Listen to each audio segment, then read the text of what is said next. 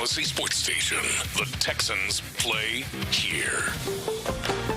Check out the BetQL Network, wagertainment for every fan. Get sports betting tips from the best in the game. Available on the Odyssey app and our sister station, 650 The Bet. Sports Radio 610 presents Seth Payne and Sean Pendergast. We coming to H-Town. Let's get the work in, man. Let's go. Great day, great day. Oh, give me some juice, baby. Oh, yeah. Let's do it. Hey, what's happening, everybody? Happy, don't say what I just told you, Seth. Don't say anything. Don't say anything. I'm just happy to hear that there's something that you should have updated like 3 years ago that you didn't. And I'm just happy. It makes me feel better about myself. Yeah. I'm usually the one that lets things slide and out of control in my life. So Yeah. Makes me feel better that there's a little bit of haphazardness. That's good. In your life. I'm glad it makes you feel better. Yeah. Good morning, everybody. How we doing? Payne and Pendergast, Sports Radio 610. We're with you till 10 a.m. this morning. We appreciate you getting up with us, as always. If it's anything like yesterday, Bleep is going to be popping early on this show. I felt like yesterday was the most exciting first day of free agency ever. It's not even the first day of free agency. I know, We're a week away. I know. Yeah, you're right. It was as exciting as the first day of free agency. And it's interesting because I felt like when when these two trades went down, first Titus Howard traded to the Browns for a fifth-round pick, and then David Montgomery, the Texans trade for. They give up what was initially reported as a fifth-round pick, ends up being a late fourth-round pick, a seventh-round pick, and Juice Scruggs. And they threw whatever Juiceroo in there. Yeah, less than a seventh-round pick. Right. Currently, his current stat. Deflation has hit him hard. All yes. right? Yeah. Yes. I think what happened with the Texans is they finally last year was the last year they could write off any depreciation on them. Yeah. So they just said goodbye. Yeah. So it's all over the place when it comes to how the rest of the country or the rest of sports media has treated this. In the Montgomery trade especially, I've seen an A, a B, a C, and a D graded to the Texans on the Montgomery trade. Yep. It really is. And I think that in and of itself is fair given that running back is such a dicey position. As guys get older, from year to year, how much is a running back really worth? And also people asking, all right, great, well, who's he going to run behind? Yep. You just traded away your best offensive lineman. Yep. Everything is fair and accurate, but there's also a lot of reasons that an A is fair and accurate. And a lot of those grades really depend on what do the Texans do from here. Yes. Between now and the end of the draft, and maybe even a few days after the draft, when some teams realize, okay, we drafted a first-round offensive lineman, we've got this expendable veteran. Yeah. So I'd love to give it a hard cutoff date of the draft, but really between now and training camp, what do the Texans do to actually give some support to not just C.J. Stroud, but also David Montgomery and Woody Marsh? Yeah, this is a chain of events, and we're only on the second link. You know what I mean? Yeah. Like even yesterday, when you and I were talking about the Titus Howard trade, which came down right before 7 o'clock. Literally, as I was teasing what we were going to talk about at 7, is when the push notification came through from Ian Rappaport about the Texans trading Titus Howard to the Browns for a fifth-round pick, and then the Browns extending him for 3 more years at $63 million over 3 years, so $21 million a year. And so that came down right before 7 o'clock, and our first gut reaction to that was, well, there's other moves coming that might be directly tied to this, to the point where I felt the fact that they were getting a fifth-round pick could have meant that there was a David Montgomery trade coming, because the Lions had been very forthright about a fifth being the price tag to acquire David Montgomery. And even the first report from Adam Schefter was that it was a fifth-round pick. And then I saw Texans Cap post yesterday that it was initially a fifth-round pick for David Montgomery, and somebody swooped in at the last minute. Yeah. And that's why the Texans ended up having to give up a fourth, a seventh, and Juice Scruggs. So I think we're at step 2 of what is a plan that's on a whiteboard in the building over at NRG Stadium that has a bunch of steps to it. And I think, too, Seth, a bunch of moves that the Texans have a pretty good idea as to where they stand on them, whether it's free agency or how they've evaluated certain guys off of the combine last week. And I think this, when it comes to the way Nick operates, we've seen in certain instances, including on renegotiations of current players on the team and when they draft players, Nick tries to get a feel for where everything is headed, where the market is headed, and get out in front of it so you can have some certainty and you can make decisions based on what you already know. If there's one thing we know about the running back market, it's volatile from year to year.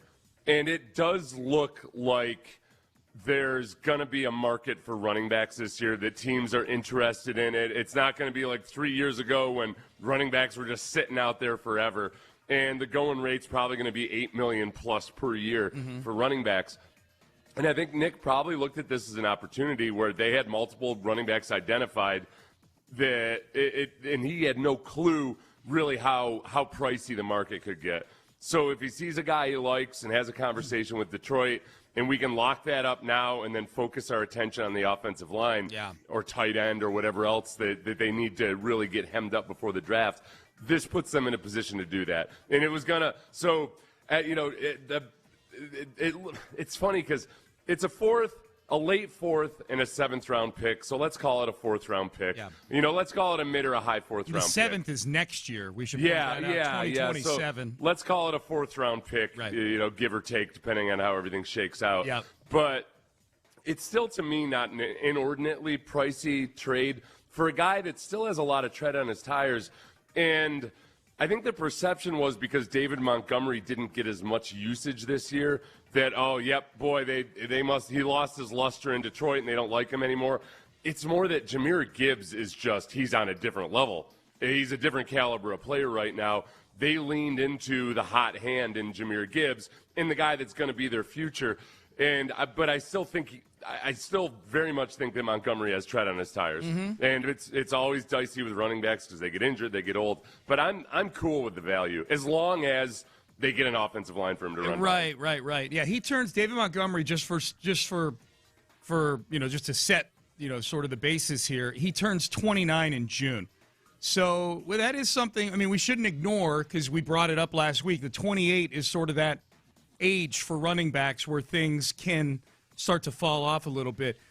His usage, the way they used him in Detroit, makes me optimistic that, to your point, there's still plenty of tread on the tire. He's going to be their lead back, period. Yeah. He's going to be their lead back. And they're out of the Kenneth Walker market. There's not going to be a trade for Breece Hall. David Montgomery is the guy. I still think they might draft somebody with a decent pick. But David Montgomery's the guy now. He's what Joe Mixon was 2 years ago. And I guess I don't know if I have to say there's a lead guy. He's your first and second down guy, first and foremost. If you look at Detroit over the last couple of years, and again, Jahmyr Gibbs the ceiling on Jahmyr Gibbs is probably way higher than what it is for Woody Marks. I like Woody Marks. But if you look at the way Detroit used both of those guys before this year, you could look at either of those guys' stats and say, oh, he's the lead back. Their usage was pretty even, and they were heavily used both in the run and pass game. So, I think Montgomery is the guy you look to as your workhorse bell cow. But he hasn't been getting 20 carries a game consistently in his career. Which is good. The Texans, Yeah, and I don't think that he's going to be agitated if he's getting 15 or fewer carries per game. No. It's as long as they're still using him. Yep. And because they were very effective in Detroit, obviously, for a long time doing that. So what do people think about these deals the Texans made yesterday? And if you want to weigh in on the Base Power text line, 713-572-4610, early here, feel free to do that. This was probably the harshest criticism I saw from anybody nationally about this. About the trades. This was Adam Shine of SiriusXM yesterday saying Texan fans should be angry, be pissed about the sequence of events yesterday. I think the Texans are completely out of their minds here. And this makes no sense. Like, if I'm a fan of the Houston Texans, I'm wondering what the hell is going on. So they just traded, in essence, Howard for Montgomery. They just traded their best offensive lineman for a backup running back. That's what Montgomery is. And, I like Montgomery. I don't love Montgomery. I've said that consistently. This is my take on Montgomery in Chicago, my take on Montgomery in Detroit, my take on Montgomery now. The Texans didn't need David Montgomery. They needed Kenneth Walker. They needed Travis Etienne. That's who they needed. So why would you take yourself out of that market, perhaps? Are you now going to spend $12 billion a year on Kenneth Walker? We just got David Montgomery? I don't know what the hell they're doing. Boy, if I'm a Texans fan, I'm pissed here. Okay, this is where labels come into play here. This is where the label of Titus Howard, best offensive lineman on the Texans. Yeah. Now, that's a relative term. It's a relative term. And if you think about this offense and what this offense wants to be, they talked a lot about being a tough and physical offense. Downhill. Yes. Titus Howard is a better pass blocker than he is a run blocker. He is a big he's a big guy, and I liked when he would go down to guard sometimes, not because he's an incredibly physical blocker, but just in having that mass on the inside, having an athletic player who has mass. There's value in that in the running game, and I think it did help at times. But he's not a masher, and I think in trying to create more of a swarm-like effect on the offense, they want mashers. And they want guys maybe that don't cost as much as $22 million per year that are better mashers and better in the run game than Titus Howard is. And that's a part of the overall methodology. It feels like, all right, there's a consistent theme here at least. I think Cole Popovich knows what he's doing as an offensive line coach. Mm-hmm. But as I said all year long, man, you can talk about being smash mouth all day long and all you want, but you got to have the Jimmies and the Joes to execute the X's and O's. Yep. And they just didn't have that. So whatever price point it is, I think they want guys who are more blue-collar, lunch pail. Like Trent Williams is a premier offensive tackle. He is a blue-collar, lunch pail type of guy. Yes. If the Texans were going to pay $22+ million per year, they want a guy like that who's not just a great pass protector, but who wants to punch you in the mouth. Literally, that's his go-to move. He gets away with a quick hand shove to the face mask. That's one of the reasons JJ cited for why he would never come back. He's like, I don't know if I don't feel like I getting Trent Williams' hand in my face punched 30 in the times face. a game. Yeah. Yeah, it's interesting because I'm already seeing on the base power text line. Adam Schein's not wrong. We left ourselves in need of 4 starting offensive linemen again. The whole thing about trading Titus, and don't even mix in Juice Scruggs. I saw people yesterday, gave away 2 offensive linemen. Like Juice Scruggs was probably going to get cut.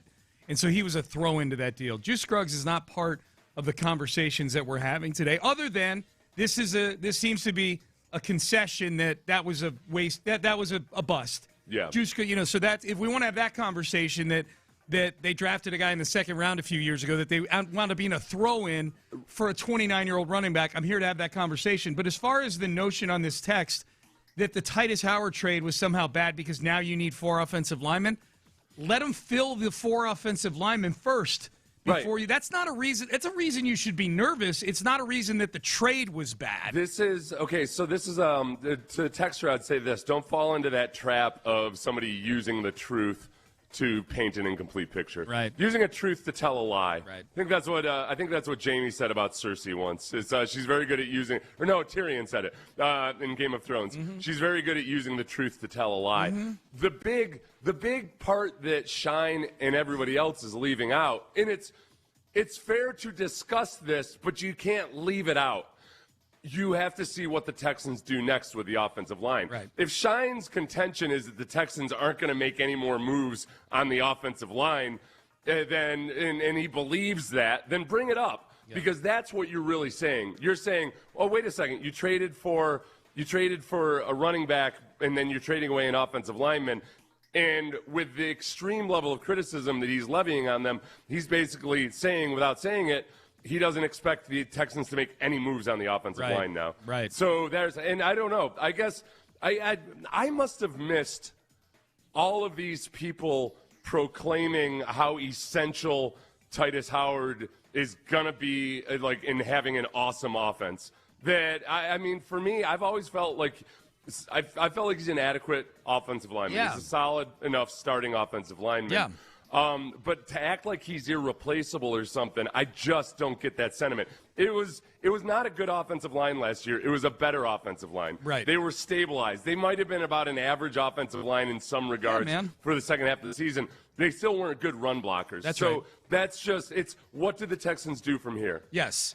And I would say the skeptics of the Titus deal, the things that I saw yesterday, and this is right after the trade was made. I mean, Seth and I were on the air, and then for 3 more hours after this deal got done. So we went deep on this thing yesterday. I would say if I had a bullet point at Seth, the skeptics say didn't get enough for him. Yeah. You got a 5th-round pick for a starting tackle. Oh, my God. Without pointing out that he was probably agitating for a contract behind the scenes. What's the plan? What is the plan on the offensive line? And again, that's not a reason to say the trade was bad. That's a reason to be nervous in the interim until they make more moves, like you said. The other skeptics also saying, look, clearly, they'll say, hey, we know they're going to go get more offensive linemen. I'm not a dummy. They can't even field a team right now on the offensive line after those 2 trades yesterday. If they had to play a game today, they would have the jankiest offensive line in the NFL with what's in the building right now. We just don't trust the Texans and Nick Caserio to staff this position because they've missed on so many high picks. Right. To wit, Juice Scruggs was a throw-in yesterday to the David Montgomery trade. We don't trust the Texans is a very fair sentiment to actually do something about the offensive line. Mm-hmm. But the trade in and of itself, I guess this is the other part, is it doesn't sound like a whole lot. Wow, you're letting go of your best offensive lineman for a 5th-round pick. This is what you need to realize is that Nick talks to everybody. I don't worry about Nick selling low. I worry about any GM, including Nick, sometimes buying high or spending too much on something that doesn't work out. But when it comes to selling low, this is what you need to know about it. Nick talks to a lot of people, and I'm guessing there were multiple teams that said, oh, Titus Howard, huh? What's he want? Oh, he wants $22 million a year. Yeah. Well, no. Right. I'm not going to trade a 2nd or a 3rd-round pick for that. Yeah. Are you kidding me? This is how you wind up in Cleveland. The trade compensation tells you what other teams actually think about Titus Howard. Right. You can look at your PFF grades, your pass rush win rate, or your run block win rate, any of those stupid stats out there. The teams are telling you what they think of Titus Howard when the best they could get for a guy who wants $22 million a year is a 5th-round pick. Yeah, absolutely. We said this yesterday. Nick Caserio does his due diligence on all this stuff. If this was Bill O'Brien trading him for a 5th-round pick, I would say it's because Bill O'Brien just doesn't want to spend time on the phone with general managers. Back in the day, the DeAndre, or he just hated some guy and wanted to get rid of him as fast as possible. This is a very dialed back version of the DeAndre Hopkins trade, where Bill O'Brien said, "Hey, after the trade, he said, hey, DeAndre wanted a new contract, and we didn't want to give him a new contract, so we moved on from him." I could see that being the scenario with Titus Howard. The difference is that it felt like Bill O'Brien and Jack Easterby didn't really vet this thing with all 31 other teams. They found somebody to give him a 2nd-round pick. They liked David. They liked David Johnson for some reason. You remember when the story came out when the Chiefs had traded for Frank Clark, and they gave up a pretty tidy sum, wasn't it? Second and a third, I think. Second and a third. Yeah. And a story came out later that the Chiefs didn't even realize that Jadeveon Clowney was available for trade. Right. That was when that was the year Brian Gang got fired, I think. Yes. If I remember correctly. 2019, yep. So there was all kinds of disjointedness in the way the Texans were operating. That's not the way Nick is a professional general manager. He's not the combination of Bill O'Brien and Jack Easterby. Okay, in April 2019, I was wrong. The Chiefs acquired defensive end Frank Clark for a 1st, a 2nd, and a swap of 3rd-round picks. Yeah. And I don't know that Clark was as highly thought of as Clowney back. Clowney was coming off of 3 Pro Bowls. Yeah, a lot of people forget when they assess that trade that Clowney was really coming off of a solid stretch of play and was still a young player. Yep. Yeah. All right. He's still around. Yeah. He's going to be somewhere on a 1-year deal this year. For like $12 million is what showing up when I'm watching a Cowboys game. I'm like, is that Clowney? It's Clowney, man. That's that big freak of nature Clowney, isn't it? Done. The thoughts nationally on yesterday's trades, in particular David Montgomery trade, and Tom Pelissero had some interesting things to say about the Titus Howard trade as well. Do you agree with these guys? We will We will hear from them coming up next. Hey, you don't have to overthink this one when it comes to compensation.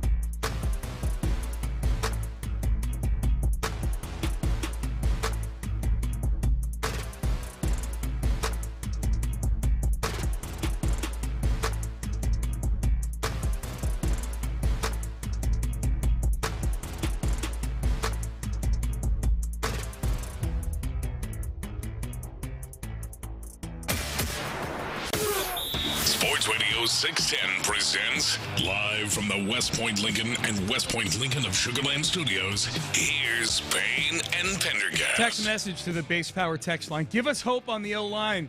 Who could Nick pick up to get us excited? Tyler Linderbaum, that's who. Yeah. He picked up Tyler Linderbaum with a big contract. I think all of a sudden, a lot of the talk shifts from yesterday, the skeptics and the people going, oh, my God, what are we going to do? We've got one starting offensive lineman right now. I'll tell you one thing about the O-line in general, and what I'm wondering when it comes to specific names, whom they might pick up. There's a lot of guys out there that are viable veteran offensive linemen. Yeah. I wonder if this might end up being a two-pronged approach where something that's worked out extremely well for them on the defensive side of the ball is having veteran defensive linemen and then young defensive linemen who can be mentored by the veteran defensive linemen. Yes. Now, it's worked at the defensive tackle position without their necessarily, like with a guy like Tommy Togiai who comes in. Well, there's also all these 30-year-olds on the defensive line, and you've gotten an absolute revelation in Tommy Togiai. Yeah. I'm not going to sit here and say there's another Will Anderson waiting in the draft at the 28th pick or even a little bit higher. Right. But the concept of having some maybe higher priced but shorter-term guys, like let's say hypothetically Trent Williams, that if he comes in, he gets a Danielle Hunter type of contract, but meanwhile you've got a draft pick on the offensive line. Mm-hmm. You've got Ariante Ursary there as well. That's one of your guys that you're spending in the short term on, and you can upgrade and improve the offensive line, but also have those younger guys learning from them. Yeah. I think there might end up being a model like that without necessarily getting a marquee guy like Tyler Linderbaum, but getting some more expensive but older free agent offensive linemen. Yeah. Well, Trent Williams would be a marquee guy, just a short. Right, yeah, he would be marquee. Yeah. But I get what you're saying. Here was Tom Pelissero. I'm sorry, just to be clear for our listeners, he's not a free agent, but there's a chance he's going to get traded from this. Yeah, they're trying to get his salary cap number down in San Francisco. His cap hit is set to be $39 million for. It would not be $39 million for the Texans. I mean, he's got some signing bonus money that got pushed into this year, et cetera. So yeah, he could get moved. And D'Amico's got familiarity with him. He was in the building with him over there in San Francisco before he came here. So D'Amico's got good intel on Trent Williams. The main intel is he's awesome at football. That would be the big thing. Here was Tom Pelissero yesterday on the NFL Network talking about what the Texans, this is a bit of a long cut, but he lays out kind of what are they thinking along the offensive line. You would anticipate this is a broader part of Nick Casario's plan here. With Titus Howard, he gets a new deal, 3 years and $63 million in Cleveland, but he had money that was on the books. So Houston clears some of that off. Juice Scruggs was not making a lot. I mean, he was a second-round pick now going into year 3. But they're giving themselves some flexibility. Giving up those picks, in addition to Scruggs, to the Lions would indicate that there was competition to go get David Montgomery. But for the Texans, listen, there's not a lot of centers out there, but if you're looking for guards, if you were looking for, let's say, kind of the second, third tier of tackle, there are some options out there in free agency. Also, you can never overlook these deals are getting done a day after everybody watched the offensive linemen work out at the combine. I talked to a head coach about something completely unrelated earlier today. He was talking about a different position group and saying, we're sitting here going, who should we sign in free agency? Then after watching these guys work out, it's like, let's not even spend our money there. Let's spend our money someplace else. It's all part of this process. I mean, it's come up in the past. The possibility of moving free agency after the draft. The league has brought that up. The unions never wanted to do that because it's a way that they would look at it as depressing the market. But the fact that free agency comes first, you're still going to have teams that if they're not confident they can fill some of these holes, they're going to go out, whether it's free agency or a trade, fill those holes in advance of the draft. I would just say this. Nick Caserio is not doing anything totally in isolation here. There's something bigger at play, and we'll find out what that is over the next 7 to 10 days. Okay, I agree with that last part. We said it as soon as this trade got made, the Titus Howard trade yesterday, and then the David Montgomery trade comes down at 10 a.m. yesterday. I think there is a 0% chance that Nick Caserio and the Texans came away from the combine of all things, having that be the compass that is now setting their course as to what to do on the offensive line. Yeah. That he watched a bunch of guys work out and run 40s, at a position where he himself said it's stupid for them to run 40-yard dashes. The offensive, I don't well, think the position drills and everything matter. Yeah. But my point is that the combine is one data point. Like, I don't think Pelissero's painting a picture where teams came away from the combine going, you know what? Yeah. Let's go ahead and roll with these guys. Or as if, because it also paints a picture of teams going in and saying, oh, yeah, I'm going to get that guy in the first round, and I'm going to get that guy in the first round, right. and also I'll get that guy in the first round. Yeah, there's 31 other teams. There's never any, because everybody outside of the top half of the first round are still guys that you're not necessarily sure will even be good NFL players. Yeah. Now, how's it work into the whole milieu of things? And I think for the Texans, they probably feel, or maybe it was confirmed, that it looks like at the back end of the first round, there's going to be multiple offensive linemen that they think are draftable. Right. And that part of it is that they don't necessarily have to feel too desperate to get one of those guys. But to go back to the Titus Howard trade and what Titus Howard wanted, apparently, which he got $22 million a year from the Browns. Yeah.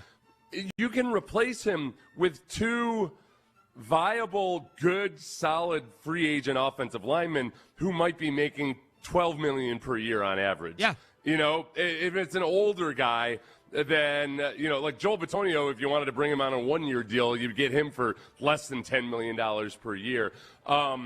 There's, just to throw a name out there, you can replace Titus Howard's contributions to the team as one player very easily, salary-wise, with 2.5 players, sure. Veteran offensive linemen that can come in and be solid guys for you. Yep. Now they got to do the right job of signing the right guys, and I think that Laken Tomlinson was a budget signing that it was already clear that he was on the downslide in his career, and maybe they were a little too optimistic about just penciling him in as a starter. Mm-hmm. I would like a much higher version of those guys. If you're going to get a couple of blue-collar, solid veteran types of guys, I would like them to have a little bit more meat on the bone. They got to spend, man. Yeah. They got to spend. The other trade was a David Montgomery trade. This was Jim Rome yesterday on his show talking about the David Montgomery deal. Knuckles is exactly the Texans' vibe. Knuckles was a classic kneecap eater. Knuckles is going to be able to go in that very intense locker room and immediately fit right in. And his style is a great fit for both the offense as a whole and as a complement to Woody Marks, who I like. Now, the price, in my opinion, is extremely reasonable. Good value. Good deal by Nick. A fourth, a seventh, and a backup lineman who was a candidate to get cut this offseason. Now, I would say that's not that high of a cost for a dude who is a known commodity. He's got plenty left in the tank, a reliable commodity, knows how to find the end zone, and is trying to win right now. It's an aggressive move. But then everything that Nick does is aggressive. Yep. So that feels like, in terms of the value, the minority opinion.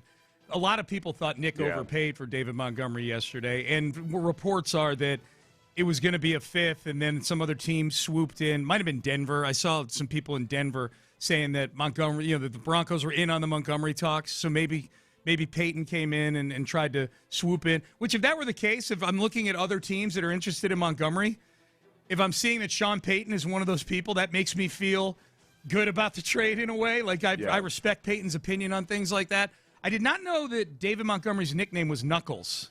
This feels a little like a few years ago when I found out Devin Singletary's nickname was Motor. I'm like, who are they talking about, Motor? Feels like I've one thing about Montgomery is that the St. Brown brothers, the Amon-Ra and Equanimous. Equanimous, yeah. Equanimous St. Brown. Their podcast, they had some clips of Montgomery on with him, and he's hilarious. Oh, is he funny? He's really funny. Yeah, that's good. There was at one point they asked him some question, and there was a long pause, and David Montgomery said, "Y'all have anybody ever just leave your podcast in the middle of it?" Was he bored? No, it was a stupid question. And it was a good pregnant pause, and he said, y'all ever just have a guest just leave? That's hilarious. Well, he's also they said we're sorry to lose him. He's been the funniest guest we've ever had. And they had clips from 6 different times they've had him on his podcast. Okay, I mean they've had good guests on there too. Okay, I like hearing that. He's also an Iowa State guy, which I had forgotten about until the trade got made. So Texans continue to build Iowa up State pipeline. A cabal continues. of Iowa State Cyclones that they've got here at NRG Stadium. All right, let's get to headlines. We've got a lot to get to on the show today between now and 10 o'clock. But we'll recap the trades from yesterday. Rockets win last night. We got some Astros news. Franchise tag deadline is today as well. Are we even paying attention to that now here in Houston? We'll get to all that in headlines coming up next. Pay attention to Kirk Holmes. If you're thinking about building a custom dream home,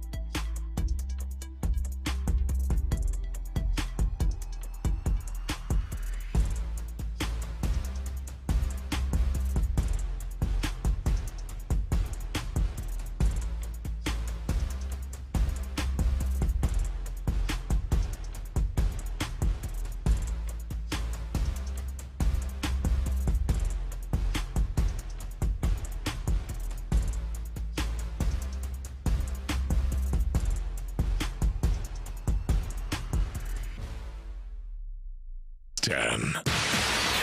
Payne and Pendergast with today's headlines powered by Men's Tea Clinic. Yeah, we thank the Men's Tea Clinic for powering the headlines. Let's start with the Texans. Yesterday, right about this time, Titus Howard was traded to the Cleveland Browns for a fifth-round pick. Shortly thereafter, a few hours later, David Montgomery becomes a Houston Texan. So the Texans are out fast here. I like the way you framed it. That was the most exciting first day of free agency ever, especially because it was 7 days in advance of free agency. The Texans, and it wouldn't shock me, Seth. I think the moves we're going to see from the Texans over the next 6 days, free agency, the legal tampering period begins a week from yesterday, I think are largely going to be internal moves. I think we might see a re-signing or two, maybe like a Sheldon Rankins or somebody like that. And I think we'll see quite a few restructures if we hear about it. Sometimes those don't see the light of day, but they've got to open up some cap space. By the way, programming note, Nick Caserio will join us on Thursday morning on the show in the 7 o'clock hour. So we'll get a chance to talk about these two trades from yesterday and, you know, what else is on tap for the Texans. I guess as far as the initial burst of excitement, I think it's also the reason that I was excited about it was that all those moves hinted of more moves to come, the Titus Howard trade especially. For sure. But then you go and you trade for a running back. Clearly, you're still going to put an emphasis on the run game, and that should signal that they're going to put an emphasis on getting some more offensive linemen in there, obviously. Yep. In your opinion, does the David Montgomery trade essentially close the book on any of these other veteran free agents that we're talking about at running back? At running back, yeah. The Walkers, so. They got ATNs. They've got too many other things to address. Yeah, no and doubt. I don't think, look, Montgomery wasn't super happy about kind of being relegated to the backup role in Detroit either. So the Texans, like most teams, you don't want to trade for a guy and immediately thrust him into a position he's not happy with. I think Montgomery probably likes a dynamic that's similar to what he had a couple years ago, which is share the load relatively evenly with the other young running back. Yep. So that was yesterday. We'll obviously keep an eye on things today to see if there's more activity. But Nick Caserio out fast here in the month of March. The Rockets last night go to Washington. They close out this 3-game road trip with a win over the Wizards, 123-118. Game wasn't as close as the final score would indicate. The Wizards hung 39 points in the fourth quarter. Still sloppiness, though. They committed 20 turnovers in this game. Alperen Şengün had 8 of them. Kevin Durant had 6 of them.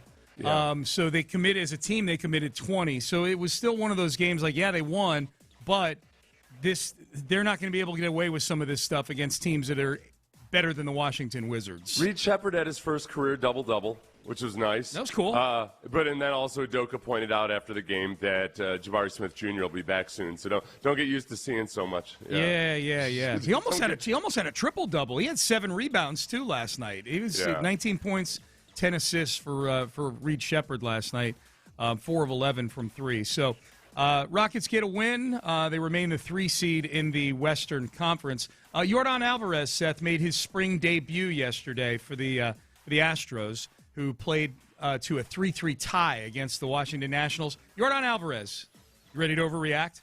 0 for 3 with 2 strikeouts yesterday. Get this bum out of my city. Thank you. Including West Palm, which has been annexed by Harris County. That's right. Someday Harris County will be everywhere. It's a 1-month annexation every year in the month of March. 0 for 3 with 2 strikeouts. I'm not freaking out over it, but that was the big story. Today is Christian Javier's spring training debut. So Javier, who I think is a huge X factor for this team this year. 100%. Yeah. I don't know. And then with Javier, I mean, he's been an X factor every year in that you still don't quite know whether the guy's built to handle the workload of an actual starting pitcher. Yeah. So X factor year in a less frustrating way than Lance McCullers, but still kind of frustrating. Yeah, I think kind of frustrating. Well, we know what the ceiling is for him. I mean, the ceiling is Christian Javier was among the top 10 on the odds board coming into 2023 for the Cy Young Award in the American League. So the ceiling for him, now he's a few years removed from that ceiling, obviously, but hopefully it's in there somewhere. Christian Javier gets the start today. 3 o'clock today is the deadline for teams to put the franchise tag on players. So far, there's only been 2 that have officially been 2 players have officially been tagged. It's expected that there will be more, but George Pickens with the Cowboys and Kyle Pitts of the Falcons both have received the franchise tag. Pickens obviously a wide receiver. That's about $27 million. Pitts is a tight end. It's about $15 or $16 million. Breece Hall, unless the two sides come to a deal sometime today, is expected, running back for the Jets, expected to get the franchise tag, which matters zero to the Texans now, as we just pointed out a few minutes ago. They've got David Montgomery now, so they are out of the Breece Hall market. Has there been any kind of clarity on whether the Jets plan on trading him, or if they're very open to trading Breece Hall, or if this is just, nope, we want to keep him, this is our guy? No, I've only heard that they plan to tag him. I don't know. I haven't heard anything about what they plan to do once they tag him. That's another thing. We talked earlier about how I think Caserio, in making this trade when he did, and being somewhat aggressive in trading for David Montgomery, probably looks at the running back market over the last couple of years and knows that it's very unpredictable. It's very volatile. I think the Jets, if the Jets are operating like a smart NFL franchise, everybody hang with me here for a minute, it's that they might realize, we'd love to have him around and we're going to franchise tag him, but sometimes the running back market gets a little crazy and there might be a team out there that's really wishing to give us a king's ransom for him. Maybe.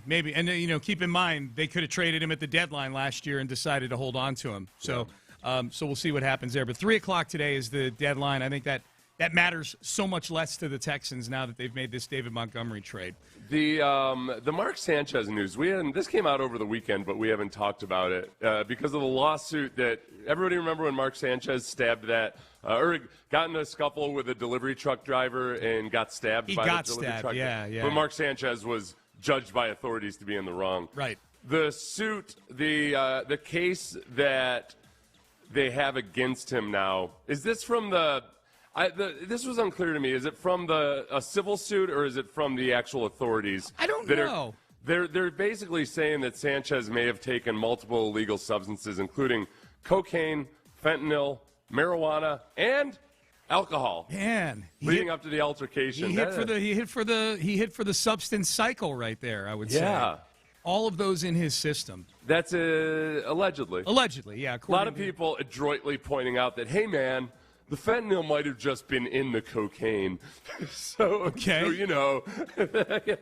didn't intentionally mean to take the fentanyl. You're right, probably. right. And so I'll take the word of those people that there should be a distinction, I guess, about how the fentanyl was administered to him. I'm going to miss Sanchez and his dad jokes. His corny jokes. And that he shoehorned in. Yeah. You could tell that he had it written down on a napkin or something. He was just waiting for a moment to tell his corny Might dad have been jokes. the fentanyl talking. Maybe the fentanyl makes you put corny dad jokes out there. Oh, if he was that much into corny dad jokes, I can't imagine what he was all like when he was all coked up on a bender.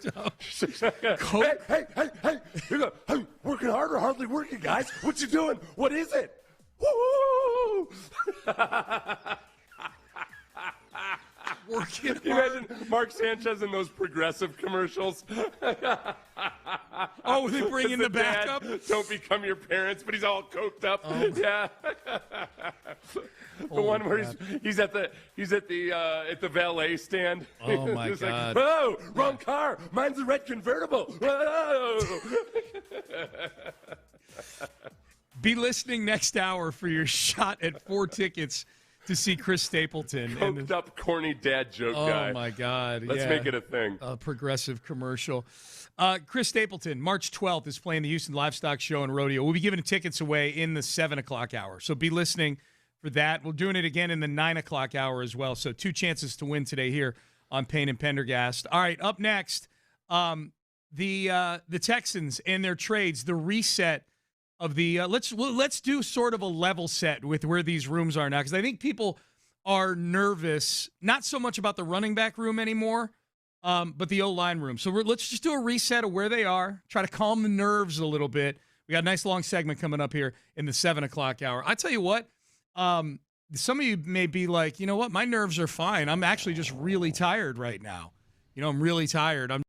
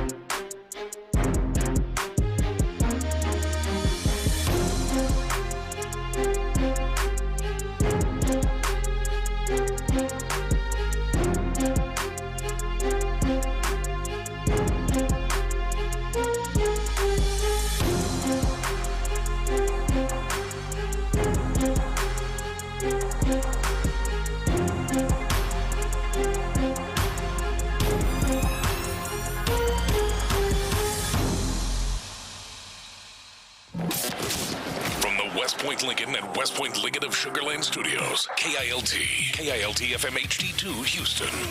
On Odyssey Sports Station. The Texans play here. Sports Radio 610 presents Payne and Pendergast. Yeah, we're typically taking the best players. I would say as it pertains to the offensive line. I mean, honestly, it's probably one of the best years we had since I've been there.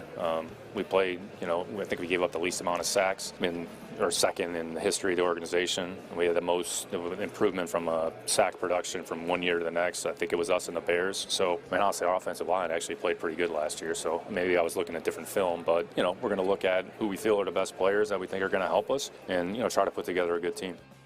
All right, that was Nick Caserio at the Combine last week. So very, very complimentary of the offensive line. Since then, they've traded Titus Howard. He's also said they might be looking to upgrade center, where Jake Andrews played last year. And they moved on from Juice Scruggs. He was a throw-in to the David Montgomery trade. I think that if there's one thing about Caserio, I think we've learned in the last couple of years, he's going to support the offensive line publicly, no matter how he might actually feel. And then it was gut it.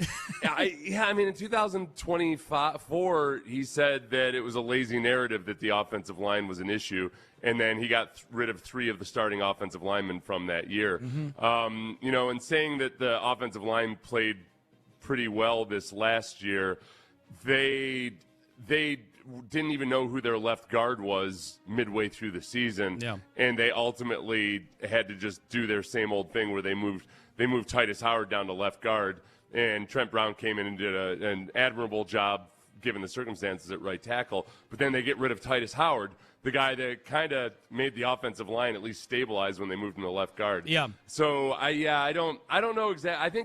I feel like he almost goes into any discussion about the O-line as just.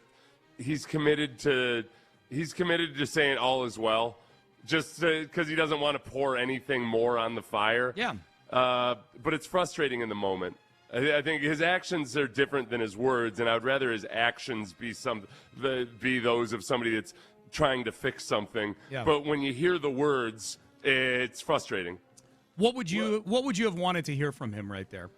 I think that reasonably. I'm cool with hearing that the offensive line did make some improvement. Yeah. I think that's valid. Yeah. I think that 2 years ago, the offensive line was allowing guys deep into the backfield regularly. Oh, yeah. There was so much penetration. There's so many tackles for a loss. And I'm just talking about in the run game. Sure. Not even talking about pass protection. I think this year, early on, we saw a lot of the same old issues of the O-line just not being able to handle games and stunts and all the movement by the defensive line.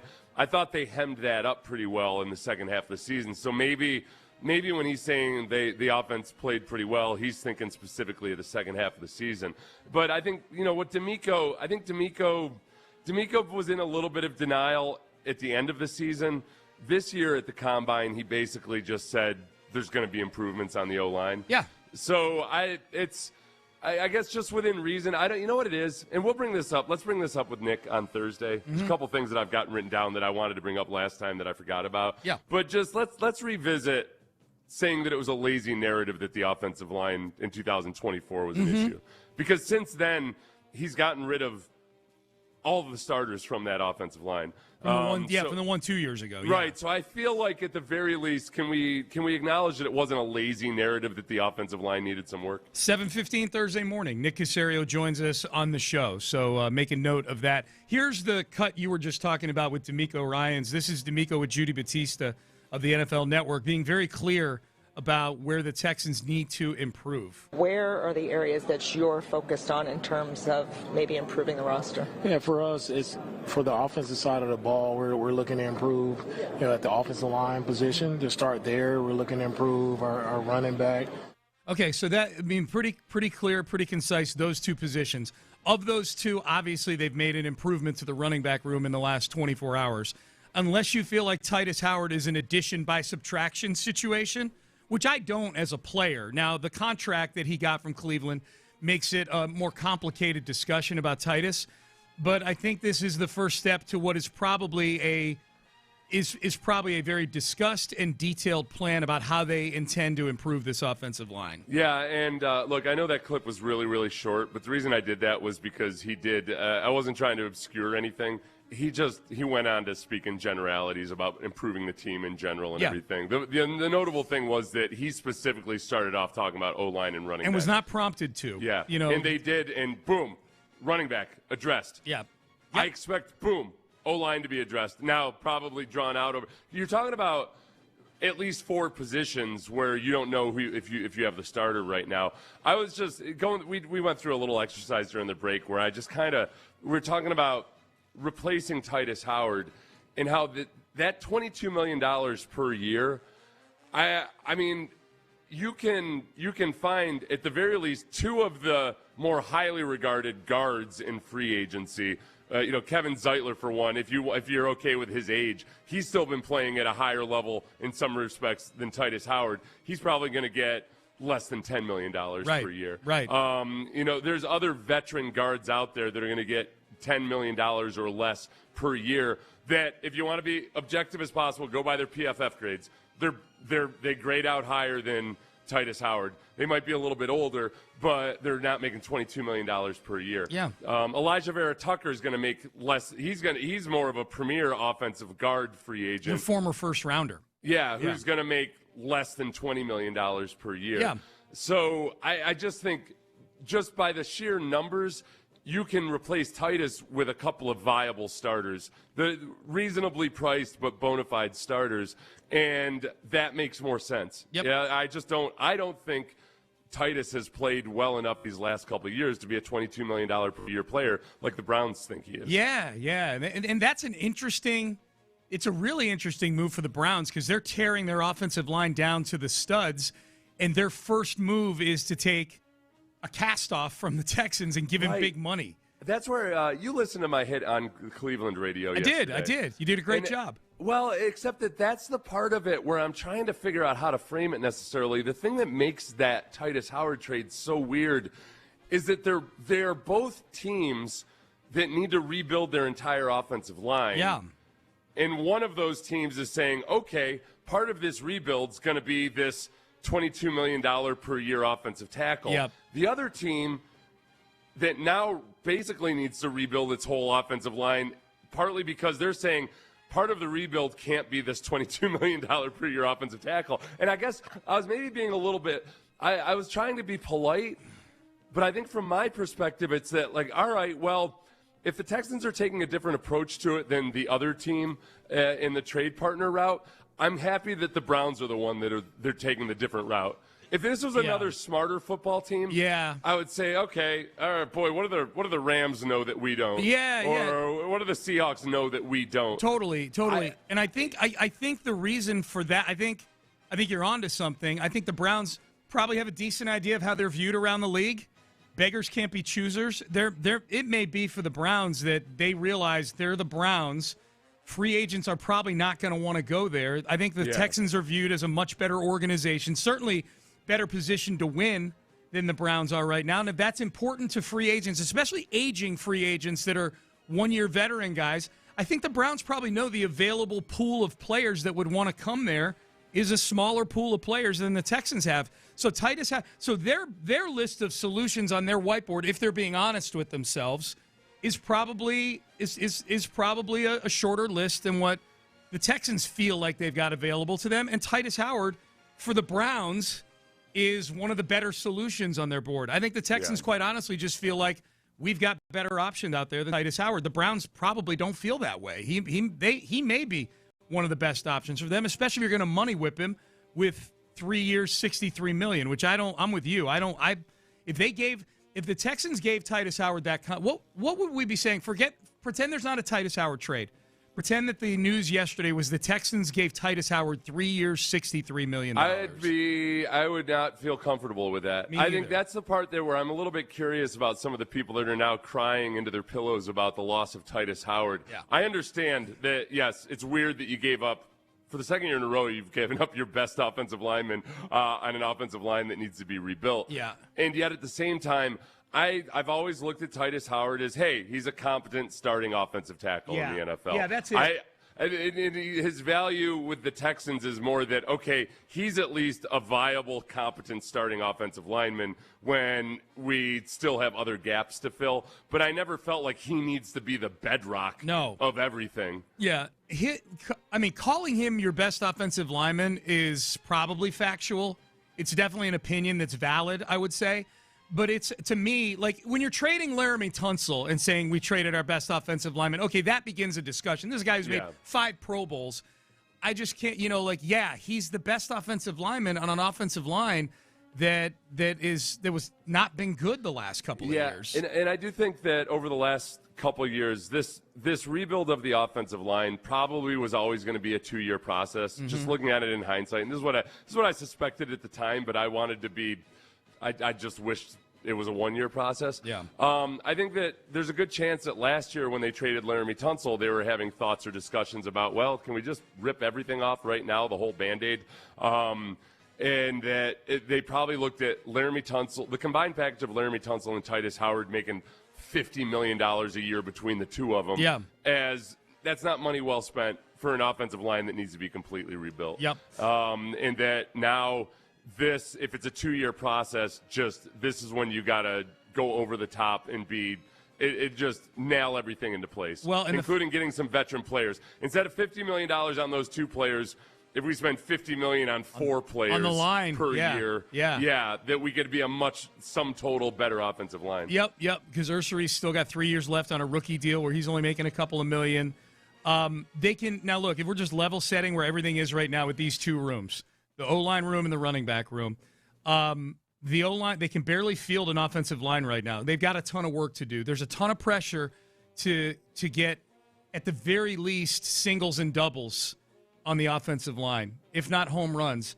I think the biggest ripple effect from trading Titus Howard and where they are right now, I think if people have been waiting for them to spend big on the offensive line, look, Nick, in that cut we played earlier in this segment, brought up the other offensive line that made great improvements at protecting their young quarterback, and that was the Bears. And the Bears took a dramatically different, and I would submit a more effective approach to fixing the offensive line.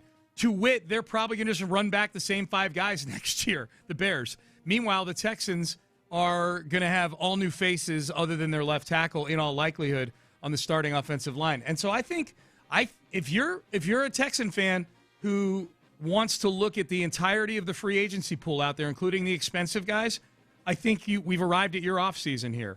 I think they're going to be they're going to be money whipping at least 1, if not more, offensive linemen relative to what their values are in coming here. I don't think they're going to pay somebody top of market value who doesn't deserve it, but I think whatever the valuations that we've seen of players out there, Seth, I think that's the neighborhood they're going to be living in. Yeah, and I think that also the draft, now that we're in free agency, and it's funny, before free agency comes, all we talk about is the draft, and we pretend like free agency doesn't even exist. Now that we're kind of in the free agency window now because we have a couple of transactions. It's a good reminder that when we go into the draft, we don't know exactly what it's going to look like. Right. I do think that the Texans might be thinking about spending more aggressively on interior offensive linemen and looking at the draft and saying that, man, it really looks like there might be a bunch of offensive tackles available in the back half of the first round. Mm-hmm. Now, the danger, I guess, becomes, at least on draft day, teams know that the Texans need offensive linemen. Yeah. They know that they need a tackle specifically. Yep. Who's trying to jump up in front of you once you get down into that sweet spot where maybe there's 3 offensive tackles available in the late teens and everybody's looking at the Texans and knowing that they're willing to take one of those guys? Are you able to actually get one of those guys? Texans tried to trade up into the late teens last year, maybe to get Gray Zabel, the guard, who knows? Yeah. And they weren't able to do it. Nope. So that's the dicey part of it. The running back room, meanwhile, is more fortified now with David Montgomery. Is a duo of David Montgomery and Woody Marks an acceptable duo for you to attack this season? Is that a good 1 and 2 for you? Yeah, as long as they've got an actually solid offensive line in front of them. Right. I think David Montgomery, was not a matter of him falling off or anything in Detroit. I watched last year, and behind a worse offensive line, because the Lions' offensive line was not nearly as good as they typically are last year. I still think the same guy is there. Now, he's a running back, and he's in his upper 20s. That's always dicey. But it was a lot more about Jahmyr Gibbs just really coming into his own. Yeah. And the Lions acknowledging that. So is David Montgomery all of a sudden be as good as Jahmyr Gibbs? No. But that's not it wasn't a huge revelation that was the case last year. So I'm cool with the 1-2 punch of those guys. You've got an early down type of guy in David Montgomery, and then Woody Marks, if he continues to develop, he can play all 3 downs. But man, get him more involved in the passing game. Yeah. Get him more, because they had to put his development as a receiver on hiatus when he became the main guy. I think you get him out in space more, he stays healthier, and it's the perfect complement. I think you traded for 2 guys yesterday. I think you traded for David Montgomery to be your first and second down guy, and I think in the process, you're getting a better version of Woody Marks. You're getting a more suitable version of Woody Marks. You're getting a version of Woody Marks that's going to be doing more of what he was brought in here to do, which you couldn't do last year because he was your David Montgomery last year. Mm-hmm. And so I guess maybe the more important question is, are you cool with right now Jawar Jordan and British Brooks being your depth at running back? Because that's what you have right now. Right. That's if one of these guys gets hurt, all of a sudden Jawar Jordan and British Brooks are in the mix. Those guys in Cleveland kind of caught me off guard because they said, well, what do you expect to happen with Nick Chubb? And I have to confess, I haven't really thought a whole lot about Nick Chubb. You were being too nice in that answer, I thought. Was I? Yeah, you were. Yeah, it felt like you didn't want to. If Nick Chubb is royalty in Cleveland, this is what I thought when I heard your answer. Is they asked you about that, and my feeling is, I think he's gone. I don't think they're bringing him back. Well, would they bring him back on the same contract? Would Nick Chubb play for that? Does he want to come back and play for $2 million a year? If that's what the option is for him out there, if they could get him if they get him for less than $5 million a year on a 1-year contract, I'm cool with that. I just don't know what. I don't know what he hopes or expects. He never says anything. Yeah. To his credit. Yeah. He's got zero ego about him. I just don't know what he expects. No, I didn't think your answer was inaccurate, but I'm listening to you. I'm like, in my mind, I'm like, I think he's gone. I don't think he's going to be a Texan. You were leaving open. I felt like you were leaving the door open in part because they think of Nick Chubb much differently. I think Texan fans. Well, honestly, I had not thought about it a single bit. And I felt exposed a little bit because he hasn't been in the conversation. So I was trying to give them a genuine answer, and I didn't have an answer to give, and I felt like, man, this is bad on me that I really haven't considered Nick Chubb and just exactly what we should be thinking about with him. I don't think Nick Chubb is a guy you make a decision on until after the draft. You're right.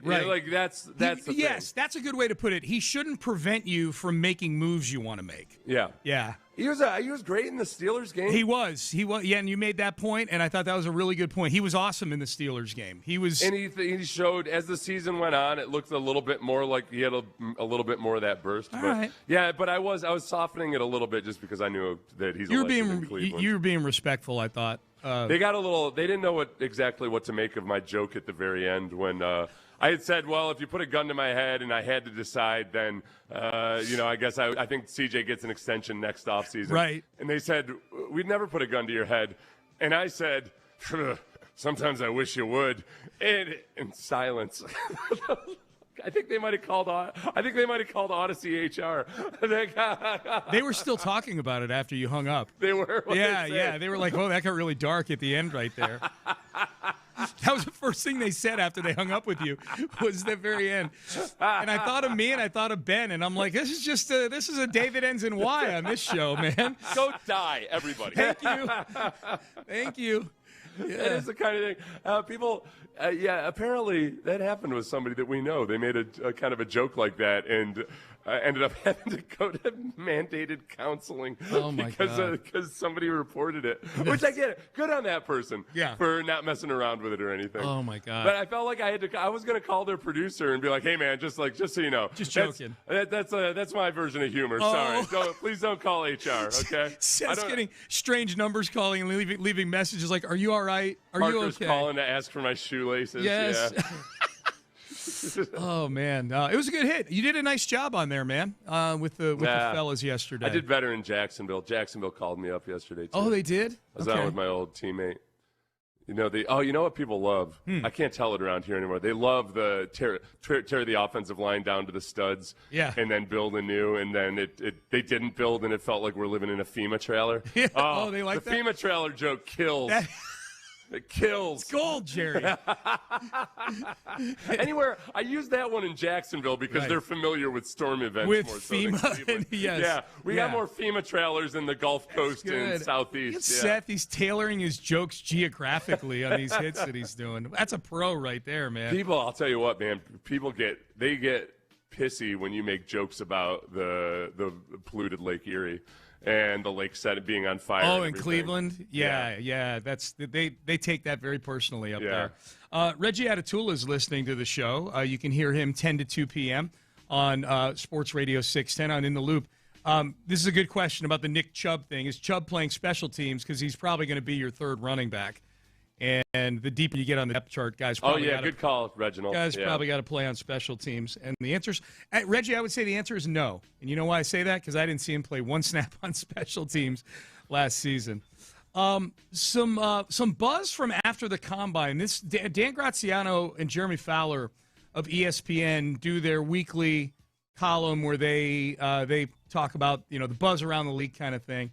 And there were some interesting ones. Now there's some of them that. And I got the wrong link in here, Seth. I apologize. Oh, what the hell, Sean? If you're clicking on the link, but I bulletized the ones that are interesting. Apparently J.J. McCarthy has really put the Vikings in a weird spot. Yeah.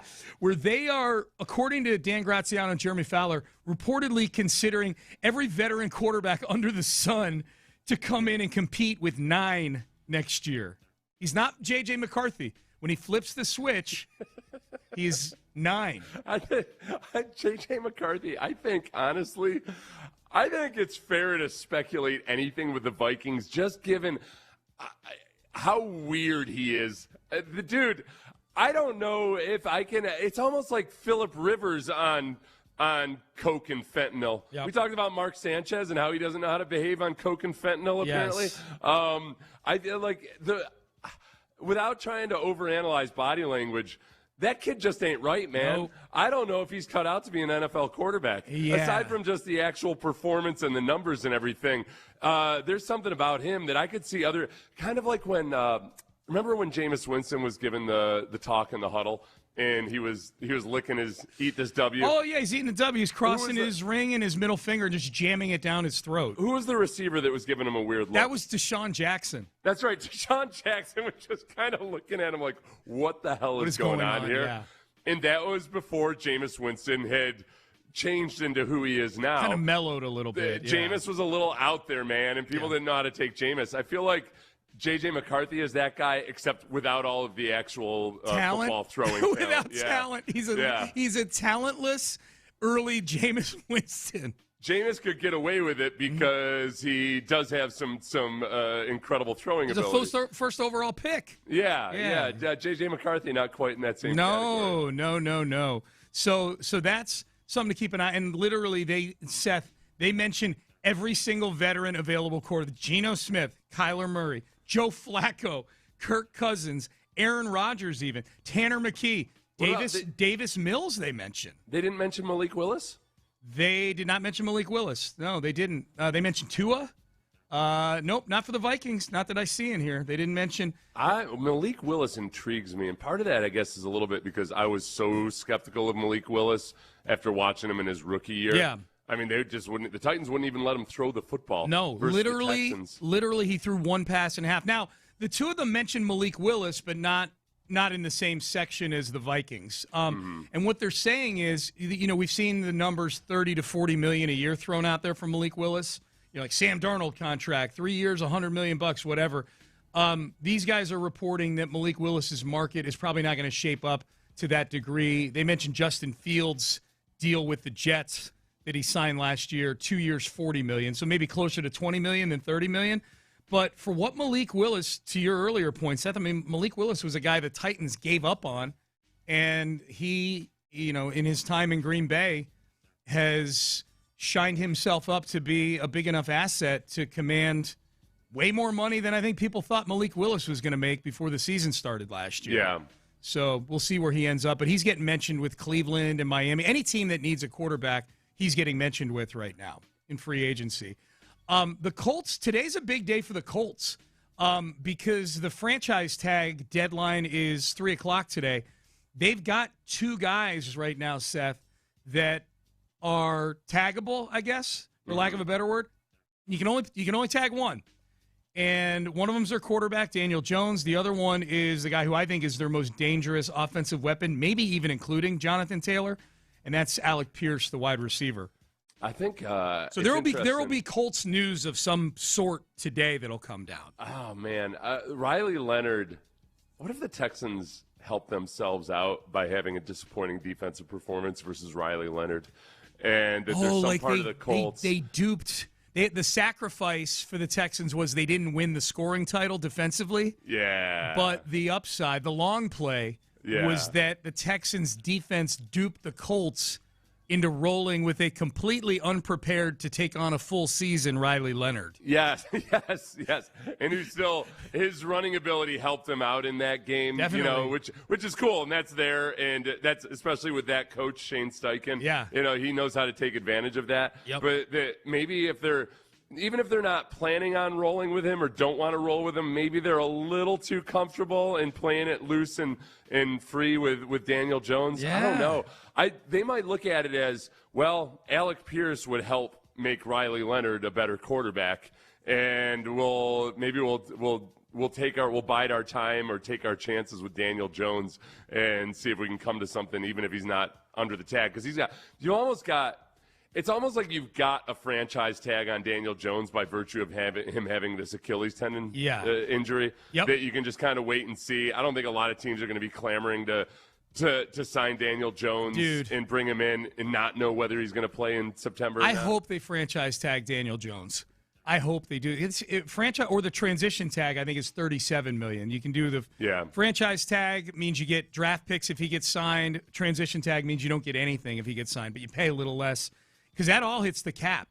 You can't restructure that. Like that's 43. That is a $43 million matzo ball sitting on your salary cap for this year. Davis Mills gets mentioned in a group of quarterbacks that could be traded. This is what Graziano says, Seth. I'm curious if you're buying this. Teams that have better known backups entering the final years of their contract, such as Tyson Bagent in Chicago, Tanner McKee in Philadelphia, Will Levis in Tennessee, Jarrett Stidham in Denver, and Davis Mills in Houston. Those teams are seeing. He declares this as fact. They are seeing if there's interest in whether they can get trade value out of this offseason's odd QB market. Are you buying that Nick Caserio is out there actively shopping Davis Mills? That's what this is saying, right? Unless they're really, really bullish on Graham Mertz and they feel like he might be ready to be a backup quarterback in the NFL right now. Yeah. I mean, I just hate to go back to the Tom Brady but I mean, that was when they saw a young guy in Tom Brady that they felt like could be a starter, obviously.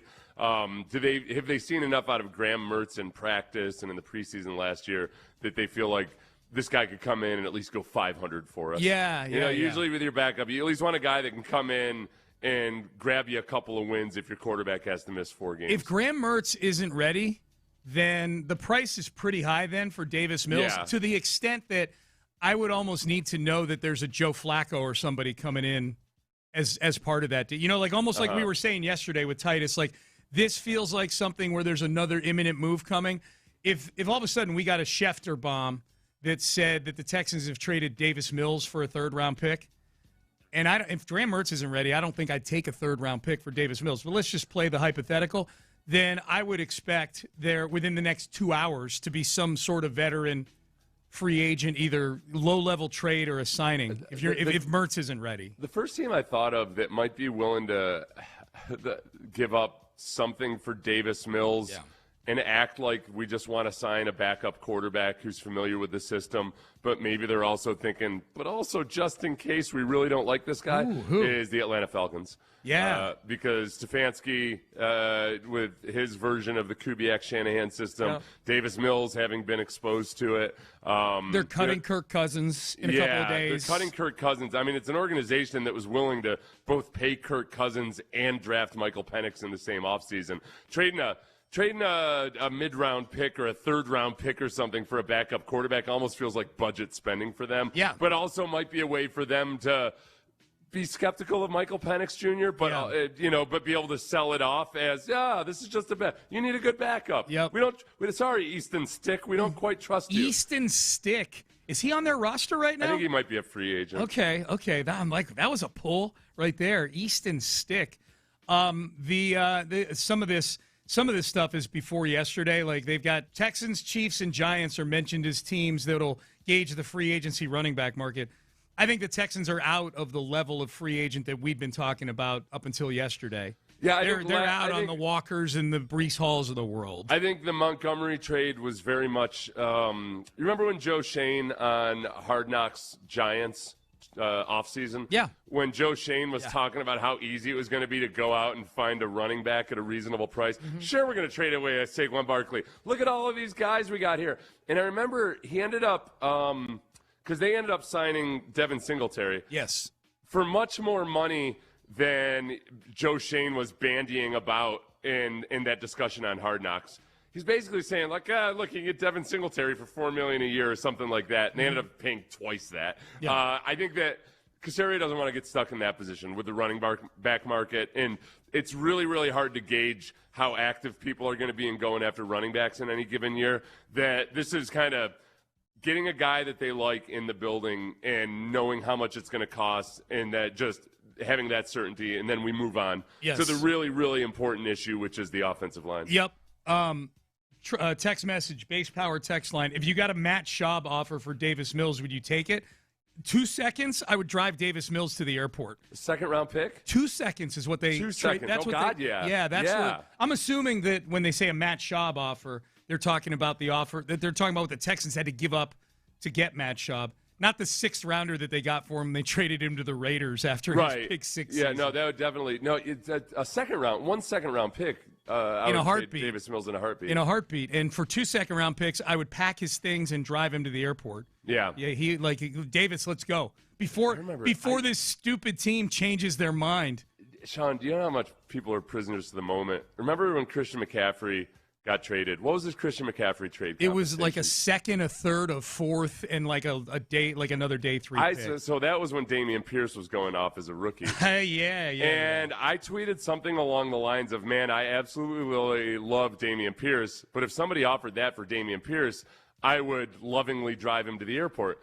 And the amount of people who are furious with me for that, for saying like the exact logical thing that anybody should. Caserio would have in a heartbeat. Well, Caserio wasn't there. Caserio's there. Yeah. Caserio, I think, would have in a heartbeat. Think back on that now. Anybody that tried to tell me I was an idiot for having that feeling or that sentiment at the time, that was a ridiculous haul for a running back. Here was the trade. I'm proud of myself because I was out late last night. A second, a third, a fourth, and a fifth rounder the next year. We had people who thought it was asinine to trade Dameon Pierce for that. For that package? Yes. That's crazy. Yes, Sean. Oh my God. On a team that was in 2022. That was October of 2022. So Pierce's rookie year. That was the one. Honestly, I can remember that now. I remember that moment because I remember I tweeted it out thinking like, yeah, obviously you would do that. And I remember I was doing some work in my yard, and then I came back and I checked my phone, and I just got all these people that like otherwise usually like me saying that, man, Seth, this is beneath you. This is clickbait. Blah blah blah blah blah blah blah. I know, like this is what. That's when I consciously decided I gotta lay off social media. I can't. I don't need this in my life. Huh? Yeah, the Dameon Pierce situation. I was like, you know what? I don't need this crap. This is just so stupid. Oh my God. And my life's been better ever since. Thank you, Dameon Pierce. Yeah, thank you. Wherever you are. Yeah. Where did he end up? Oh, the Chiefs. That's right. The Chiefs signed him to a little practice squad action. Hey, let's give away some rodeo tickets, shall we? Chris Stapleton. on March the 12th. This is a very, very popular show, and we're giving away 4 tickets right now. We'll do it again in the 9 o'clock hour. If you don't win this time, be listening again in the 9 o'clock hour. 713-572-4610. Call now. Caller number 5 is going to win tickets to the Houston Livestock Show and Rodeo on March 12th to see Chris Stapleton. Keep listening all day long to win tickets to the rodeo. I'll be out there tonight. I'm doing the I'm helping out with the calf scramble tonight. I'm giving a pep talk to the kids doing the calf scramble, and I'll be out on the dirt. So if you're going tonight, keep an eye out during the calf scramble. I'll be out there on the dirt. I'm looking forward to it. Mock draft injection time. Nate Davis, USA Today, who was one of the most bullish people on the Texans during the season when we power ranked the power rankings. If you recall, USA Today, big advocate for the Houston Texans. Who does Nate Davis of USA Today have the Texans selecting with the 28th overall pick? We'll let you know. We'll do the mock draft injection up next. But first, Prize Picks. Prize Picks is awesome. Prize Picks is America's #1 daily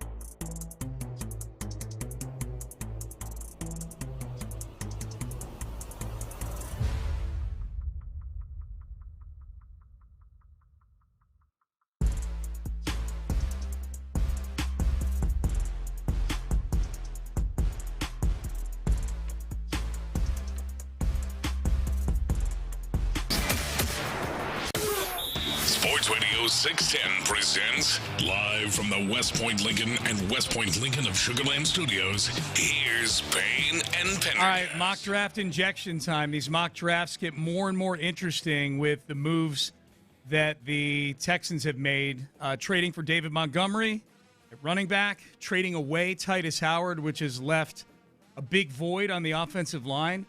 They've got, I think, Ariante Ursary is the only guy you can put in ink right now on that offensive line. And then after that, it's free agency and then the draft. So let's do this one, Seth. This is Nate Davis of USA Today. If you recall, during the regular season, when Seth and I would power rank the power rankings at 9 a.m. every Tuesday, we would take 5 of the big power rankings of the NFL.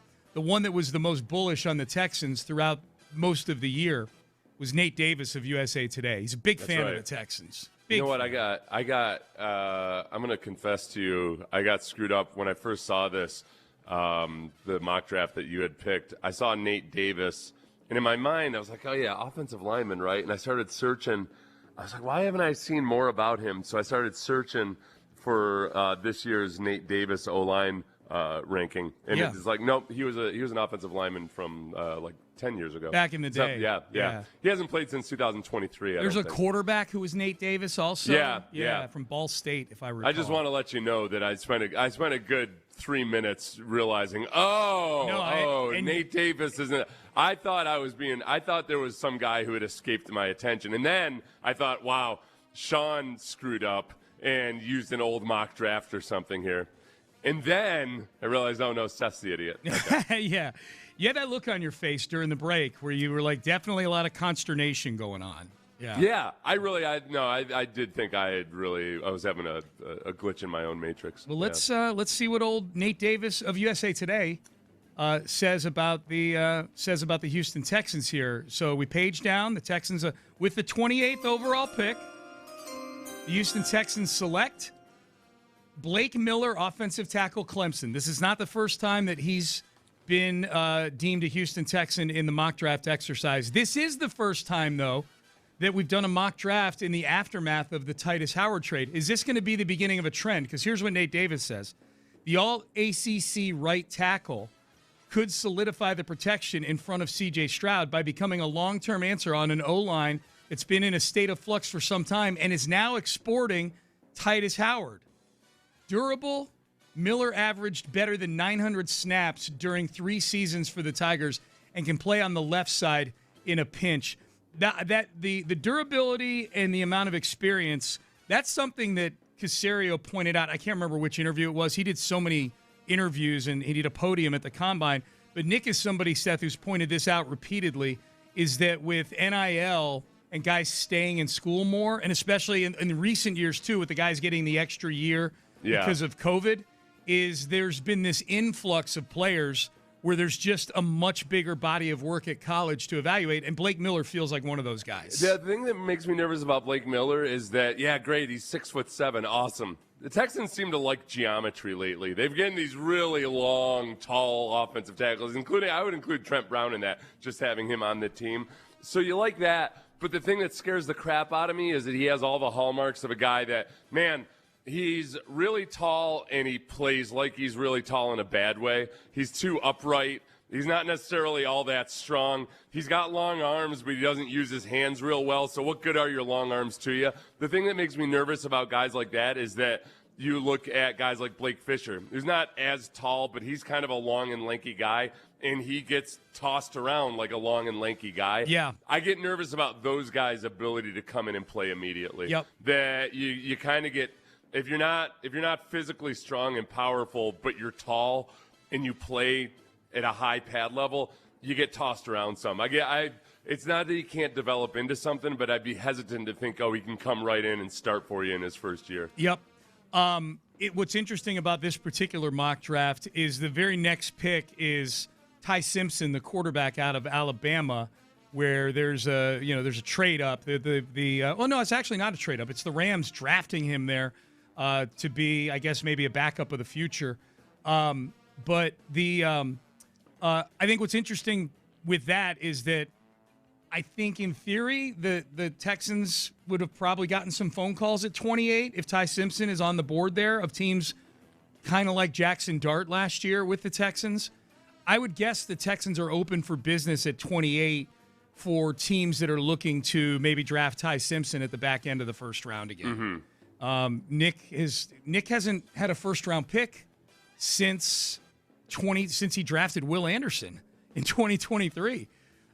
He's not used a first-round pick. He traded out in 2024, moved back, and got Kamari Lassiter.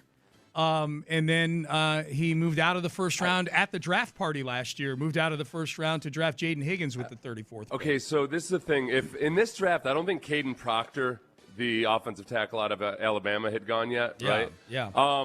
I think that in this draft, if I had to choose between Blake Miller and Caden Proctor, if those guys were both available, Caden Proctor feels more like what the Texans are looking for. A guy who is really strong and powerful. He's 370. Want to smash you in the mouth. Yeah. All of those kinds of things.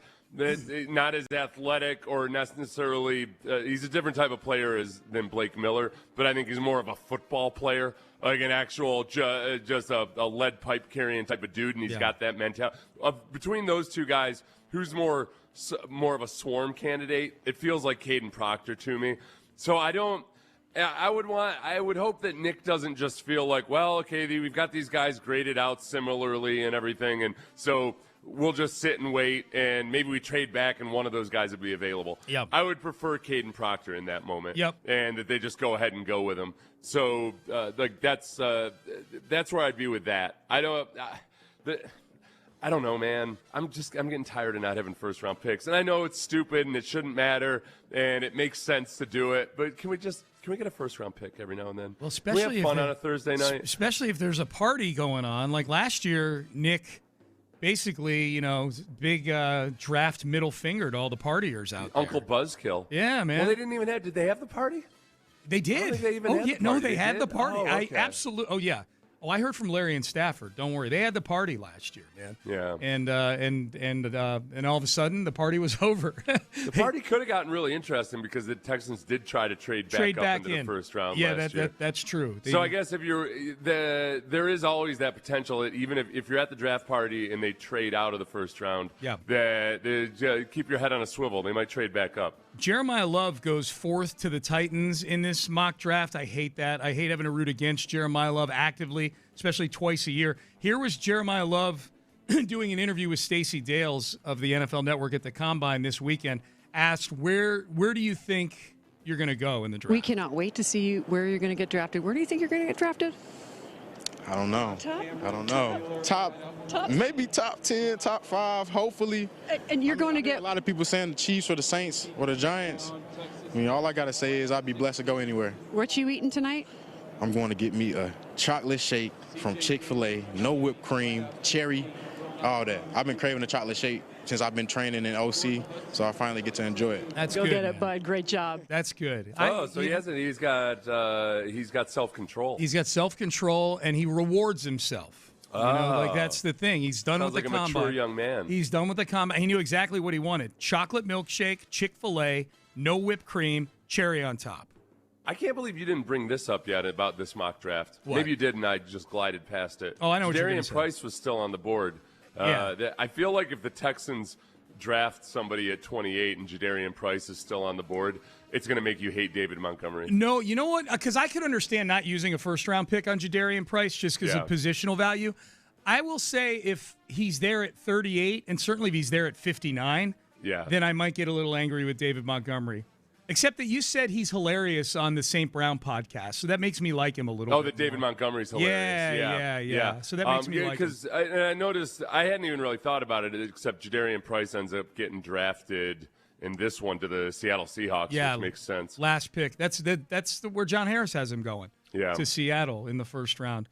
No, I won't get mad if he's there at 28 because but at 38 and certainly at 59, if they don't take him, there'll be a talking to going on. No, this one right here, I'm glad you pointed this out. The Texans at 28 with Blake Miller, and then the Rams with Ty Simpson at 29. I think if the Rams draft Ty Simpson, it's with pick 28. I think there's no way that doesn't happen. I don't think Nick just can't turn the amount that people will pay to draft a quarterback is just higher than for other positions, and Nick's not going to turn down that draft capital. From the Texans' perspective, Ty Simpson is this year's Jackson Dart. That's the calm, cool, calculating, don't fall in love with any of these prospects part that I admire about Nick Caserio, but that the caveman in me despises that about Nick Caserio. There you go. Well, good. Well, that gets you in a good frame of mind because we got to do the petty cast next. We got to get your petties ready. Send them to 713-572-4610, the base power text line. We will get petty AF like we do 8 o'clock every Tuesday coming up next. I tell you, somebody I can't be petty with.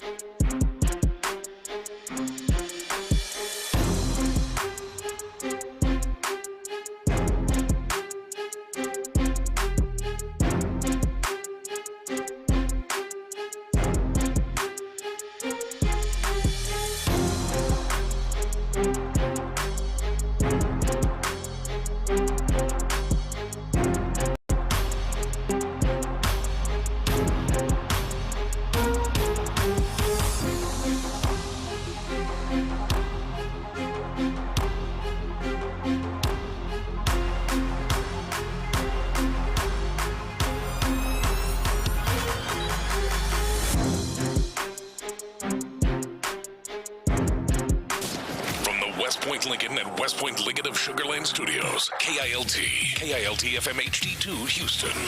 On Odyssey Sports Station. The Texans play here.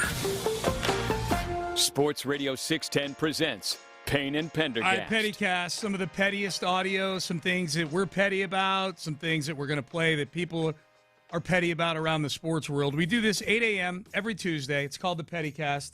Text in 713-572-4610 on the base power text line. If you're feeling petty about something, we'll read your texts on the air. As long as they're good, as long as they bring something to the table. All right? I am petty about this. I am petty that the nation is not more petty about the Astros. I saw Astros Josh posted this on Twitter, Seth, one of those maps of the United States. And I'm assuming these results are, curated tweets that mention hating various Major League Baseball teams. So it goes state by state. And, of course, they put the logo of the most hated baseball team inside each of the 50 states. I'm a little disappointed that there's only 5, 6, 7 states where the Astros are the most hated team in baseball now. And it's largely the West Coast. Yeah. And some of the accessory West Coast. I would say Pacific Northwest, but also including Idaho and Montana. Yeah, here are the 7. It's just like the whole upper left quadrant of the U.S. plus California. Yeah, basically. Here are the 7 states: Washington, Oregon, California, Idaho, Montana, Oklahoma, and then Hawaii. Oh, I forgot about Hawaii. Yeah, Hawaii. I didn't look down there. They got it jammed down in just in the crook of the Rio Grande there. It's not where I expected Hawaii to be. I didn't expect to see Hawaii and Alaska in that part of the country. Both in Mexico now. What the hell? Right. What gives? That's right. So basically everywhere on the West Coast or up in the Northwest and Hawaii. Yeah. But then Oklahoma, I kind of grudgingly respect Oklahoma for just having some kind of Rangers fan hatred for the Astros. So good for you. I accept that hatred as normal regional hatred. The West Coast and the Pacific Northwest. Yeah, what the hell's your glitch? Why does Idaho? I get it. I guess Idaho, they're all Mariners fans. Yep, Yep. They're all Mariners. That makes they're sense. not all there, but the majority, I'm guessing. That makes sense. Do you feel that this is accurate when it comes to the state of Texas, that the Yankees are the most hated team in the state of Texas? Does that feel accurate to you? Yeah, I guess that's heavily based on Houston. That makes sense. I would say Dodgers ahead of the Yankees. We've talked about this before. Do Astros fans hate the Dodgers or the Yankees more? Is that a Pender poll? That's a good Pender poll. I think you've done it before, but maybe it's changed over time. I don't know if I have. I can't remember. If I have, I can't remember, so it's worth doing again. I feel like in a really, really weird way, maybe things have shifted back more towards the Dodgers because now somehow the Dodgers are viewed even more so than the Yankees as the team that can just spend their way to whatever they want. They're the new evil empire, and they're also the ones that at least, and we got to keep in mind, it's the full state of Texas, not just Houston. But in my mind, they're the ones that just won't turn the page on the being better than everybody else. Right, and I think what happened with there is Yankees fans, after a while, they understood that, okay, we can't keep talking about the being better than everybody else scandal just because they continued to beat us in the playoffs every year long after they were done being better than everybody else. Yep. So I think the Yankees almost – I think some of the rare, more intelligent Yankees fans almost started to feel kind of embarrassed about harping on 2017 when clearly there were more issues while the Astros were in their golden era. Yep. My next thing I'm petty about is I'm petty at jerks on the internet who were saying things about Casey Concepcion of Texas A&M, wide receiver, largely forecasted to go in the late first or early second round. Really good player who has a stuttering issue, who had the courage to stand up there at the combine and do a podium when he's got a stuttering issue. And apparently, the internet being what it is, there were plenty of people making comments about this and tagging Concepcion to the extent that he felt like he needed to put a statement out about it, about 3 paragraphs kind of explaining, what life is like for him and trying to encourage others. In the aftermath of that, you did see some positive stories about him, like meeting up with kids sort of backstage at the A&M games and inviting him. He seems like a great kid. That he's got to put out a statement that has hashtag stop the negativity, that people took that as an opportunity to make comments and wisecracks about him on social media. Screw those people. Yeah. I'm petty at those people. Those are bad people. Suck. Yeah. But I also know that as long as you are ever on social media, those people are going to keep showing up no matter how many admonishments they receive. If anything, they show up more when they receive admonishments. Yep. So that's, screw you people. We're petty about you. Yep. You know what I'm a little bit petty about? Everybody that was just morally grandstanding about, they're booing Carson Beck at the Combine. Oh, really? Oh, how dare you? I haven't seen this. These young kids are just trying to do something in their lives. And it's Ohio State fans and a few other fan bases are known for showing up the Combine and booing some of the quarterbacks. Look, man, if you're a quarterback especially and you can't handle some booing at the Combine, which is clearly just done in fun and as a joke, get the hell over it. I don't need Rich Eisen talking about how awful it is that these kids who, by the way, as far as I know, Carson Beck might have taken a private jet up to the Combine. Right. Carson Beck's got a Lamborghini or two. Yes. They're not kids anymore. Not an exaggeration.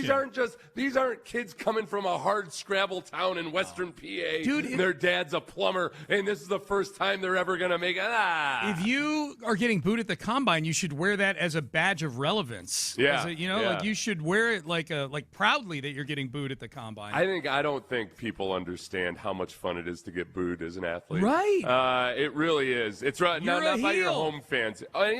When it's your home fans, that kind of sucks. But when it's any opponent or opposing, it's awesome. Yeah. You feel like you're in control. Absolutely. It's kind of like you feel like you're trolling them. Absolutely. You're like, oh, I'm making that person's day miserable. This is awesome. That's right. This next one, we played this cut yesterday, but it's a funny cut.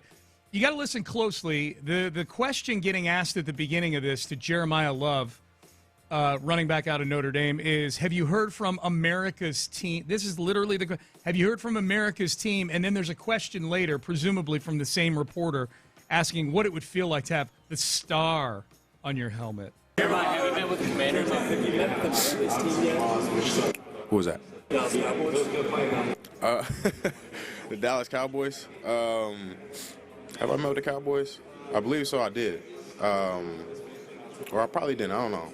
I've been doing a lot of running around, a lot of meetings with coaches. The Cowboys are great.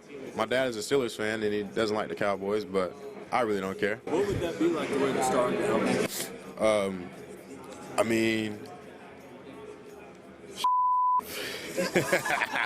I'd be blessed to go anywhere. So it'd be an honor to wear the star or, wear any other team as well. Yeah, how big an honor would it be? The same as it would be to play for any of the other 31 How big teams. of an honor.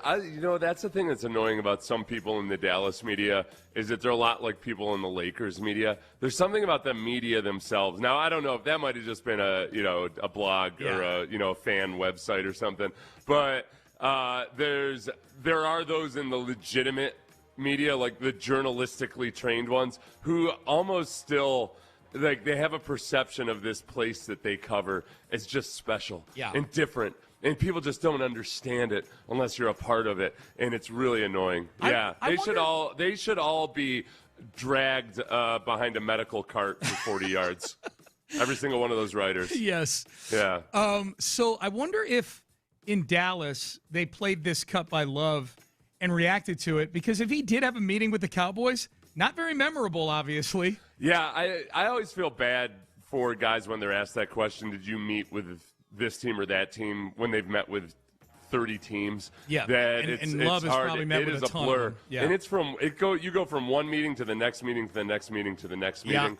That you should never take offense if a guy can't remember talking to your team. Right. You mentioned the Lakers. Charles Barkley inside the NBA. We know it's Charles, Kenny, Ernie, Shaq. They're on ESPN now. Charles kind of makes mention of this, but they were doing their studio show inside the NBA. Apparently, the other night when there was a Lakers game on, and Charles Barkley hates having to discuss the Lakers. I get sick of people talking about their contenders. Listen. Well, then your issue is with the people who are covering them and talking about them. I've been saying for months, right? the Lakers are not a good team. And I just think it's funny how the media has turned on Luka. Everything Luka's fault now. I find that hilarious. The Lakers, they're just not a good team. They're not athletic. They're not good defensively. And I guess we're contractually obligated to talk about them every day like they do on our network now. They're our network now. Well, they have two Hall of Famers on that team. What that mean? LeBron James. Not too many 6 seeds have two. If you look at Toronto in the East or Philadelphia. Philadelphia. We're not talking about Hall of Famers. We're talking about this season. Not even Hall of Famers. You maybe have one of the top two players that ever touched the basketball. 100%. So you got to talk about them. They still no good.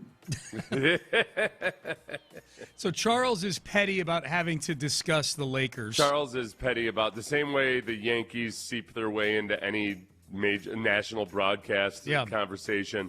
The same way in football, the Cowboys end up, it's America's team. Right. Why is it America's team? Because Jerry says it is. Oh, is he like one of the best owners in the NFL? No, he was a long time ago. Yeah, not anymore. He'll tell you. Yeah. He'll tell you all about the 1990s. Yep. Kenny's argument, they've got two Hall of Famers on the team. I was bracing myself for the reaction to that. Because you knew Charles was going to do exactly what he did. So, they stink. The funny thing about that, Seth, is people have been pointing this out over the last handful of days. Luka is taking some right now in L.A. I think people know LeBron's 41 years old now. Luka they traded for him for a reason. He's the future of the franchise. And the funny thing about that is Luka is getting criticism now for all the reasons that Nico Harrison traded him a year ago, about conditioning, and he's a whiner. Harrison's coming out looking like a champ on all of this. Yeah, who no longer is working for Dallas. He's fired. Of Yeah. He's calling up the ownership. Like, hey, by the way, you want me you guys back? notice what's going on with Luka? All the things you're saying about him. Are you seeing that I was right? Yeah. Yeah. Last one. Kendrick Perkins had some things to say. It doesn't help that the Mavericks their grand plan hasn't worked out all that. No, they're a lottery team. They are one of the 9 tank teams right now.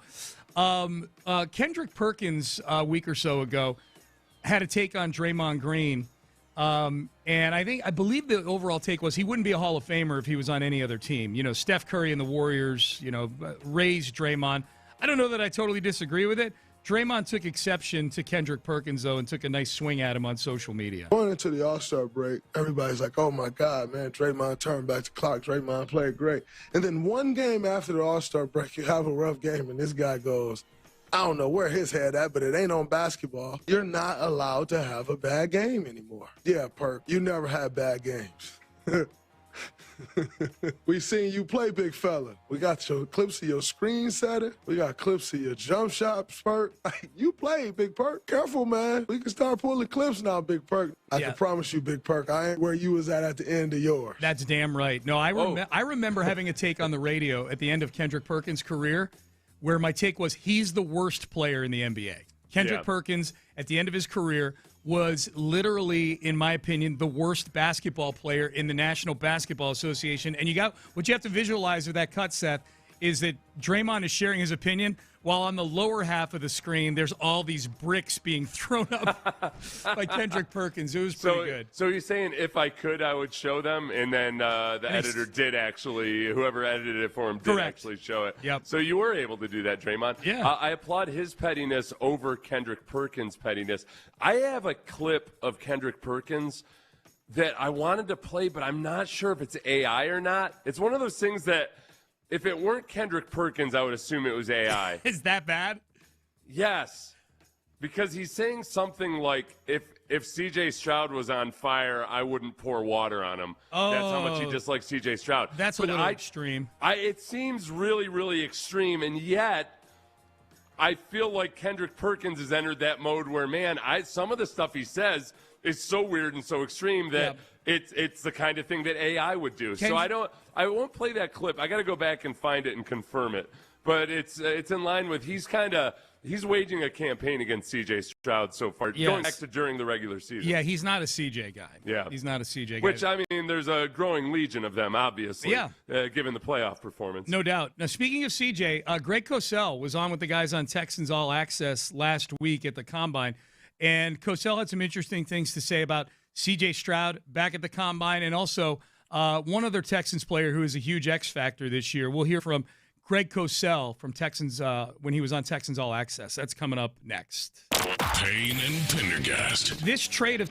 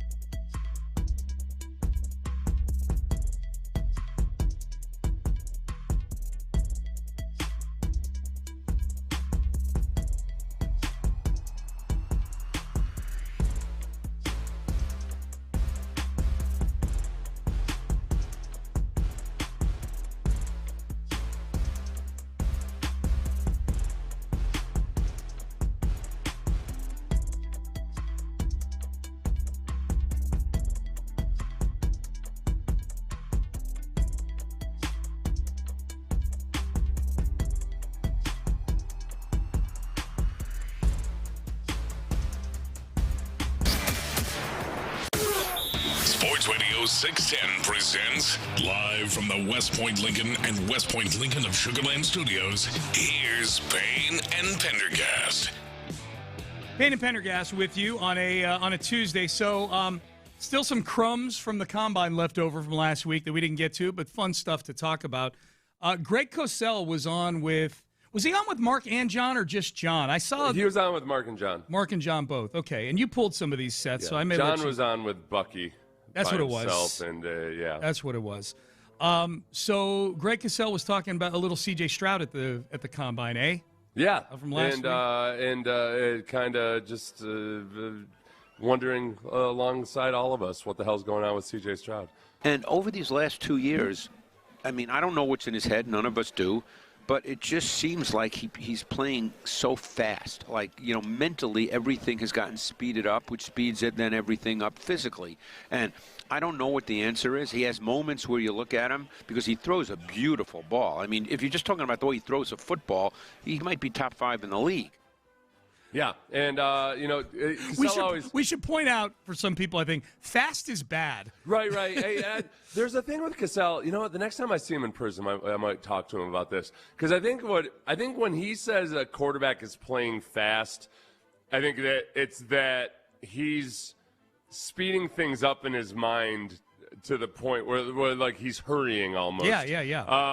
You know, or that things are happening too fast around him, so he's quicker to bail on his first read or quicker to do this at all. It's because sometimes he'll talk about it and it's almost like he's contradicting himself.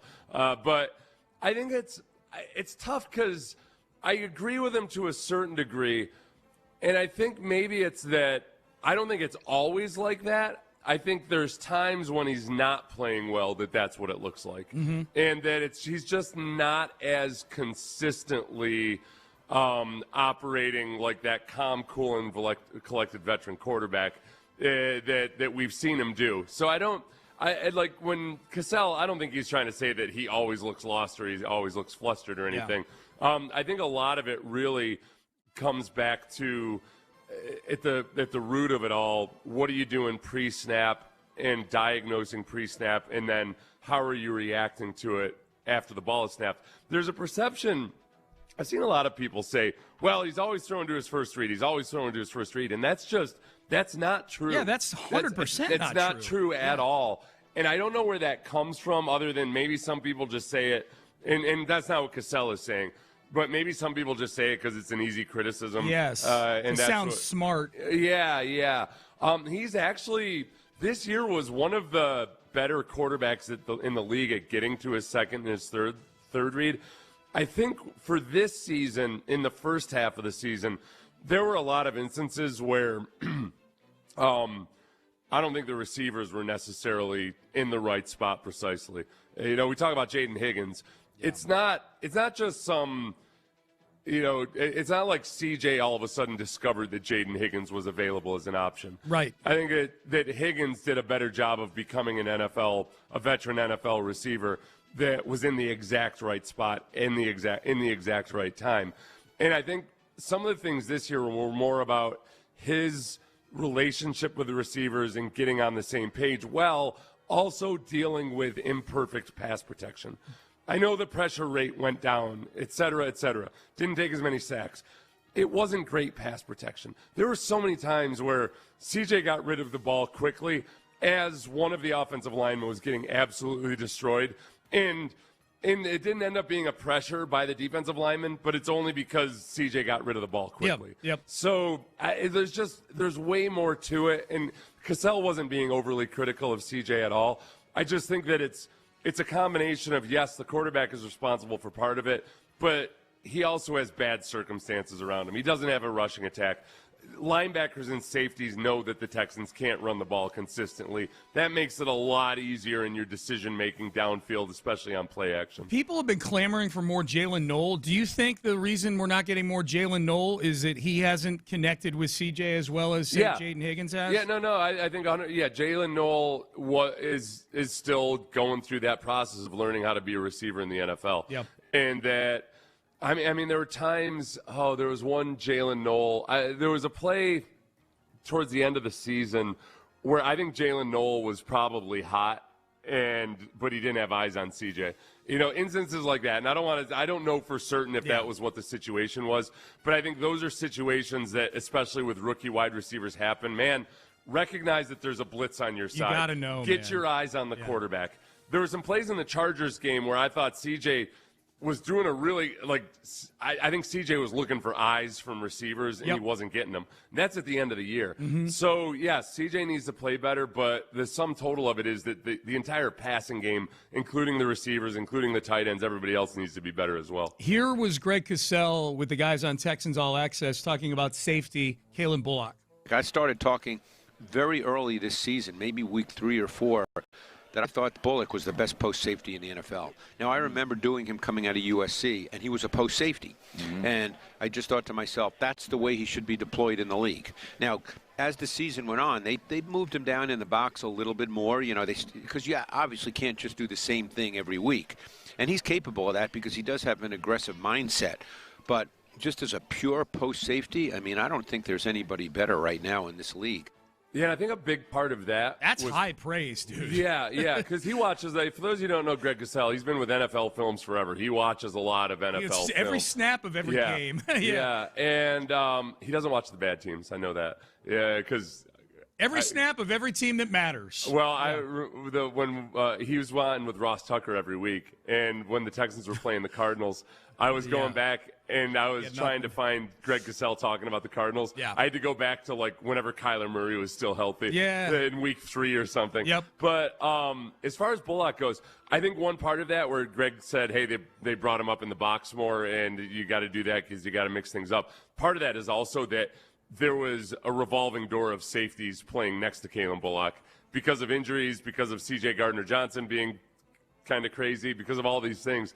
Oh, by the way, Jimmy Ward released yesterday by the Texans. Oh, yeah. We didn't mention that. I didn't mention that. Yeah, so because I don't think anybody was over. really expecting him to be back this year. Yeah. I think that was part of it, too, is that they were still trying out new safeties all the way up until Jalen Reed was healthy at the end of the year. Yeah. So if Jalen Reed can develop into a starting safety, I think that Kalen Bullock they don't have to mess around too much with mixing things up and bringing him up into the box. He's everything that Cosell said he is. He's a great deep post safety. How do we process the Jimmy Ward era here in Houston? Was that because he came in with D'Amico?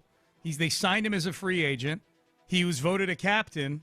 He made some big plays for this team, and yet banged up a ton, and then obviously last year it got very complicated with the off-the-field stuff. I don't think he goes into the Hall of Fame as a Texan. I don't think he does either. I don't think he's in the Ring of Honor. I don't think he's – no. But was it a good signing or a bad signing?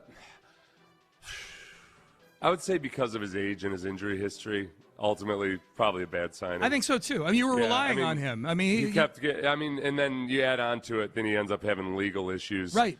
That cloud the picture even further. Yeah. Maybe he was completely faultless in all of that. I don't know what the latest update is on it. But it was just still one more thing to add to it. Yeah. The only part that we couldn't judge is, okay, how much was his veteran leadership behind the scenes? Yeah. Especially as people are trying to learn D'Amico's defense. Yep. He was definitely an asset. Yeah. How much of an asset was he in helping develop this defensive backfield into being one of the best young defensive backfields in the league? And I think establishing the mentality of the defense, too. I would say, okay, let me temper that a little bit. I would say it was probably a good signing in that you didn't break the bank for him or anything. Right. His contract didn't keep you from doing other things. It was disappointing, though, because it felt like he could have gotten a lot more. Well, the mistake was extending him because they gave him a 2-year deal. The mistake was adding that last year on where he didn't get on the field last year and he had all the off-the-field issues. So it's complicated. That's why I asked the question. I think it's an interest. I'm curious how fans feel about it. 713-572-4610, base power text line. All right, let's do one more from Greg Cosell here. This is relevant to Texan fans. Cam Ward is relevant to Texan fans. You're going to see him twice a year for at least one more year in Tennessee. Here is Greg Cosell on last year's number 1 overall pick, Cam Ward. I thought he clearly improved. I think he's got some things that you really have to focus on as a coach in terms of mechanics because, his lower body mechanics tend to be erratic. I think at times because of that he drops down so low to throw the ball. So like a 6'1.5", 6'2" guy, if he throws it like he's 5'10", right. And I think you really got to work on that. Now maybe that's the way he throws it and you can't fix it, but I think you got to try to work on that. But I think in terms of, and I've gotten a chance to be around him, so I've talked to him. And he definitely has the right mentality. He's mentally tough. You know, he has what it takes to be a good quarterback, and he clearly improved. Yeah. So, you know, I think with Dable there, I think back to what Dable did with Josh Allen early in Josh Allen's career. And the one thing about Dable is he'll push the ball down the field, and I think that's Cam Ward's game. Okay. That didn't sound like you're super high on Cam Ward. He likes him. He would go on to talk about, it was a long clip. One of the things about Cam Ward is that just all the reports about the way he operates and his maturity and everything is everything you'd want in a quarterback. Yes. So all of those mechanical things that he talked about that might be an issue, I guess he is the kind of guy that's probably going to work to fix it. It's just not always so simple to fix all of that. Because he's not, like, as you know, he's not that type of athlete where his legs are a threat in the traditional sense, but he is able to extend plays and improvise and everything. Like his legs are as much of a threat like a lot of modern NFL quarterbacks, but you wouldn't certainly call him a running quarterback. I think, but is that enough? Is that enough? Like a more muted version of that would be guys like remember, oh, no, okay, this isn't fair. Johnny Manziel was thought of as an athletic quarterback, and he wasn't.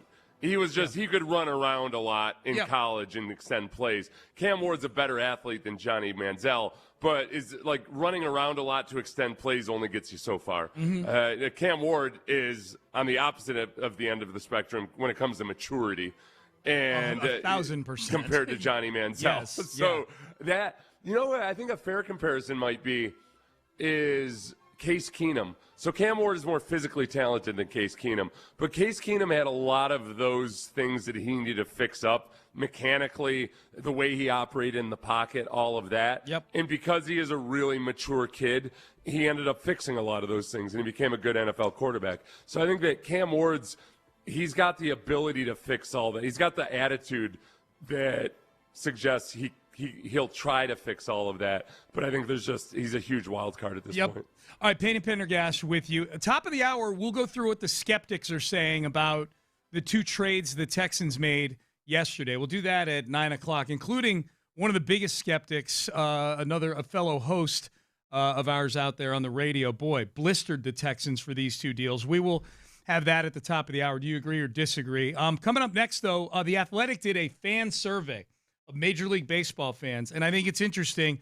This is something that I asked people last week. What do fans feel about the way baseball operates right now, salary-wise, and the dark cloud of a lockout looming in 2027? We'll play a little guess the poll question game coming up next. But if I were to poll everybody I know who's gone to the Men's Tea Clinic, and I know a lot of you have because I see you there.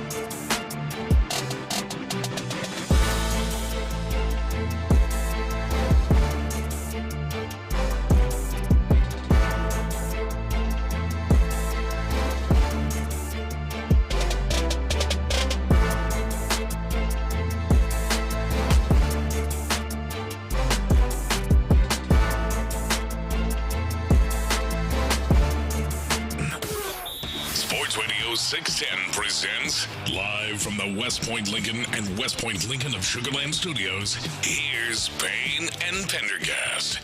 I get the feeling fans these days are a little more desensitized to things like work stoppages than we used to be maybe 20 or 30 years ago. I mean, the work stoppage in 1994 almost ruined baseball because you missed the World Series that year.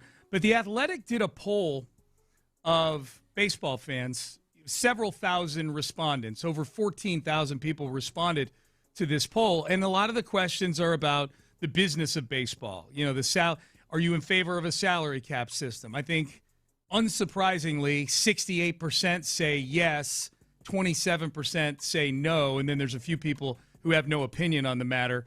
I don't think that's a big shock because I think most baseball fans root for teams that can't spend the way that the tippy-top spending teams do. So I don't think that's a big surprise.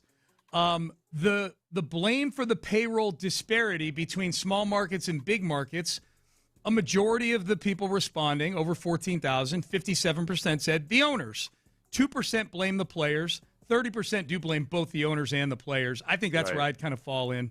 Well, that makes sense on the surface of it, and yet when you look at this poll that you're talking about here, where they survey all the fans about all this kind of stuff, the vast majority of fans also support having a salary cap and a salary floor. Right. Which the reason that they don't have a salary cap or a salary floor is because of the players. Yeah. So I guess there's a little bit of wanting to have your cake and blame it too, because you want the owners to spend more.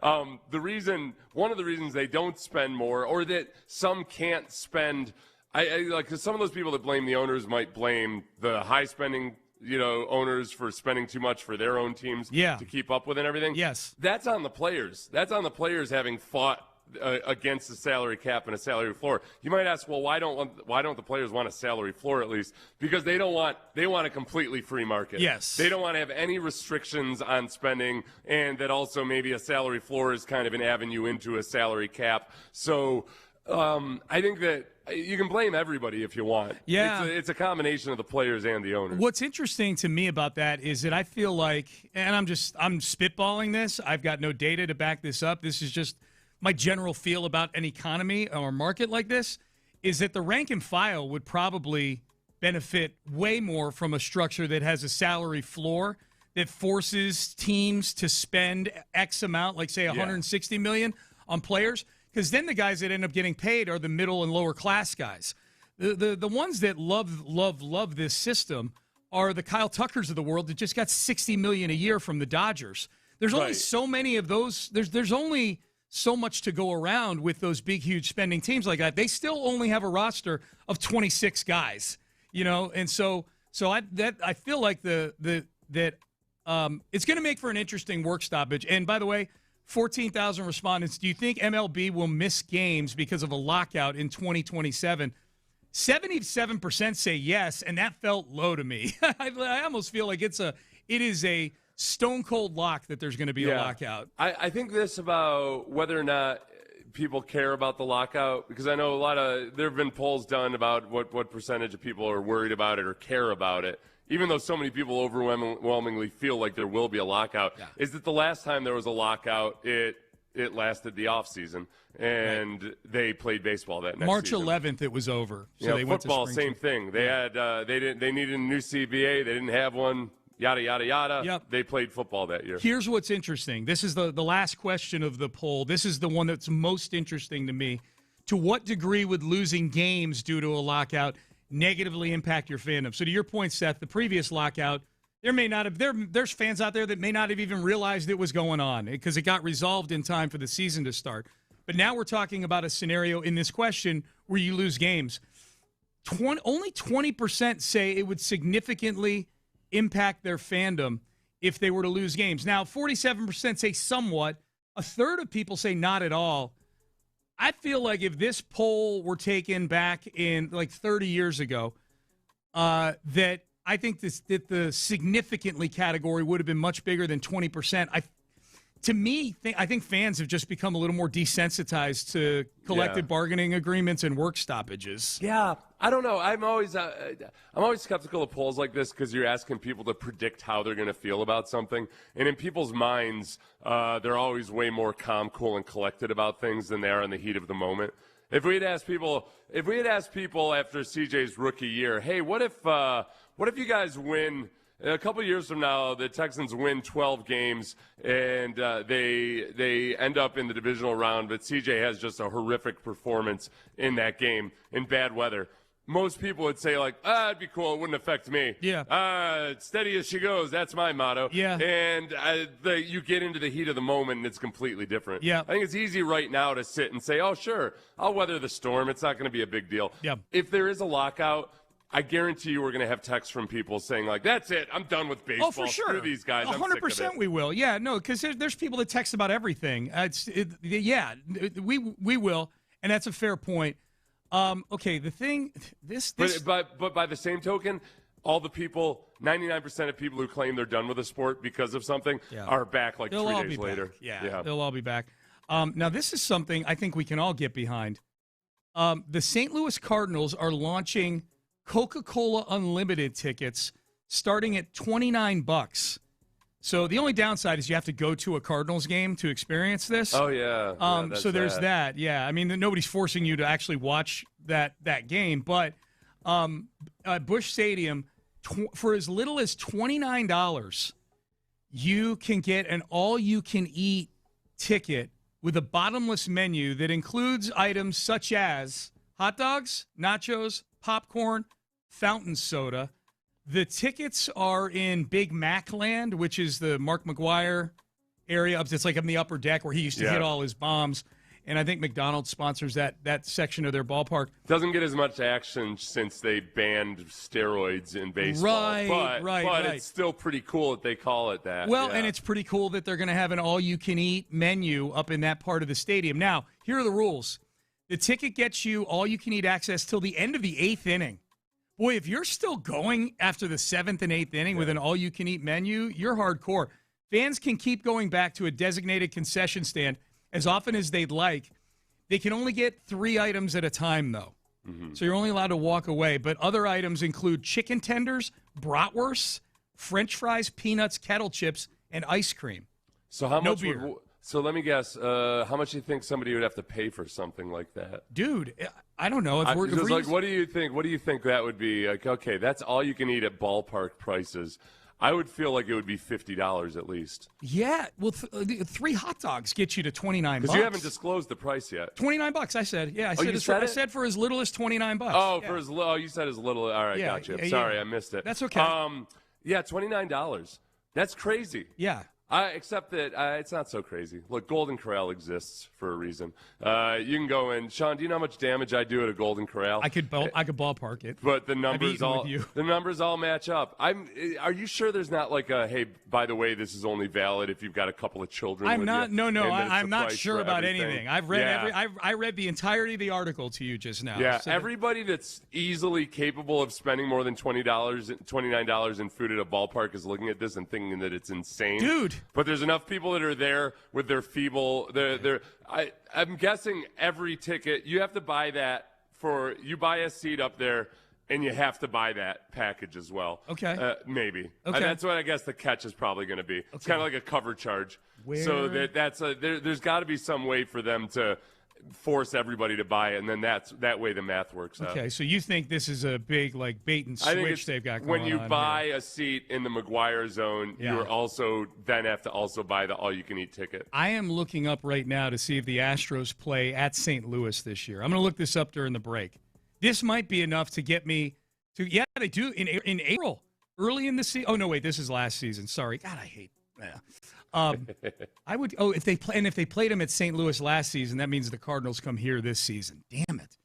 Well, I guess I could go to a Cardinals game for a $29 all you can eat. I have a buddy who's in town that lives in St. Louis. I got to ask him about this. We went out to dinner last night. I got to ask him to see, and he would take advantage of this deal. I can promise you that. Yeah, $29. All right, be listening next hour for your shot at 4 tickets to see Chris Stapleton. So that's in the 9 o'clock hour. People texting in. Busch Stadium is fantastic. St. Louis is a baseball-first, cards-loving town. The only thing I don't like about the St. Louis Cardinals experience is that the fans think they're the smartest people in baseball. Oh, yeah. They get touted as the smartest fans in baseball. By the way, in the article in The Athletic about this, it says that the Astros currently have a promotion that's it's an all-you-can-eat option. Really? Yeah. Okay.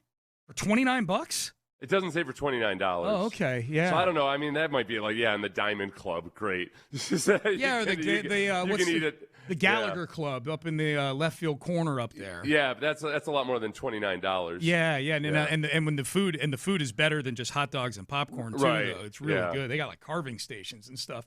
All right, yeah, text in if they've got something that's accessible to the common folk at Dyken Park that even slightly resembles this. All right, let's circle back to the Texans. They made 2 big trades yesterday. Traded Titus Howard away, traded for David Montgomery. What are the skeptics saying about these 2 deals? Because the grades are all over the map. We'll discuss that coming up next. In the Loop. Initial reaction.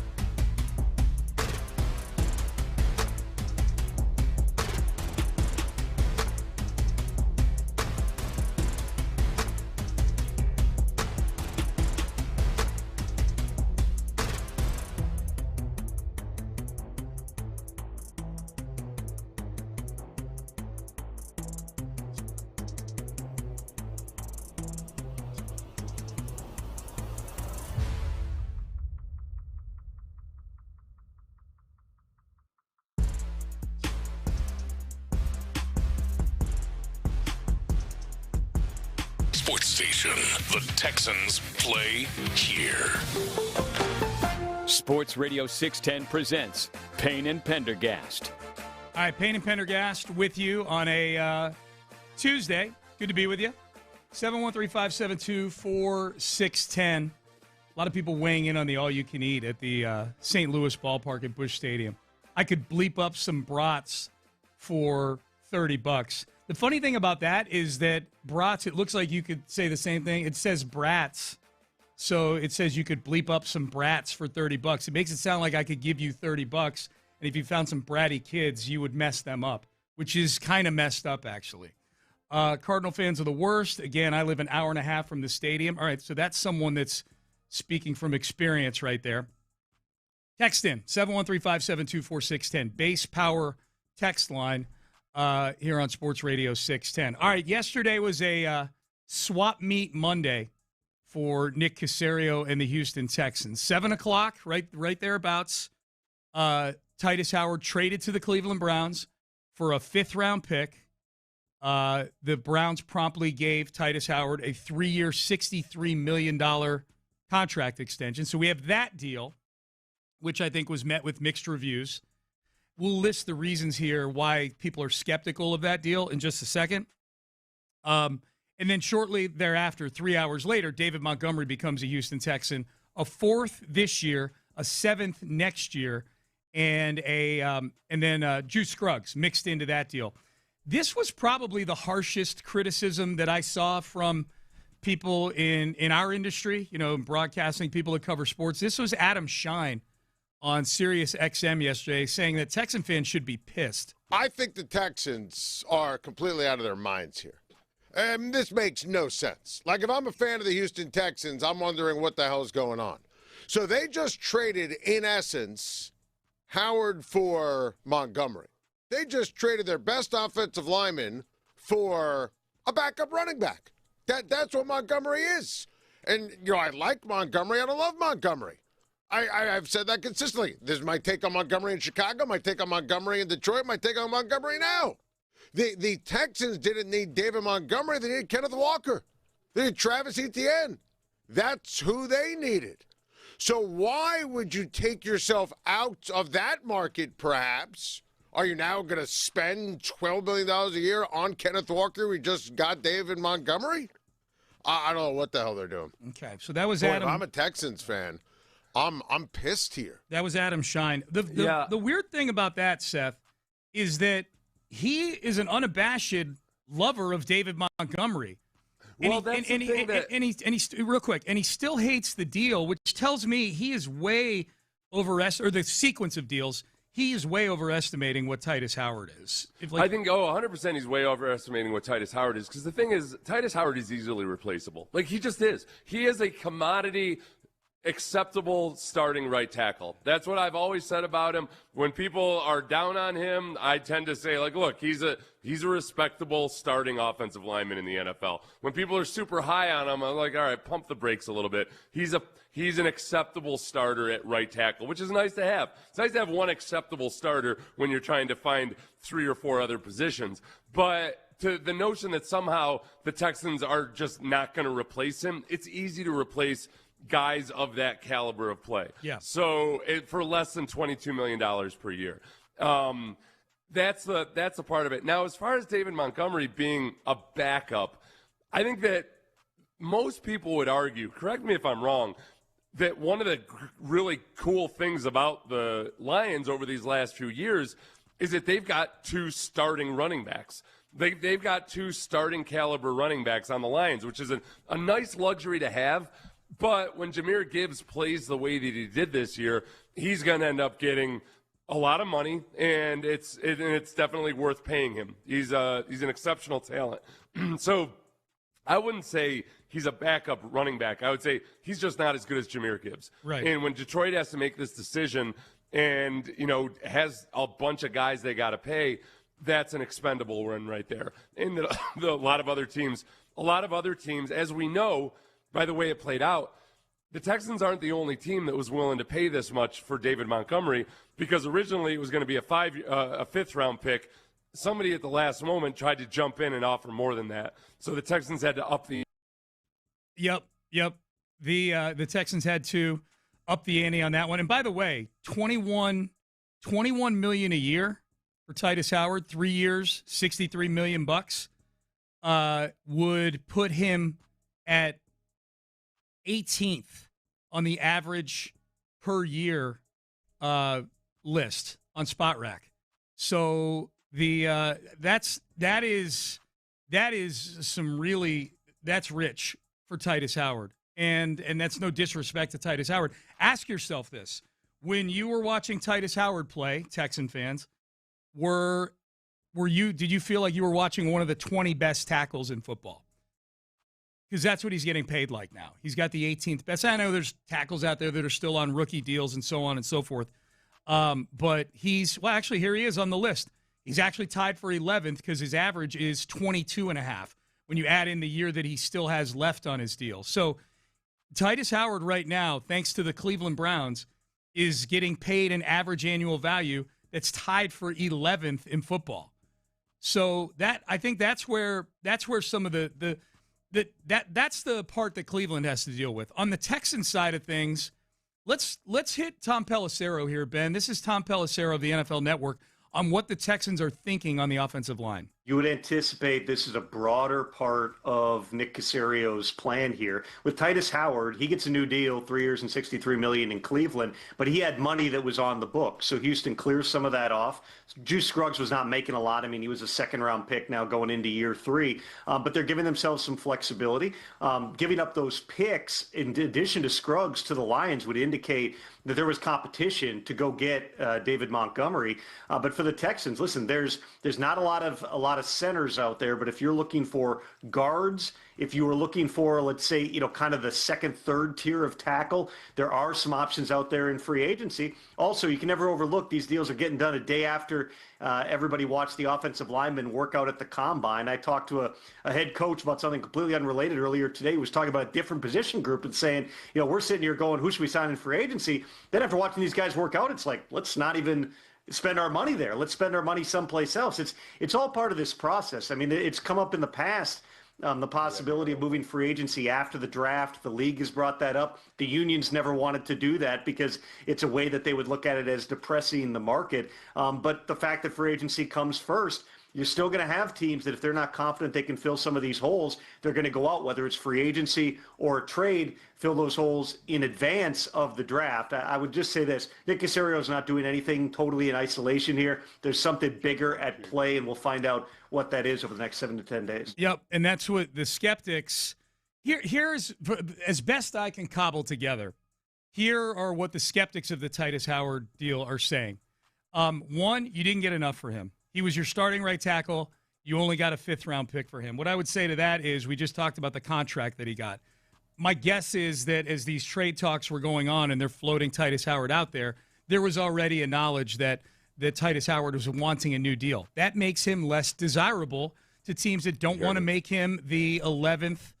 I can hear you, Seth. The 11th highest paid tackle in football. So there's that. Number 2, what the hell is the plan? That's the second thing that skeptics are saying about the Titus Howard trade. Is like, okay, Nick Caserio, said you were happy with the offensive line play this year. It was better, and yada, yada, yada. I'm looking at the depth chart, and we couldn't even field an offensive line if we had to go play a game tomorrow. Right. That kind of thing. I think the only way that this trade makes sense, and I'm optimistically, maybe foolishly believing that this is what's going to happen, the way that it makes sense is if the Texans are as aggressive as the Bears were last year in addressing their offensive line. Yeah. And at the time, last year, I kept telling myself, okay, maybe it's a 2-year plan to fix the offensive line. I'm not happy about it. I would rather they'd been more aggressive, but maybe it's a 2-year plan. And it's just flat out now got to be at this point where you're trying to figure out exactly what you have in C.J. Stroud. What is C.J. Stroud if he actually has a good rushing attack and a good offensive line, a genuinely good offensive line, not just an improved offensive line, a genuinely good offensive line in front of him. Go out and spend. And the best way to do that is in free agency via the trade market. because the draft is a gamble no matter what. Everything's a gamble. Free agency's a gamble. Sure. But with offensive linemen, unless they get injured or get old very, very quickly, that you can expect, okay, a guy that's been a veteran, solid offensive lineman in the league is going to come in, and even if it's not the perfect scheme fit, he's not going to all of a sudden usually turn into a bad offensive lineman. So that's the part where I'm cool with trading away Titus Howard as long as they 100% are going to bolster the offensive line no matter what. And it's not just try to replace one position. It's upgrade four total, non-left tackle positions. This is a text message. If Howard were so easy to replace, how in the world can you explain the Texans putting out an offensive line this past year where he was their best offensive lineman? Exactly. That's why they're replacing all these guys. Yeah, Like, how can you explain it? They did not take the correct approach, probably. They weren't right. So I shouldn't say it's easy to replace him. It's very possible and feasible. Yeah. With the guys, just to look at it as objectively as possible and look at the type and caliber of player that Titus Howard is, there's multiple guys in free agency or available via trade that if you're willing to spend the money, you can get those guys. Yep. So I shouldn't say it's easy to always make the right choice, but they did some bargain basement. They went bargain shopping last year for offensive linemen. Yeah. Cam Robinson took the deal he did in Houston because that's what Cam Robinson was. That's what was available to Cam Robinson. Laken Tomlinson, the trade for Ed Ingram. All of those things were bargain basement signings. Trent Brown. Trent Brown. So they went bargain basement shopping, and lo and behold, they certainly didn't. They weren't thinking they were going to replace Laramie Tunsil's pass blocking ability with any of that. But I think they looked at it as a 2-year process. I feel like they could have been more aggressive than that, and I think maybe they underestimated how difficult it was going to be for C.J. Stroud to operate on a team like this. They also didn't know that Joe Mixon was going to be injured all year long. Right. You know, that makes – Joe Mixon makes offensive linemen look better than they are as well. So I think that if the Texans didn't – it's the perfect question. It's you know what? That question is the perfect question because you're right. If it's so easy to replace, then why didn't they do it? Yeah. That's the $1 million question. Yeah. Because it's a very simple thing. It's spend more money. Yeah. So this year, if they try to go bargain shopping again, it's unforgivable. It's flat out. It's malfeasance. You're negligent in the care of your young quarterback and your football team. I'm expecting them to be aggressive on the offensive line this year. Yeah.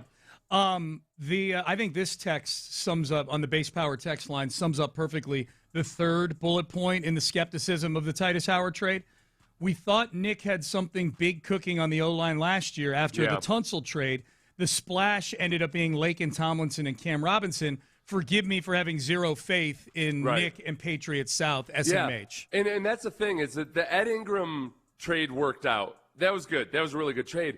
But that's what happens when you if you have 4 moves that are bargain basement moves and one of them works out, you can't say that the strategy was good when all of the other bargain basement moves were a disaster and you ended up with an offensive line that was not – it was an improved offensive line, but it wasn't a good offensive line. No. So you can't just excuse – that's like, bragging about how careful you are with birth control except for all those – times that you don't wear a condom. It's just the 5 babies that you have are evidence that it wasn't a good strategy. It wasn't a good strategy. And it was so bad at left guard that they were rotating like midway through the season. Like during the season, they were rotating at guard. So, that was not a great strategy. Hey, quick reminder, we're going to be giving away rodeo tickets a little later on this hour. So be listening. Chris Stapleton tickets coming up a little bit later on this hour. 4 tickets to go see Chris Stapleton on March the 12th. Text message, base power text line. Let's say Trent Williams needs to be traded. Sign him to a big 2-year deal. I would say that's the move. Like if you're negative on the Titus Howard trade, and we'll hit the David Montgomery trade in the next segment because that deserves some time as well. If you're someone who's negative about the Titus Howard trade, you felt they didn't get enough for Titus Howard, or what are they doing on the offensive line? The move that swings everything that if you didn't like the trade should swing you back over to, okay, now I'm starting to see it, is if they did make a big splashy move like that. If they did make a trade for Trent Williams. And for those who don't know, Trent Williams, his cap hit in San Francisco is scheduled to be near $40 million this year.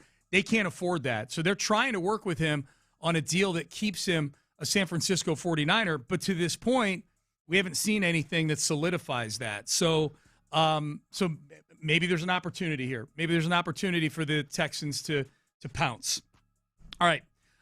Stay tuned. Chris Stapleton tickets later on this hour. Coming up next, we'll go through the same exercise we just did on Titus with the David Montgomery trade. What are the skeptics saying?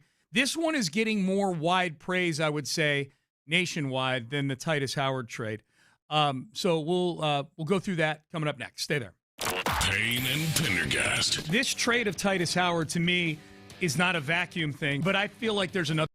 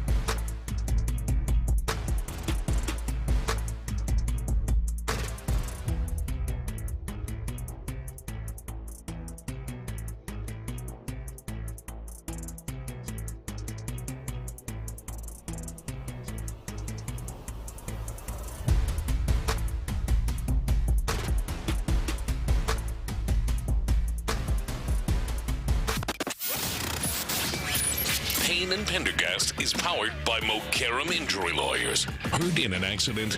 Call Mokaram Injury Lawyers at 281-222-2222. Sports Radio 610 presents live from the West Point Lincoln and West Point Lincoln of Sugar Land Studios. Here's Payne and Pendergast. So the polls are closed. I know today's election day. The big poll that really mattered was Titus Howard approval rating on the deal yesterday, though. A lot of people got out and voted, Seth. 2,887 votes on the poll I put up yesterday about do you approve of the Titus Howard trade for Texan fans. So that's almost 3,000 votes. That's big for a Pender poll. This thing was a banger. It was a banger. You predicted this, though, yesterday at the end of the show when the David Montgomery trade came down. Let me back up. When I put this poll up at like 7:30 and you guessed at the approval rating at like 9 o'clock, the approval rating was 37% like the Titus Howard deal, 63% said they don't approve of the deal. And largely they didn't approve because they only got a fifth-round pick in return. When the David Montgomery trade came down, the perception that, hey, this is a chain of events here that are sort of interconnected, you had predicted that, hey, maybe we'll see the approval rating of the Titus Howard trade actually go up because people will view the two as sort of a connective tissue between the two deals. You were correct about that. It went up from 37% to 41% in the final poll. So, not much of a move. No. But a lot of those people that maybe had already voted might have changed their vote, too. So if they could. Yeah, I don't think you can do that. No, I'm saying they could have. They would have if they could. Yeah. Gotcha. So I think that I haven't put up a poll about the Montgomery deal. That one I think is getting a higher approval rating both in Houston and around the country. Because I think David Montgomery is just, quite frankly, a much more front-facing football player that fantasy owners know about, that scored a bunch of touchdowns the last 3 years. Mm-hmm. Here was Stephen A. Smith yesterday on the David Montgomery deal. I don't mind the deal at all. I think anytime you can buffer your running game, that takes some of the pressure, presumably off of C.J. Stroud, assuming he's going to be there, which he should. But we all know how bad he was in the playoffs. He's got some making up to do, no doubt about that. So I definitely think this improving their running game helps. Giving up another offensive lineman, I'm kind of wondering about that, particularly considering, you want to be able to protect your quarterback. You want to run block as well, but we'll wait and see with Detroit. I get where you're coming from, Dan, because of Gibbs and what he means to their franchise, etc. But he is just electrifying. But as electrifying as he is, he's relatively small. And I think that having that additional cat to run the football on occasion, I think helps him, helps preserve him to some degree. I think now we can assume he'll have an even heavier load. Okay, so that was Stephen A. It's funny, and the offensive lineman he's referring to obviously is Juice Scruggs, who was sort of a throw-in in this deal. You can always tell, and I'm not being critical of Stephen A. Smith from this standpoint, but you can tell the national people that don't realize, like, hey, Juice Scruggs was on his last legs here. Right, he was not going to be on this team. But it's funny, though, even if they didn't realize that, people largely, the going take on the Texans NFL offensive line is, okay, they're garbage on the O-line, and they have been for years. Even though there's way more nuance to it locally, and we talk about that, largely people on that are looking at this trade are saying, wait a second, you got O-line issues, and you're trading away a good offensive lineman, and they should know that, the Texans throwing in Juice Scruggs isn't really anything other than, all right, maybe this guy needs a change of scenery. Maybe he'll do somewhere better there. Right. This is it's Kenyon Green basically. Mm-hmm. It is. Yeah. Juice Scruggs has. I mean, because Kenyon Green had so many injuries, you kind of forget about. Well, Jarrett Patterson's the one that's had. You always wonder what would he be if he hadn't had multiple injuries in his young career. Yeah. But yeah, it's a throwaway for the most part. The skeptics of this David Montgomery deal. So we just heard Stephen A. say he loves the deal. Others around the country said they love the deal. David Montgomery. It's hard not to like David Montgomery. He wasn't a backup because his play deteriorated. He was a backup because they wanted to get Jahmyr Gibbs more involved. The big thing I've seen, Seth, is a 4th-round pick plus other stuff for a 29-year-old, air quotes, backup running back. Yeah. That's the big that's the number one thing I've seen. It's funny because I don't think anybody I think going into this year, largely people looked at, yes, Jahmyr Gibbs is the really exciting home run hitting type of back. But it was the combination of David Montgomery and Jahmyr Gibbs that it was one of the things that made the Lions so scary offensively. And it's not as simple either as saying, oh, wow, yeah, that Jahmyr Gibbs all of a sudden, without the 1,000 yards or so, give or take, that David Montgomery was providing for you every year, it's that Jahmyr Gibbs is going to be as effective on a down-by-down basis. Yep. I looked at those guys as the perfect co-running back situation. And you could look at, compared to the way some NFL teams run the ball or pass the ball to running backs these days, at any given time, you might look at the Lions stats and look at David Montgomery and be like, oh, okay, that's their lead lineman. If you didn't know that Jahmyr Gibbs existed, be like, oh, okay, I guess that's their number one running back. Right. And you could say the same thing about Jahmyr Gibbs. Getting stuck in old, like, starting running back versus backup running back, I mean, that's 2004 stuff.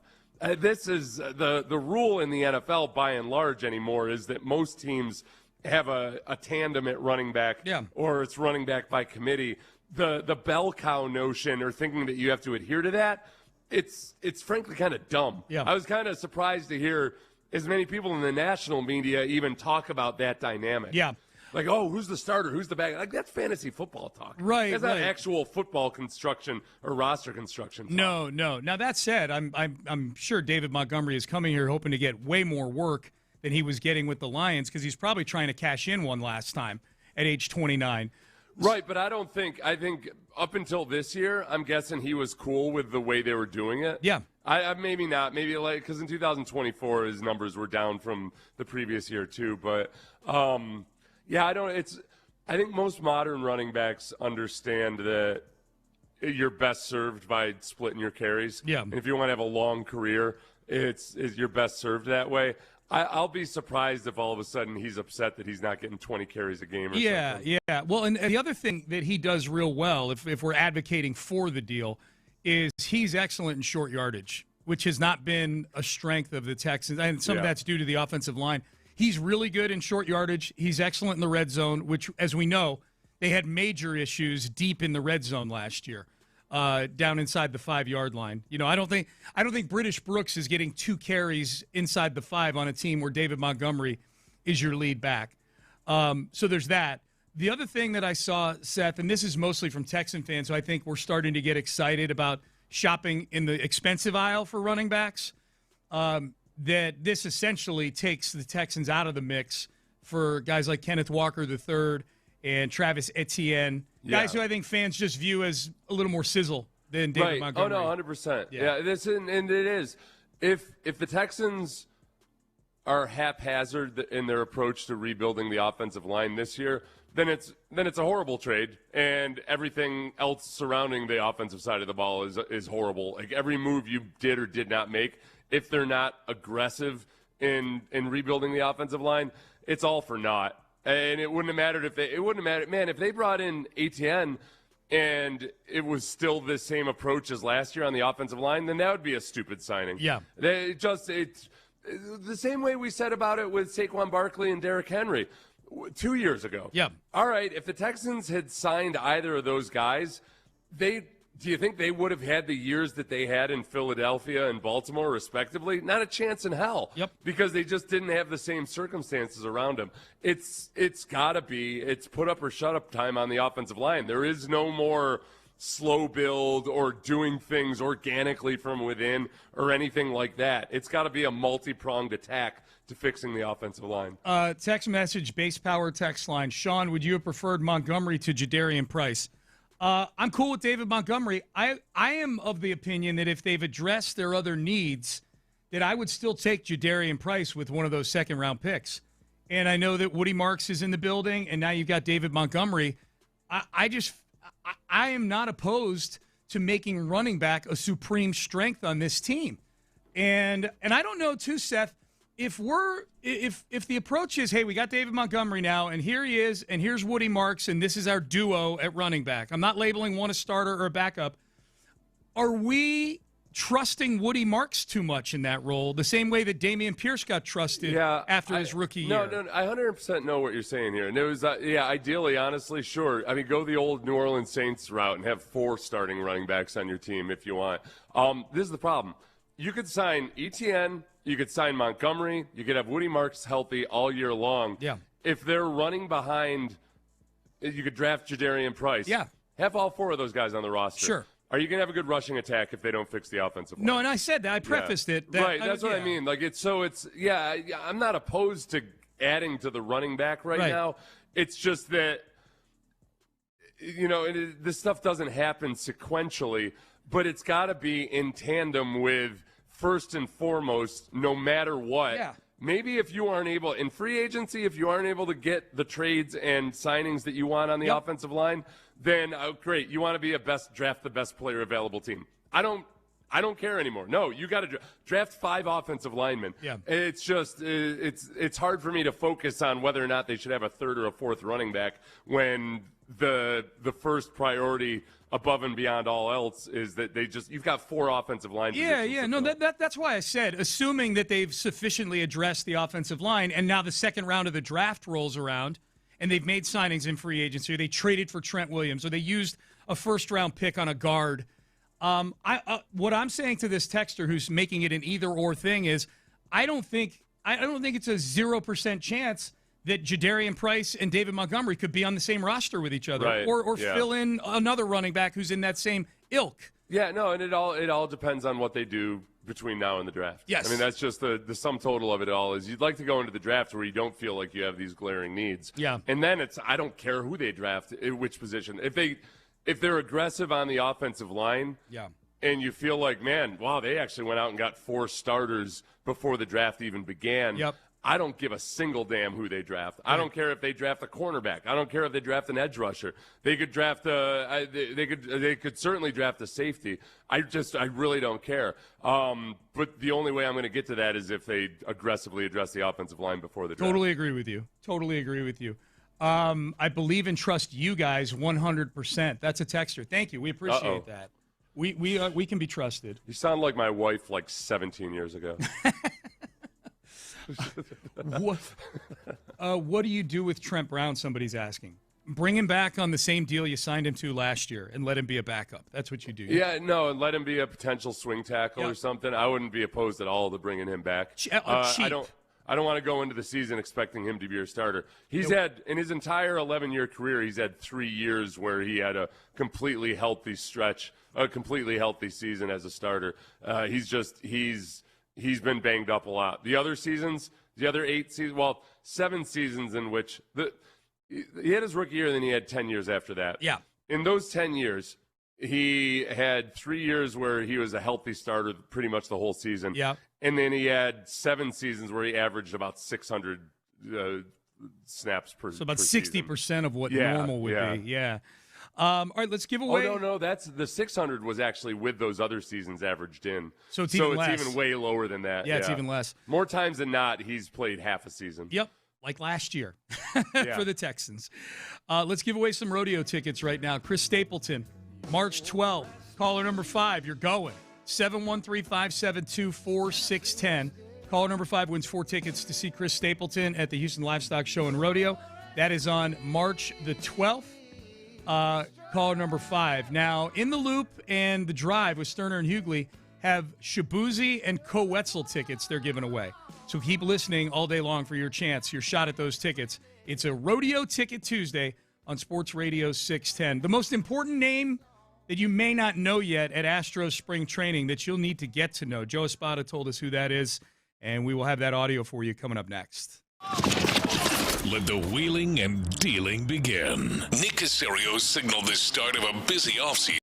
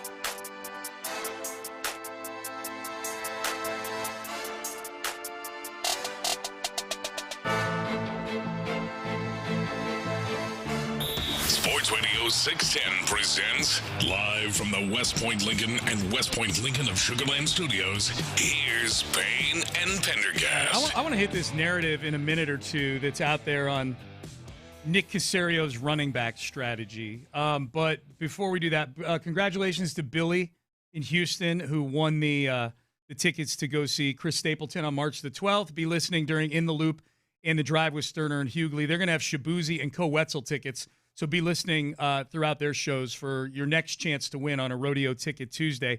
The Astros had Robert Flores and Cliff Floyd in their camp last week for the 30 Clubs, 30 Camp series that they do. They hit all the various spring training. So they talked to several players. They talked to Joe Espada. The name we need to get to know, especially if we're to buy some of the criticism that's come since Alex Cintron and Troy Snitker were let go, the two hitting coaches last year, the name Victor Rodriguez. What is the appeal, Joe Espada, of Victor Rodriguez, the new hitting coach? How has his philosophy so far being received by the players here? Very well. Victor is all about simplicity with Victor. He's not going to try to reinvent the game, reinvent the wheel. It's about having good at-bats, good pitches to hit, attacking the fastball. The stuff that's been taught for 30-something years, right? Yeah. That I know Victor. Mm-hmm. Victor was my hitting coach, actually, in Winnable. Yeah. So I know him very long. I know how patient and how he's able to relate with players. So having him, lead the charge, it's something that's going to play a big dividends for us. And in the first couple of games of this spring, your team has exhibited a little bit more patience at the plate than we've seen certainly last year and maybe even the year before. Yeah, right now we have walked more than 30-something times in the first 4 games. And, the message to our players is, a walk is a result of an aggressive at-bat. It's a quality at-bat. It's waiting for your pitch. You're being patient. And at the end of the day, those walks are going to turn into barrels. Now you start getting some hits, and we're able to, create more opportunities to score runs. All right, they are averaging that clip was obviously from a few days ago. They've played several more games. They're averaging 7 walks a game. Yeah. So far in spring training. Well, it's interesting too because the first part of that where he talked about Victor Rodriguez, wanting to keep things as simple as possible, don't overthink it, things along those lines. That jibes with what we heard from that Blue Jays coach that said that, man, Jesus Sanchez last year might have been overcomplicating things, or they were trying to. He was worried about fixing some things when he was at the plate. That was. Gosh, I wish I could remember. They were worried. They were focusing more on him avoiding his weaknesses. And attacking his strengths. Yeah. So I don't. Maybe that's exactly what Espada and the pitching analytics folks and everybody else felt too. Was that maybe the Astros had veered more into the side of super refining everything as opposed to just, hey, let's do what it takes to get these guys at the plate feeling comfortable and hit the ball. That's a throwaway cut. Like that cut, I don't think we even play that cut if the Jesus Sanchez story hadn't come out last week. Yeah. About the Toronto Blue Jays hitting coach, whose name escapes me, basically saying that the Astros messed up Jesus Sanchez last year after they acquired him at the trade deadline. That was really interesting last week when that came down, and then you've got Espada saying, no, this is how we're attacking it this year. So Victor Rodriguez, get to know him a little bit. I wonder if there's an element almost of like over the course of time, Alex Bregman and him being so scientific about every little thing about his swing that maybe almost infiltrated the hitting coaches and everything, and that there's certain guys that want that kind of feedback and thrive on that kind of feedback. There's other guys where it needs to be the opposite. They just want to swing. Yeah. Remember when Dubon actually came out and was hitting really well, and he said that basically the thing that had worked for him was that Yordan had just told him, try to hit the center field wall. Right. Just, why are you thinking so much? Just try to hit the center field wall. Yes. Payne and Pendergast with you. Okay, all good. I just got a text. We are confirmed officially Nick Casario 7:15 on Thursday. Sorry, that's what I was looking at on my phone. Hey, so I was listening. You heard me listening to it during the break, and I don't know who this guy is. His name's Matt King. He's from Baltimore. He's got an Instagram account with 16,000 followers, and he puts short videos out there giving opinions on things on Instagram, and it popped up on my feed, and he's not the only one I've seen or heard say this, which is that here goes Nick Casario again with an aging running back and signing an aging running back, and he listed the names of the running backs that kind of fit this category that Nick has signed. And he's saying it in a way, Seth, where like, well, this is doomed because all these other ones were doomed and didn't work. The names he put on the screen were Mark Ingram, who was 31 years old when the Texans signed him, Joe Mixon, 28 years old when they traded for him, Nick Chubb, 29 years old. He put Cam Akers up there, who was only 25, but I think his point is Cam Akers coming off Achilles tears. But also wasn't, okay, that's fine, but it wasn't like he was signed to be the lead back. I would say, other than Joe Mixon, none of them were, like I don't count anything that happened in 2021 or 2022 as a mark against Nick Caserio. And those guys, again, they weren't signed to be the lead back. Especially Ingram. I mean, he was part of a committee that had Rex Burkhead, David Johnson, and Philip Lindsay. Like, it was... Yeah. That was a bad team that was just signing guys. It was a tanking football. It was a tanking football team. So I don't count that. Let's put Mixon aside for a second. Nick Chubb was 1 year, $2.5 million. Which was an emergency signing because of the when you realized in July that Joe Mixon's got some kind of an issue. Where exactly was the premium young free agent coming off of his rookie deal available at that point? They didn't sign Nick Chubb in the first week of free agency and hold a big celebration and say, "Behold, our starting running back." Yeah. And then Cam Akers was 25 and was signed for the league minimum. Like it's really disingenuous to put the David Montgomery signing or trade into the same category as those three. Now, Mixon is the one worth discussing. He was 28 when they traded for him. They traded a 7th-round pick. So that what you gave up for him in a trade was virtually nothing. You then gave him an extension at $9 million a year, which I don't know that any people here in Houston or league-wide even blinked at the time. I didn't hear a bunch of people going, "Whoa, what are you doing giving Joe Mixon $8 or $9 million a year for these next few years?" For the first year he was under that deal, he was a Pro Bowler. He was one of the best things going that the Texans had offensively when he was healthy. Missed a few games after getting hip drop tackled. And his peers rated him the 58th best player in football if you buy into the NFL Top 100. Like, he was a good year. Now, the injury changes the calculus on everything here. Yeah. I think that the trouble with this is he's throwing out accurate names and signings, and maybe there's some truth to it, but the problem is, all right, tell me about the awesome free agent running back strategy that teams employ. Right. That largely, like, we know this, quarterbacks are dicey after their first contract, so it really becomes about who have you drafted at running back, and how are you, that's when maybe you strike gold. But the same strategy that brought Joe Mixon to the Texans is the same strategy the Ravens used for Derrick Henry, same strategy that the Eagles used for Saquon Barkley. They signed aging running backs. It's worked out really well for them. Yeah. So it's dicey to sign older running backs or even running backs on their second contract in general. Yeah. That hasn't changed that much. And so the counterpart becomes, well, why haven't you drafted more running backs in the first and second round? Yeah. It's not like that's a wholesale approved of strategy either. No. Running backs have kind of the way you treat running backs and how you draft them and how you sign them in free agency, there really is no template that's the proven way to do it. It's all over the place.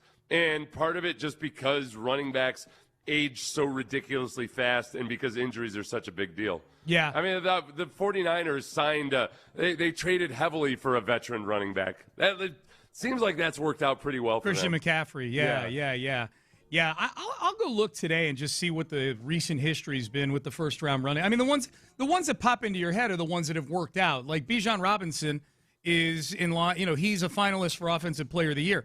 Jahmyr Gibbs is the reason they traded David Montgomery. So there've been some that worked out. My only rule of thumb with drafting running backs is that I think it's silly for a bad football team to use a high pick on a running back. Yeah. Because they're a little more expensive, and you're going to spend probably at a minimum a year of, unless you're the Patriots and you go from 4-13 to 14-3, but that just doesn't happen.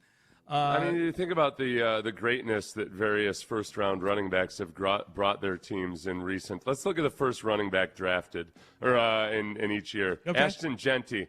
Whew. I think he's a good player, though. Yeah. He would. No, he's a good player. But Yeah. I'm saying, like, it's a great strategy.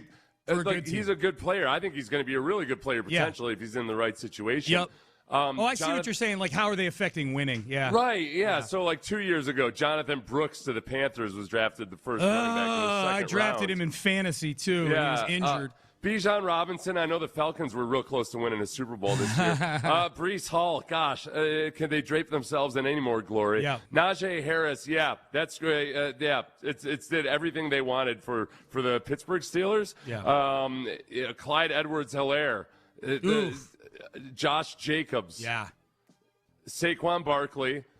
It still didn't actually work out. No. with the Giants. You're kind of making my point for me, right? Which is when bad teams draft running backs, they can be good players, and all you're doing is burning an odometer, losing a bunch of games. But it's also what I want to reinforce too is, like, please tell me what your A+ strategy is for getting younger running backs on your team, young stud running backs. Yeah. The first one, the really best ones are going to horrible football teams. Right. And it's just, I feel like the Dameon Pierce looked like it was almost going to work out for a while. I think Woody Marks has a real good chance of working out as at least a good draft pick. But the 1-2 punch combo, and again, I think I don't understand why people get so wrapped up in the notion of lead running back, wide receiver one, all of this stuff. And I can only guess that it's the influence of fantasy football. Yeah, but it's not the way that NFL teams actually operate. Yeah. And you sound like an idiot when you talk that way. You sound like somebody that's talking about fantasy football instead of actual football. I just think it's disingenuous to argue against the David Montgomery trade and mix in the names Mark Ingram, Nick Chubb, and Cam Akers into that. Like, that's just like he's not living in that same world. Those were low-level, cheapo signings, and the Ingram one was for a bad football team that was probably trying to lose at the time. All right, Payne and Pendergast with you on a Tuesday, right? Yeah, Tuesday. Reggie Atatula, John Lopez in the house. Hello, fellers. Howdy. How you doing? I am great. How are you? I'm doing good. I'm getting mentally prepared. I'm working at the rodeo today. You're working? I'm kind of working. Yeah. I'm the calf scramble. Oh, you guys are familiar with. Yeah, that's awesome. Yeah, the calf scramble. So I'm giving a pep talk to all the high school kids doing the calf scramble. And then I'm going to be on the dirt during the calf scramble, like shooting some stuff for social media and possibly helping some of them drag the calf across the line at the very end. Always help. I had to go buy some cowboy boots for this occasion this weekend. I'm surprised you didn't have any. I didn't. I had some along the way. You strike me so much as a cowboy boot guy. Do I? Yeah. Well, I am now. Yeah. Yeah. I want to get my granddaughter, my 3.5-year-old granddaughter, in mutton busting. Get her busting some muttons? Yes. Yeah. How do you do that?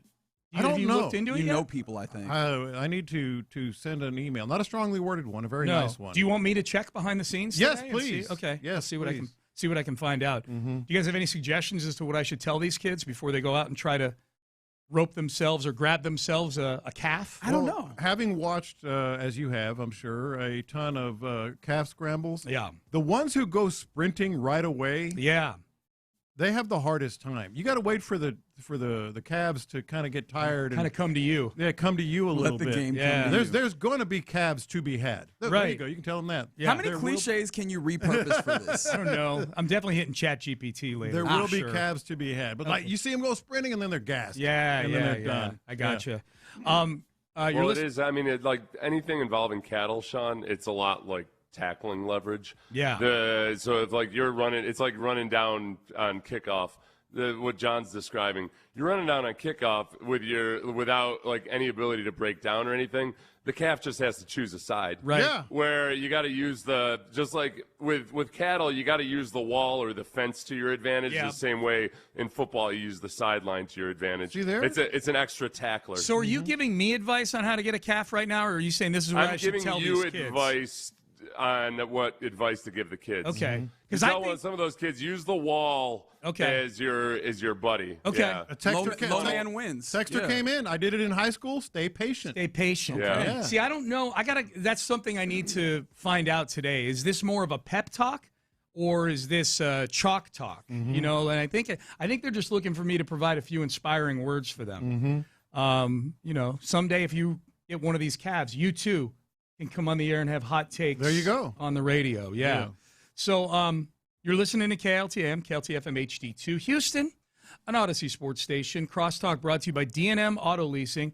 So, question of the day, which got interrupted by a trade yesterday. Which I was fine with. Trade. Yeah. You are familiar with one Reuben Bain. I am. And his tiny little gator arms. Little bitty arms. Yeah. He runs his hands are like this. I feel like we should be careful about the way that we talk about him. Just in case, not even if he's a Texan, just if you see him in these streets, man. Yeah. 'Cause those little baby arms, they might catch you. Hey, baby arms, what's happening? Hey, baby arms. All right, so what's what's a characteristic that is a red flag? Much like his short arms are a red flag for some teams. So you're saying like just out in society, no matter girls, where, in relationships, friends, well, however, it's up to you. Just a characteristic that is a red flag. I've got one. If a girl has a messy car, that's a lot. That's a lot of women. Messy, dirty car. Messy, like bad mess. Not a mom. I'm listening because that's not one I thought of. Not a mom, because moms are allowed to have messy SUVs, especially if you got multiple kids. Like my ex-wife used to drive a Suburban and with three baby seats. What are you going to do? And we would find pieces of pretzel in the tracks of the seats underneath the seat. Like that pretzel would have to grow legs and walk into this. Yes. So I'm talking about single women. If you're a single woman and you drive a your car is a disaster on the inside, because I think that says something about how you might take care of yourself. I think that's a great point. Yes, it's just a red flag. But you know what's funny? I feel like with women, it ends up being the inverse of men. Generally, of course, it's a generalization where dudes can sometimes have messy houses but keep their car clean. Yep. I feel like women do the inverse where the house will be relatively clean and then the car will be messy. Okay. I don't know. So it's not a red flag for you? I don't think so because it feels like it's more prevalent. And I feel like if we're giving everybody a red flag, how red is the flag actually? Yeah. You know what I mean? Yeah.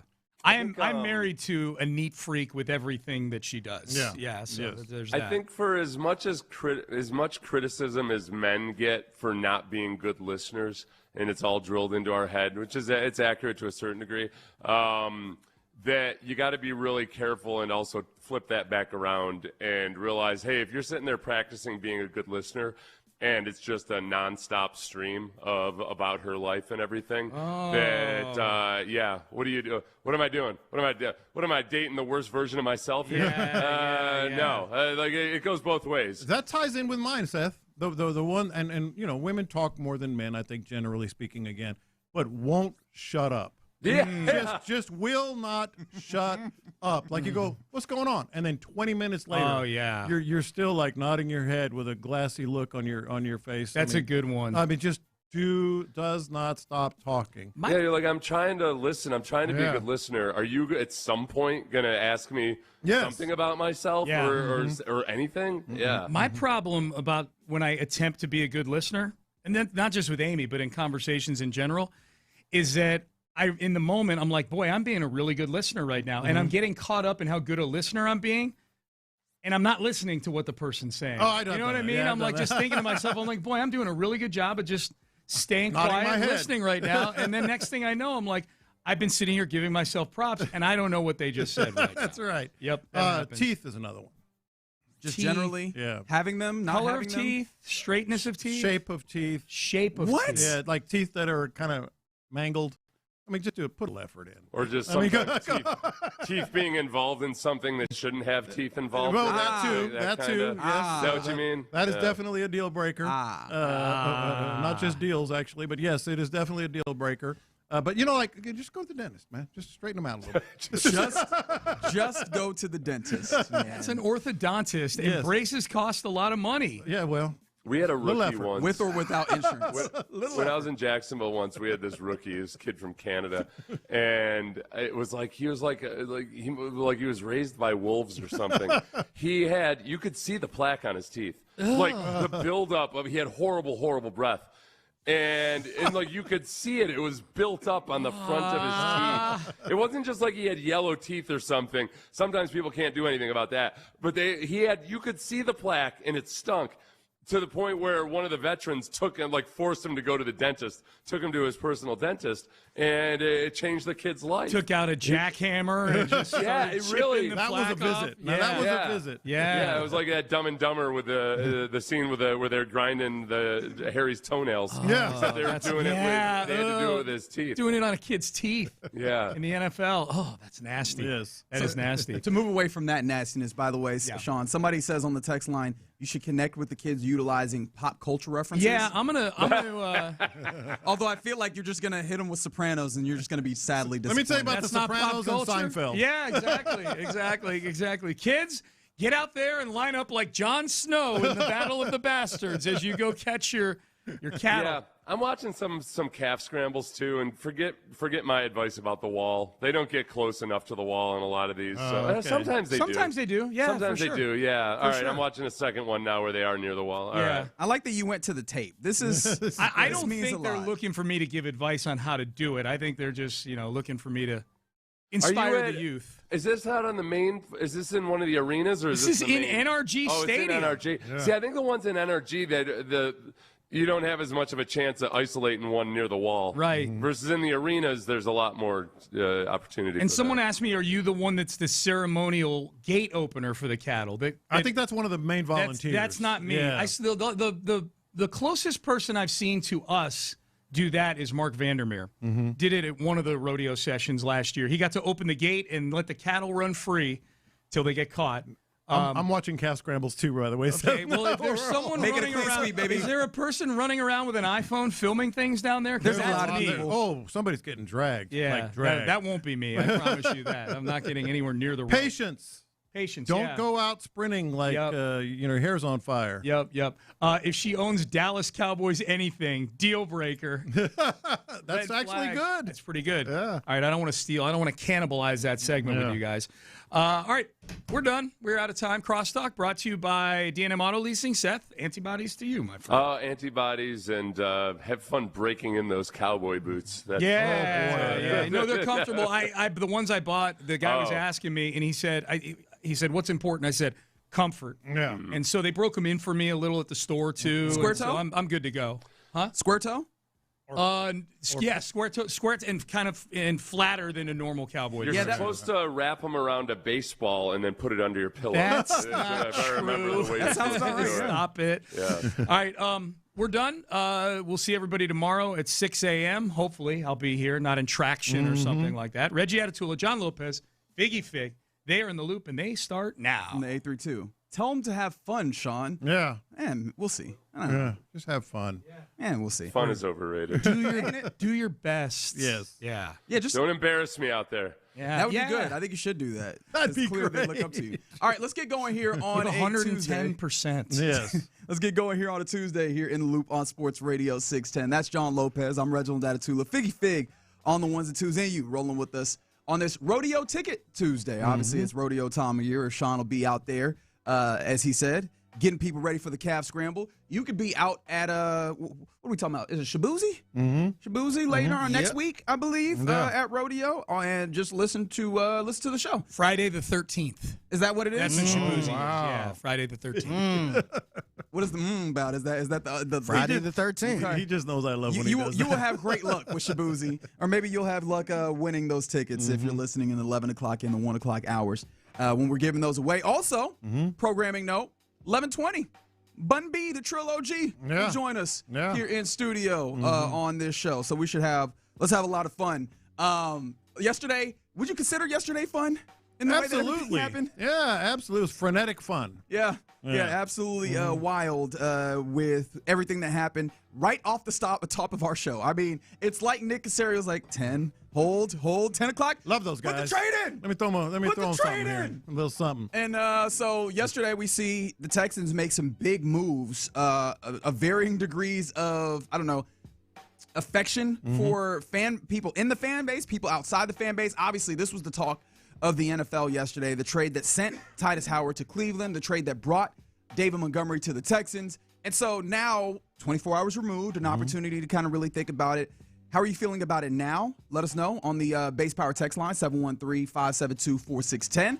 Also, I kind of want to get a feel for the reaction because sometimes a lot of times, I should say, how we feel close to it is not how everybody else feels. And I kind of like looking into the reaction that other people give to certain things. But 24 hours out, has anything for you changed about this? Have you gotten a level of insight, thinking a little bit more on either or both of these deals? I would say more to think about.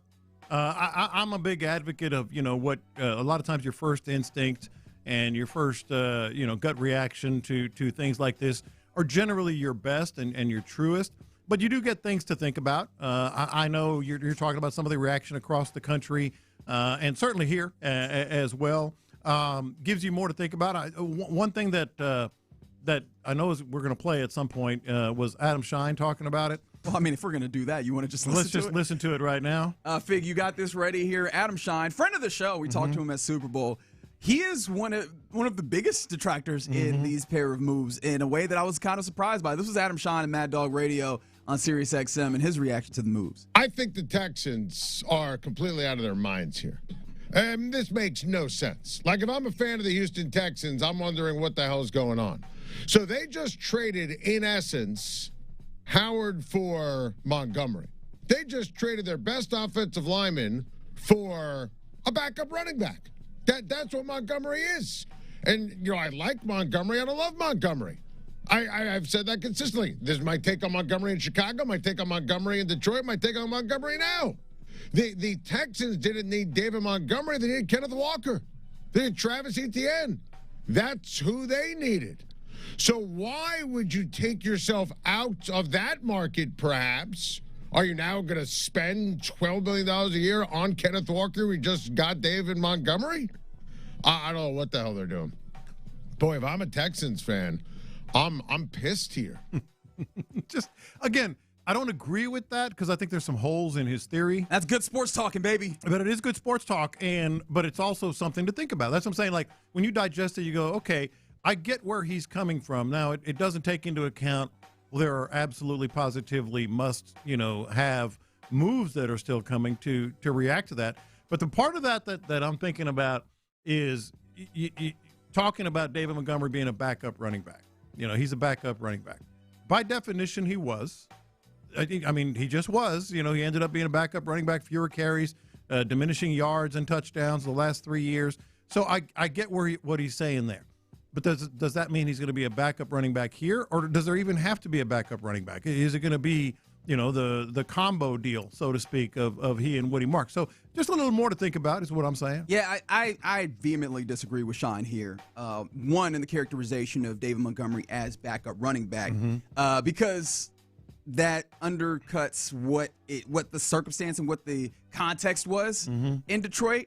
If you look at the way that he ran, we talked about some of the things yesterday where you talk about the average amount of yards per carry, the stacked box looks that he had and the productivity that he had with that. But maybe more importantly, just the context of the number of carries that he had, something like 12 to 15 on average. That's something that you could have as a lead back. But then also you saw how, his counterpart there, Jahmyr Gibbs, that is the reason why David Montgomery's star did not shine as bright last year, on top of what we talked about, the offensive line there in Detroit taking a little bit of a step back and them having some changes in the way that they went about offense.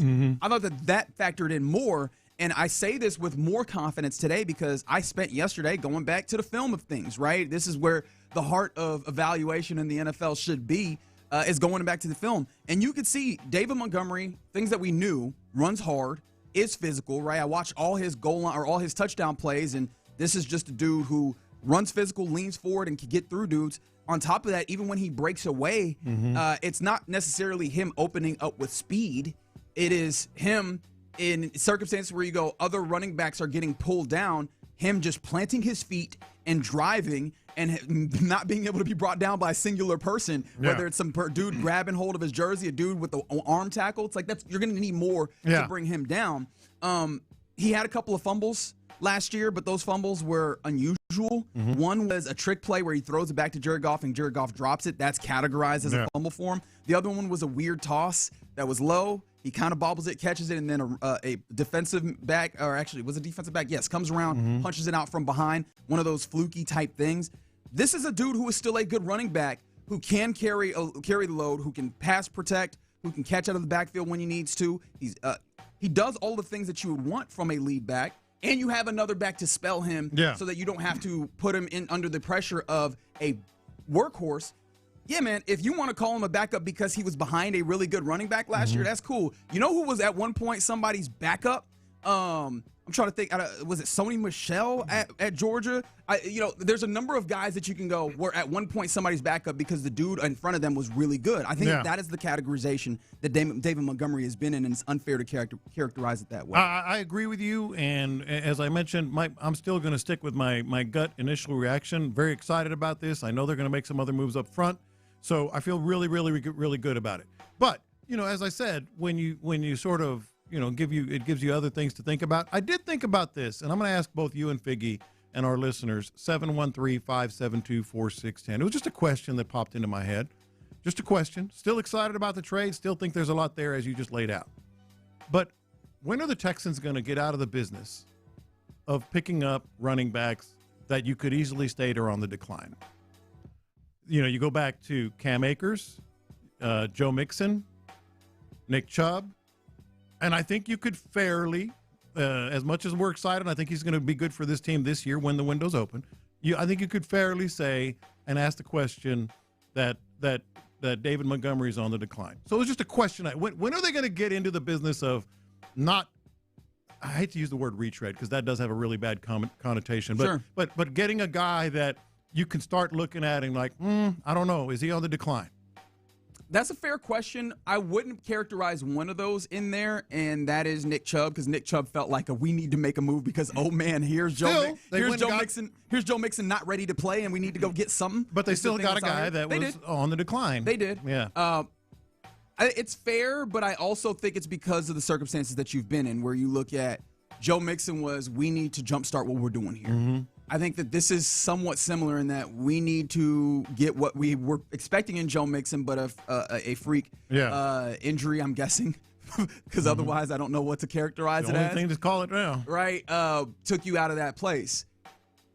I imagine that if you were in a place where trying to get your run game together is not as much of an urgent situation. Also, the circumstance, because everything is circumstantial, of if this was a draft where you could get a starting running back around where they were going, sure.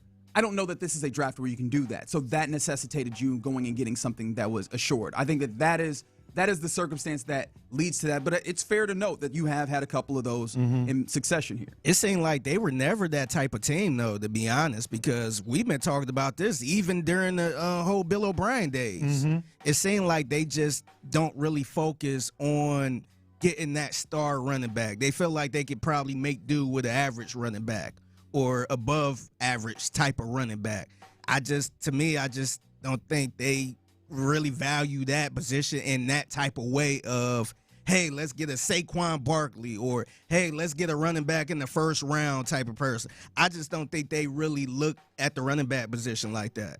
But this is a team that values, on the record, we're going to run the ball. You can still run the ball. We're going to run the ball. Well, they're prioritizing running the ball. You can still do that, but they probably don't want that type of, or feel like they need to get that star running back or pay a high price for that star running back. But that's the question. When are they going to realize, or I shouldn't say realize, but when are they going to focus more on, we love to run the ball, we're prioritizing run the ball, we run a very controlled passing game, let's get a young guy that is not arguably on the decline? I mean, I think that if there is more of a path that's available to you to do that, sure. I think that this is a year in which that was not really a good option for you. And maybe you look at like Kenneth Walker, you go, that is the dude that is a lot closer to what you're describing. There's a lot of dudes that want Kenneth Walker. Were you comfortable going into free agency, not having that answered, and then having to get into the bidding? What happens if you miss out on Kenneth Walker? Are you then in a place where now you're chasing your tail as opposed to going out there having your assured price that you know you're going to pay on a David Montgomery that you can get in, get it done, and know that you have addressed the position? I think that that's the reason why you go this way. And I still feel like there's stuff in the tank. I don't feel like you're afraid of immediate decline in this. And so And what you were saying, Fig, I did want to make mention of. You talk about not valuing that. We do have it on pretty good authority that they were in on Saquon Barkley, and that might influence. But they didn't want to pay that price, though. They chose to opt out of that price. They lost to the bidding war. Well, I mean, because they could have Saquon also wanted to play in Philadelphia. He wanted to play the Giants, but they didn't want to pay that price. Houston was a finalist. It was Houston and Philly. They didn't want to pay that price. They rather they went out and just got Joe Mixon. And somebody said, "Isn't that young running back Woody Marks?" We'll see. And see, that's the other thing too. Like I think they do have value in a younger running back, but we see they draft them in the fourth round, third round. You know, Dameon Pierce. That's how they look at it that way. I hear your point. I just think even if they didn't make this trade with Montgomery, I think they probably if they were trying to go with Kenneth Walker. If they would have got outbidded a little bit, I think they probably would. It would have been similar to the year where they tried to get Saquon Barkley. I think they probably just don't want to pay that type of price for a running back. I mean, they paid a decent price to get David Montgomery here. I'm talking about money wise as far as signing because I think they could have got Saquon Barkley if they really wanted him, but they didn't want to pay that price that Philly was paying. Yeah, but I think that also we can't ignore the opportunity cost here on. Sure. Do you go out there and if you do miss for whatever reason, whether it's you get to a place where this becomes too exorbitant or the player just decides, you know what, I'd rather be somewhere else. Yeah. This is a season that we've talked about as being so important that you can't afford to miss. This allows you to not miss because you get it definitively. And in doing my research, both in obviously watching him, but also talking to people that covered him, he also seems to fit so very well with what this locker room is. Swarmy, but like vet, chill guy. Man of God, which I know that in a lot of contexts doesn't matter. In this locker room, it does. Like, I think that he will also fit very much leader guy, which when you're talking about replacing Joe Mixon, which I think we kind of have to talk about this some way, that was a little bit of the Joe Mixon appeal. We talked about how Joe Mixon was the dude who was kind of speaking up in those players-only meetings. Is David Montgomery bringing some of that as well to what you have on the offense, especially as you move on from another dude who was at least more veteran in that room, if not a leader on that side of the football. So I'm actually liking the David Montgomery move more. The Titus Howard one is the one that I think is getting a lot of hell, and we'll talk about that more as the show rolls on. But you're here in the Loop on Sports Radio 610. Coming up next, we didn't get a chance to talk about this because of all of the trades that were happening. We never dug into the NFL Combine. What caught your attention most? Any crushes brewing? 713-572-4610. Let's talk about it next. All right, let's talk about Driftwood Shores at Wolf Point. If you're looking for bayfront properties, just a short drive from Houston, let's talk about that.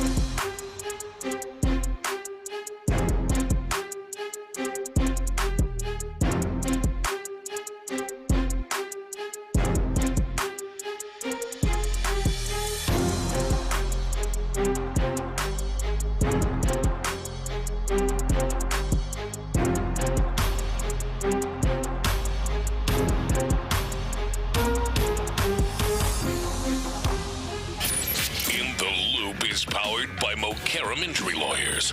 Heard in an accident?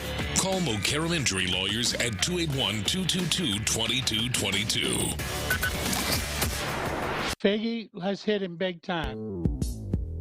Houston, let's get in the loop. You better get ready because we're going to show up and show out. With John Lopez and Reggie Atatula. Always live, always local. Seemed like they got off the, what did he say, off the slide? Oh, God, that listen made to me Lil think Kiki. I was cringing. Hey, no, Lil Kiki is a legend in these.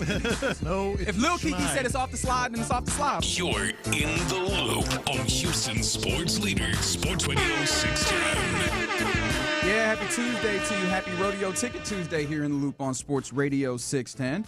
713-572-4610, the base power text line. We're seeing, as we were talking about the running backs, this is part of the reason why I think that the Texans decided to go and make a trade as opposed to delving into that free agency as they had been rumored, and it seemed like they were want to do. The New York Jets, and as we expected, had a little bit of issue coming to terms with Breece Hall on a long-term deal, so they will utilize their franchise tag on this tag deadline day to give to at least hold on to Breece Hall. It's a $14.3 million number this year. Good number. However, it may, if they get something done, obviously it could override that franchise tag, but that's another guy. That's a guy at the top of the market that was not going to make it. We knew that, but now it's official in that way.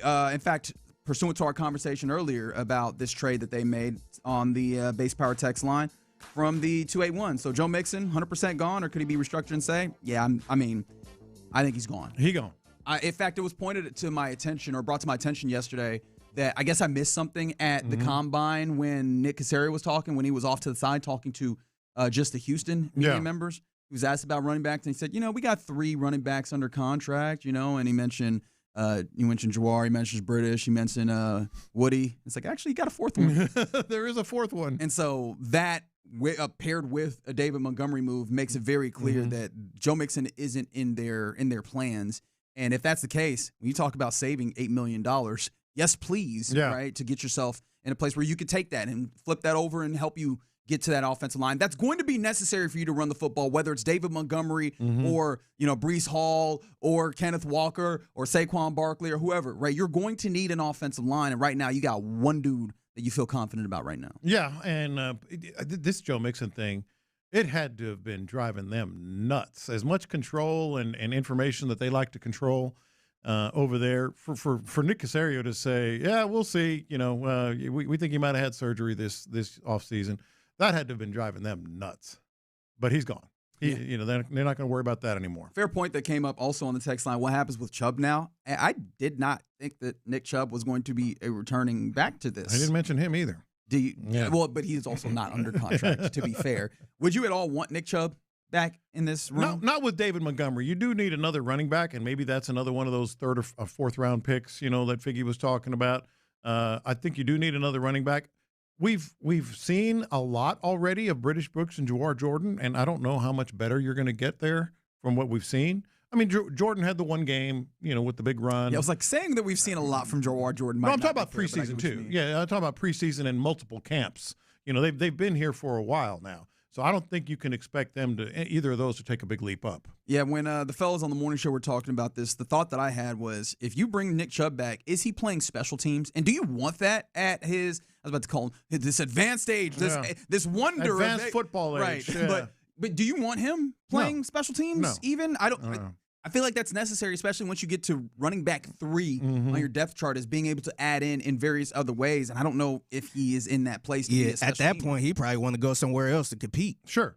And that's why maybe you get that 4th or even 5th round draft pick and plug them in. Yeah, so I think that might be more of a look. You do still need some depth in this running back room, but I don't think that's either of those are the way that's going to come about. But yeah, so that's what's happening there with the running back market. And as I said, Breece Hall, franchise tagged there. We hadn't talked about the NFL Combine at all yesterday because we had big breaking news in the city of Houston. Was there anything that you did take away from the weekend that was? Because, that was when some of the more fun things happened, where you had quarterbacks, running backs, wide receivers, and then more importantly for our purposes, offensive linemen testing this weekend? Yeah, look, I think watching the combine as we did, we always say we're not, but we do. There were some real good storylines. Everything from the superficial, the big red mane of what's his name, Gunner, the lineman from Jennings Dunker. Jennings Dunker. He just combined those names into Gunner. Yeah, it's like I see that mullet. You look like a Gunner. His friends call him Gunner. But everything from that to tight ends seem to make a big leap in terms of what you thought going in and what they proved on the field, or at least tested on the field. For me, I was thinking, all right, who's swarmy? Who fits in this Texans plan down the road? Because we know they're going to draft an offensive lineman in the first round, maybe the second or whatever. I'm really liking that Jacob Rodriguez. Jacob Rodriguez from Texas Tech. Man, he tested his ass off. And he is a day 2 For whatever guy. that means. He did. No, he absolutely did. And he's got the film too. I mean, absolutely. He was a Lombardi winner. Lombardi and Bednarik, I believe. This guy has just got D'Amico Ryans written all over him. You think that that's where you might go early on? Well, day 2, he's a day 2 projection, so that might be a little high in the third round. I'm about to say, you said a little high in the first round? No. The second and third round is day 2. Okay. Yeah, so he's a day 2 projection. I wouldn't mind it. I think you can go offensive lineman in the first 2 rounds, but I wouldn't mind it at some point. Can I ask you this, and maybe we need to spend more time talking about this as we go. When it comes to obviously positions that are secondary in need to offensive linemen, linebacker, defensive tackle, tight end. Yes. How do you prioritize that in your mind at this moment? I would say tight end 1, linebacker 2, defensive tackle 3. Okay, so would that then mean that outside of offensive linemen early on in the draft, you would like to see tight end?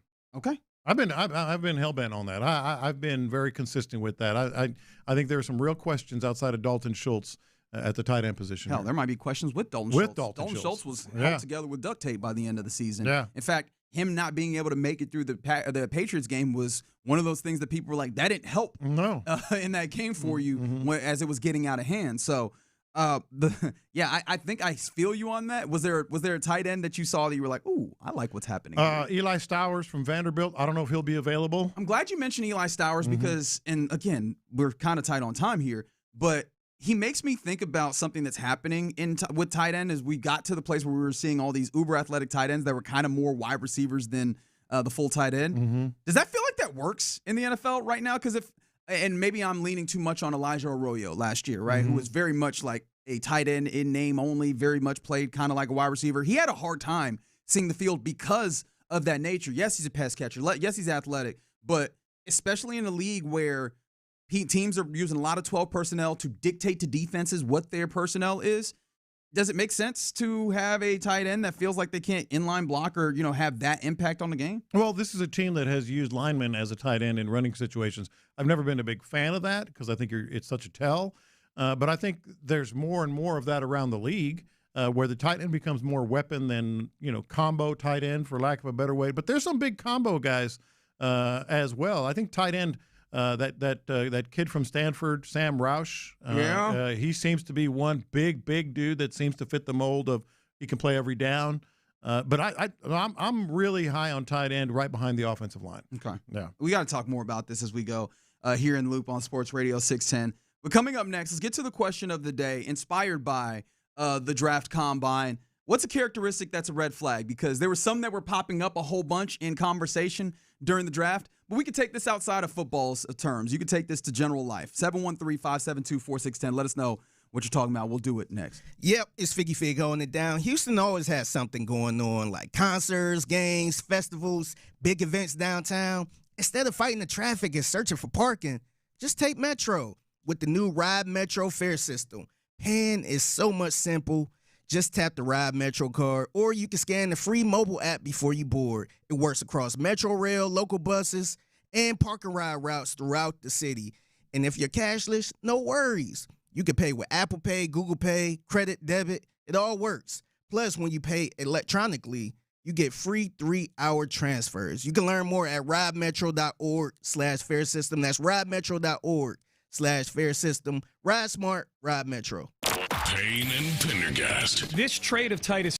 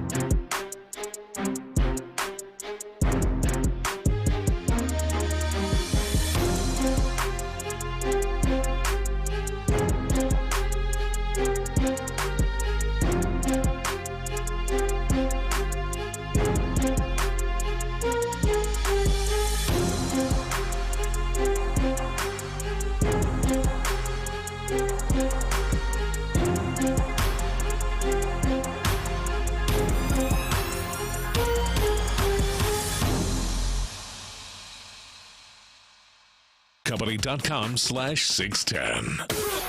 Sports Radio 610 presents live from the West Point Lincoln and West Point Lincoln of Sugar Land Studios. Here's In the Loop with John Lopez and Reggie Atatula. Base power text line from the 713-610 not cooking Nick for the failure that was Joe Mixon and Jimmy Ward during the 2025 season is crazy work. Huh? Really? Because I don't know how you plan. So out of all the other things we've been cooking Nick on, we should be cooking Nick on the Joe Mixon. Well, I don't know how you plan for Joe Mixon to have whatever injury that keeps him out for the entirety of the year. I think that after the season that you had previously had in 24, where he was damn near the best thing about your offense, creating the run game by his damn self. The thing is, it worked out pretty good until it didn't. Yeah. Now, this is where the frustration arises, at least for me, on us not getting any insight into what the injury was, because how early could they have known that they needed to have a different answer for Joe Mixon? Was it earlier than when they decided to go get Nick Chubb? Because Nick Chubb felt like the move where you go, he'll be able to hold this down until we get Joe Mixon back, and then Joe Mixon just never made it back. And there was a I'm down to cook him for that. It's pretty obvious that they were somewhat, even as the team that for which he played, they were somewhat kept in the dark anyway. And we were, when you talk about cooking for that, we talked about it a lot to the point where people were mad at us for talking about it. Yeah. The Jimmy everybody kept telling us Joe Mixon coming back. Remember? Yeah. The Jimmy Mind our Ward thing business. was weird though. The Jimmy Ward thing, it felt like he kind of got injured. Plus, he was supposed to be a depth player last year. Remember, they went and got C.J. Gardner-Johnson. You want to cook him for that? Sure. That one didn't work out. But that was supposed to be a depth player that you had, and he just had an injury as well. I don't know how much cooking that I need to do in that case. Yeah, no, I think, and the Jimmy Ward thing, it was a combination of whatever he did off field and the injury, and they were just going to ride that out. That's their MO. You know, they ride out these players and see, you know, how it plays out over the course of the season. Then they make a decision, and you know what? They've made a decision. He's not going to be back. Yeah, Jimmy Ward, if you didn't hear, Jimmy Ward is not going, he's being released. I think they're clearing up like $750,000. Not a crazy, cash savings, but it's something, especially for a dude who was seemingly not going to play. Apparently, according to Aaron Wilson to KPRC2, he's enrolled in classes. I don't know what that means specifically. Right? I don't know what school or classes he's going to, but he's considering whether or not he's even going to play football. Real estate. Maybe he going to HCC. I don't know. Maybe. Did you see that they've changed that to Houston City College as opposed to Houston Community College? I did not see that. Yeah. I don't know what that means. I don't know what to do with that. So it's still HCC? It is HCC. They're going to H-Town. They're embracing it too. Yeah. All right, question of the day real quick. What's a characteristic that's a red flag to you? 713-572-4610. Because if you were paying attention to the combine and such this weekend, you would have seen a few people get knocked on one of the big red flags that the draft nerds love, which is, oh man, his arms are short. Arms and hands are always well, he's got small hands. Quarterbacks. Well, this is a year where quarterbacks aren't as much of a thing because the one quarterback that people feel good about, people feel really good about to the point where we don't even need to talk about none of the stuff. So hand size has been less of a thing. But arm length has been that one, baby. Shout out to Ruben Bain Jr. Yep. Shout out to Spencer Fano. Right, those guys have been getting knocked on y'all having these short arms. Yeah, and it's a red flag. You know, I don't know why. I think Ruben Bain is going to be just fine, and whatever team gets him is going to be really happy with him. But some people, swear by that. So what are some red flags for you? I mentioned just. And this is more, it doesn't have to be just like, the opposite sex, or it could just be friends. It could be just anything that's a red flag. For me, though, when it's like a woman, they just won't shut up. They just talk and talk and talk. The ones that specifically, you're not saying all women. You're just saying the women in particular. Yeah, and it's not even that. Like, get back in the kitchen. That is what he's doing. Right no, it is not. Like, you want to have a conversation, but it's like, get out of here, sweetheart. Gracious. Oh, just the conversation dominators. Stop. Yeah. Please, somebody stop. Can I give you? And mind you, I'm not denying that I could very much be carrying some of these red flags, but whether it's women, men, whatever, just people in life, the constant complainer. Oh, complainers, yes. Yeah. I think I reserve the right to complain at some times. I think they can be cathartic. The person who is just always complaining. Everything is a complaint. Nothing is not a complaint. Well, that is a red flag. Yeah, that one gets you. You're like, hey, man, how are you living your life? Yes. And it's always somebody else's fault or there's always something else wrong. And worry, and you know me, I always talk about don't borrow worry. Like, what if this happens? And what if that? Ain't nothing happened yet. Ain't nothing happened yet. Like, just don't borrow that worry. Don't do it. That's definitely one. Not a big teeth guy. Bad teeth. Bad teeth. This is that's a red flag. It's such that is hilarious, man. Oh, but it just takes a little effort. Just a That's little a bit. lot. It takes a lot of money for that, man. Well, I mean, if they're mangled and you have to go to the orthodontist or whatever, they're What if they don't got insurance? Now, if you talk, or what if they got bad insurance? Now, if you just talk about brushing teeth, I'm with you on that. Yeah, just bad teeth. Like I thought you were gonna go like bad hygiene. You're like, no, your teeth. Well, that too. Your teeth are throwing up gang Crooked signs. teeth. Yeah. Some people don't have the good luck, man. The good fortune, man. You got to be more. I know. So just a little effort. Braces is the most expensive grill you can possibly get. I believe it. Which is funny because I think we've made the move to where braces, like the metal braces that we're used to, are actually the less common thing. It seems like so many people are doing these trays. I got one more. They're just flowing in now. I bet they are. They really are. Here's the constant complainer. Stringy hair. Like real stringy. Like how's that the red flag? How expensive is shampoo? You think shampoo is going to change that? Yes, the stringy. I wash my hair once a week. Well, make it 4 times a week, please. Unbelievable. The thing I was going to say about hair is not stringy hair, but the person who's holding on too long to the hair. Oh, I think that is a red flag because that means that you be lying to yourself about all sorts of things. all sorts of things. You can just admit this is not the look that you need. We could bring this home, or we could just wear a hat. I don't know. We could check, but we could change this up. Wear a hat. We don't need the sparse hair on top of our. You can change this. You can do something about this. Yeah, the one that come to my mind is, and this is a personal one, when somebody tried to tell me, "Hey, you got to watch this. It's this Tyler Perry movie you got to watch." To me, that's a red flag. To me, that tells me all I need to know about your music and Tyler Perry, or not music, but your TV, your movie taste. Yeah. Because if you telling me, oh, you got to check this Tyler Perry movie out, it's real. Yeah. Nope, I can't trust anything you say that's good. I thought you were going to go down the road of because he's black. I get a lot of that. I get a lot of that. Oh, there's this comedian. Whatever. Oh, where they try and Jacob Rodriguez. I'm just saying that name because we just talked about him. But you got to like, why? Why do I have to listen to Jacob Rodriguez? Does this go? Does this go for like the rideshare driver who sees you hop in and changes the turn the 97.9 the box? Oh yeah, you want to listen to some hip hop? Yeah. Hey, Ashley, turn back to the station you had it. Exactly. So this is one that I've always laughed about because a friend of mine, a coworker that I used to have. Kind of in this same vein, talked about both with players and women, ankles. Oh, my grandma used to say that. Really? Like you could tell a lot about somebody before from you ankles? marry a girl. Look at her ankles. Oh, so this is a thing. Yeah. All right. So what did grandma say about the ankles? What are we looking for? Fat ankles is a no-go. Fat ankles is a no-go. That they're gonna fill out nicely down the road. Okay. Yeah. Yeah, I thought that sometimes you got the big people, but they got the small ankles means they're agile, athletic. Okay, so you took that to petite that place. with thick ankles, big ankles. Keep an eye on that. Some other ones that are coming on the text line, being a Cowboys or Yankees fan is a red flag. Okay. You said Cowboy or Cowboys and Yankees fan. That's probably the multiplier there. And That's Lakers probably the fan. force multiplier there Yep. that makes it even worse. It Yep. actually reminds me of like a study that I saw, and I put it in here somewhere, about how actually there's some level of benefit to having, or no, not necessarily benefit, that Texas couples apparently argue more rooting for the same team than they do when they have different teams. Yeah. And I was just like, I would have never assumed that. I would have never assumed that you having different teams would actually mean that you argue less. I think part of that is, the hot takes. Like one partner thinks, oh, CJ Stroud sucks. And the other one's like, get out of here. Yeah, I could see where that would be the case, Oh, I hadn't even thought of just people having a sports talk radio conversations in their every day dating life. Every day. So you arguing about taking out the trash and whether or not they should have traded Titus Howard. That's crazy. Because your wife be doing that sometimes. She does. She might go crazy. I think you a little more laid back. You're not arguing with her. Yeah. You kind of join the entertainment. I laugh at it. I try to record it. Yeah, but imagine if it was somebody that was very passionate. It was like, wait a minute, CJ don't suck. What are you talking about? Boy, the last month of the season, she destroyed Stroud.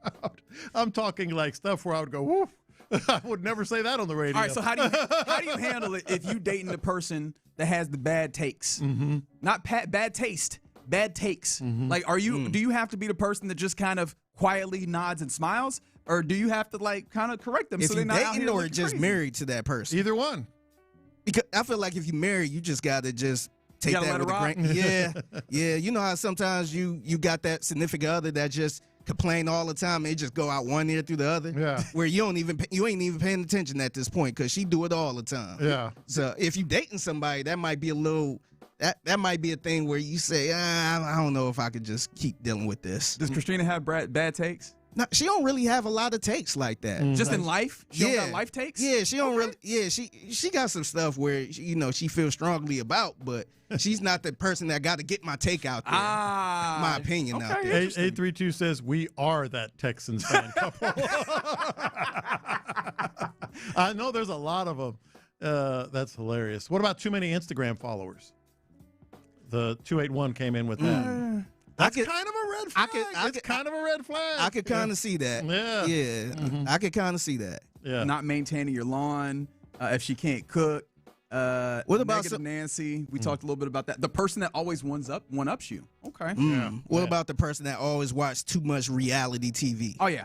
Just straight up reality. That's all I watch. Yeah, I feel I got to question what your diet is on consumption there. But, yeah, keep those coming in. 713-572-4610 is the base power text line. You're in the loop here on Sports Radio 610. Coming up next, let's go around the NFL where today is the franchise tag deadline at 3 p.m. So let's talk about that, the tag that's already come down, a tag that might come, and Lamar Jackson. We haven't talked about this. The Ravens got to figure something out with him before the season starts. We'll talk about that as well next.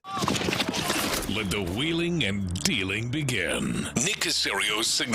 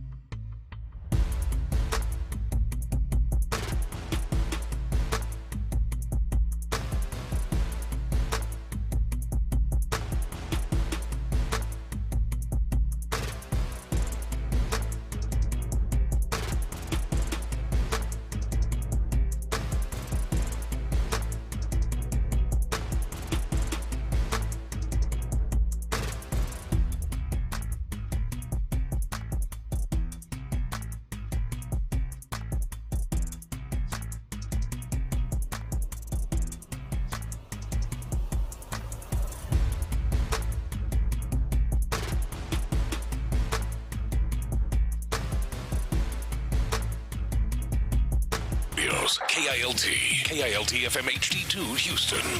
On Odyssey Sports Station, the Texans play here. Let's go around the NFL in the loop style. Why are you smiling? Because I love football. Here's John Lopez and Reggie Adetula. I'm going to tell you all about how much fun you're going to have this season. On Houston Sports Leader, Sports Radio 610. We're about to go around the NFL here in the loop on Sports Radio 610. Also, we've entered the 11 o'clock hour where we will be giving away a 4-pack of tickets to see Shabuzi next week at Rodeo Houston. So keep it locked for that. Also, we'll have Bun B next segment, talking about all things, maybe even bringing up some of the other things we were just talking about. I'm not gonna lie, I am still tickled. Oh yeah, by some of the things that we got coming in on the text line. Somebody said so many useless arguments we were talking about, being fans of the same team as your lady. Mm-hmm. If that was the case, so from the 713. They said, my wife and I argued about whether or not Stroud should have been pulled in the New England game. So, yes, can't confirm the fights are worse. Yeah, no, that was a thing. You've had it. You've been wanting to talk about that. More people fight if they're on the fans of the same team. I didn't even think about that part. I remember I was dating somebody, and she was rooting for the other team in spite of me, of my team. Yeah. And I'm just like, what are you doing? But I feel like you get into, like, fun banter.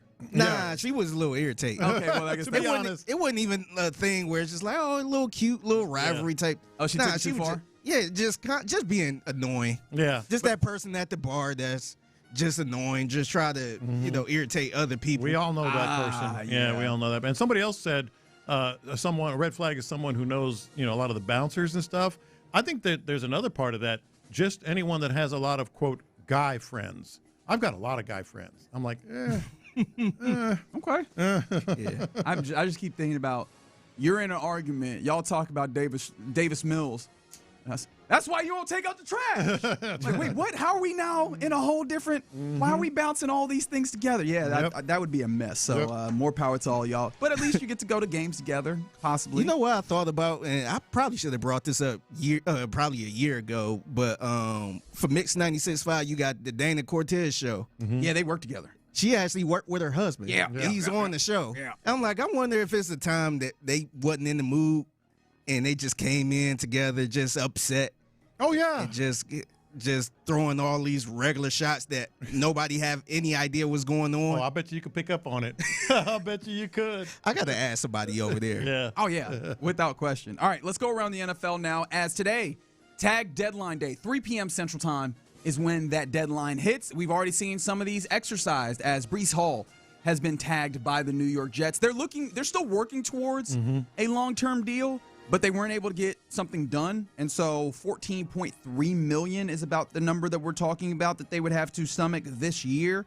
Without being obviously within what they're doing there, do you feel like they actually get a deal done looking forward, or is this just kind of one of those things where you feel like Breece Hall is just stuck for a year because of the franchise tag, and we'll be back on the market next year? I think just history tells us, by and large, and I couldn't put a percentage on it, but I think by and large, once you're tagged, those contracts tend to not be done before the deadline. So I would say he's tagged this year, and then we'll see moving forward. Yeah, he actually put out a tweet about 15 minutes ago saying, always been the type to bet on myself, been working, see y'all soon, love. Hey, $14 million, that ain't bad. In a single year, especially playing running back. No, not bad at all. So that one is done. Another one that could, maybe not a franchise tag, but a transition tag, and really a consideration is for the Colts, who they need to, I imagine that we're going to see a couple of pieces of news from the Indianapolis Colts by the end of day, by 3 p.m. Close business, right? Yeah. Because they have 2 tag candidates. Daniel Jones, who the Colts are considering maybe transition tagging him, which is the one that acts kind of like restricted free agency or what have you, or maybe even the non-exclusive tag, or Alec Pierce, the wide receiver. He's also out there, and they want to retain him, but they have not gotten a deal done with either of these guys, so they need to figure out getting a deal done with one of them and then tagging the other so that they can retain both their services, or they end up in a really uncomfortable circumstance where they could lose one of these guys at free agency. They do. Daniel Jones. Now, I think the latest news this morning is They're still working on it, pretty hard, pretty diligently. But the transition tag, $37 million. $37 million for a quarterback. For a quarterback, and that quarterback, I could see them actually getting one or both of those deals done. To be honest, which one do you think they could get Alec done Pierce here? Probably, right? Maybe so. Colts have discussed tagging Pierce, according to The Athletic, but George Pickens also franchise tag. Pierce is going to be considered. He is already considered one of the better wide receivers in free agency, and I wonder if they want to make him available because, again, a team that is needy will look at what he's been able to do with the athleticism and the speed, and do they lose one of the very valuable assets that they had last year? You don't have to tell Texans fans about that. You had the feeling of Alec Pierce running free with the speed that he has. That could really hurt what they're doing there as well. No, it absolutely could. They also have some free agents on the offensive line, so their entire offense right now is got to be. You talk about the focal point here; it's definitely the focal point there. Chris Ballard, man, that dude still at the helm of that team, and this is going to look real interesting for him, depending on if he can get this done. He has how many hours? 4 hours. Yeah, to try and get this together. We'll be watching that space because, I mean, from a Texans perspective, how would you like this to go? From a Texans perspective, yes. Ooh, I guess tag both Pierce and. Well, you can't tag both. Well, tag Daniel Jones. Sign Pierce, and then both offensive linemen hit free agency. Okay. Yeah. I hadn't even considered that perspective. I was like, I kind of want them to not be able to get something done with Alec Pierce, so they lose that weapon. And then whatever they do with Daniel Jones is fine because offensive line, man. I do have wonders on how good is Daniel Jones going to continue to be. He was definitely better this past season, to give him his credit. But we also saw how that faded once we got halfway through the season and teams had a better accounting of how to adjust to what Shane Steichen was doing with Daniel Jones. It'll be real interesting to see if that was him turning into a pumpkin or just a fading on the season that can happen at times. Either way, we will be watching that for sure because that has to do with a division rival. Another thing that is not a division rival, but a team that's just been a thorn in the side of the Texans, the Baltimore Ravens. They are under a time of transition as new head coach in Jesse Minter comes in for the outgoing John Harbaugh. They've got new offense coordinator, a lot of things happening there. And they've got a quarterback that has been the identity of their team that is a huge, huge boulder in what their salary cap is. You know what his salary cap hit is this year? $74.5 million. Well, it won't be that. They'll do it can't something. be. They'll do something. It can't be. So they haven't got anything done to this point. That's incredible. Right. We're talking about a salary cap that's going to be something What's your cap hit? $74 million? Salary cap is going to be $300 million. Right. That's a third of it almost. Man, we're getting to a very, very big slice of the pie just being in the quarterback space, and it can't be that. Yeah. Apparently, though, there was a little bit of news that the Ravens actually have conversion rights in the contract, so they can add more void years and then convert salary to signing bonus. What that does is the signing bonus is you spread the salary cap hit over the entirety of the contract, including the void years. So basically, they could get this number as low as maybe $38 million just with what they had. So it seems like Eric DeCosta, assuming that they can't do anything special with negotiating with Lamar Jackson, they do have some switches that they could flip just to get the number right. A reminder, though, that there's all sorts of machinations that these teams will employ to make the creative accounting work, to speak to something that you always like talking about. Look, and it's going to be good for Lamar Jackson, too, because he gets the big bonus up front. They defer it. He's going to be there for a while. There are ways, and this is going to be testing it. This is definitely going to test it when you have a $74 million cap hit. Speaking of tags, Adam Schefter is reporting that the Seattle Seahawks are not expected to tag Super Bowl MVP Kenneth Walker III. So now he's going to be an unrestricted free agent. I found it interesting, a note that he also made, that he would just be the fourth player to win Super Bowl MVP and then begin the next season with a different team. I don't think you're going to guess them. Otherwise, I'd play the guessing game. The other three, Larry Brown, Desmond Howard, Dexter Jackson.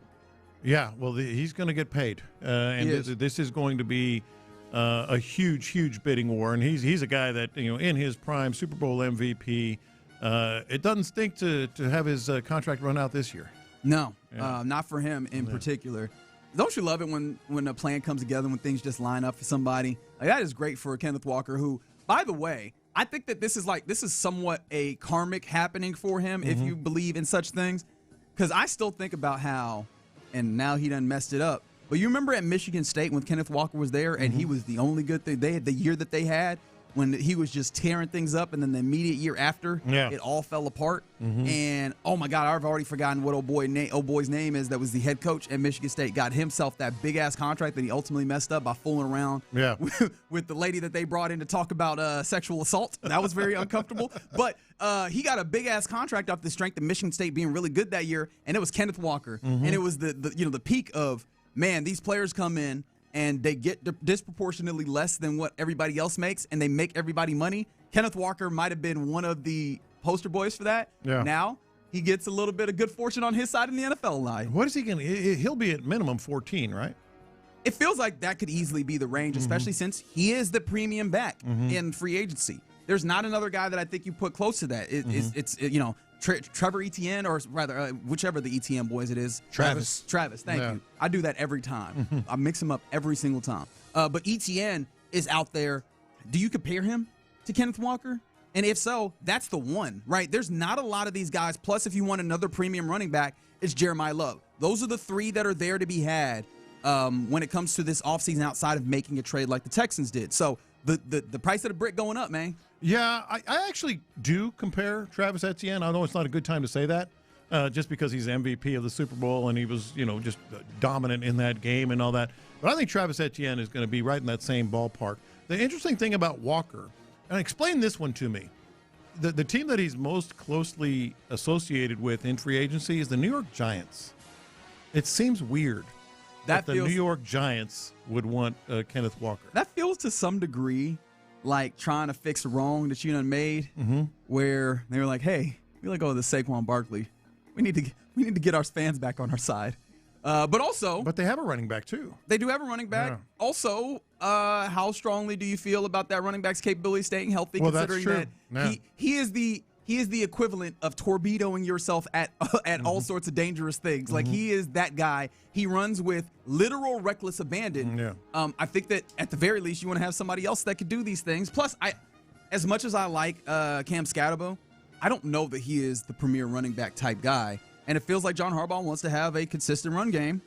Oh, I like Scatterbo. It's just a health thing with me. I think it's a health thing with anybody. He's really good. Yeah, I'm fine with having a 1-2 punch. Like, that does feel like the way that the league is going, don't it? Yeah. I think it should be that way, man. I've been saying that for a long time. I thought the Texans should have that 1-2 punch. And now it feels like the Texans are working towards that. Can I hit you with something that came up in Indianapolis at the Combine, when you get all these people, important folks, talking not just to the media in their podium settings, but also on shows, and that is how Todd Monken sat down with Mike Florio and Chris Sims, and he said something that I thought was interesting. He made a prediction, and I don't know what to do with this, so I'm asking you to help me figure this out, Lopez and listener. Todd Monken had a prediction that there will be more downfield laterals. He said, quote, "I do think that the laterals are going to be a bigger part of our game. I believe that you get these zone looks. Now you've got to throw it to a guy you trust because you don't want that damn thing on the ground. But I do think that's going to become more and more in vogue with teams as you see more and more success with your ability to first get off, get the ball in someone's hands, and as the defense starts to collapse, get yourself an explosive play." I actually kind of agree with that. I could see where that would be. I shouldn't say agree. I could see where that would become a bigger part of the weapon. He talked about zone defenses and such, and being able to create space. By the way, it's also a very exciting play. Anytime you see usually defenses do it, like they'll get a fumble or something, and they're like, let's pitch the ball. And when defenses do it, it's sometimes because get it to the guy that can run. Because right now, it's the big boys rumbling, bumbling, stumbling. Let's get this to one of these guys. But not always. Sometimes it's just like, okay, and let's make a big play here. I could see that. I think it's a real exciting play in football. The lateral. You know what? I can see what he's talking about as well, if for no other reason than coaches have seemed to become less risk-averse. And because the risk there is as soon as you start putting the ball in the air and tossing it, right? You could take what was a good play, trying to make it a great play, and turn it into a turnover out of nowhere when you had made a whole bunch of good decisions. There's less control in those confines, but teams are more risk averse. Or not less risk averse, I should say, and maybe that risk, the idea of possibly finding an explosive, especially in a league where everybody is safeties high and not allowing you to go deep. That's what I'm talking about. That might be something. You saw what the Chiefs did. Was it 2 years ago where they did that lateral? I think Travis Kelce did a lateral to somebody. Yeah. It's just like, man, that's just a fun play. Well, my thing is with the zone defense is so prevalent now, and they're keeping an eye on quarterbacks that can run. What if you just coach, a running back or a receiver? You're trailing. You're trailing. Don't worry about blocking. You're trailing. And then, whoop, there goes a lateral. And you get, 15, 20 more yards or more. Sound like college to me. It's an exciting play. It really is. Yeah.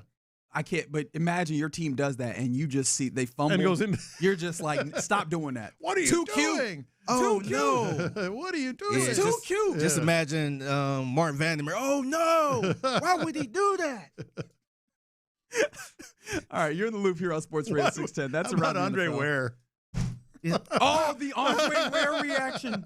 Oh, what a silly play. Just run the ball in. Yeah. Just catch the ball. You got 10 yards already. That's the thing. Down. That's the thing. When it works, it's perfect. Exactly. When it don't work, it's the worst thing you could have possibly done. Again, those are the best. Good for us. All right, it's Rodeo Ticket Tuesday here in the loop on Sports Radio 610. Coming up next, let's welcome in the Trill OG, Bun B. We'll do that next. In the loop. Initial reactions, John Lopez to David Montgomery now.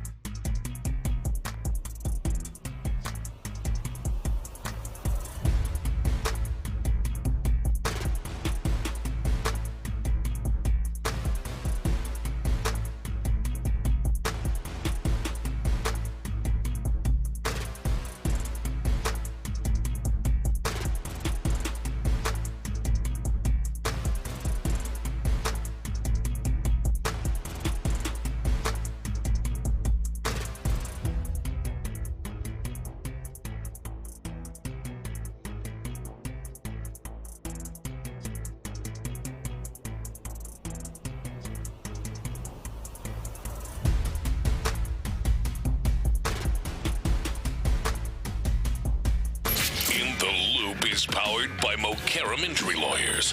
Heard in an accident? Call Mokaram Injury Lawyers at 281-222-2222. Yeah, you're in the loop here on Sports Radio 610. We got a real treat here. It's the Trill OG, Port Arthur's own, Houston's underground king. I was like, I feel like you've had all of the introductions that can be had, so I'll cut it short. It's the man. I thought you were talking about the food. It's the man, Bun B. Me too. How we doing, man, Bun B here with us, man. We are doing great. Even better that you are here, especially because this room, we work with a whole bunch of dudes. It's not always the most fragrant. It smells of fantastic food right now because you brought us on. I made sure to come with gifts. Yeah. We appreciate that. That's why I'm always welcome in a lot of places. Bring food. I try to bring gifts. I feel like there's that, right? You're a very successful restaurateur here in Houston, on top of you being a musical legend and just an ambassador for the city. I want to see if we can find a way to get to all of that in our time here. I think we should let's start with the business, and then we can have some fun. How does that sound? Word. Because is this year 2 or year 3 with Trill Town at Rodeo? This is year 2 with Trill Town, but this is our 5th year presenting food at the rodeo. So we did 2 years at Restaurant Row. With Trill Burgers, and then on the 3rd year, they asked us if we would want to move to a new area that had opened. I believe it was the old Miller Lite section of the rodeo, and they moved on either to another section, or I don't know if they're involved anymore. But they offered us the space, 9,000 square feet. We jumped at the opportunity. Because not only did it give us a chance to sell more food, but also build out more of an experience for people. So we get the burgers, we get the tenders. We're doing the lemonades this year. We're adding for the first time soft serve ice cream at the rodeo. Especially on them hot days, get you some ice cream with it. I love it. The Trill lemonades are back again with a brand new flavor, desert pear lemonade.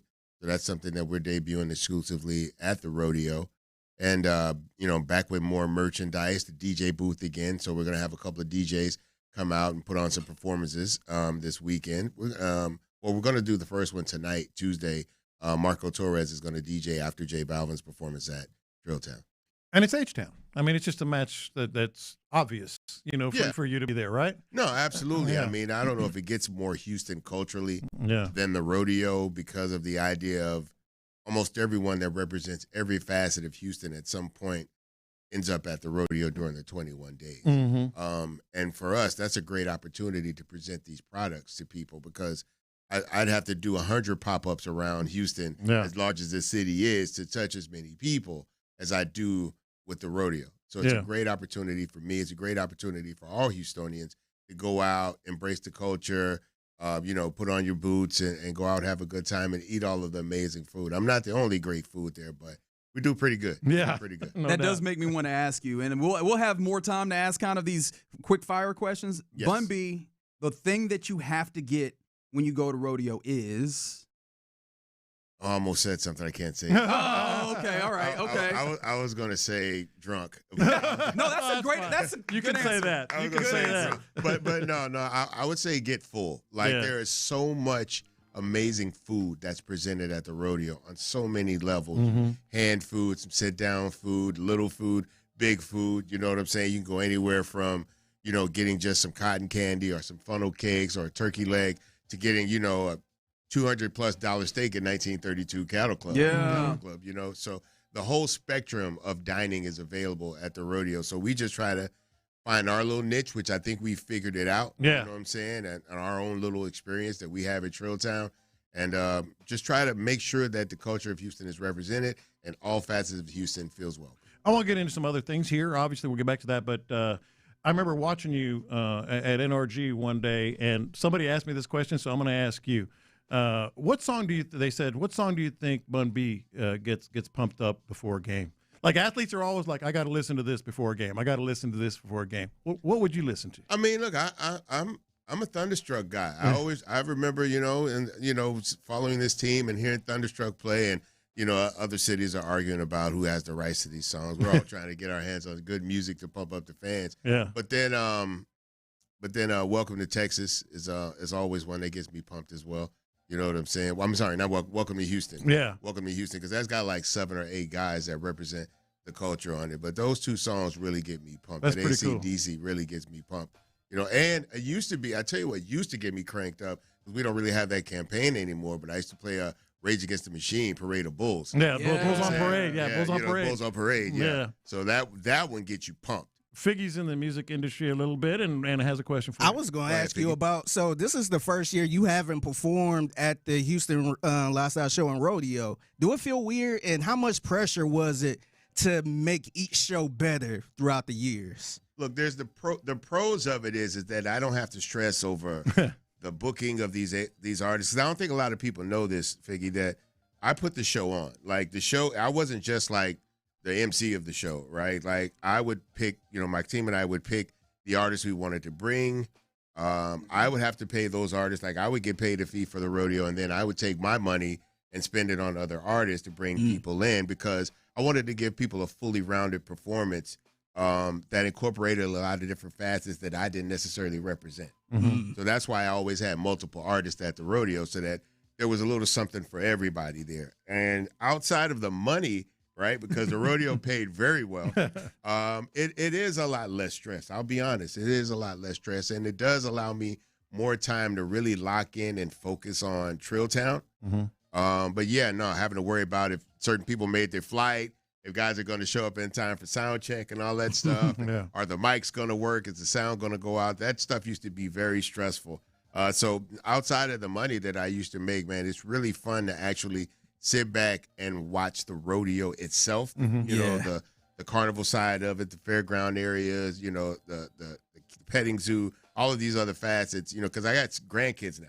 So I get to actually enjoy everything. But it's funny because my grandson called on Sunday and told my wife, he was like, his boots are too small. And I was like, I need some new boots so I can get ready to go see Papa at the rodeo. Yeah. And we realized that my grandkids really don't know the rodeo without me. Yeah. So they were like, yeah, we got to get ready to see Papa perform. We're like, no, he's not performing this year. So what are they, like 3 or 4? How old are they? So they're range from, my oldest is 17, so she gets it. Yeah. But the grandson I'm talking about, he's about to be 10 years old this year. Mhm. And they just started going to the rodeo. We just started going back when I went as a child. Yeah. But in my adult life, when we didn't really go there, it wasn't a lot of things marketed to us in that way. A lot of the music was like 106 and Park or like Anita Baker kind of. So I'm in the middle, so it wasn't really targeted to me. But now the rodeo gives something available. It's available for everybody. Sure. You know what I'm saying? And now we get to enjoy that this year. I get to go out and watch some other shows. I would never have been able to go to see like J Balvin tonight, you know what I'm saying, if I had my show on Friday. I'd be doing rehearsal. Right. Yeah. Right. So I had put together a game for you, Trill or Not Trill. Okay. Obviously, but I'll get into one of them, and if you have a little bit more time to hang out with this, I might get into some more of them. Let's do it. I'm here, man. You We're mentioned having a you good being a grandfather, and so I'm not speaking about anybody in particular. However, is Trill or Not Trill dipping out on a once-a-year event for fishing with your granddaughter? Trill or Not Trill? That's true. That's true. Thank you. That's Thank true because you really have to understand that they're both once a year thing.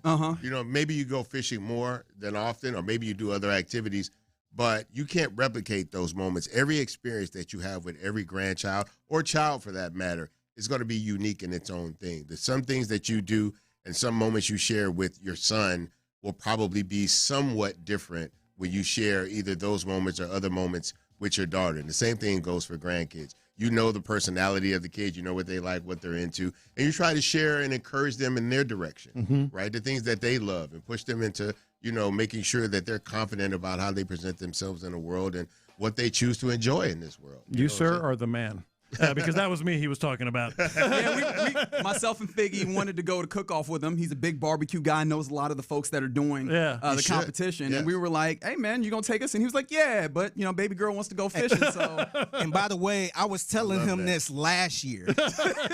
I kept telling him last year, like, we going with you. Hey, she's and he told us 3.5 years Wednesday. old and said, Papa, take me fishing.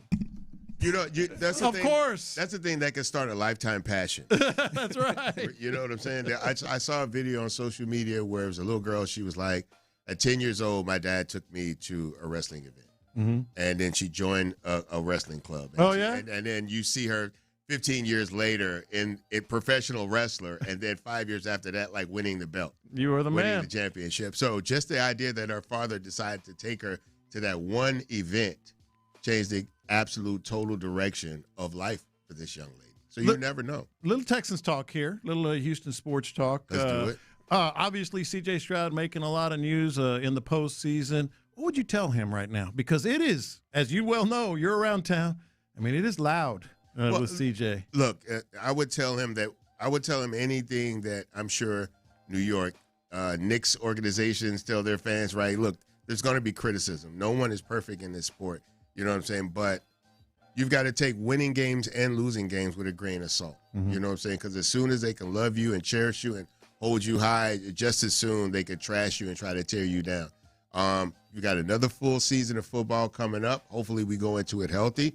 Hopefully we get the people that we need back, like the Joe Mixons. You know what I'm saying? We get the Tank Dells back. But most important, we've got to give this guy a strong, consistent offensive line. Mm-hmm. You know what I'm saying? Yes, he made some mistakes, but also there were other players that made mistakes. This was a very new offensive line for this team. They're trying to get it to work out. Some things did, some things didn't.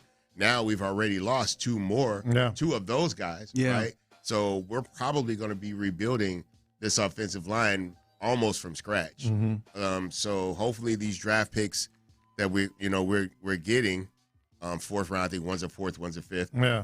Hopefully we can utilize that to bring in some talent, but we've just got to protect the quarterback. You know, I know he's gotten a lot of criticism. I know he didn't perform as well as we would have liked him to perform. But he's going to be back here, you know, whether you like it or not. And it's easy to dislike a quarterback after they lose. But when the season starts back up again, we'll be excited about football. We'll look at some changes that we've made. Obviously, bringing in David Montgomery, I think, is a great decision. You know, he's a head-down guy, you know, just kind of runs that thing straight down the middle. And he's going to be great for the goal line, which was a problem for us in the red zone, turning the red zone possessions into touchdowns. So I think David Montgomery is going to be a great addition. Hopefully we get Joe back fully healthy, you know what I'm saying, by committee. Find a way to keep Woody Marks just in case one of those guys go down. But either way, we're going to need a younger back in the backfield at some point. But I'm excited about the potential of this team. I think Nick and those guys are going to turn it around, give Coach what he needs, you know what I'm saying, to put out on the field and present the best version of this team that we know we can see. Try to retain as much of that all-star, superstar defense that we had last year. We want to try to retain as many of those guys as possible. And then make sure we're scheming right. Like, just because we can get those players back, we still got to scheme right. And we still got to be prepared on the field. And keep in mind, a lot of those big guns are coming back. You know what I'm saying? Next year, you will not have that path that doesn't go through a Josh Allen, that doesn't go through a Patrick Mahomes. You know what I'm saying? Daniel Jones wasn't there this year. Lamar Jackson wasn't there this year. You know what I'm saying? The Jaguars are playing pretty good football over there. And I think Liam Cohen is going to figure some things out. They're going to present an even better product on the field. Running, I don't know, because if they let Etienne go, it's going to be tough to replace him. But I think our conference is going to come back stronger. So we've got to be prepared to not just be as good as we were at our best moments last year, but be prepared to be better because we're going to have tougher competition. For sure. I know you got a lot of work with Trilltown going on at the Houston Livestock Show and Rodeo. You got a little bit more time to hang out with us? I got a second. All right, no problem. I'm not needed on the grills right now. Okay, so all right, good. I can hang out a little All right, so you're in the loop here on Sports Radio 610. When we come back, let's get into what's popping. I want to play a little Trill or Not Trill with the Trill OG Bun B. We'll do it next. Payne and Pendergast. This trade of Titus Howard, to me,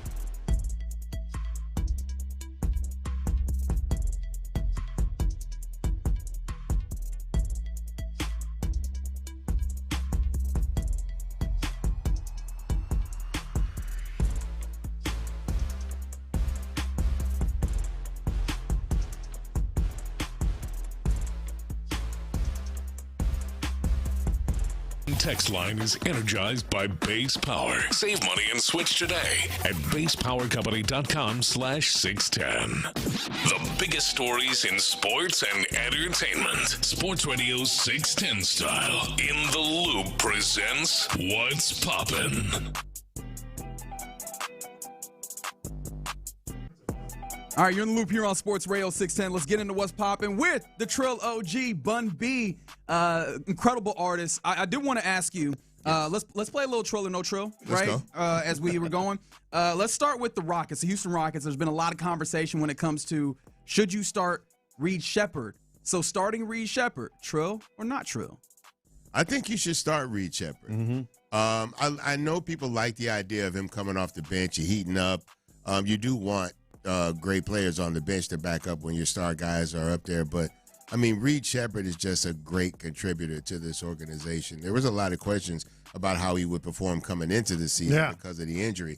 But he's been showing up and showing out, like, all season. Is he a point guard? No. He absolutely is not a point guard. But teams have had players that, have had to play multiple positions. You know what I'm saying? So if a one guard has to step into the two or play the three, then why not have a 3 or a 2 step into the 1? It's really about who's got good hand control. I would love to see.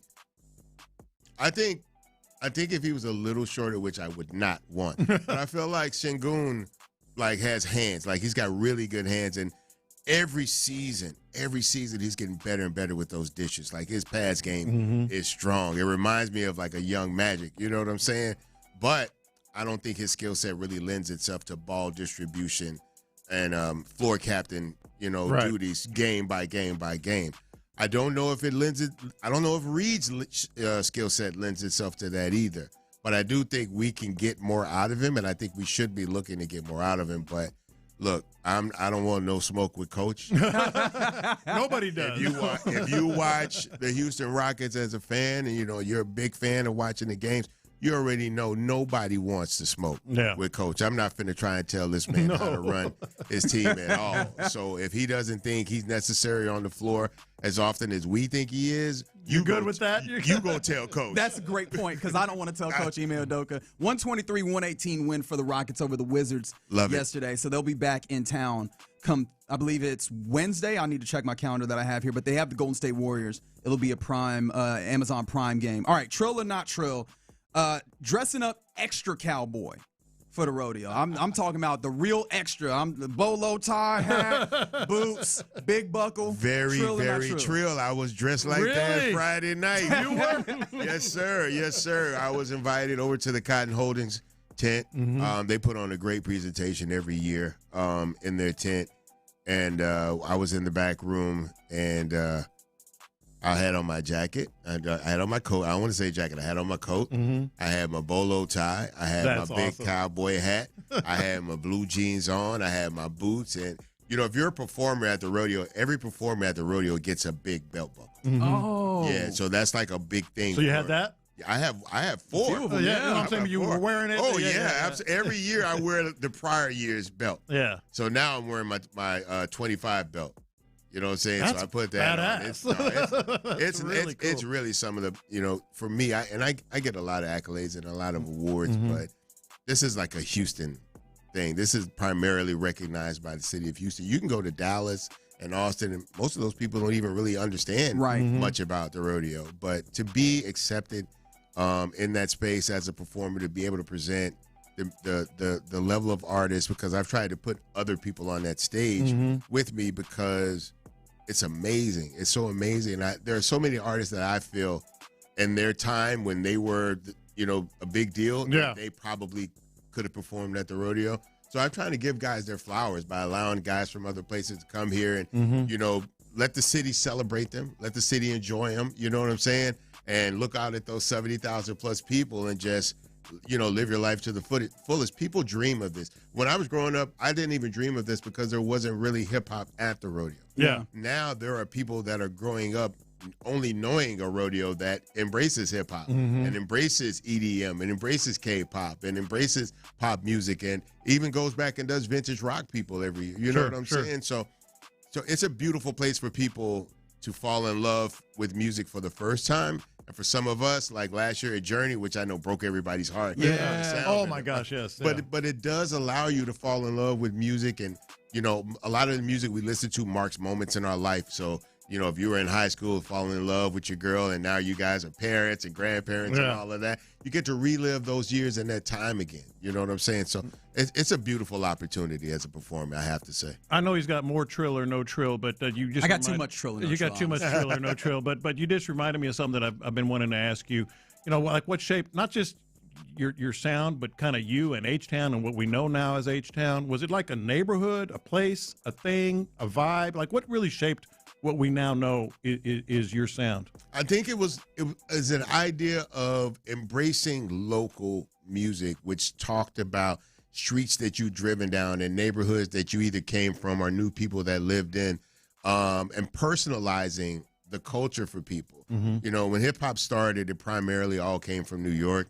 Then it went over to the West Coast, and then eventually it saturated down to the South. But a lot of the terminology and a lot of the visuals you saw lent itself to other places. And it wasn't until really, to be honest, with Jay Prince and Rap-A-Lot Records, where we got to see a very hyper-localized version of hip-hop culture that talked about driving around in the cars that you would see on the streets that you would drive down, going to different clubs that maybe you either drove by or even went to, things that you could see, terminology that you'd heard people use in the grocery store or in the barbershop or at a football game, all of that stuff. It started to really hyper-localize the culture for people and allow people a very easy entry point into hip-hop. And those artists, myself included, we tried to make sure that this city and this region understood that we felt we were representing them in the best way. And when the people felt that we represented that, they got behind us. They bought music. They went to concerts. They bought merchandise. They brag about us all over the city and all over the world. And that still continues to this day. Like you still see a lot of the Houston artists held in high regard. Slim Thug, Paul Wall, Lil Kiki, Little Flip. All of these people are still seen in high regard. They still tour very regularly. They have their alternate businesses that do very well. So, and that's because the city sews back into us. I could never have Trill Burgers operating at the level that it operates in if it wasn't for the people who initially supported me musically, that wanted to see me win in that space, and now want to see me win in this food space as a restaurateur. I'm super blessed and super honored because there's no better city for an artist like me or artists in general than the city of Houston. Well, I mean, we love supporting you, and it's not just because of who you are as a person and who you are as an artist. The food's damn good, too. Can we talk about that for a minute? Absolutely. So you brought us the barbecue burger. You brought us the Trill Tenders. Can you tell us what's happening here and how can you get it? Okay, so at Trill Town every year, we present food, we present drinks, and most importantly, we present music and culture. This year is no exception. Every year we try to craft barbecue dishes because there's no food really more synonymous with the rodeo than barbecue. Right. So we try to make sure we have a barbecue-based dish or two available at Trill Town. This year is no exception, as I brought you guys. So we have 2 barbecue dishes. We partnered with J-Bar M Barbecue, which is a Michelin-recommended place in Houston. They make great products. So they gave us their chopped brisket, which is some of the best brisket in Texas, not just in town. So we created a barbecue burger. It's topped with crispy onions. You get 2 all-beef patties with cheese. You get a cabbage coleslaw. You get some red onions, some pickles, and if you want, you can add jalapenos. The same thing goes with our J-Bar M barbecue fries. Comes with brisket. It's topped with cheese, but it's also topped with a little pico de gallo. You can get some pickles. You get some red onions, and that one comes with jalapenos. But we can add jalapenos to any dish that you get this week. So we still have our standard Trill burgers that people have fallen in love with. We're also presenting our Trill Tenders again, both in regular flavors and in our special spicy flavor with 2 dipping sauces to choose from. We also have loaded fries, so you can get these tenders chopped up over the bed of fries with a special sauce or with the queso or with some barbecue. We've got at least 8 different dishes that are available for you to eat at Trill Town all 21 days of the rodeo. And for the first time this year, we're adding soft serve ice cream. That's awesome. And So J-Bar M, I know them well, too. They're do right there in great Edo. food. He does a great job. Figgy's got one more for you before we let you go. This is about Trill Town. Have you thought about making a permanent Trill Town? Because I went last year, and it gave me a real good energy as far as, like, food park vibe a little bit. And have you thought about making it a permanent location, just a whole Trill Town thing? we've talked about different levels of branding things, different ways. Trilltown is very unique because it's limited only. And that's what gives us like a really strong draw in Trilltown. Every year we want to make sure we're presenting something different that you've got to come to the rodeo to Trilltown to try. If we did that on a daily basis, it would take a little bit of the umph out of it, I think. You know what I'm saying? So now that being said, we are sometimes forced to open, like the response we got from Trill Burgers at the rodeo kind of put us in a position to realize, look, we think we could do a brick and mortar with this. But then once we did the brick and mortar, then we had to incorporate the tenders because it still gives you something limited and special. But I think the tenders are probably going to end up being a brick and mortar next year. So next year, we're probably going to have to figure out a new product to debut at the rodeo. So I would love to hear some input from the people out there if you love Trilltown and you've tried some of the things that we've done, and you go to the rodeo this year, try what we've done this year, and let us know what you think, and let us know what direction you think we should go in next year. It was super dope, man. That's why I was like, man, I hate that I had to go to it once a year, but I know what you mean because it's a musical experience. You know what I'm saying? You sit out at the benches, you hear the music, you eat the food. You know, it's a vibe for sure. People watch. Let's not forget that. Absolutely. Because I'm right by the west entrance on Kirby and McNeese, so you're literally seeing hundreds, if not thousands, of people make their way into the rodeo every single day.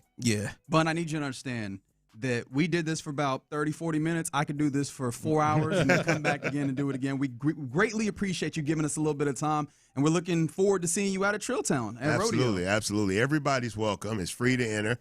And, it's not free to eat, but, look, good thing. But the food, look, we always tell people, the food costs, but the culture's free. There we go. Come in and get some. Excellent, man. That is really the OG, appreciate it. The Trill OG, Bun B, joining us here. I was gonna ask you your favorite musician out of Houston right now, or one of your favorites, because I know that there's a lot of people, and we don't want to make anybody feel bad. But who's one of your favorites? I would say for the mainstream right now, I think Toby and WEEKDAY is doing a great job of representing Houston culture. But there's a new guy, Quiet Money died. There's a couple of new guys. Quiet Money died. Big Tony. Some of the good up-and-coming guys, Buddy Rowe, and I would say look up Marcus Clay. Okay. Marcus Clay might be one of the best lyricists, up-and-coming lyricists in town right now. Don't say that Bun didn't put you on. That's right. Right here That's right. in the loop. Bun, we appreciate your time so much. We know you got to get back to work. We can't take you away for too long, but we appreciate you giving us a little bit of time. I'm always available when you guys need me. So all right, we're going to link up for sure. Appreciate it, man. All right, you're in the loop here on Sports Radio 610. Coming up next, 8 of the top 50 free agents are offensive linemen. Who could the Texans actually snag? 713-572-4610. We discuss it next. Let the wheeling.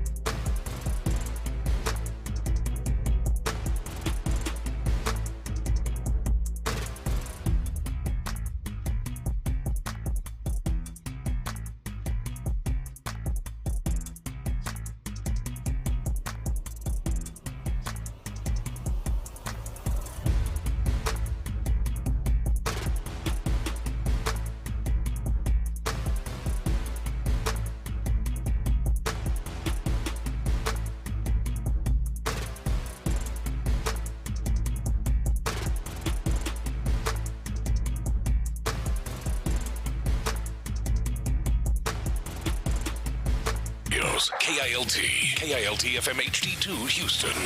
On Odyssey Sports Station, the Texans play here. Sports Radio 610 presents In the Loop with John Lopez and Reggie Adatula. Yeah, you're in the loop here on Sports Radio 610. Happy Tuesday to you. Oh, just realized I messed up, Fig. I got caught up in the aura of Bun B. Man. I'm supposed to be giving away rodeo tickets to Rodeo Ticket Tuesday. Let's give them away now. All right, well, you know what? Now. We can do that right now. 4 tickets to see Shabuzi next week at Rodeo Houston, and then get you some Trill Burgers on the other side of that. Caller number 6 right now, 713-572-4610, will win that 4-pack of tickets. Yeah, you think you know when I'm going to give them away? I'm crazy, man. Might give them away at any time. Caller number 6, 713. You're wild is what you are. 572-4610. Don't tell me what I am. You don't know what I am. You're wild. What I am is a dude who's giving away a 4-pack of tickets to see Shabuzi right now. That's what's happening. All right.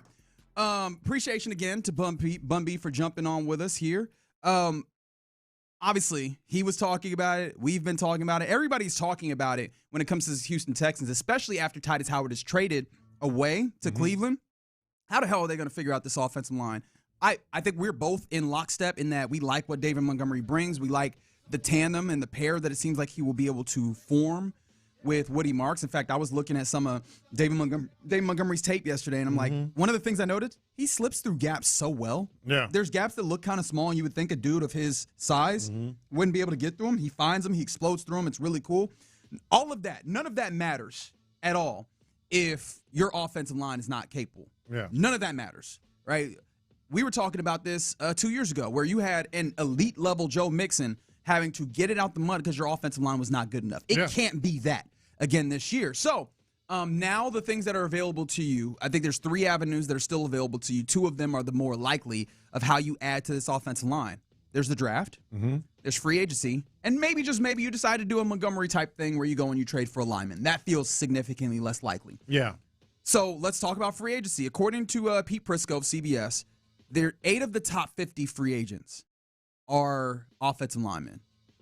Could the Texans snag maybe a couple of them in your mind? Yeah, what's better than 1 plate of Bun B's barbecue French fries? 2 plates. Agreed. So, is that you saying that you about to get some more before I even get my chance to get to them? Yes, I am. So you better be quick with that first step.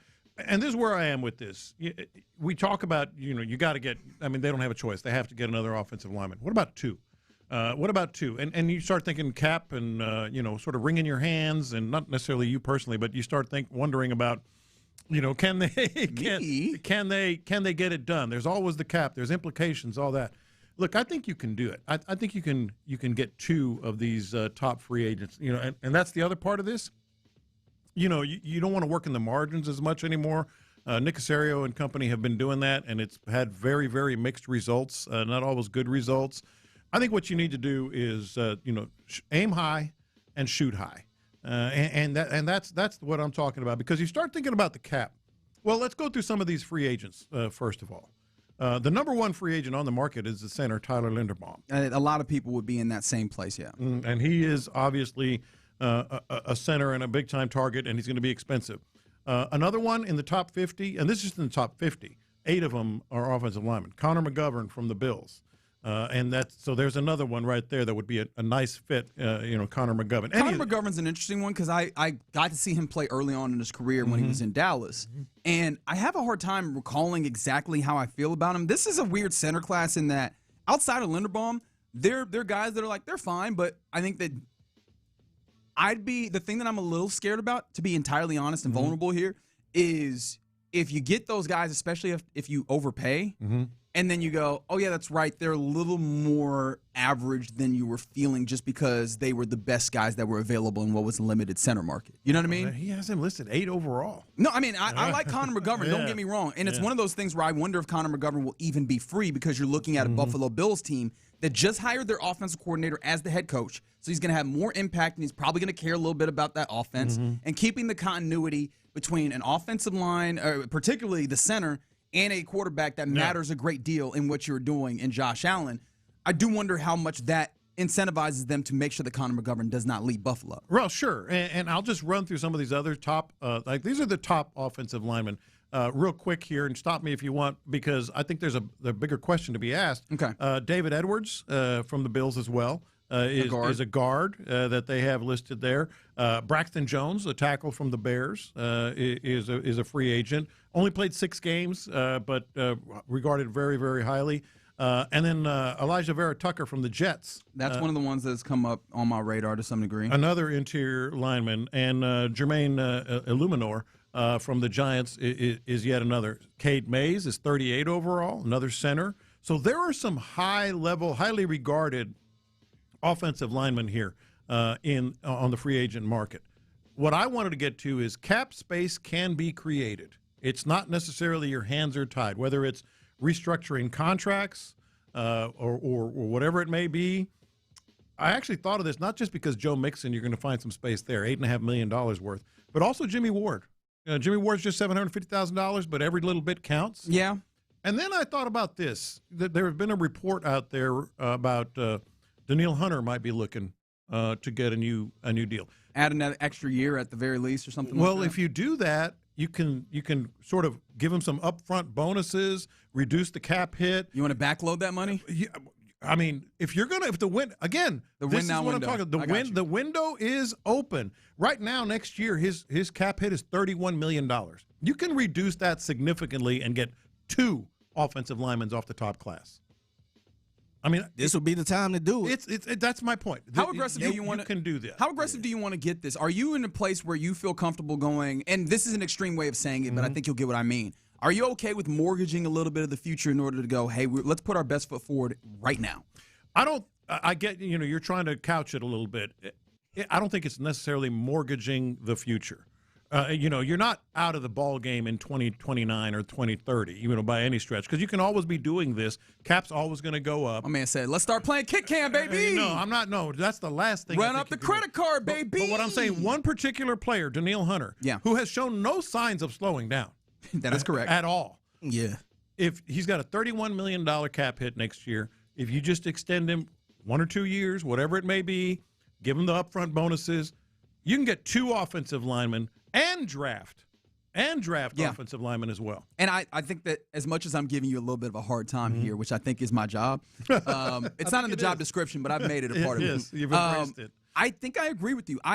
In this year where there's a lot of offensive linemen, but the larger conversation about the style of offensive linemen these are guys that will be starters for you in 2 years that maybe might have a little bit of an issue dropping in immediately and being that guy, especially when you're picking 28, barring some real big moving that gets you up further in the draft.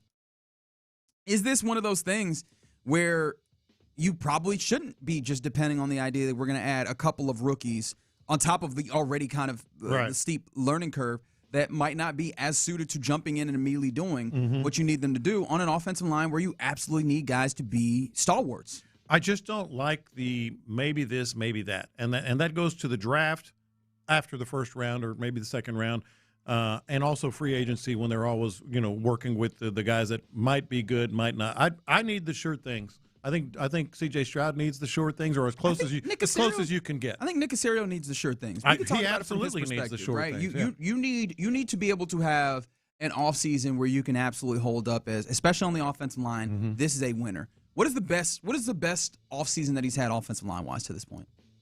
Ooh.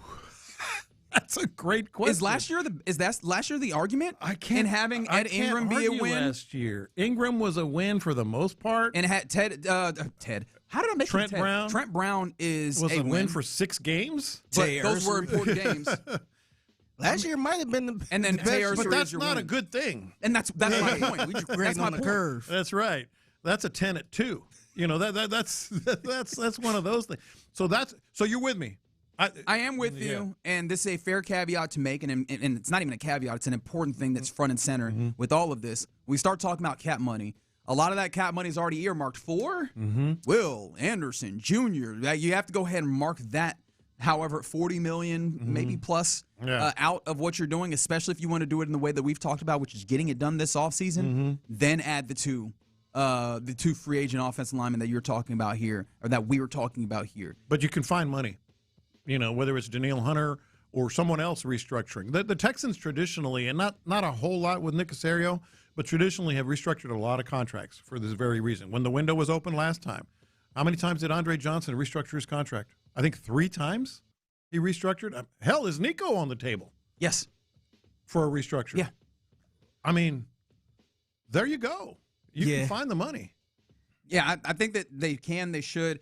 If for no other reason, also, I would be hesitant to go into the draft the way that they could if they didn't, which is, that's a little convoluted, but ultimately what I'm trying to say is Nick Caserio likes going into the draft with answers at every spot. Maybe not the perfect answer, but let's fill something in, and then we could come back and make it better in the draft. But in theory, you don't want to go into the draft having no answers at these spots. Yeah. I would feel a lot better if you have more solid answers than, well, maybe Jared Patterson has to start here. Maybe I would hate if those are the answers that we're talking about before you go to the draft, because then you were at the whim of a whole bunch of teams that know you need linemen. And what happens if there's a run in the first round of tackles that you were looking at or that you're interested in? What happens if guards end up going in places that you do not like? And what happens if a team decides to not work with you when you want to start doing the maneuvering that you want to? Yeah. It feels like this offseason, Nick Caserio has already taken the approach, and it happens in other circumstances, of going and paying for the certainty of answering a question as opposed to playing in the uncertain range. I think that mindset needs to be utilized when we're talking about the offensive line. Last year was one of a little bit uncertainty where, what is Cam Robinson going to bring you? We thought we knew what that was. Maybe Tay Ursery and his development took that off the table for you. But the uncertainty of, can you fix Laken Tomlinson? The answer there was no. Yeah. Can you fix Ed Ingram? The answer there was yes. Right? Can you fix so on and so forth? Cam Robinson. Right? I think that I would rather have the certainty of this dude can play to what degree? Because there's still question marks on free agents. It's one of the things that I don't want to hide from in this conversation. Free agent spending doesn't always equal production in the same, but it does commensurate higher value. Percentage when you're at the top of the list. Exactly, and it also raises the floor on what happens with these things, the actual performance on the field. And if what we're talking about at the end of this year is, damn, you kind of overpaid for that lineman. They were better than what you probably would have gotten, but you overpaid for them. I think I'd be okay with that rather than you had another year where your offensive line wasn't good enough. Yeah, I think the Texans are too good to be a team that just lean heavy on the draft pick, especially later in the rounds like that.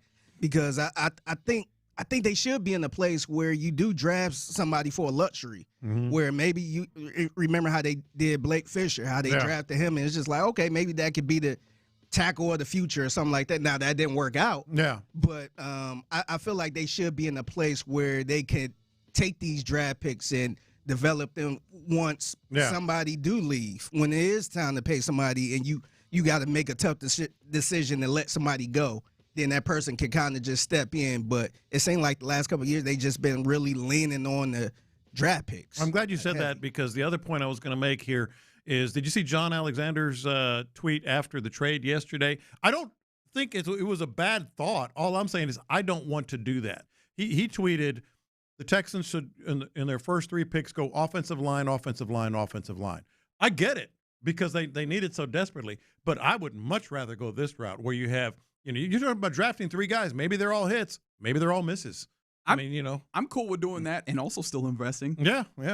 Like, call it sicko behavior if you want to. This offensive line needs to be much better, especially because what they want to be is a running team. What they want to be is a team that has that physicality. The thing is, going O-line, to me, that's something you see a rough team, a bad team do to try to get some young players in there. To develop. Yeah. So that's a little bit scary, because they could all 3 hit. They all 3 can miss. And look at the track record of draft. And you don't want to lean on that, which your team you're trying to be a Super Bowl contender. You don't want to lean on these 3 rookies to be good, and they going through struggles and all that stuff. Yeah, I mean, the cautionary tale is Will Campbell, who I still think can be a tackle in this league. Yeah. I know a lot of people talked about the short arms.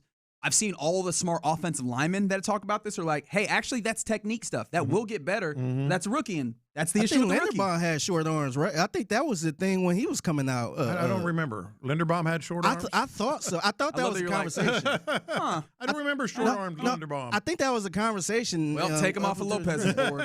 Well, can't have him. All right, you're in the loop here on Sports Radio 610. Coming up next, let's get our lunchtime confessions. on Sports Radio 610. Yeah, let's talk about ability trees right now. Speaking of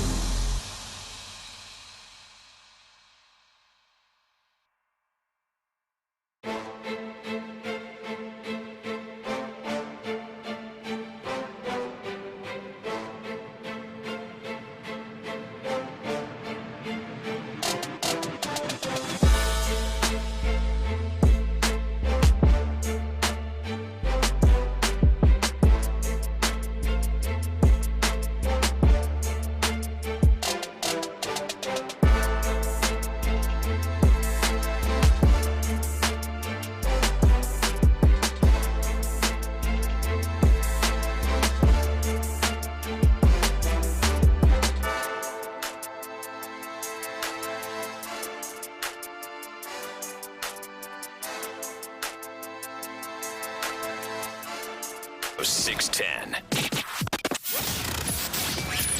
In the Loop is powered by Mokaram Injury Lawyers. Heard in an accident? Call Mokaram Injury Lawyers at 281-222-2222. Sometimes it's sports, sometimes it's not. Whatever it is, Reggie and John are keeping it real. It's In the Loop's Lunchtime Confessions, presented by the Men's Clinic on Sports Radio 610. Watch this. These are my confessions. Still just wailing on these Trill burgers and tenders, and I'm telling you what, these barbecue fries are outstanding. But you planning to go out to rodeo? I'm going out, I think, at least once, probably twice. I'm asking that like we're not broadcasted from rodeo. Well, we're doing that too. Yeah, we're doing that too. Yeah, Thursday we'll be out at rodeo. Come over and say hi if you're not going to be around. And we're going to go to maybe Trill Town. Anyway. Absolutely. Okay, tell me if this is just me, first of all. It seems like Facebook and YouTube, they're pretty generous, liberal, whatever you want to call it, with suspending someone or knocking them down. They were at some point, right? They're a little more generous with that than Twitter. Does that sound fair? It seems like Twitter, you can just say anything and get away with it. I think that's fair. That's true. Why? Because there are things that have been said on Twitter, and I'm going to talk about a specific. You trying to get political, man? What's going on? It's not political. Vote for me. I wonder why. By the way, today's the day. Who is the owner of Twitter right now? Well, yeah, that's true. But either way, I'm just saying, like, how come these other social media platforms, if you say something that is, instigating or very insulting to someone, you get flagged for bullying. You get flagged, but Twitter you don't.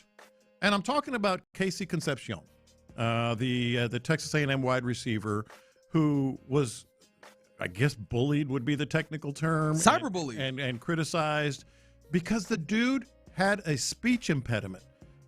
Growing up, has a speech impediment, but it was a lot worse growing up. And now, you know what he does? He does interviews every time he's asked. He still fights through it, does the interviews. So he had some interviews at the NFL Combine.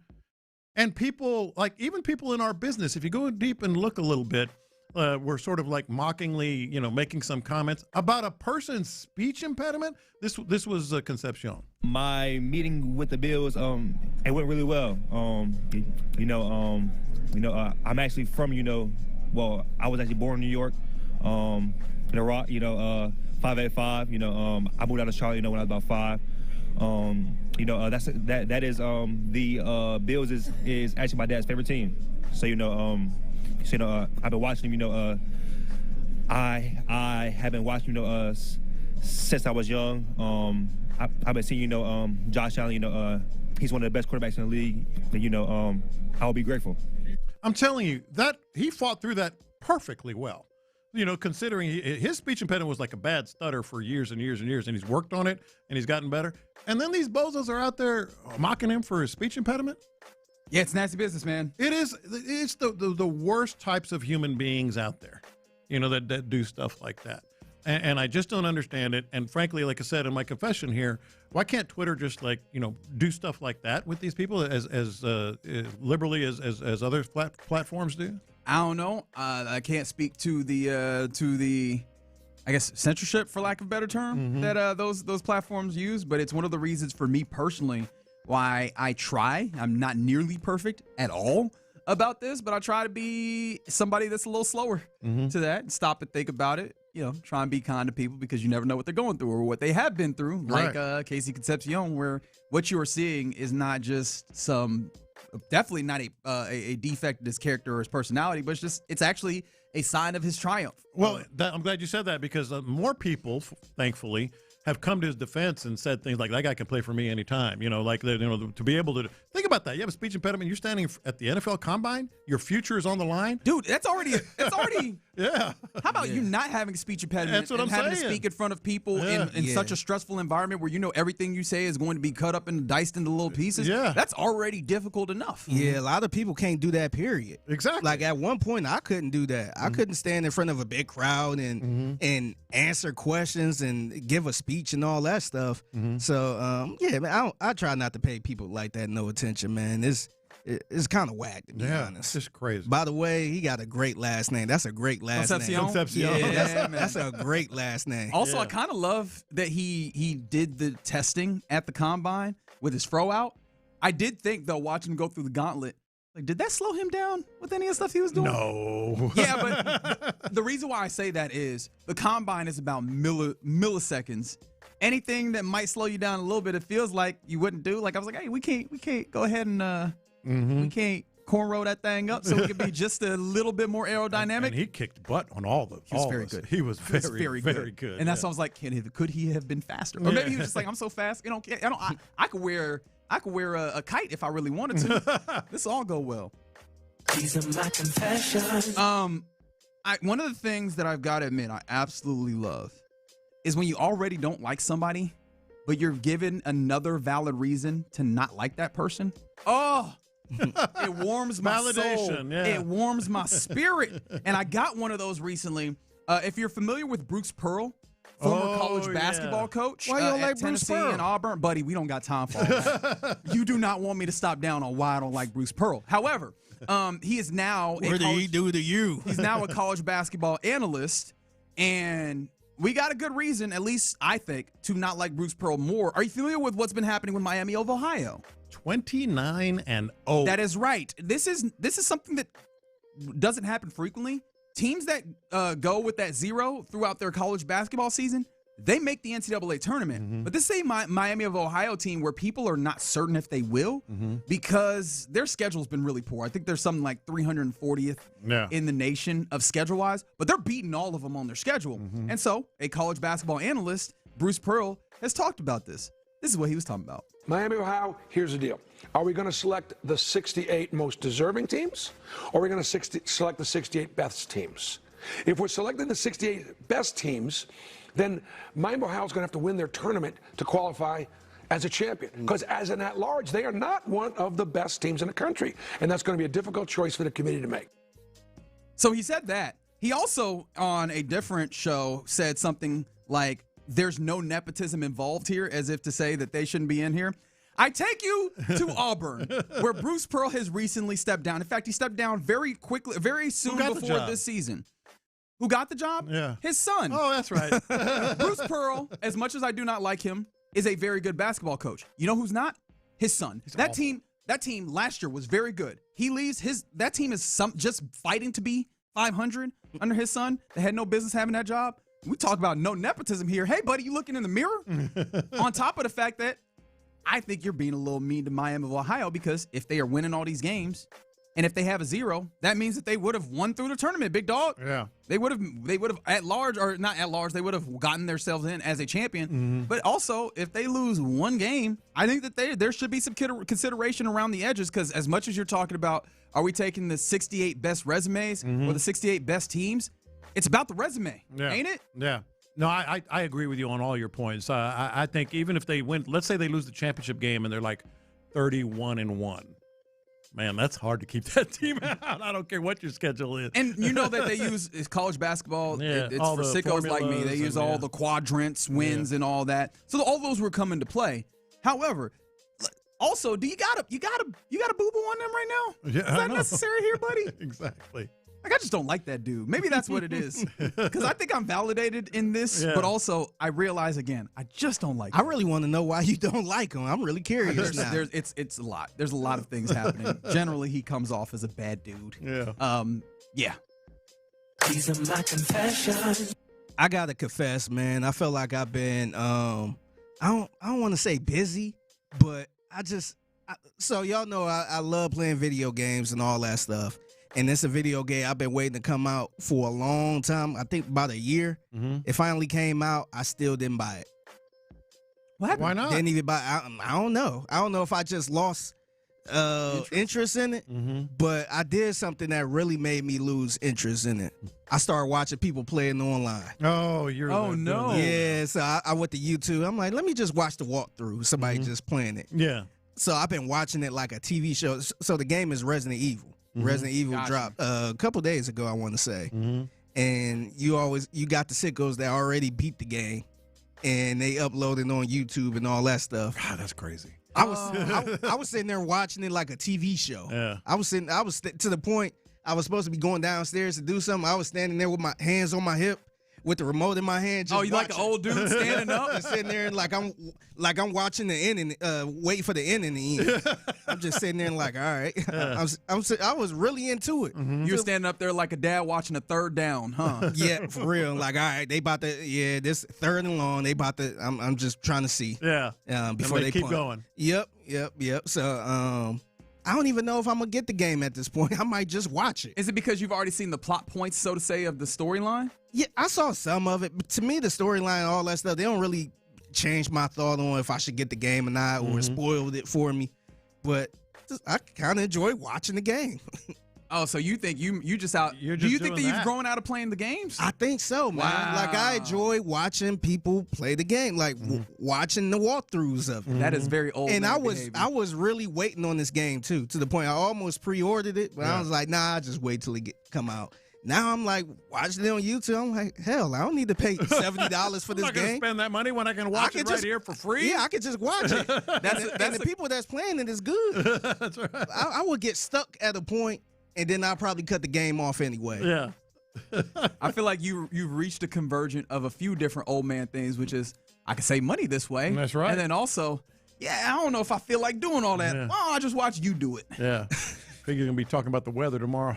I don't even know if old people just sit there and watch the YouTube for the game. Well, it's not even about the YouTube, but it's just like, how about you do it? I just watch you do it. Yeah, I enjoy watching, because playing the game can be stressful at times where you just get stuck on the part and you can't beat it. I'm just like, man, I could just watch it right here. They ain't gonna get stuck. This is the game equivalent of the Danny Glover. I'm getting too old for this. Is that what happened here? Pretty much. Which I still, every time you say that. You're afraid that I'm gonna cuss? No, he was like 44. Yes, that's a great point. He was like 42, 44. There's so much for this stuff. There's so much from the 80s and 90s that absolutely blows my mind when I think of how old those people actually were. Yeah. That He was 42. Yeah, I think he was. I'm trying to remember how old the Whispers were when they came out with Rocksteady, because I remember they looked like they was about 50-something. And you're like, no, actually, they were like 32. And you're like, damn. Yeah, watching Wilt Chamberlain play, it's like, man, that brother was only 30. No, you know the one who it is? World Be Free. World Be Free was something like 25 with the whole and he had moonroof the open. side hair. Or Walt Frazier. Yeah. They had the whole Friar Tuck going on. That brother was 23 years old. Rookie year. Looked like he had 13 grandchildren. All right, those are your lunchtime confessions here in the Loop on Sports Radio 610. Coming up next, time for Draft on a Tuesday. There is an all-combine team. And also, how good do you have to be for teams to doubt the equipment over your run? We'll talk about that next. All right, let's talk about D&M Auto Leasing. My friend.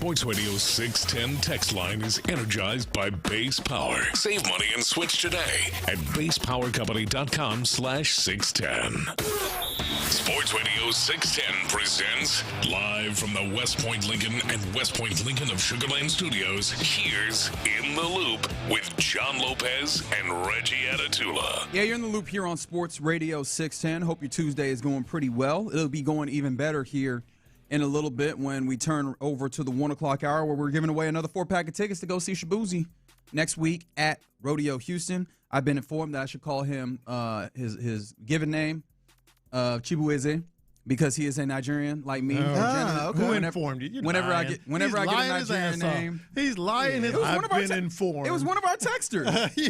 Legitimately, one of our texters. informed. Yeah. No, legitimately, one of the people on the Base Power text line was like, "His mama named her Chibueze. I'm gonna call him Chibueze." And I was like, you know what? That does sound like something I would do whenever somebody. Do has we a want to be Nigerian called name. that? I have no idea. Do we want to be called Shabuzi? Why would I care about what he wants? No, but I get what you're saying. But anyways, you'll have an opportunity to see Shabuzi. Just stick with us as Rodeo Ticket Tuesday will roll on.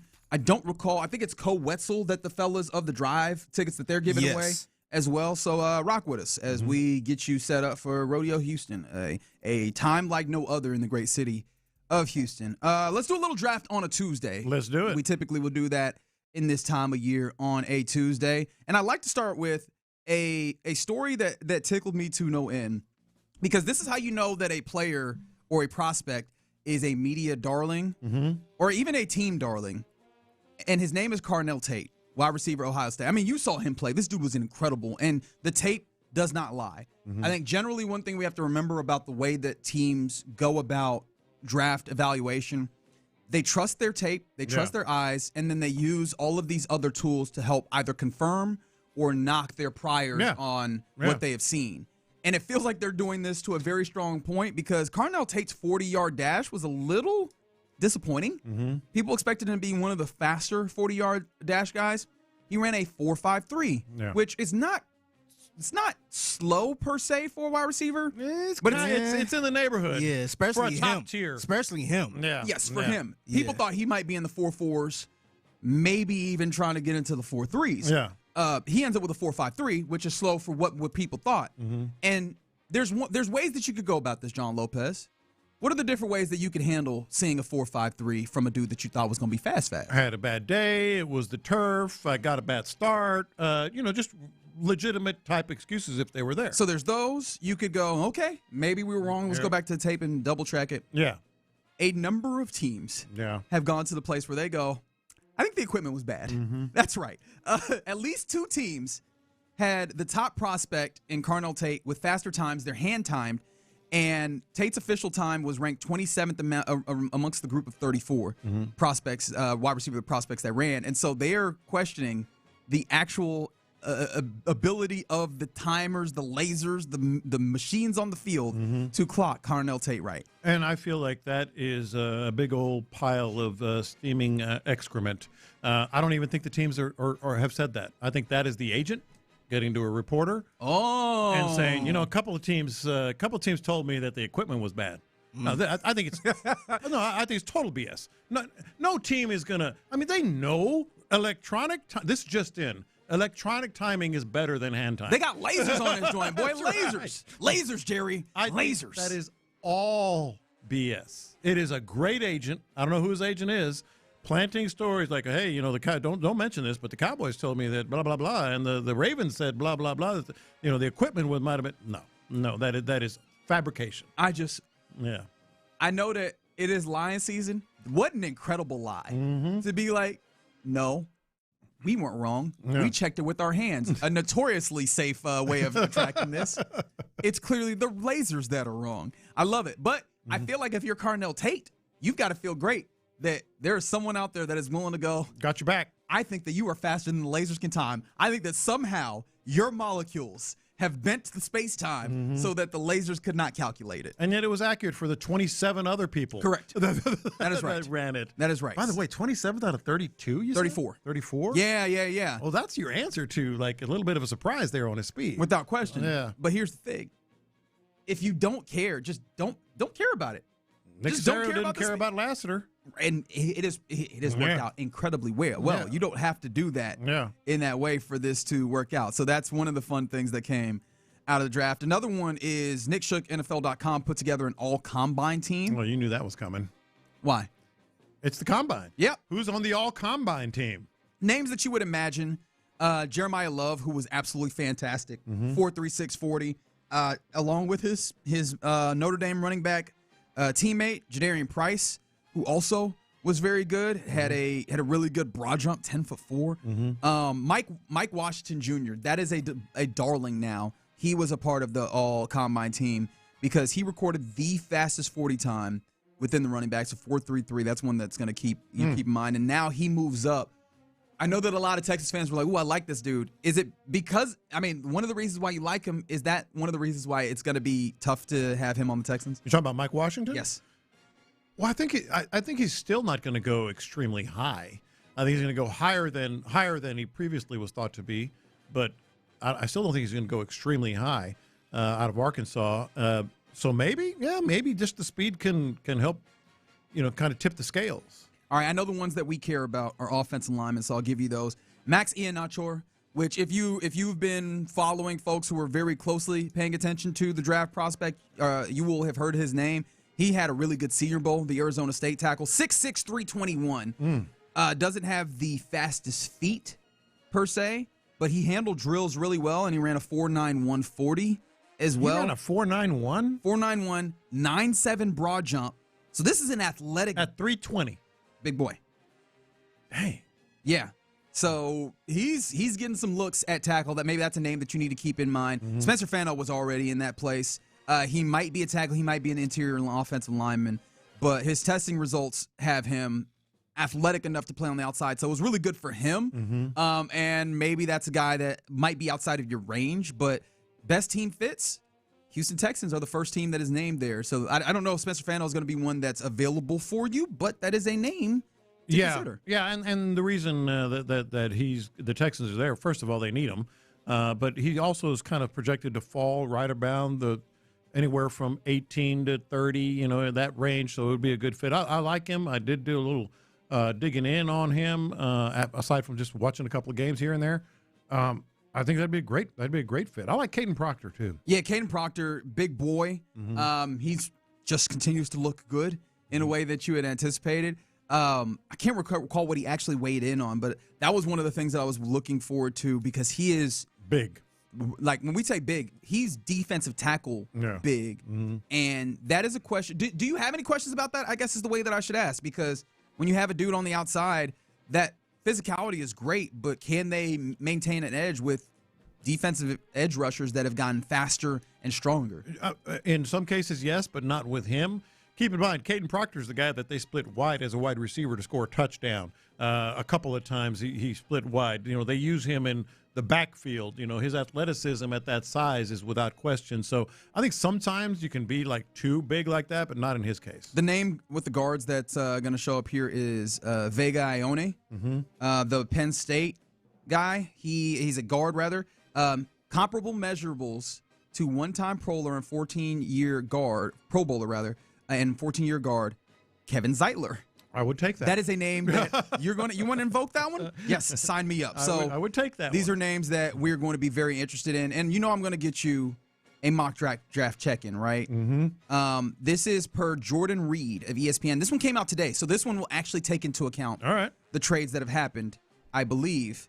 And it's a 2-round mock draft. It has what you expect: Fernando Mendoza at top, Arvell Reese going to the Jets, Reuben Bain Jr. going to the Titans. So having to deal with short arms, but very good. Very good defensive edge. Short arms. He has the Texans trading out of 28. Saying for the second year in the second straight draft, the Texans would trade out of the back end of the first round and giving it to the Arizona Cardinals, where they would select Ty Simpson. So that would take the Texans back to, and let me make sure I do this correctly, 34 to take offensive tackle from Clemson, Blake Miller. Okay. So, this is a tackle that some people have liked. 54 starts at Clemson, battle-tested, and in theory he could start right away because he has run-blocking power and strong hands. So you move back 6 spaces out of the first round. That's a pretty good pick you're probably getting back. Yep. Did he project what that might be? Let me make sure that I get this correct for you, so that it would be 34 and fourth round pick. Fourth round. You never kind of like it because you anticipate it. You get your anticipation up, and you want to see who they draft. It would suck for draft party type stuff. It would suck for draft party stuff, but it's not a bad idea if you got a guy there, 33, 34, wherever. And he's got the Texans also taking Emmanuel Pregnon, the guard out of Oregon. So tackle guard is how he looks at it in the first couple of rounds, and then coming back with a defensive tackle out of Oklahoma, Grayson Halton. So he goes tackle, guard, defensive tackle, which is one of those things that we kind of thought could be the way that this goes. Yeah. Especially after Titus Howard is traded. That's the way that Jordan Reed sees it for ESPN, with a trade back, which also feels very Nick Caserio and Texans, but still addressing those needs. Yeah, very much. I could be down with that, but my initial reaction is, they traded out, But I think that could actually work in their benefit. And on top of that, 832 mentions that Seth doesn't care for Miller. Miller plays a little upright at times, which can be a little scary. I know that was a thing that we were talking about with Ariante Ursery when he was first drafted. Yeah. He did a good job of getting a little bit deeper into his stance over camp. That's something where you not worry, but you question: does maybe Cole Popovich weigh in, and can he get that together and get him into a place where he's blocking in a way that you would like? But we'll see how that continues to go, as we are still like a month plus away from the draft, and so we'll keep looking at those on Tuesdays, on Draft on a Tuesday. All right, coming up next, you're in the loop here on Sports Radio 610. What does a complete Texans makeover look like to you? 713-572-4610. We'll do that next. Let the wheel.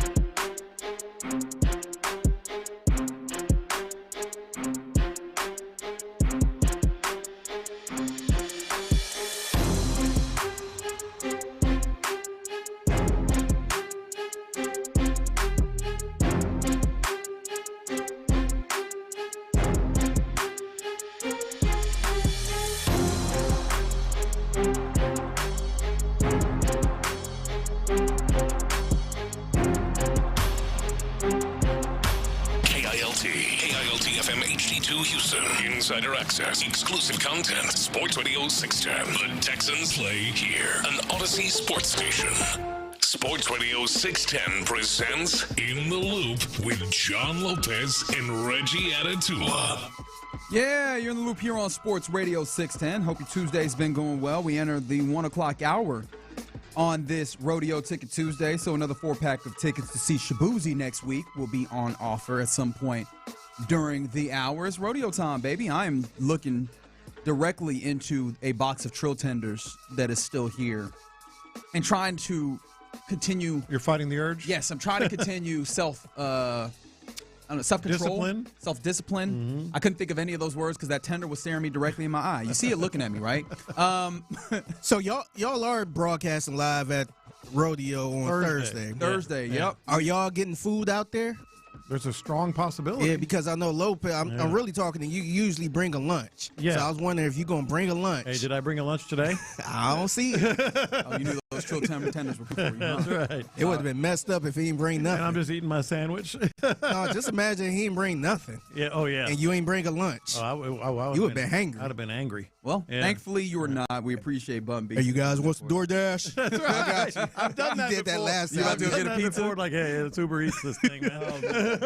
No, but salute to Bun B and the work that he's done to continue to make his Trill Town better year over year. Let's see what Nick Caserio does right in that same building, right over there where rodeos take your place. What does he do to make this team look better and better? What does a complete Texas makeover look like to you? Because it doesn't stop at offensive line, does it? Yeah, that's where I was going. Everything about the offense, like literally everything right now, outside of maybe Nico Collins, you know, you can look at it and say, well, is that the answer? You know, obviously quarterback, running back. They took a large step to having the answer yesterday. I still wonder how many people, like what the actual percentage is. And I guess, didn't Sean put out a Pender poll that I maybe need to look to see how the people respond to it? But I wonder what percentage of our audience, maybe more so Texans fans, are like, all right, that is another check where the running back room we're good, right? Versus, Are we? Because why are you there? How many position groups would you say you're there with on the Texans? On the offensive side of the ball? Sure. Because that's what we're talking about. We know the defense is set. Well, how many would you say on defense? No. Maybe half of one. Half of one? What's the half of one? Defensive tackle. Oh, maybe one. 2 halves. Safety and defensive tackle. Okay, you're not their cornerback. You don't feel good with Jalen Smith and Tremon Smith as your depth? You talk about set? I think they're set at all these positions. No, I'm not talking about depth. Even at this point, you need depth. Nobody's saying otherwise. But I'm talking about like on the offensive side of the ball, you're not even sure who's starting. Okay, on most of these positions. So it's the only thing you're good with on the offensive side of the ball is maybe receiver. And I'm leaving quarterback out of it. Right. Quarterback is Quarterback's what it is. its own category. Yeah, but receiver, you feel pretty confident about receiver, feel, or do you feel like we need to get something? Well, I'm glad you asked. For the receiver. Because that was one of the things that I said. Really? What does a complete makeover look like? Obviously, Nico, you're set. How certain are we, as much as we've seen the videos, the workout videos and all that, how certain are we that Tank Dell, boom, plug him in, he's good to go? How certain are we? Oh, the Tank Dell, you can't be certain of. That one is, although we did get that video, and he was getting in and out of those cuts, baby. He was. I started, again, hopium has been the word, the operative word this week. I started getting there, I was like, ooh, yeah. Okay, I kind of like it. It's exciting to see, but how certain are you, 17 games? I can't put a number on it, but I would be less certain than a lot of things. However, I go back to, I feel great about Nico Collins. I feel pretty damn good about Jaden Higgins. Jalen Noel, I think that now there is less of a reason to stop him from getting on the field. Yeah. Kirk is gone. 3. Christian Kirk is gone, which is kind of addition by subtraction with all due respect to him, just giving an opportunity for some of these young guys to get in there. I think I like Xavier Hutchinson as a depth guy. Like I think that's So you think you're set at wide receiver? I feel good about wide receiver. And then the possibility of Tank Dell coming through. Yeah, I think so. I think they're set. I think that's about as close to set as you can, but there are questions, and we'll see about that. I think it's questions too because Tank Dell, you don't know how he is, how he gonna be when he come back, and then the 2 rookies. So here's the other part of it. Second-year players now, sir. Yeah, that's what I'm saying. Yeah, you want to know how they going to be this year. Because we talk about, a complete makeover, and I'm not talking about just the offensive line. Running back? You're going to draft another running back? I think you are. I'd like to add another running back. You think they are going to draft another running back? I do. I do. 4th round pick. I keep looking, and you might be right. I'm not sure, but I keep kind of looking at the history, how they handle the running back situation. Mm-hmm. I wouldn't be surprised if they felt like they were set. No, the history is they draft running backs in the 4th round. No, they do. They do, but they also just traded for a running back. Yeah, they got one last year. I just don't see them picking another running back. How about you? Even if it is in the 5th round, I just don't see it. I mean, possibly. It just depends on how much do you think they're going to lean on. Dario Gumbawale's continued to be that guy, be a guy for us. British Brooks remains as the fullback option that you use at times, and then Gerard Jordan, does he get like a legitimate shot in this room? Like they could very much go into this with those 5 and feel like they have a running back room that is viable, and I would not be. It's like you're talking. I would want more, but I feel like I could see them going in and be like, all right, yeah, you have enough at the top end of that where I feel okay. But yes, I would like them to add to that. It does pale in comparison to a spot that we've talked about, but I don't know exactly what appetite they have for actually adjusting this, which is tight end. That's my main one. And by the way, this comes after a really good weekend for tight ends at the NFL Combine. I mean, just name after name was. We talked earlier about Eli Stowers, but really it was a lot of guys that had really good days. Everybody knows about Kenyon Sadiq, from Oregon. He's probably the top tight end. Our guy from Houston, Tanner Cozio, wasn't bad there either. Him as well. Sam Roush I mentioned earlier. I like that. Is it Cuevas from Alabama? Yeah, Josh Cuevas. Yeah, there's a bunch of tight ends that are in play. I not only do I feel like that's part of a complete makeover, I really want that to be part of it, is at the tight end position. Yeah, because especially it's a thing that's kind of sat with me since we've talked about it, which is the tight end position, the injuries that you sustain. I wonder how much that took away from this offense and what it was intended to be, especially when you see, knowing that, to be fair, this offense did not end up looking very much at all like the Rams side of things, of the marriage that we were hoping it might come from a Patriots style and a Rams style. The Rams did so much 12 personnel this past season, putting 2 tight ends on the field and doing some interesting things with that. And I wonder how much Nick Caley, a tight ends coach by trade, wanted to do things of that nature. In fact, I feel like we're vindicated in that thought because Dalton Schultz at Super Bowl Radio Row was talking about how they had so much time on task in the offseason and leading up to the season with multiple tight end stuff that you lose because Brevin Jordan gets hurt, and then very early on, Cade Stover gets hurt. And honestly, how much can you believe that Brevin Jordan is not going to sustain an injury or he's going to be exactly what you were hoping that you would see? How much can you believe at this point that Cade Stover is going to put it all together? I think that, and how much can you believe even that Dalton Schultz, after having a career year, will replicate that and stay healthy the whole way through? There's a lot of question marks that I think you could help yourself by adding another dude, even if it's just kind of more of a blocking tight end. Right now, blocking tight ends are in vogue, right? Add another tight end. Obviously, you would like someone that has some ability to threaten the defense with some catching. Add another tight end to what we're doing here and give yourself an opportunity to have that, especially if you're going to be the running team that they continue to claim to want to be. What do you think about what I mentioned earlier? Like, I think, we talked earlier at noon that this could be, sign 2 big free agents on the offensive line. How many offensive linemen do you draft then? Because Jonathan Alexander was mentioning it's not out of the realm of possibility to go O-line with your first 3 picks. Yeah. I don't see it, but I think you draft more than one. Are the O-line that strong in this draft where you could go 3, bang, bang, bang with the O-line? Obviously, in later rounds, there's guys that you could maybe fit in there. But, yeah, I mean, I could see more than one. Well, yeah, more than one seems viable. Obviously, it feels like a stretch to go 3, assuming that you have done some answering in free agency or maybe even finding a trade to make to get more players on the offensive line. But yeah, there's other things that I think that you would want to possibly add, and then also how much would you want to have 3 players at a particular position on the exact same timeline? That's something that I don't know how much we've talked about, right? Well, different spots. But 3 offensive linemen, right? Yeah. 3 offensive linemen, and let's say that God willing, all 3 of them hit, and you have 3 offensive linemen that all work. Now they're all on that exact same timeline of years where you're going to have one faithful offseason or maybe a pair of faithful off seasons where all of your offensive linemen you have to get together at the same time, right? Those would be good deal problems. With that when it happens. I wonder exactly how that works. I think that it probably makes sense to do this in a pair more than 3. You know. On the other hand, if you sign 2 big ones and those are going to be penciled in as starters, by default, at least 1 or 2 of those other guys you might draft in later rounds are going to be developmental guys. Yeah. Yeah, but it feels like those. Yeah, it has to be more. It definitely has to be more than just offensive line. Let me ask you this, and of course, this is not something. We're just getting a hypothetical land. If this is just a all hands on deck for offensive line and then run to the season with the rest of what you got, how do you feel about this offense?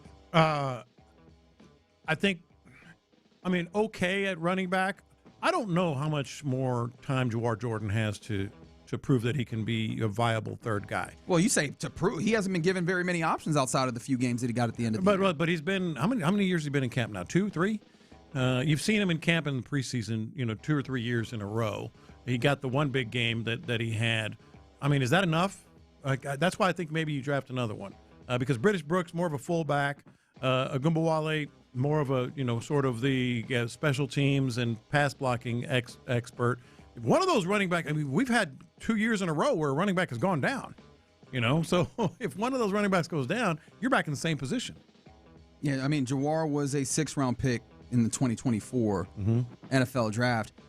I do wonder what they have been seeing that they had not been giving him very much burn. So I guess I see what you're saying. No, I get what you're saying just generally with the offense or with the running back.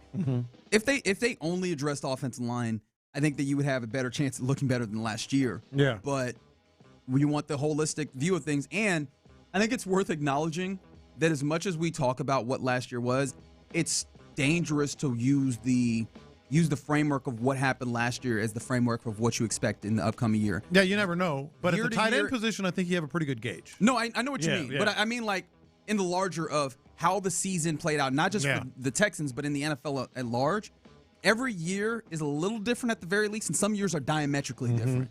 And so if you just go with, well, all right, let's just get the offensive line together and go into it. What happens if all of a sudden you look up and this is a year that works a little bit different in the trend of the National Football League? I think you need to make your offense a lot better. The question is, how do you allocate those resources properly in order to get there, right? Yeah.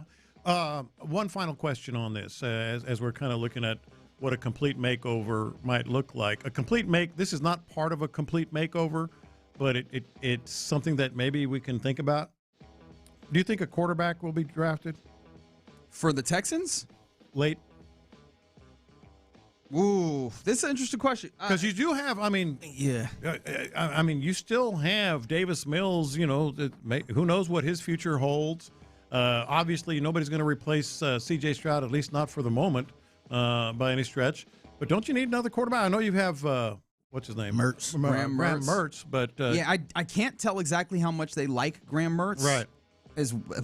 Because obviously we don't get very much insight into that. I also don't know how many quarterbacks are there to be liked in this draft. This is not a good quarterback draft, point blank, period. We are making Fernando Mendoza into the 1-1 top prospect in all of this. And Fernando Mendoza, by some accounts, is said to be the type of player where people go, he could be a good starter. Yeah. Not even like a game-changing type starter. And that's a dude that's far and away better than everything we're talking about. We're asking questions on whether or not Ty Simpson, who is supposed to be quarterback 2, is a first-rounder. Yeah. When in recent years, although it has not worked out as well as you might imagine, you had like 5 first-round quarterbacks and things of that nature. But doesn't that tie into a developmental guy that you might find something with? Yeah, that's what I was saying. I don't think the Texans are even looking for that type of quarterback. Yeah, They're looking for somebody who can be maybe competitive in practice. Yeah. Maybe somebody that could be on a practice squad and kind of bounce back and forth. Somebody like that could potentially be a backup. Potentially. Maybe there could be 5 first-rounders, and you're still not drafting a quarterback in the first round. And what you're looking for is kind of guys like you're describing. Like, okay, maybe. No, I agree with you, and I'm with you. My point being, if it's that week at the top end of this where we will make something happen at quarterback, I don't know how to feel about the remainder of the quarterbacks in this class. And I'll be honest, I have not taken nearly enough of a look at the quarterbacks, especially deep down. You ain't got to. Give you a good look, Don't worry right? about it, man. But Save your time. Yeah, maybe just on the strength of, is there a guy that they evaluated that they like and they just kind of take a flyer on him? But they already kind of have a flyer in-house. Yeah, so. they kind of did that last year with Graham Mertz. Yeah. Because I wasn't thinking about him at all. Yeah, so I think it could happen. I think the heart of my answer would also be, I don't know if it actually makes a real difference in what you're doing. Sure. No, that was just a curiosity kind of thing. Diego Pavia, Houston Texan, and then 6th round. Does Diego Pavia actually strike you as Houston Texan? Because did you see what he was talking about on the offseason where or not the offseason, over the weekend, where he's talking about his mentorship that he received from one Johnny Manziel? Yeah, man. And even if Johnny Manziel is coming from the do not do as I did school of mentorship, does that feel like the way? No, you don't want to say that out loud. That's not something you want to say out loud. Yeah, so that one was a little bit, but hey, who knows? One of the things that's happening today, speaking of remaking things, did you see what NBC is doing tonight?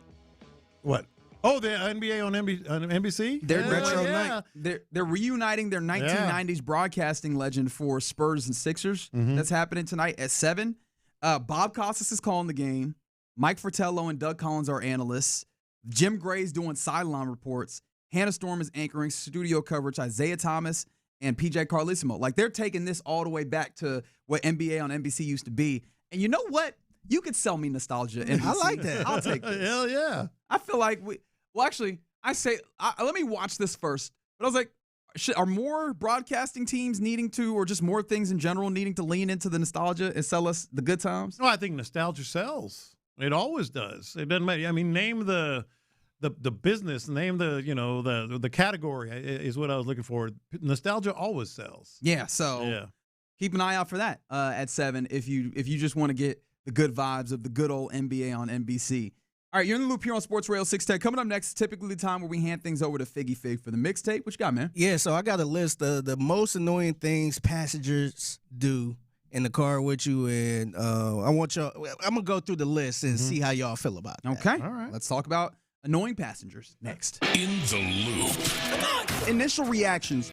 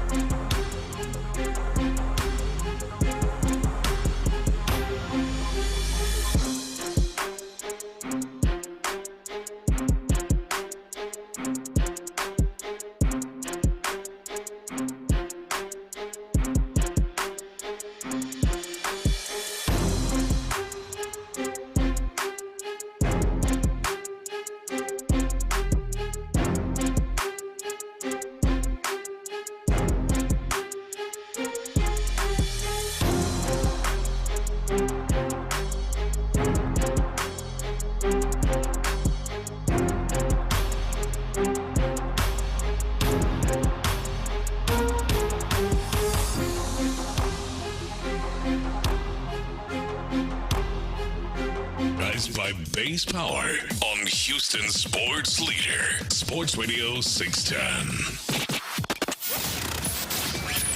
In the Loop is powered by Mokaram Injury Lawyers. Heard in an accident? Call Mokaram Injury Lawyers at 281-222-2222. Pass the aux cord and crank up the volume. Figgy Figs in the driver's seat. Sit back, relax, and enjoy the ride. It's time for Figgy's Mixtape on Sports Radio 610. Yes, it is the Mixtape in the Loop, Sports Radio 610. This your man Figgy Fig holding it down on a Tuesday. Happy Tuesday to everyone out there. So coming up this Thursday, right, y'all gonna be at Rodeo Broadcasting Live? Yes, sir. So make sure everybody come out there and see y'all too. And I mean, what's there to see? Us. Well, you know what? Just keep going there. Don't stop by. just keep moving. Just keep moving with your turkey leg and all that stuff. Wait, I mean, we'll bring a turkey leg over. Yeah. Yeah, so to pull the curtain back a little bit, you guys have to, so they only gave y'all one parking pass. Right.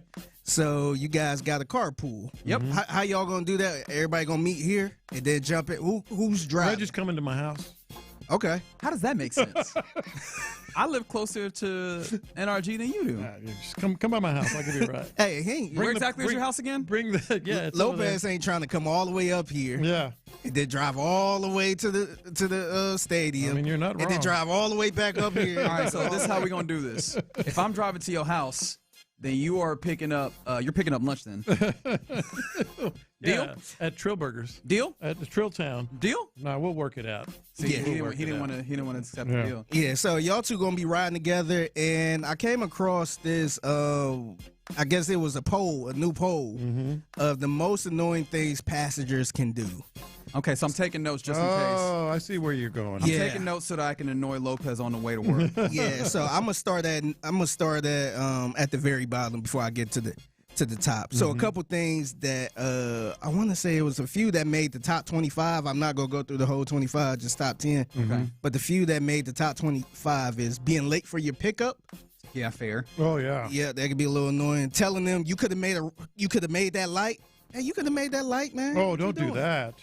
Yeah, and then mentioning what the speed limit is. Hey, you know it's 35, right? Sometimes that's you over here going 30. There is no subtle way to do that. Like you can try, but they know what you're yeah, telling that's them. right. So you might as well just be aggressive with it. Yeah. But sometimes you need to because, like, let's say that we are 1 minute off of our ETA, right? Yeah, We are cutting it real close, and I see that this is a school zone. I can't afford for that whoop whoop to happen. We got to get through this. So hey, slow down. Yeah. So number 10, talking loudly on the phone, and this is something I hate. I think it should be probably top 3. And me, look, I understand people get phone calls in there, and then you might have to take the call and all that. But it's nothing worse when you're talking loud on the phone. Other people are in the car. And you're not even in the conversation. Yeah. It's one thing if I got it on speaker and we all talking to the same person and all that. Right. But don't have it on speakerphone and y'all sitting there just having a conversation with A and B. Yeah. And I'm over here like, damn, I can't even cut the music up or anything. So yeah, that's I would have that top 3. I would too, but obviously you're not mentioning, like, you're not talking about you're with your partner, your wife, husband. I'm whatever. actually talking about with my partner. My wife does this all the time. She talks too loud. Her sister would call, and they just be sitting there having a. And you're like, I'm trying to. It'd be like a FaceTime, and I'm just like, dang, I'm not even in the conversation. So now I'm forced to listen to this conversation. It ain't even about me. And so now I got the music down the whole time, and they ain't nothing important. Yeah, it's just like, I'm just chatting. Yeah, what y'all doing? Yeah, I ain't doing nothing. Just in the car. Yep. That's the worst. This man. is not related, but this happened yesterday. We were driving. I don't know. My wife and my daughter, they'll get in a conversation in the car or on the phone, and then there'll be like a long pause. Like I'm talking like 10, 12 seconds. Like they're having a conversation and they just pause. Yep. I'm like, hang up. Hang up the phone. You're done. That's when you're supposed to be like, all right then. Yeah. All righty then. Yeah. Well, I didn't want nothing. I was just. Yep, good deal. Yeah. Lopez would be like, good deal. Good deal. All right. We're out of here.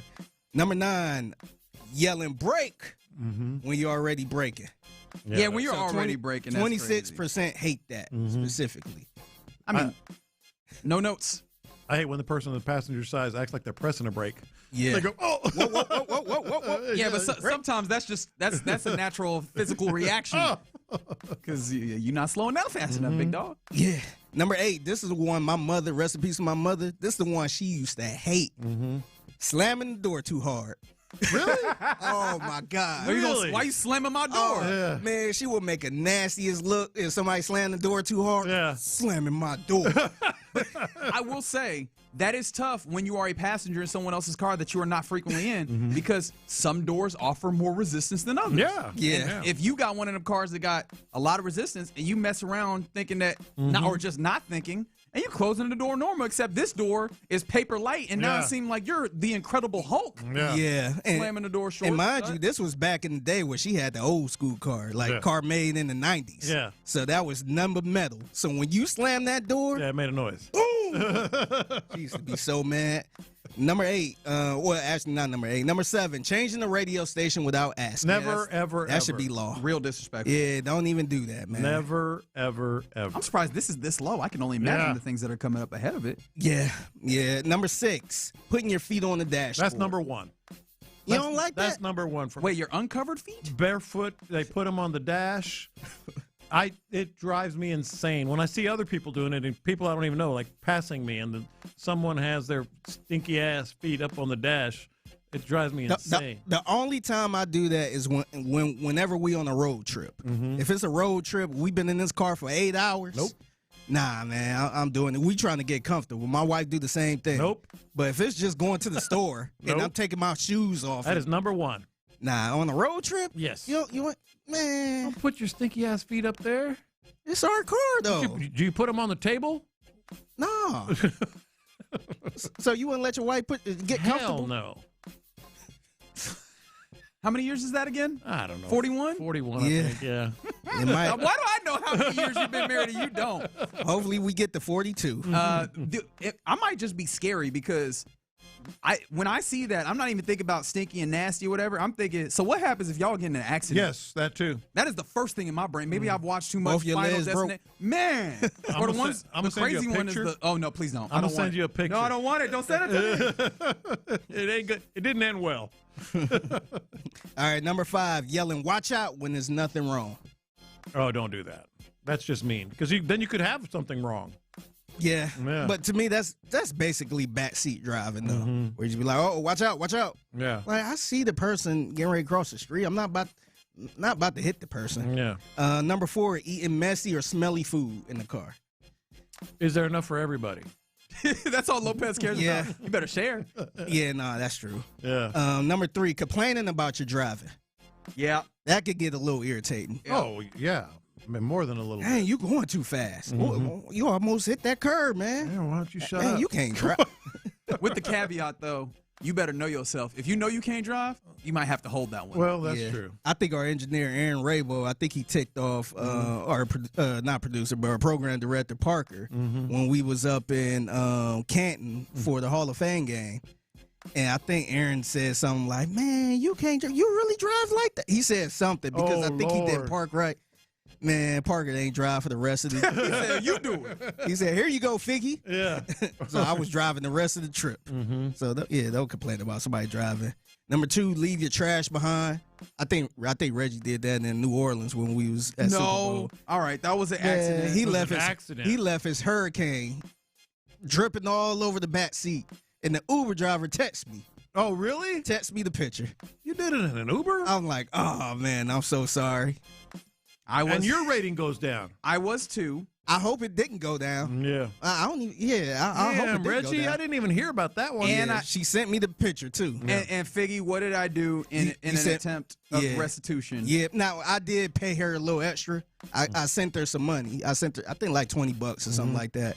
And then Reggie sent me the $20. So, really, Reggie paid $20 to leave his trash in the back of the Uber driver. Okay. All right. And then the number 1 on this list is backseat driving. Yeah. Just in general. Yeah, that could get a little irritating.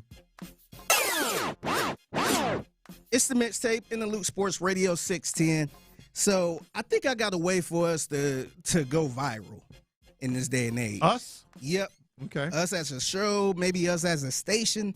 So I was inspired by this local ice cream spot in Florida. Now, hear me out on this. So it was an ice cream spot in Florida, decided to do something for the kids. Yeah. They had ice cream with Miss Rachel. Oh, my goodness. Yep. That's huge. Yep. The only thing about this is it was a meet and greet with Miss Rachel, the impersonator. An impersonator? It was an impersonator. Fake Miss Rachel? Oh, no. Yeah. So here's a guy on social media breaking this down, which led to an idea I came up with on how we could go viral. Ice Cream with Miss Rachel experience. It was hosted at a Jolly Ice Parlor in Hollywood, Florida. Now, this was the post that was posted on social media, and it says meet and greet with Miss Rachel impersonator. However, it has a picture of somebody that looks really, really close to Miss Rachel or Miss Rachel herself. However, when people started showing up to this event, things went very, very wrong. So when all the children and parents got to the end of it, this is who showed up. Miss Rachel? More like Rachel is missing. I mean, there's no shade on this hustle at all, okay? Impersonators make absolute money, and yes, they're valuable because then kids get to see some of their heroes. However, I think it's extremely wrong for them to show the real Miss Rachel on the advertisement and then her show up. What does she look like? She did not look like Miss Rachel. Like not even close? Yeah. That is bad. Yeah. Man. And so I had a couple comments about this because, first of all, if you see impersonator, it said it on the flyer. Yeah. It said it at the very bottom of the flyer, but at that point, I'm not wasting my time to go up there. People don't be reading the whole of the flyer. There's a lot of people that will, and then there's a lot of people that that will just look at the picture, and then we're talking about kids. Some of the kids might have seen a flyer and they ain't reading it. They're just like, look, Miss Rachel. The other thing, and we're talking for Miss Rachel, this isn't a 5 and under crowd. That's right. By and large, it's 2, 3, 4 years old. You could probably get away with it, but they're also sharp enough to know that isn't her. Yeah, that's not her. And this person did not look like her at all. Or like, at least that's why I said if it was close, you Yeah. could kind of get away with it. And who cares if they read the flyer or not? Yeah. You know, in their minds, it was Miss Rachel. But if it's that different, they're like, that's not Miss The Rachel. thing is, because look, I'm not against impersonators because there's a bunch of Elvis impersonators and Michael Jackson impersonators. You really got to be good. You got to knock it out the park. Yeah. And you got to somewhat look like the person. You can't not look like the person you're impersonating. Right. But here's my idea for us to go viral. Okay. Us? Yes. Us as a station, as a show, and all that stuff to go viral. I think we should do a meet and greet at Killings with John Lopez as Pedro Pascal. Oh, Pedro Pascal? As their impersonator. That one's rough. I think you could People go love with him. Pedro Pascal, though. People would come out. They'd be very mad on the backside of it. They would come out. I think you could go with him, man. Okay. The Last of Us. Okay, yeah. Now I remember. That's a very popular show right now. Very popular video game. I think go with Mike Vrabel. You want to tell us more about this? Some dude in the hall. We have people working here on at the station with some construction stuff, and the guy stopped me and goes, you look just like that guy, the coach from the Titans, used to be with the Titans." I said, "Mike Vrabel?" "Yeah, you look like Mike Vrabel." And I walk in, I'm like, I look nothing like Mike. I don't know what glue they're using out there, but we need to get different ones because it's very much releasing fumes. I was like, I do not, but thank you. Who on Sports Radio 610 you think we could do this with? Oh, it's Sean Pendergast. Who do he look like? Who do you think he could go as? You gonna make me do this? Say it. Michael Chiklis. I never thought about that. Really? Actually, I had on my list Stone Cold Steve Austin. That would get more people out. I don't know how many He could people go are out. like, Michael Chiklis, I need to meet him. Yeah, you could do Stone Cold Steve Austin. Seth, I put Ed Helms. He looks a lot like exactly that. like they could be cousins or something. They look just alike. Yeah. Reggie, the only person I came up with was Jaylen Brown. Yeah. And I need to find somebody else. Who would Clint go as? Oh, I've never thought of who Clint might look like because I thought you were going to go to Ron, and I really wanted to see where you went. I got one for Ron. Who do you have for Ron? Cedric the Entertainer.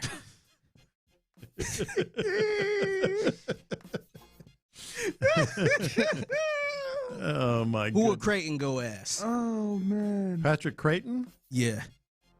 You could text them in 713-572-4660. I don't have one. Yeah. Actually, the one I thought about, I don't know if you've seen the show. What was that DC show? The Penguin. He could go as the guy. Colin Farrell as the Penguin. That'd be great.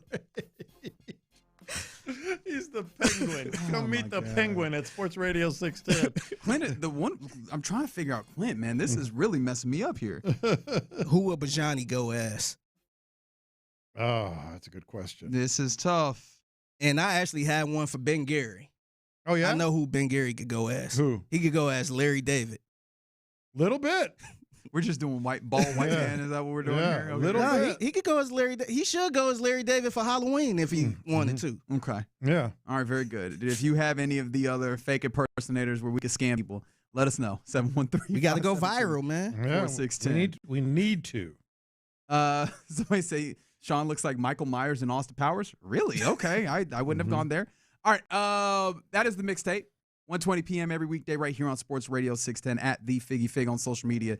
If you see something mixtape worthy. Coming up next, we get ready to hand things off to the fellas of the drive. But before we do that, there's a trend that I absolutely hate that I was reminded of just a little while ago. I'll give that to you next. All right, let's give this to you right now. That is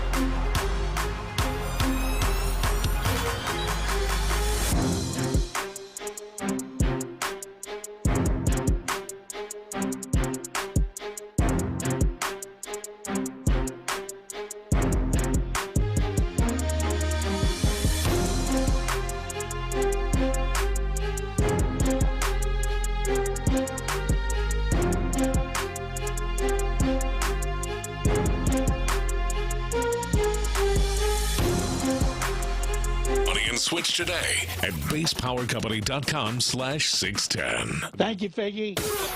Sports Radio 610 presents live from the West Point Lincoln and West Point Lincoln of Sugar Land Studios. Here's In the Loop with John Lopez and Reggie Atatula. Yeah, you're in the loop here on Sports Radio 610. Appreciate you rocking with us on this Tuesday. Much appreciation to Bun B for joining us in the 11 o'clock hour. We had a lot of fun talking to him and eating Trill Tenders, to be completely honest. Get you some at Trilltown at Rodeo Houston if you're going at any point during this rodeo season. My mom just out of nowhere, she's like, I haven't done rodeo for real. And I was like, it lasts for 3 weeks. Yeah. So I'm going to have a house guest on this weekend. And I'm probably this weekend? Yeah, probably. Good, she was just like, I think I'd come down with this weekend. I was like, okay. Wasn't planning on that. I'm going down with my mother-in-law. She coming to town next week. Nice. Bet. Yeah, so if you do that, get you some Trill Tenders. By the way, you got to go to rodeo. How about you win some tickets? A 4-pack of tickets to see Shabuzi if you're call number 5 right now, 713-572-4610. See? Crazy. You never know what's going to happen. It works out. All right, a couple of news and notes that are happening. Astros playing versus Venezuela as they get ready for World Baseball Classic. That is actually televised, 5 p.m. today, where I'm very interested in seeing that. More interested, though, in the news that apparently Joe Espada has made available in that Josh Hader could be throwing a BP as early as next week. And so if that if he throws a bullpen, we're probably almost 3 weeks out from probably right day. at let's say, well, depending on the day, but right at about 3 weeks. The 26th would be a Thursday. Right. So, we're 3 weeks and 2 days out from opening day. If he's throwing a bullpen next week, I don't know that he makes it for the start of the season, but that's not too far afterwards. No, it's very, doable. It's very doable for him to be there for the start of the season. But, again, you just don't like for him to start out like that because you don't want it to get any worse over the course of the year. No, but, I mean, at the very least – and this is a very, very small thing, so I'm not trying to make it to be too big, but at the very least, this does feel like he has stayed on track with what the early thoughts were on how long the timetable would be, which, again, I don't know how much of a point I put that in the column for the new return to baseball staff for the Astros, but this is a small of a tick. This is a good tick on that side of things as we're trying to figure out whether or not the Astros have gotten the medical portion of this right. Again, don't know how much of that matters here, but hey, ultimately happy to hear progress in that way. Just one guy and one instance of an injury, but last year we would have seen him in July, It's something like that. It does feel like that at some times. A couple of things as the deadline for tagging players is 3 p.m. today. A couple more notes. Trey Hendrickson of the Bengals will not be of the Bengals for too much longer. He's not going to be tagged, and so he'll become a unrestricted free agent. So that's an edge rusher out there. I don't know how much that impacts what the Texans are doing, although the only thing about it is depending on who would want to pay him and to what degree. That's what I'm saying. It depends on where he goes. I can't imagine that he's going to be anybody that's talking about setting market prices, but I think and it depends on where he goes because, again, although you look at the teams that are in division for the Texans, how many of them do you look at as possibly adding on the edge like that? Probably maybe the Titans. The Titans is the first one that I was going to think of, but they got rid of their Tavondre Sweat in the middle. Yeah. I can't imagine them having a big splash like that. So I'm not worried about that one. Now the other news that we did learn of, not a tag story, but this could impact the Texans as the Bears Pro Bowl center Drew Dalman, who they just got, I think he played in Atlanta the year prior. He is notified then that he is retiring at the age of 27. Dang. Yeah, man. Young dude, but he is retiring, and that puts yet another team in the market for center. That's 11, 12? By my estimate that I had kind of rough estimate that I had done. So this has started to get even more competitive in the market of trying to acquire a center, which, let's be honest, I think that this makes it a little bit more difficult for the Texans to upgrade at center, if for no other reason than some of the other teams, you wonder how aggressive they'll be. The Browns have demonstrated they're aggressive when it comes to this offensive line and getting it better. Well, yeah, but that's a lot of competition, and there's at least 3 centers that you would call top tier. Well, at least free agent wise. Yeah. Then there's a number of guys in the draft that people are talking about at various different levels, but even then, right? This is going to be one of those things where I wonder if the Texans don't go, can we get one of these centers in the draft and not necessarily be forced to be that aggressive? Well, they'll know before the draft, right? Because of the free agency. Yeah, I guess the tampering period starts next week on the 9th. On the 9th, yeah. And we'll actually get reports pretty soon after that. And then once free agency actually hits, probably within hours, and we will probably hear some things on the Texans relatively quickly on that, just because it seems as if they're going to be pretty active in the market. This reminds me, though, there was a point in time in the NFL, probably about a handful of years ago, 4 or 5 years ago maybe, where it felt like there was a lot of dudes retiring early in the NFL, and it was very much in line with the time where we're talking about head injuries, traumatic brain injuries, and I was wondering if this was going to be something that changed the way that NFL players were doing things, if this was going to be a larger trend. It ended up not quite being that. I don't know what this actually means because it's a sudden step back for Dahlman, and he is relatively young, foregoing like $11 million of guaranteed money, but it is one of those things that I go, I wonder what the thought process was there, in him retiring. I think it's just, it's case by case. So, I've made my money. I don't feel real good. I'm going to retire, or you know what? I'm going to fight through this, and I'm just going to keep playing and making generational type money. I think we're going to see this periodically, a relatively young player retire, but it's not going to be a regular thing. It's just going to be case by case. I don't think so either, but it's one of those things where it's notable when you have a young dude step away from the game. Yeah. At this, especially for a part of a Bears offensive line that felt like they had gotten something together. Yeah, they were onto something. But I think that now that they've gotten that taste of having good offensive line play, they're going to be real aggressive. So that's another team in the market for a center that the Texans are going to have to go up against. I don't think that they're going to change the way that the Texans go about things, but I think that it has changed a little bit my expectations on not how they go about it, but what ultimately the outcome might be. I think it's going to be more difficult, and I might have to be a little bit more comfortable with the idea that maybe Jake Andrews is just your center next year. Yeah. No, I think that's something I'm getting crazy looks in the room right now. Well, I don't want it either. You know how I feel about Jake Andrews. I mean, the guy's gotten blown up consistently, really. I think they're going to draft a center if they don't hit one on free agency. Yeah, and the question is, how much do you do? How certain are you that center comes in and becomes the starter? I don't know. But again, there's still room to be seen. I might be making too much out of all the teams that are in the center market, and ultimately Nick Caserio is aggressive enough and goes and finds a center, and ultimately we're all happy. Thank you to D&M Auto Leasing for giving us the opportunity to cross-talk with the fellas of The Drive and to give me a really dirty look from B. Scott and for Clint Stoerner and Ron the Show Hughley. I'm just trying to figure out how we're only to Tuesday and you've already conceded that Jake Andrews is going to be the center of the team. It's like they let go of their most expensive offensive lineman. They go out there and get a relatively cheap running back, starting caliber running back, and now there's all of this money left to spend on something, and then all of these gaping holes along the offensive line. You got 4 spots. It would be inexcusable. Gaping is strong. Four holes on the offensive line isn't gaping? Ariante Ursary going to block for C.J. Stroud by himself? Yeah. I mean, you might have to.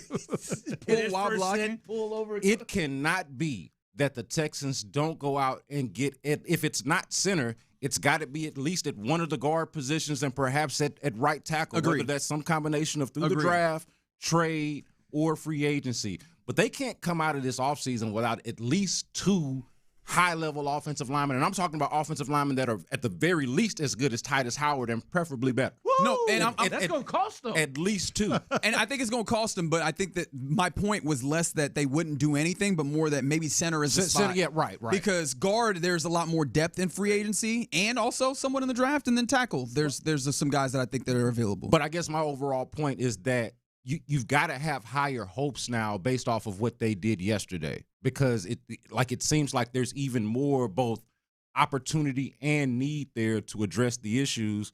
And then, of course, the obvious candidate is out there in Tyler Linderbaum to go out there and get. I think I'm not ready to concede that Jake Andrews is going to be the center. We talked about it yesterday, and I'm of the opinion you not only should, but I think you can afford 2 high-level free agent signings on the offensive line. I think you can get 2 of them and then draft. So please do that. Yeah. Right. I'm still there. I'm just going to be honest. I'm looking around saying there's a lot of names, or there's a lot of participants, not a lot of chairs in this musical chair metaphor that I've set up. And I go, all right, maybe they don't play that game. They play some of this game at guard and tackle, and then they go, we can rock with Jake Andrews. If we need I mean, when it comes to center, there is a lot of pressure to go out and get one specific guy. You know, it's not like you know what I mean? Like we're talking about one guy, and if it's not that guy, then we're talking about the contingency plan, and maybe you do all of these other things. But when we're just talking about center, there's a guy. You ain't got a guy. Go get the guy. You know, not to oversimplify, but it does seem pretty simple in that way. Are y'all as annoyed by this one thing that I was reminded of about an hour ago, sitting here with John Lopez? What's that? Which is no. I have not reached that point. You're fine. This thing that we have on Twitter or X, where you have this proliferation of accounts that will have NFL on their name and some like headshot that makes it seem like they're important, except they're a parody account or some person that just is not to be taken serious out here playing with our emotions that we now have to try and suss out if whatever they're saying about the NFL actually matters to us. I think they should be jailed. I said earlier, there has to be some repercussion for some of the things that are being done out there. No, it's jailed is over the top, but it is. I mean, for a short period of time, it is ridiculous because they will put out just straight BS. I talked about it. I literally talked about this a couple of weeks ago, B. Scott and fellas, with Darren Peterson. Like somebody, and it looks real. Yeah, it looks real. You got to check the followers, but it looks real. And it said breaking, he's out. And it said like he's out and he is deciding to go ahead and prepare for the draft and end his career at Kansas. And then, there are people who really buy it. Yeah. And I go in there and I look and I see like the comments that are being made towards him. And then you can go and see his page and then it is lit up like, it is just like, damn. Yeah. But y'all know I also don't have a lot of patience or sympathy for low media literacy. No, strong agree. It's still under my responsibility to check. You're brand new to the world, like if you've been here for all of social media, which like all of us are old enough for that to be the case, like you should be able to know when. Look, Twitter long time ago started letting everybody get verified. All you got to do is pay to get verified. Like you cannot trust everything you see. You need to know up from down, and that's your responsibility. Yeah. So I'm good with it. I know what's not good. I know you do. But I just think some of it is just like, okay. You can also see where you can easily get caught up in that. Some of them do it better than others, right? Where they mask themselves to be more important than they are. Yeah. Fair enough. It's like you find yourself for 2-3 minutes. Honestly, the David Montgomery news breaks, and I'm like, I got to check this. Give me 1 second. Let me make sure that I'm not just saying something out of pocket. See, because I get the notifications of the actual people, right? So, like the Reich account. Oh, yeah. You know what I mean? I'm not going to get fooled because the way I got it is from the source. Like it's ways to safeguard around foolery. Yeah. Don't be an idiot, people. Yeah. Okay, I guess B. Scott just better than all of us. No, That's all I'm hearing. Is that what you're hearing? It's better than everybody. I'm just saying it's easy enough to do. Don't be a fool, Reggie. All right, my bad. I'm just a sucker out here. I'm a simple man. I'm about the simplest dude you're going to meet, Reggie. So if I can do it, you can do it too. Pharrell once said that. Yeah. We heard you. It's all good. We heard you 35 seconds ago. Yeah, that's right. You in for Clint Stoerner, B. Scott. By the way, apparently there's people out here being, and by the way, you're listening to KLTM, KLTFM, HD2 Houston, and Odyssey Sports Station. Apparently there's people out here being really bad impersonators. And so in the mixtape, Figgy was like, who would everybody be an impersonator of? I didn't know who Clint would be, except there's 2 names that came in that were really good. Someone said David Boreanaz. If you've seen the show Bones, and I was like, maybe. Do you think we could run Clint out and tell people that he's Tim Tebow? No, he's got a little John Cena, though. Until he does have some John Cena. I had not thought about John Cena. We had a young lady in an Uber hit us with that. Yeah. She said, he does. He kind of looks like John Cena. Just be like, we got John Cena here, and we can make that walk. Yeah. I mean, the moment he starts talking, right? Then we lose John. You know that he's somebody else. So, like, who does he look like that he could also sound like? I don't know. Look, that's not fair. We just need to get people in the door. We're not going to actually win this one. But that's what I'm saying. It's like, can you just bring him in and not let him talk? That's right. Throw them jorts on. Yeah. Yeah, we can make that happen. All right, I'm glad that just you guys start playing the music. Yeah. I'm glad you guys helped me out with that. All right, that's all I needed. Now you guys can go and do a fantastic show here on a Rodeo Ticket Tuesday. I Lopez? tricked that lady, too. I said, do you find John Cena attractive? She said, yeah, he's cute. Trying to do some deductive reasoning. Yeah, exactly. Okay, Yeah, girl. Say, okay. Like, if 2 + 2 = 4. Yeah, that's right. Clint had a great show that day. I bet he did. I bet he did. All right, Lopez, appreciate you rocking with me You too, on brother. a Tuesday. I'll catch you tomorrow. For the time being, you're listening to B. Scott, Ron the Show Hughley, T. Mill. Right now, The Drive is live. That's right. The Drive is live. Already ridiculous comments coming through on the Base Power text line, 713-572-4610. B. Scott as Cecil Shorts. I don't hear it or understand. Boys, twins, always have been. I've never gotten that. I have never picked that up. They do not sound alike. Oh, yes, they do. I just don't You hear think it. we do, Tyler? Oh, Yeah, Tyler I was has the been. first Tyler's one. the first one that I've ever heard it. See, I've never felt it. I've never at all. I think it's something that you could do until you listen to us enough, right? Like, you know us both guess. personally. Tyler also knows us both personally, which is why I'm surprised. Maybe when you first taught That it, was Tyler's right when had I started personal working. moments. right, you didn't know Yeah. it. But yeah, like once Tyler's you had personal moments with them. Both of them. once you listen to us for an extended period of time, you can tell the difference. We're not even from the same place. Tyler's Got the different reason, accents. Tyler's the reason why Cecil shaved his head and came on home. That is true. That's right, man. Tyler. Oh, that's an important moment in life. That is, man. He said, just level with me. When you make that decision. Because he introduced me to the barber. Just level with me. Yeah, Cecil's a friend. It's that time, man. He asked me to be honest. I said, yep, time to shave it, bro. I'm on home. Trying to decide when I'm going to cut the locks, man. Oh, whoa. Got to be serious at some point. Hey, man, you can't just jump in. We got to, hold on real quick. Let's get this out the way here. Make sure you're listening today. It is a Rodeo Ticket Tuesday. You got a chance in the 3 and the 5 o'clock hour. Every time I see this name now, I'm going to think about this idiot Tyler who tried to explain to me. It's Cole Wetzel. Pretzel, but wet. I got you, big dog. How's that for some direction on enunciation? I got you. Cole Wetzel. I'll be frank with you. I'm not familiar. How would you just? We're leaning on you, Tyler. I can look in Brandon's eyes. He's not either. I'm not going to be any help to you. Damn it! You don't have Cole? Oh, no, I have something to play for you. I just don't know much of his music. You don't know much of his music. All right, 713-572-4610. Do you have Cole Wetzel? How is he? How is Cole Wetzel? You got a chance to win those tickets, 4-pack of tickets in the 3 and the 5 o'clock hour, Wednesday, March 18th. So make sure you stay tuned for that. Well, we need Clint right now for that Cole Wetzel. I believe he would have a little bit more. Hey, no, if Cole Wetzel was in the lobby right now, he would need like a name tag or I don't have it. I'd ask. Can I help you, sir? But this sounds like somebody's get down. And this is not bad at all. This sounds fine. 713-572-4610. There you go. You got a chance to win those tickets, 3 and the 5 o'clock hour. But this Dreads thing isn't whatever this is, I like. So yeah, okay, I'll co-sign this. Don't change the subject. This Dreads thing, this isn't coming soon, is it? What do you mean? I'm just a little I'm a little concerned. You guys I'm not ready. had a visceral reaction to that. Oh, man. I'm just not ready. What would be the problem with cutting my dreadlocks? I'm not telling you not to. I just want to know, is this not that crazy? Are we in here? I mean, how that'd long be you been a growing pretty them? big move for you. My entire adult life. Yeah, I don't. Yeah, this will be a heck of a move. Well, I mean, I don't know what you look like without dreads. Oh, come on. I don't either.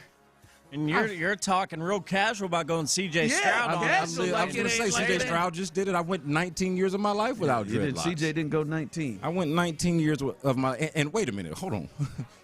Just to be clear, I wasn't going to cut them off. I just meant like a little trim. Oh, a trim. Okay, well, that's different. You get trims all the time.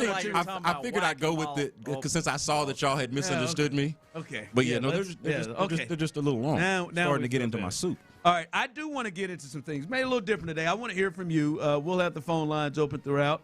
713-572-4610. You can jump in on this. I know that you have some passionate thoughts about some of the moves that happened, in particular with this offensive line, and I do want to get into that because I want to call out the liars. I know there are going to be liars out there. They will text, but I'm going to open up the phone lines for you to call up here and lie. Hold on, so. And I'll get to that here in just a second. But I also want to address something Tyler and B. Scott, of what I am seeing on the text line, and I saw this last night, and I promise you, it is one of the most annoying things to me that fans do. And I'm not going to say I don't understand it, but it is asinine. Good riddance. What I don't want us to do is to just act like Titus Howard just sucked. To act like Titus Howard was Juice Scruggs. To act like Titus Howard was Kenyon Green. To act like Titus Howard was Cam Robinson. To act like Titus Howard was Laken Tomlinson. To act like Titus Howard was Kenyon Green? What's the other Green? They had a Kendrick Green. There it is. They had all the Ken Greens. To act like he was Austin Deculus. It was the Jalen before the Jalens, basically, the Ken Greens. Yes. To act like he was Shaq Mason. To act like he was AJ Khan. We can be. You brought AJ Khan back. I did. That's a deep cut. We can be adults here. Like, I'm not saying he's the best tackle of all time. He's Walter Jones in here. All right? But he was your best offensive lineman that repeatedly was forced to play his worst position. Well, center maybe. But to play the worst position he plays, and he was your best offensive lineman, and this team seems to struggle finding him, and to think trading away your best offensive lineman, by the way, the second year in a row, to think like that is like we don't have to poo-poo. Titus Howard was a good offensive lineman, a good football player, and the best that you had. And so, we don't have to do that. Like, we don't have to just say, Titus, he did not suck. He didn't. He sucked as a guard at times when they forced him to play guard, but he was a good football player. It actually surprises me how simple people can be about it when they say he wasn't a Pro Bowler and he wasn't an All-Pro. Okay, so he wasn't an elite offensive lineman. But anybody that can be on a team for 7 seasons, be a first-round pick who gets a second contract, and now, by the way, has gotten a third contract. So think whatever you want to think about Titus Howard, but he was good enough for the Texans to think enough of him to give him another contract. And now the Browns, now maybe you don't respect the Texans and you don't respect the Browns, which I can understand if that's the case. But 2 NFL teams, after the first one decided to draft him with a first-round pick, have now decided to sign him to He's getting his third contract. To extended money. Exactly. He is on his third contract, his second extension. So just by that standard, he is a success in the NFL. And then to the point about just his time with the Texans specifically, he played 7 seasons here, was a part of 4 playoff teams, and in between that was stuck in the mud and played through that as well. So he was a part of some of the best and worst moments that all Texans fans can remember in Texans history. Played again with 4 playoff teams and then through a rebuild in between that. So normally it's surprising to me because normally when somebody goes to war for you like that, goes to war for your franchise to those kind of depths and is around as long as Titus Howard has been around, even if he wasn't All-Pro, even if he wasn't a Pro Bowler, normally somebody that plays for you that long through that many ups and downs gets a little bit more respect out the door than this guy was a bum, was never good anyway, good riddance. He was actually a soldier for this team for a really long time, even if he wasn't an All-Pro, even if he wasn't a Pro Bowler. It's just something I hate fans do. It's weird, actually. It's not all of you, but it's just certain. Like, man, if Derek Stingley left, people would come in and say, well, he got hurt all the time. But normally I feel like the thing that the fan normally does is overvalue a player. Is overly until they're gone. Celebrate their player or think of their player a lot more highly than, say, people outside of the market who didn't watch them every day. And for whatever reason, it's the opposite with Titus Howard, where it's like the people who were exposed to him the most have the least appreciation for him, as opposed to maybe around the league. Like, they're around the league probably looking at him as like, hey, the Browns just added a starting caliber either tackle or guard, whereas Texans fans are like, don't let the door. Don't let the Some Please, Texans fans are like, don't let the door hit you. This is fair. It is odd. This is fair. Titus is very good. Is a very good old lineman, but not worth $21 million in my book. That's fine. That's absolutely the case. That's fair. Absolutely. But it ain't. And specifically not worth $21 million to where the Texans are right now in their sort of life cycle with the cap and who they have to pay, and the fact that they've had an expensive offensive line before that Titus Howard was a part of, and it didn't work, so now it's just time to do something different. Again, he's been here 7 years. He's not worth $21 million to the Texans. I could see how he's worth $21 million to the Browns, even though we don't take the Browns seriously as an organization. So it's really more so about fit, circumstance, and timing than the fact he's a good football player. That he's not great. That he's not. Yeah, he's not great, but he's been good for them and has a chance to be good for the Browns. All right, this is where I want to get it. I just had to get that off. I see this like when a player leaves, like just act like they just sucked ass, and that is not the case. But this is a space where I want to get with people, and we'll open up the phone lines here because I do want to hear your thoughts on this 713-572-4610, and I know you have some thoughts. I just want to make this very clear. We understand they've traded Titus Howard, which now opens up the door, as you said in the crosstalk. They got 4 spots open.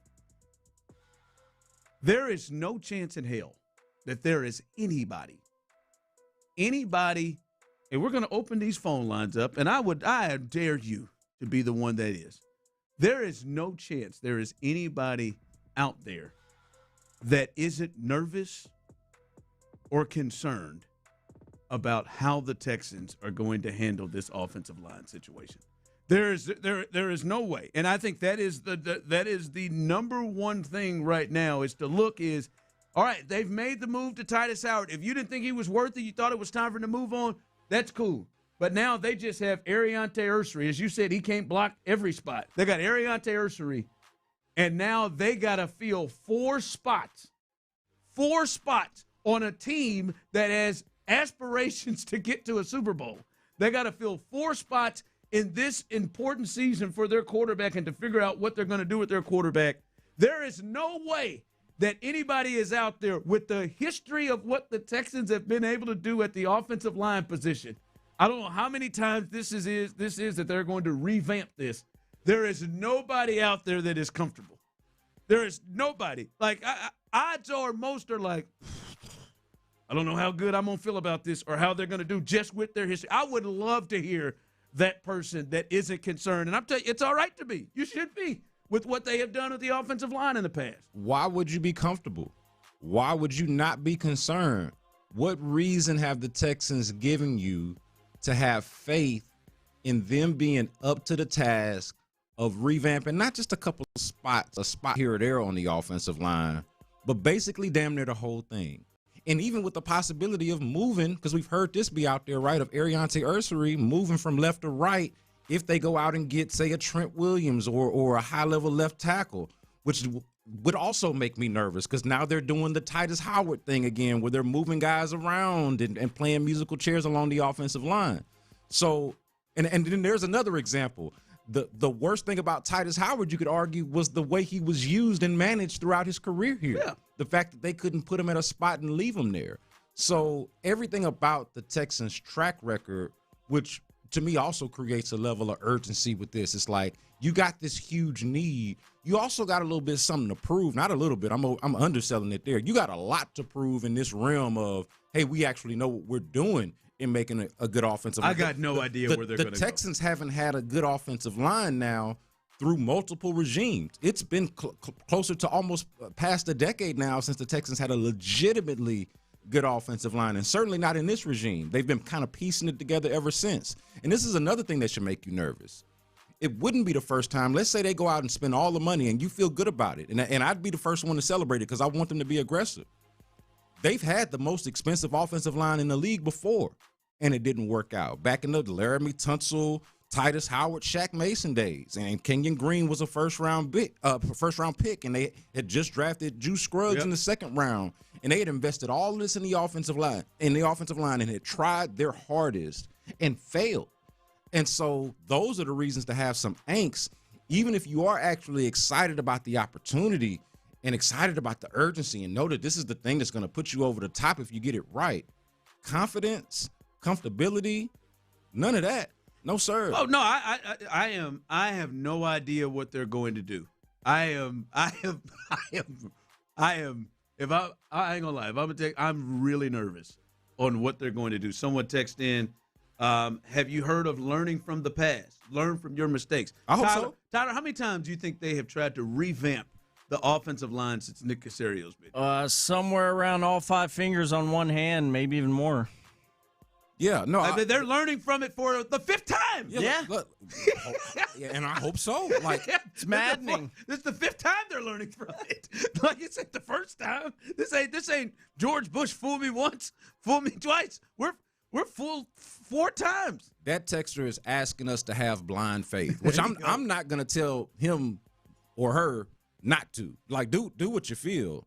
But I'll speak for myself, and it sounds like from what's in this studio, we're not just gonna have blind faith and say, "Well, they're just gonna learn from their mistakes." I just don't think you. Yeah, hopefully I don't so. think but you can. How can you? You cannot have blind faith. Well, how do you know until they do it? Right? Like, think about the Bears. They were talking about the Bears because Drew Dahlman retired, right? Out of nowhere. The Bears ain't never had a good quarterback. The Bears coaching situation been shaky since Mike Ditka. But now they got Ben Johnson. Now they got Caleb Williams. And it can be like none of that never happened before. So it's like Bears fans forever were like, will we ever get a quarterback? Will we ever get a good coach? What confidence should Caleb Williams even want to come here, since Chicago is this place that doesn't know how to treat quarterbacks? And you can understand that. But like, that would be like blind. You're hoping for the best, that you land in that spot where all of a sudden it just kind of all comes together and they accidentally get it right. Hey, there's one center on the market that you really need to be out for, and you got the money to go get him. Tyler Linderbaum. Does that make them football geniuses because they knew to go sign Tyler Linderbaum? But they won't always do that. It would be great if they even luck into it, what I'm saying. But that's all part of it. There's not a deal to understand that they'll do that. All right, we'll turn it over to you. We'll bring you into it, 713-572-4610. I cannot believe any of you any Texans fan, I cannot see a space where you are not greatly nervous or concerned about how they're going to attack the most important thing to this team, the offensive line. I, however, would love to hear from you. I really would. And you can give your thoughts on how you feel they're going to attack this offensive line. 713-572-4610. We just getting started right here on The Drive. You fooled me, we can't get fooled again. Let the wheeling and dealing begin. Nick Casario's Signal.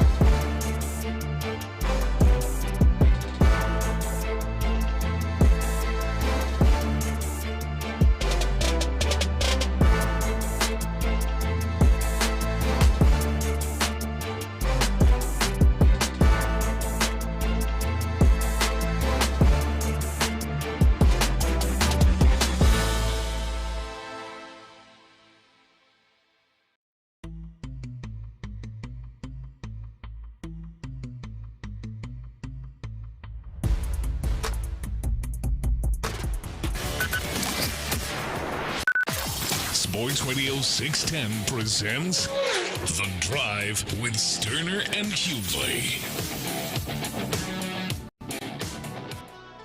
All right, welcome into The Drive. Clint is out today. B. Scott is here with us. Tyler is with us. Phone lines are open, 713-572-4610. All right, I want to hear, because, Tyler, you're not comfortable, are you?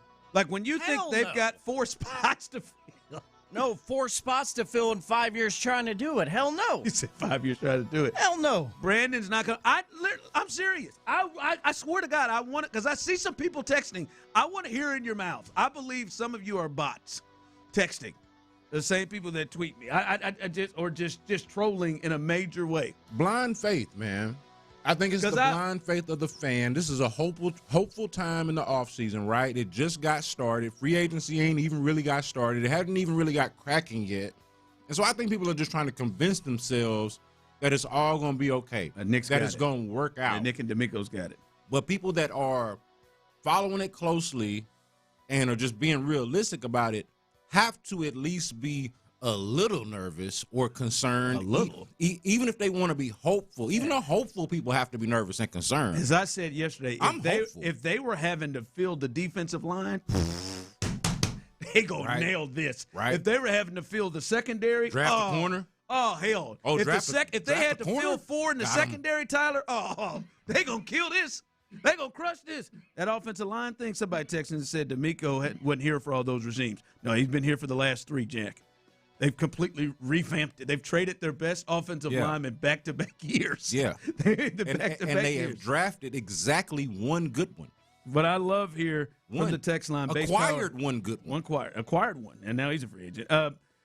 Base Power text line 713-572-4610. I love these two thoughts. You are just drama queens. And then, thank you, show. The Drive is the voice of the people and is speaking hard facts. Last year, Nick traded Tunzel, and our answer to replace him was Tomlinson and Robinson. You're gonna get hard. I love it. That's what it's about. People are going in different spots. Listen, though, I got long hair, but I got way too big of an Adam's apple to be a queen. Okay. Way too much bass in my voice to be a queen. Check yourself now. Hold on. All right, Eddie, kick us off, man. Eddie, are you how nervous? Are you concerned? Are you nervous about how they're going to fill this offensive lineup? I'm super nervous. I'm super concerned, and anyone who's not is an idiot. You got 80% of your offensive line to get in here to replace. And I will say one thing though, B. Scott, when you talked about Linderbaum coming here, and you said, well, if the Texans just happen to luck into him, you can't really give him that credit. Yeah, you can. If we get Linderbaum, I'll give it to him. Nick is the one who's committing the resources, so you can't just say, well, how much credit. I might actually misspoke because I don't even really care about the credit. You know what I mean? Like, I don't care if you give them credit or don't give them credit. If they get Tyler Linderbaum, if you want to call it luck, credit, or whatever, that'll be good. Like, I don't even care about who gets the credit or how. Like, just get it done. So I think that's more along the lines of what I meant. But I do agree with you. Right, yeah. I mean, Nick should get the credit if we get Linderbaum. But the thing of it is, Nick's the one that needs to be nervous because anyone who says right now Nick's not on the hot seat is also an idiot. Because if we go through this next season coming up in 26 and the same thing happens to CJ that happened last year where his stats erode and he gets another concussion. Say we go through the third concussion in 3 years. Oh, man, come on now. What's going to happen is Mulugeta and CJ, even if they sign a new deal, doesn't matter. What they're going to look at and say they're going to want to trade or they're going to sort of behind the scenes demand that Nick goes because he's not going to come back again for 27 if he's had 3 concussions 3 years in a row. Something's got to change. So this is Nick's year. Nick is on the block. All right, hey, Eddie, a great call. I appreciate it. I agree with him. I in theory, I do. I thought Nick was going to be. I thought it was going to be a problem for Nick a couple of years ago when they came out there and he put together that top 8 MVP finish season and that offensive lineup, and then they came back and did what they did the next year, and then their season ended with 8 sacks in Kansas City, and then the response is they came back in here and they were playing musical chairs at guard. Wow. I thought maybe I don't know. They win another 10, 11 games and make the playoffs. I hear you. I agree with you, Eddie. But I don't know that necessarily that's the space that the McNairs are in. I think it's okay for him to at least say though that it should be though. Whether they are or not is going to be up to it. I mean, there's nothing we can really say, do, or think of. But his overall point is that head should roll. Agree. And C.J. Stroud and his agent and his camp would rightfully think that way. All right, Jay, what's up, baby? Thank you for calling the Drive, baby. You concerned about how they're going to put together this O-line? Man, B. Scott, I'm disappointed in you guys. You don't remember when Nick Caserio worked? What year was that when he made all those trades on defense? So here's the thing. Before, in the past, the defense and the offensive side of the ball needed work. Now, since Caserio's gotten the defense to where they're the best in the league, pretty much, you can focus all your attention and all your resources to the offense. Jay, you do not believe this. Jay, hold on, Jay, you don't believe this. You think he ain't been trying to fix the offense? You ain't been trying to fix the offensive line. He's been throwing pennies.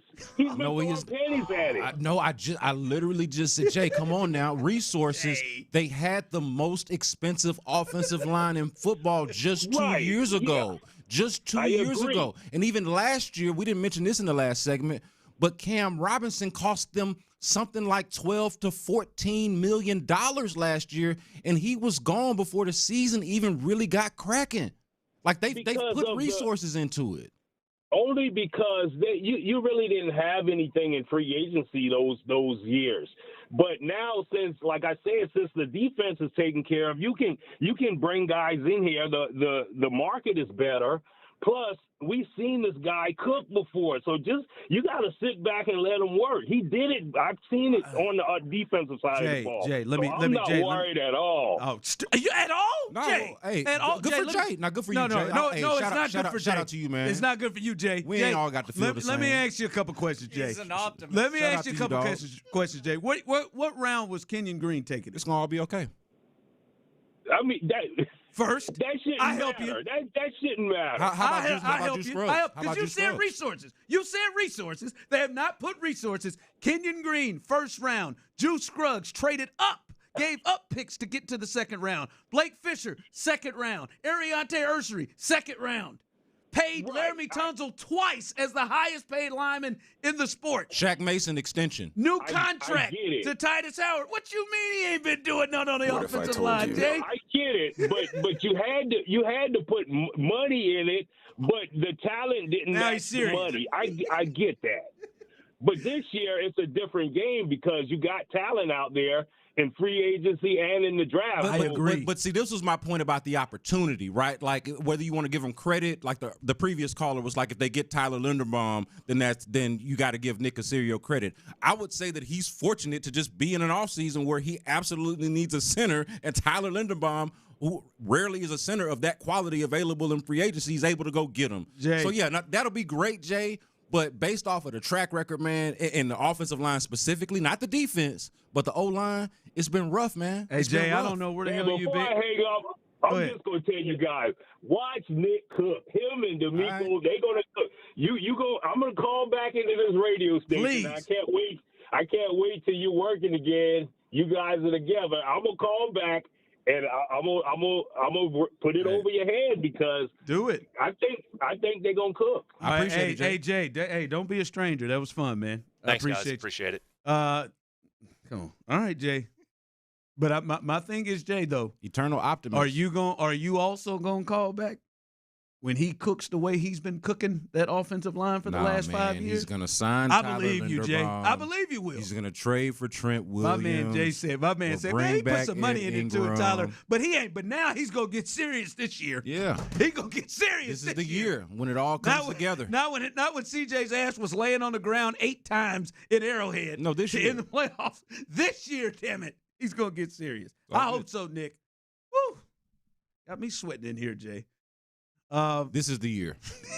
Hold on, so coming up as we continue on the drive, we continue to want to hear from you. And this was Tyler's wet dream to be able to talk about in a terrible fashion one of his most hated athletes in the world. We'll do that next. I got a message for those Yankee turds. In the loop. Initial reactions, John Lopez, to David Montgomery now that he is a Texan.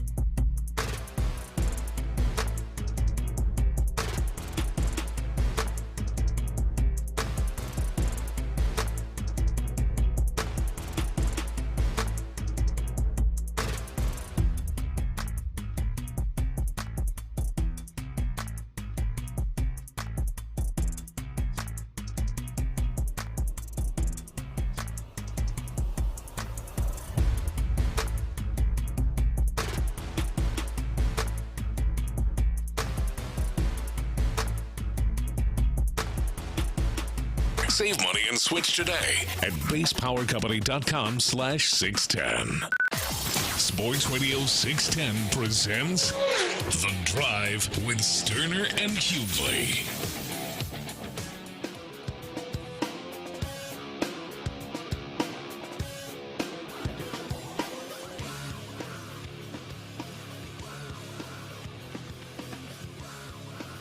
All right, I do want to get to this, Tyler, but I'm sorry. I feel like I need to read this text, and then I think it's probably best of Tyler, MF, and Milner to handle this. That's what they call me. I'll read this, and I'll turn this one over to you. It sounds like all you guys want to do is complain. What do you want? Caserio to be fired? Or to start all over again with a new GM? You're out of your effing minds. I don't even think we said that. But we didn't, B. Scott. Go ahead, Tyler. We didn't. We usually don't whenever some asshat chimes in this way. You, my friend, need to use the ear holes, the holes on the side of your head, each side of your head, if you got both of them. Unless you're Vander Holyfield out there listening with us, which will be cool, but use those holes on the side of your head, listen, and stop having a case of very, very, very weak-ass fandom. If you are a Texans fan, demand more from your team. No one is saying Caserio needs to be fired right now. What are you talking about? Eddie kind of did. O-line has been a damn problem. Kind of important. For years.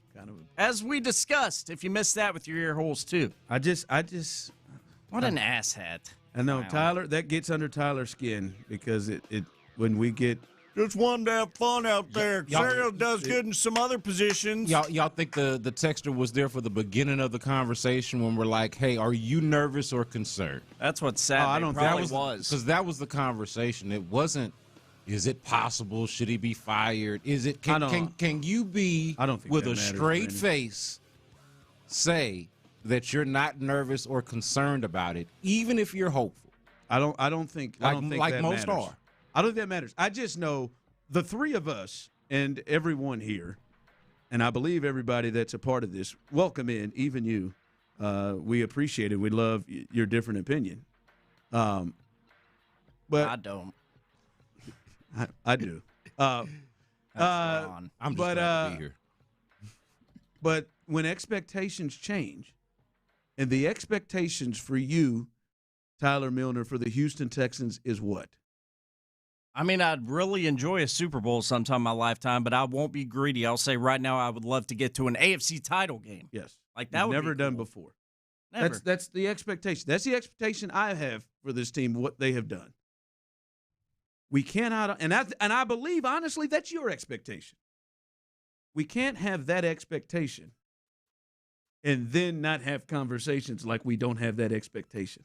And when you have a group just keeping it 100% real, not faking the funk at all, that has struggled mightily in one area in particular, and that is the offensive line. And they have now traded their best offensive lineman away with now the ability to have to fill 4 spots for a team that, if you just heard the expectations, Tyler just says trying to get to the AFC Championship game.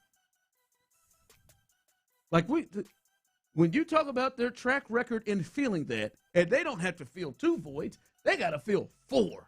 Yeah. That's where we are. Just like we're gonna have conversations about the quarterback, because you're trying to get to an AFC Championship game, and your quarterback can't turn the ball over 7 times. And we're gonna have conversations about that. And I don't mind, like, as somebody who does root for the team, I don't mind having team. Why'd you say it like that? Why'd you go remember the Titans? About a team? You want to talk about the team? What team? Nobody plays, yourself included. Anyway, like you would take me down that rabbit hole, but no, like I believe in having the same energy for praise and criticism. So like I'm going to give them all the credit in the world for what they've done with that defense. Shout out to you for drafting Will Anderson and Derek Stingley Jr. and bringing in Daniil Hunter and drafting Kamari Lassiter. I think he's done a hell of a job with the receiving core. And finding Aziz Al-Shire, the receiving core. He's found some gems. Yeah, you've done some great things. Thanks, guys. Appreciate it. But like with that same fervor, with that same energy that I'm giving you praise for the things that you've done well, I've got to give that same energy with the criticism of the things that you have not done so well. And this is transparently one of them. Honestly, I would say the most obvious of them, right? The most transparently obvious flaw in the operation of the Nick Caserio era, which now includes going into year 4 of D'Amico Ryans, is the offensive line.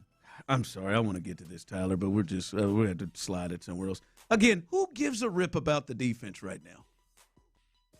And when I say that, I mean that in terms of defense is good. The defense is cold-blooded. The defense is probably the best in the league. Defense is nice, man. We know they're a championship defense. They've nailed it. We know they can do that. They're probably going to get better, too. They're probably going to get somebody in the interior to help them. It's impressive, really, what they've done with the defense. They are nasty as hell. We know that. Yeah, I love watching this defense play. I can't wait to watch them again. See what they do this year. Right, we know that. It's a great defense. But it's that other side and how they have handled that other side. And so, yeah. It was a Super Bowl caliber defense. The team that won the Super Bowl had a similar caliber defense. And you might argue that yours was better. Yeah. You didn't have it on offense. And the reason why you didn't have it on offense was primarily up front. The reason why you couldn't get stuff done in the red zone. The reason why you had so many penalties and drive-killing penalties and stuff like that happen along the offensive line a lot of times. This has been the issue. Text line coming in. It's not about your criticisms. Y'all said hot seat. Who said hot seat? If you can find it. Who said it? I know who said it. You can use the rewind feature on the free Odyssey app. Find it. Send it to me. Eddie the caller said it. I did agree with Eddie that at the very least. Eddie the caller said it. What did I say after Eddie said that? I said, I don't think that they're going to have him on the hot seat. I don't know if the McNairs look at him as being on the hot seat. Eddie said it. Is that my boy Ron? That's all right, though. Honest mistake. But I agree with Eddie that at least the table should be moving. Something to be talking about. Yeah. You know what I mean? Like there should at least be some kind of constructive confrontation happening after that. Why can't we get this right? It's just 4 straight off seasons. Like, what's wrong with that? The great thing about it is they have plenty of resources and plenty of players out there and opportunities to go ahead and fix this and get this thing right and have a realistic offensive line in front of their quarterback and in front of their running game to get them to the space that they want to get to. But they've also had those same resources the last 3 years. It is wild. CJ. And it is depending on how they spread those resources. And that's what it's going to be about again. Their scouting department, how they evaluate. Are they going to say we'll trade Laken Tom or we'll trade Laramie Tunsil, and their evaluation comes back and says, Cam Robinson. CJ Stroud had 2 bad playoff games, and you had fans that were ready to get rid of him. But the Texans brass has not produced a good offensive line since Jesus was a baby, and we're crazy for thinking that there should be a conversation about it. I don't think it was that long ago. I'm just saying. Honest with you. Just Jesus, I mean, as Tyler knows, he used to preach. Jesus was a baby a long, long time ago. Just that it's been a long time since the Texans had a good offensive line. I just saw Wade Smith last week. Made me think about it. I wish I could have been there. Wade, I was like, man, this is the last time. Tyler's first sermon. Wait, come on now. I would have been there for his installation service. I would have. I swear to God, I would have. You were there when Jesus was a baby, Tyler? No, he's preached on it. No, but I've talked about it a time or two. I just wondered where he was coming out of. 713-572-4610. Tyler's first sermon. What book? What book? Oh, I of the thought Bible? you meant Jesus. I was like, he was born in a manger. No, fool. where do you think he was coming out of? Where was his text? I feel like Tyler's a Romans guy. I don't know what text you think Tyler was coming out of. That's pretty good. His first one was it Romans. Ecclesiastics. Where do you think It's got to be Paul. You got to go radical. Paul was Tyler wild. does feel very New Wild about Jesus. Could have been James. Tyler looked like he was coming out with them green Bibles. You know them green? Oh, yeah. I had one of them joints. No matter what color it was an ESV, that's for sure.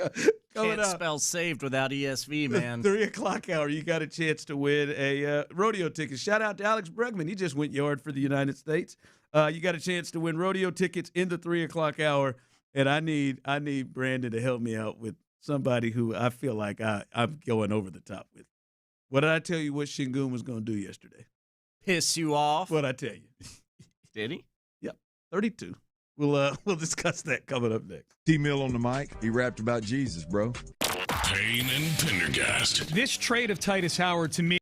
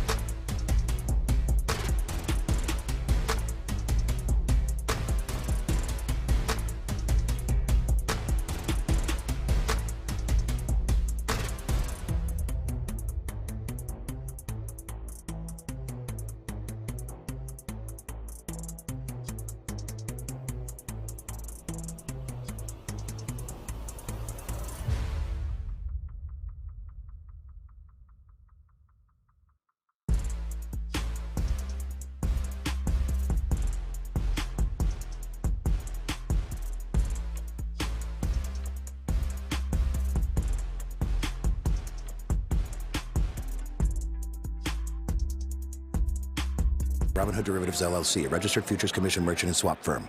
My name is Whitney Allen, and I'm a widow. My husband, Ryan, died. We never thought we'd ever have to use life insurance, but the unexpected happened. With Ethos, signing up was fast and 100% online. You can get a quote in seconds, apply in minutes, and get same-day coverage. No medical exams, and you can get up to $3 million worth of coverage. I'm grateful we were prepared. Get your free quote at ethos.com/game. That's ethos.com/game. Paid spokesperson. Time spent on application may vary. Online health questions required. From the West Point Lincoln and West Point Lincoln of Sugar Land Studios, KILT FM HD2 Houston. On Odyssey Sports Station, the Texans play here. Oh, it's 3 o'clock. Sports Radio 610 presents The Drive with Stoerner and Hughley.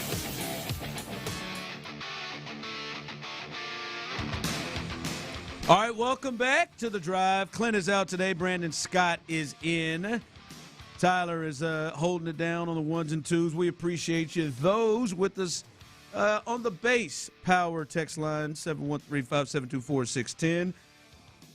As we have gone back and forth, it's been a good time so far. Those of you on YouTube and Twitch, hello as well. And the phone lines are open throughout here, guys, so you can jump in with some things. Remember, this hour, rodeo tickets. At some point in the 3 o'clock hour, you got a chance to win a 4-pack of tickets to see Cole Winsel coming up Wednesday, March 18th.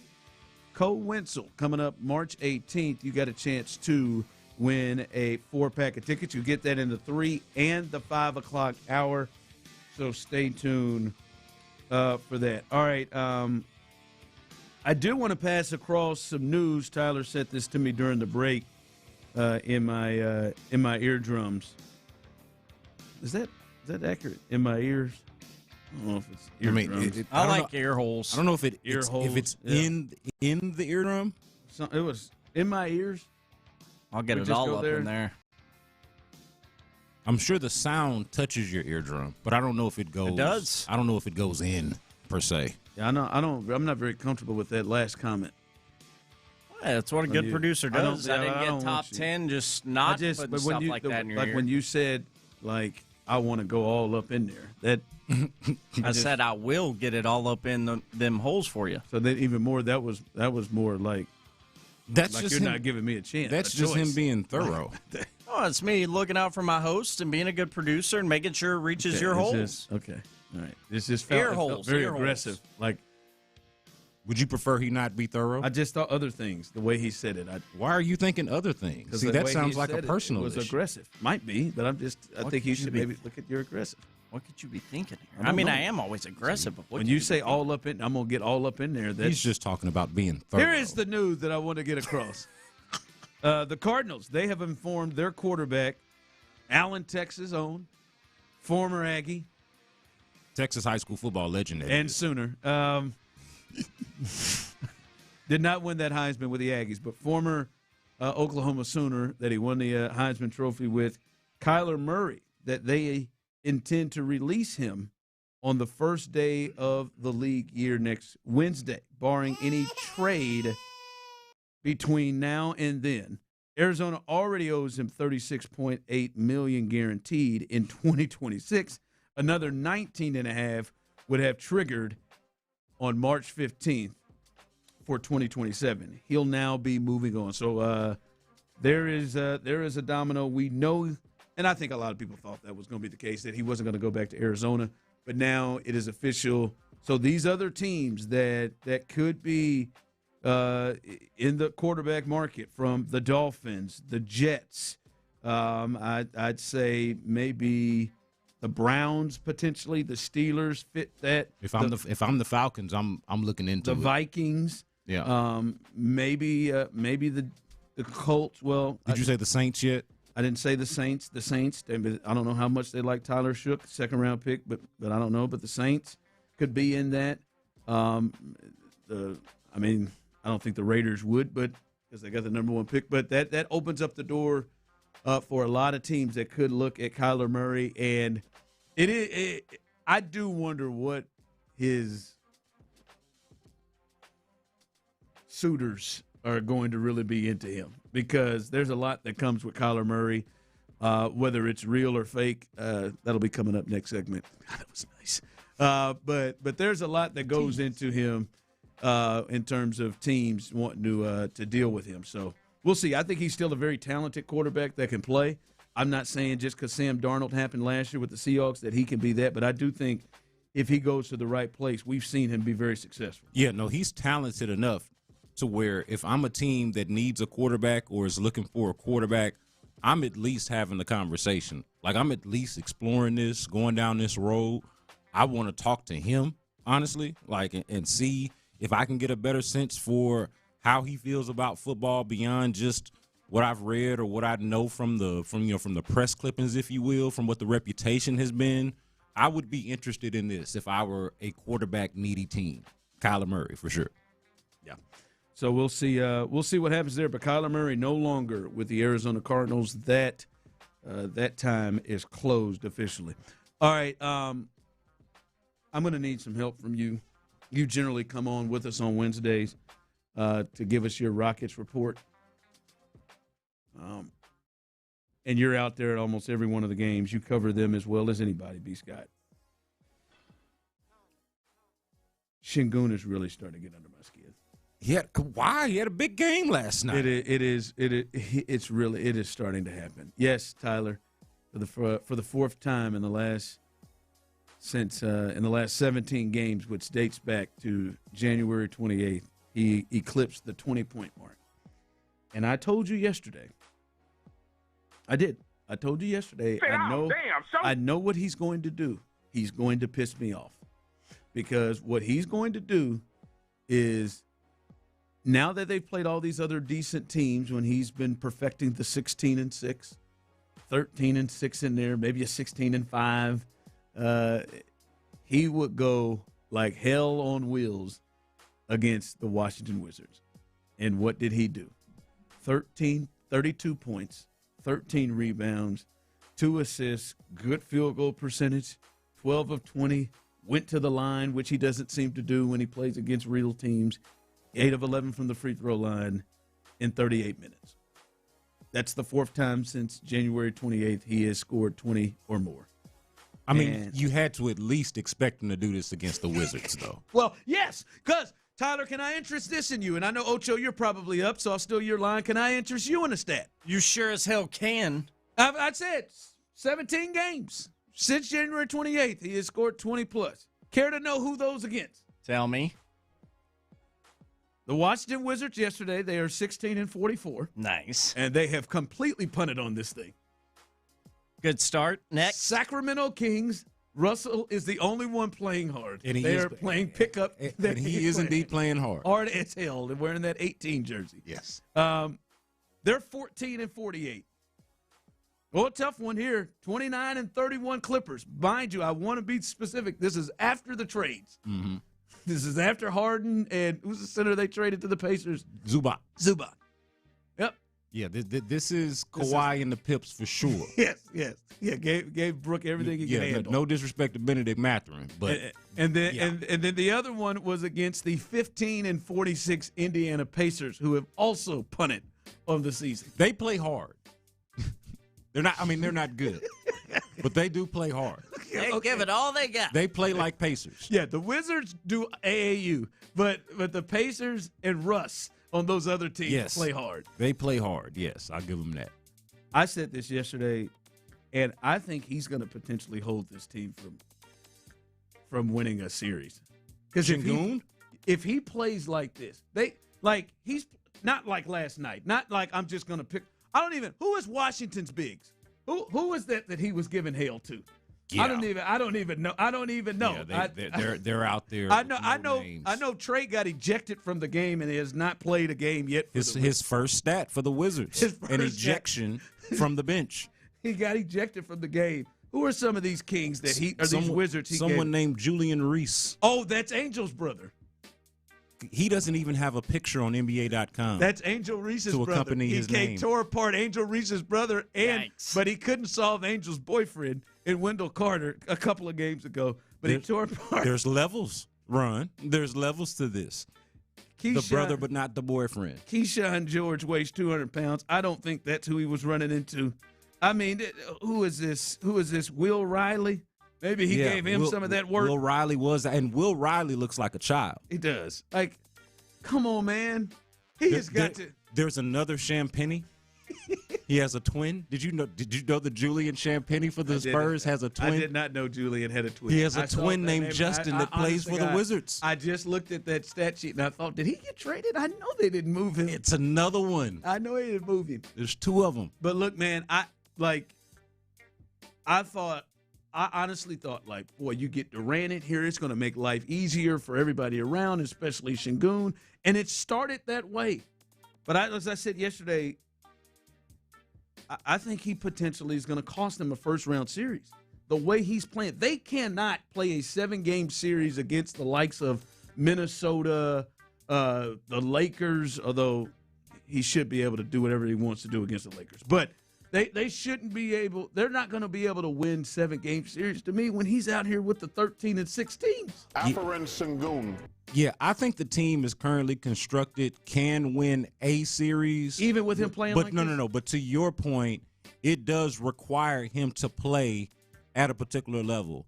And one of my big things coming out of the All-Star break was watch out for All-Star level, All-Pro Alperen Şengün. Because I think that Alperen Şengün got that All-Star nod really off the strength of the beginning of the season. Absolutely. And not so much how he was playing going into the All-Star break. And so my point coming out of the All-Star break was watch out for Alperen Şengün to see if he goes back to playing more like the All-NBA caliber player he was playing like at the beginning of the season, the first 20-some-odd games, and less like the previous month going into the break. And so far, you've gotten one, maybe 2 games since the All-Star break where he's played at that level or even close to that level. And for the most part, it's been more of the same. It's been good, not great, not necessarily efficient. So, yeah, no, it absolutely needs to be better. They cannot win a single series. Never mind what their actual ceiling is with him, even at his best. They're probably not a conference finalist. I'm not kidding you. But they're not winning a series with him playing like he did from January post-ankle injury to the All-Star break and how he's played for the most part since the break. You think he's still hurt? You watch him every day. You see him. Do you think he's still hurt? Do you think that is? No. And even if he is, I honestly, not to avoid the question, I don't care. I don't. I really just do not. It's got to be better than this. Everybody is dealing with something. He looks healthy. I mean, he's playing every game. It's not noticeable like he's dragging a leg. Like if he was so hurt, he wouldn't play on back-to-backs. They would load manage him. You know, he's a star, right? He's a 2-time All-Star. So if he was hurt, they would treat him like he's hurt. This is the NBA after all. So they're treating him like, and he's playing minutes like he's okay. So I'm going to hold him to the standard of somebody that's playing the number of minutes that he's playing. No, he's got to be better, 100%. He's got to be like he was against the Wizards, against Spurs, against anybody, the Pistons, against the Magic. Never mind the 13 and 6. Literally regardless of the opponent, like just consistently. I can't stand dudes like that. Play his ass off against a bad team. Stat padding. It does, and that 32 he got, Tyler, is going to make his points per game look better. Yeah, and it also feeds into the narrative of him just being a stat padder on bad teams, right? Like the only reason why he's in this position is because he was allowed to emerge as the best of young players who were on tanking teams, right? So, like, since he's better than Jalen Green, he gets to be an all-star, but was he really that good? Is he really that good anyway? So goes the narrative. I think he's legit, but he's going to have to play like it.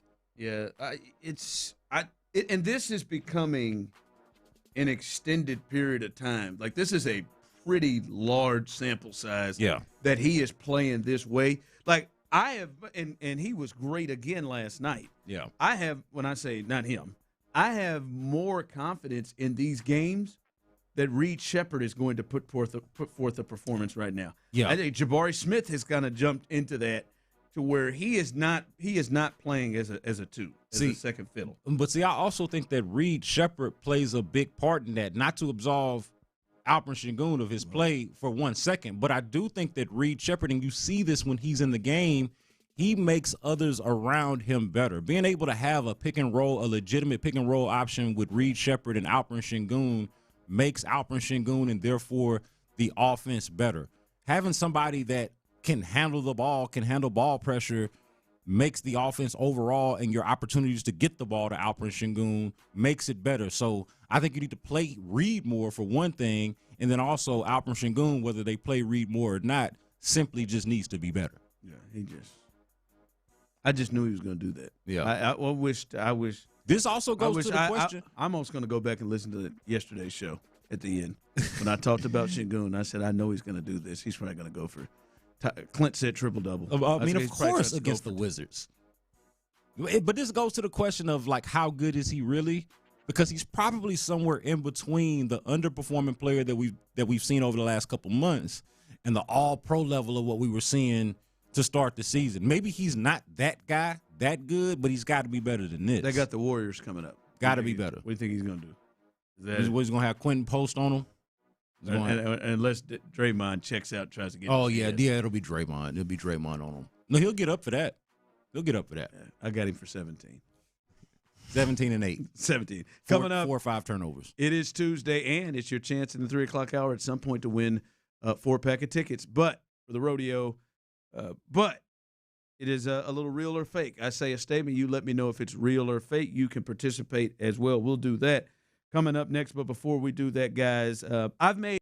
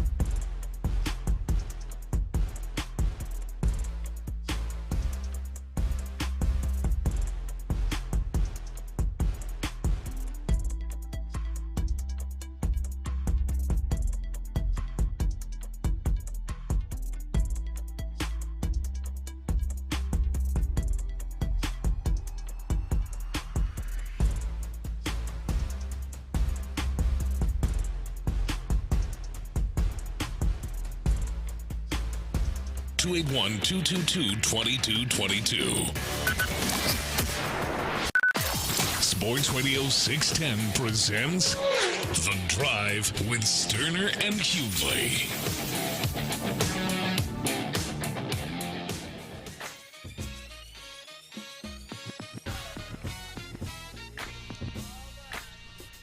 All right, I see you, Chip Slice, Frank, Rob, Cornbread. Y'all getting some real good conversation. I don't know why they've called Tyler Peter. I don't know what that is. I don't know what's going on YouTube. Don't look like a Peter to me. Jordan, I see everybody out there having a good time. Joel, it's Chewy. I see you over there on Twitch having a good time. Those of you on the Base Power text line as well. Thank you for joining in on the show. B. Scott is in as Clint is out, but we will still hold it down as we can only do. Remember, in this hour, your first of two opportunities to win a 4-pack of tickets to see Cole Wetzel coming up Wednesday, March 18th. Your first opportunity at some point in this hour. It could be at any time, baby. Anytime, so you got to be ready. 713-572-4610 when we give you that cue to call. All right. We play a little game every Tuesday, a little real or fake. I say a statement. You let me know if that statement is real or fake. You can participate on the Base Power text line. You can as well on YouTube and Twitch. Tyler, I'm coming to your ass first. Real or fake? Follow directions. Brandon. You started off by believing it's real or fake. You too on the text line, the Base Power text line, YouTube and Twitch. Real or fake, Tyler? Yordan Alvarez is still a top 5 hitter in baseball right now. Real or fake? Oh, for me, that might be the easiest real I've ever had. He didn't even real. He didn't think about the others. Hell no. No, absolutely. With a bat in his hand, big man Yordan, I mean, as long as he's healthy, he's top 5, if not top 3, if not higher than that. All right, there you go. Still in it right now. A lot of people may forget a little bit because he played, 48 games or something last year. B. Scott, is Yordan Alvarez still a top 5 hitter in baseball, real or fake? Yeah, assuming that he's actually hitting the baseball, that he's not, that he doesn't have a 60% healed broken hand, or that he's not breaking his ankle on home plate. Who we talking through? Shohei? Yeah, the only hitters in baseball that I would definitively put over Yordan Alvarez, and Tyler's going to hate this, so forgive me, Tyler. Oh, God. But the only ones I'm going to put ahead of him are Aaron Judge and Shohei Ohtani. So to me, he's Soto? And Soto would be in the mix. So he's at least top 3, top 4. Soto would be right there as well. I say he's a top 3 left-handed hitter and a top 5 hitter in baseball. Yordan. Yeah, Soto's right there. Yeah. Soto's one of the greatest hitters of all time. Yeah, Yeah. Aaron Judge, Shohei Ohtani, and Juan Soto are the only ones that I'm willing to put over Yordan Alvarez definitively. Everybody else is just from a hitting standpoint. From a hitting standpoint. Everybody else is just in a conversation. Text line coming in, Cal Riley. I wouldn't say that from a hitting. I need to see more of it. He had a hell of a season. Victor says real. He had a hell of a season. I wouldn't put him there. I just pulled up a list. I'm going to say real, too. You know how I feel, Tyler. I think he is the best hitter in baseball. Someone else just texted in fake. I think he's the best hitter, just to me, from the just all-around hitter in baseball. He can go at all fields with power, all fields with bad pitches, good pitches. He doesn't usually get himself out. This is the top 10 I pulled up. They have him 8th. They have Shohei, Judge, Bobby Witt. I watch Bobby Witt every night. I don't agree with that. Soto, Jose Ramirez, Kyle Schwarber, get out of here. Cal Raleigh. Then they have Alvarez, and they have Julio Rodriguez and Freddie Freeman behind him. I would stick with what I said earlier. But what makes it an interesting real or fake is that it just shows you how injury and lack of availability, what that can do to your reputation. Because now we don't talk about you the same just because we ain't seen you play, and now it's one of those folks that forgot about how good you are. Because he's definitely in the conversation of top 3 to 5 hitters in baseball. Yeah, so, Lord have mercy. There we go. We got a little music rolling here. Got a little extra. Got a little extra. All right, real or fake? B. Scott, this is Kelvin Sampson's best chance to win a national championship. Real or fake? Ooh, I'm going to go fake on that one because I thought last year was his best chance. Oh, you thought last year was better? Yeah, I thought last year was his best chance, and they just kind of, I mean, it's wild that they had that moment against Duke in the Final Four, and, man, they just blew it. They just flat out blew the opportunity. I think this year is a much more crowded field. They're very good, and they've got a really good chance to make a run here. Don't get me wrong. I'm not counting them out by any stretch.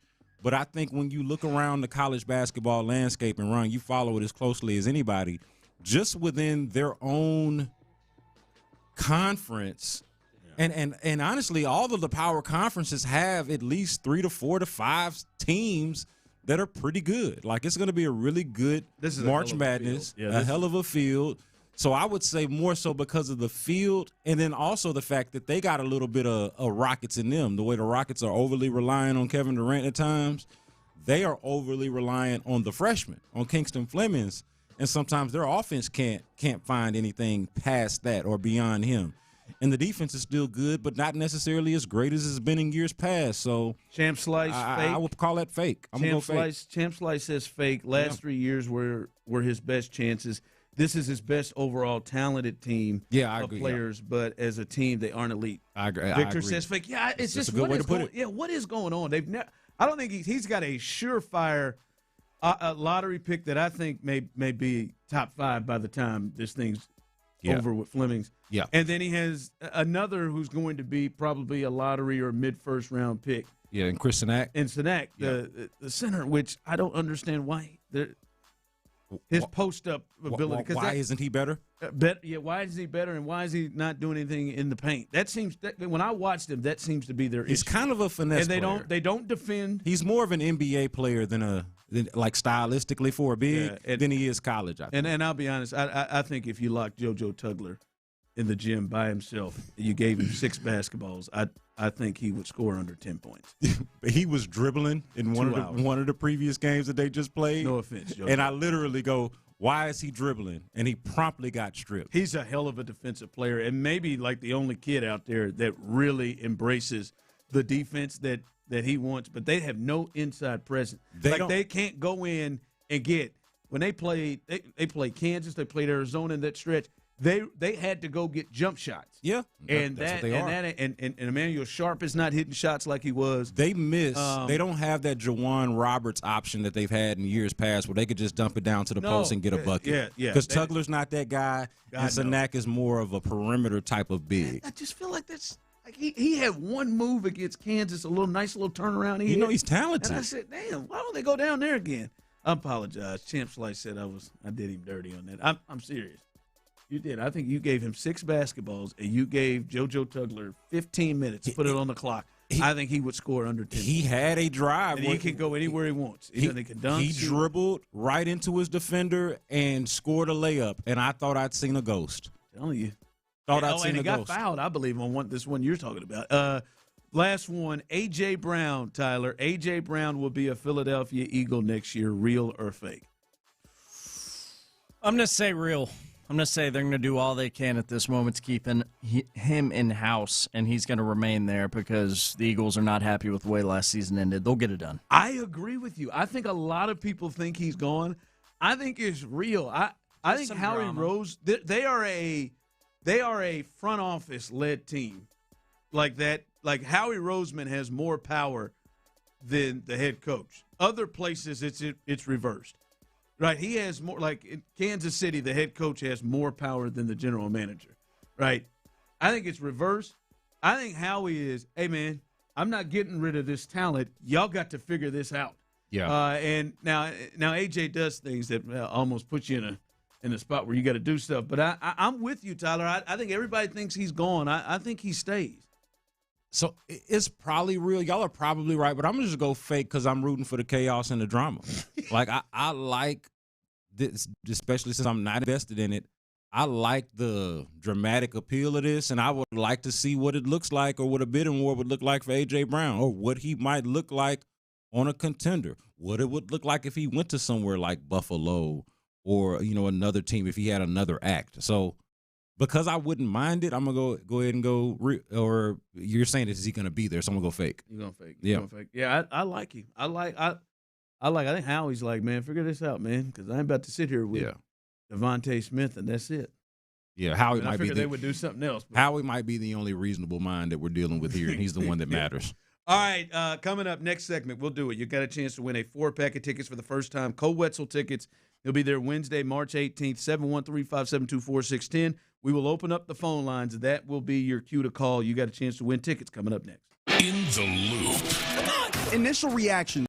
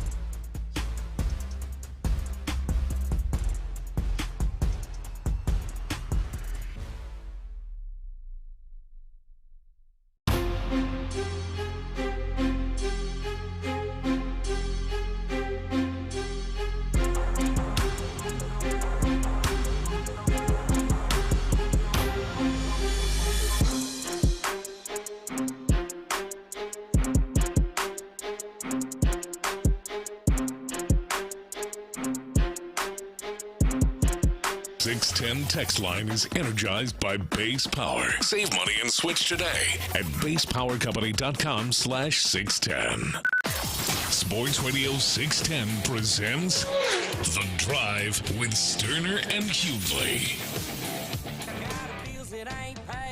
Pain it don't heal. I don't know how much longer I can deal.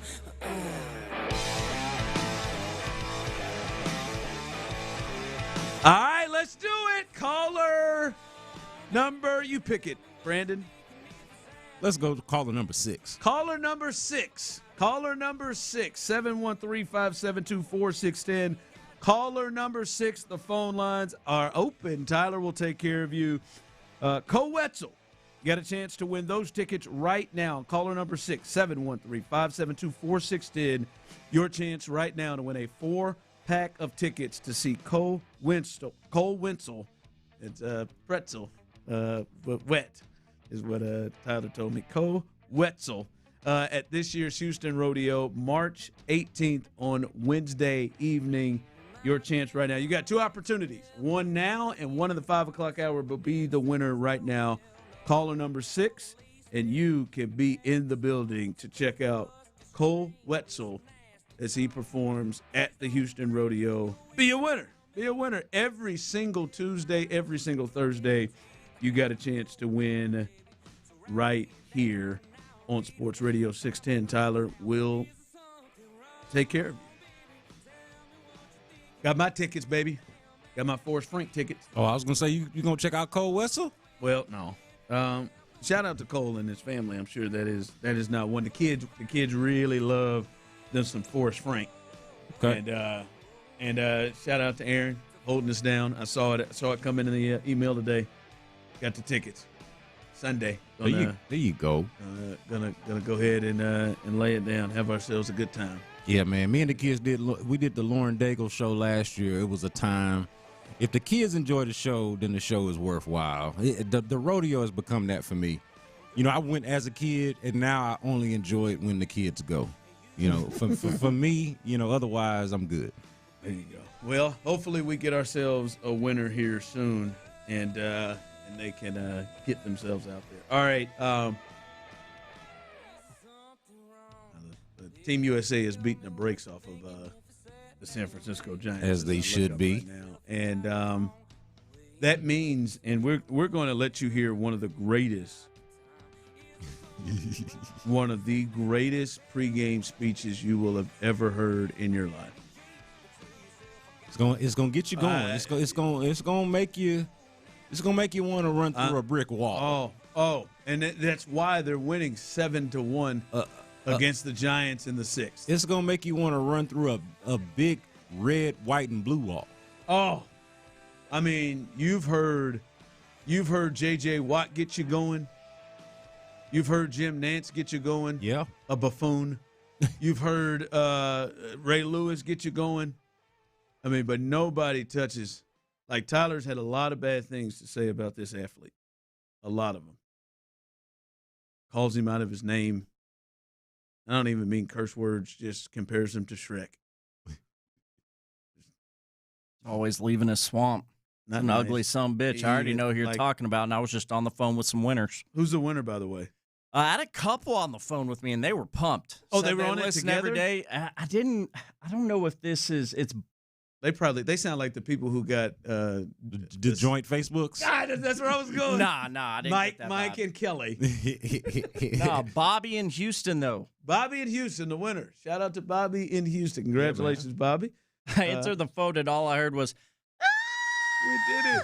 Hey, Bobby about to get him some ass. Go ahead, Bobby. Hell yeah. Hey, Bobby. Nailed it. Hey, honey, you better have a good time with him tonight. He's taking you to go see Cole Wetzel.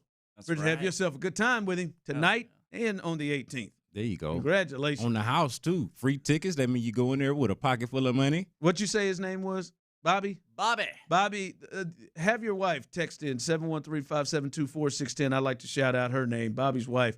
Text in. Bobby may have been her name, actually. I could see Bobby that. might have been her name. All Could right, have been both I their need to know names. the couple's name. Yeah, I should have clarified. I want to know the couple's name. I had both of them on the phone, and they were just going nuts. Okay, good. They should, man. We love that. Could be Bobby and Bobby. That would make for a hell of a Facebook name. Robert and Bobby. If your lady's name is Bobby and your name's Bobby, do you got to take it for the team and go by Rob or Robert? Do you have to swing it, or do you want to go as Bobby and Bobby? It's an interesting question. Or are you Dick? Somebody. Well, if you're chivalrous, as all of us should. Robert, or that's Richard. That's my bad. Yeah, Robert is Dick. Robert, Richard. Yeah, Richard's Dick. One of those. Bobby is Robert. So Bob is not Dick. No. Can you shorten it to Bob? But what does the male Bob do though? To the question, to the point. Yeah. Damn it, Bobby. Yeah, I would. Someone said, Champ Slice said, go Big Bob. Okay. All right. Big Bob.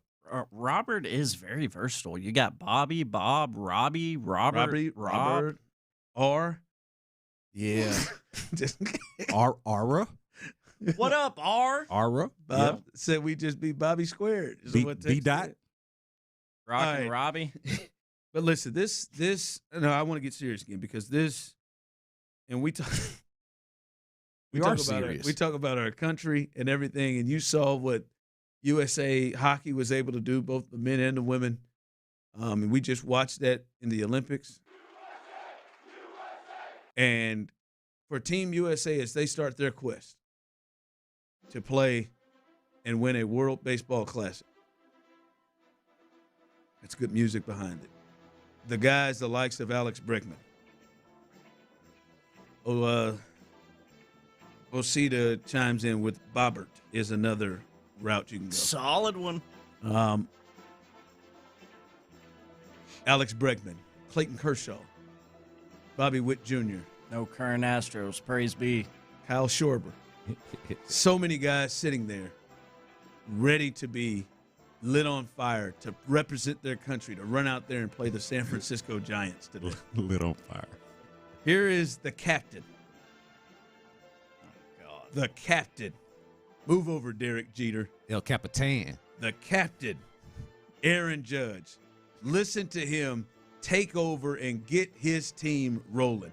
Listen to the speech he gave Team USA on their quest to win a WBC championship. Take it away, Aaron.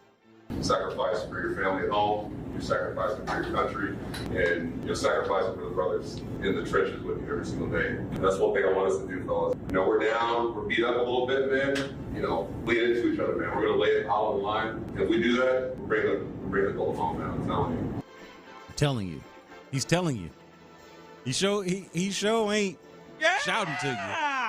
He is simply telling you. Is that all Aaron has? If you do it, we'll do it. That is the most uninspirational speech I've ever heard from a lot. Mind you. Is it accurate? By the way, I'm not sure. Cheryl, maybe get on. Do they bring home gold medals or do they bring home a trophy? I didn't know. I don't know if that's a great question. Because he said bring home the gold. I don't know if maybe they get medals. I'm not familiar. Chris Santiago, I know you're listening. Maybe it's a metaphor. Maybe it's got to be. I mean, the Olympics been around since the days of Jesus. But this is the World Baseball Classic. Yeah. But no, seriously, they told you to get up in the room, and that's what you brought to the table. Weak. And mind you, that's why the Yankees haven't won. This is America just coming off of having won a gold medal at an actual Olympics, and this is the energy. Like you can go from gold medal at the Olympics to either trophy or gold or whatever it is that they win at the World Baseball Classic in baseball in a one fell swoop. And this is the energy we coming off of. Not much of it. Man. Is that all he had? I bet Alex Bregman looked at him and like, God, this guy's serious. It does give off. It does give off the leader of a team that doesn't allow its players to wear beards, right? Like, if you had to guess, where does Aaron Judge spend most of his time? A swamp. You would guess that it's somewhere where they don't allow men to wear beards. Someone said, was Judge giving a motivational speech in the bathroom stall? Might as well been. What was that? Maybe that would have helped. What was The that? stank of it would have got him Do you think going he a walked? little You bit. think he walked away from that like, I got him. I nailed it. I nailed him with that one. These colors don't run, guys. Let's go get them. Damn. Yeah. Hey, they gonna play for that US of A now. That's exactly what he did. Ooh, let's go home. Hey, we might be down.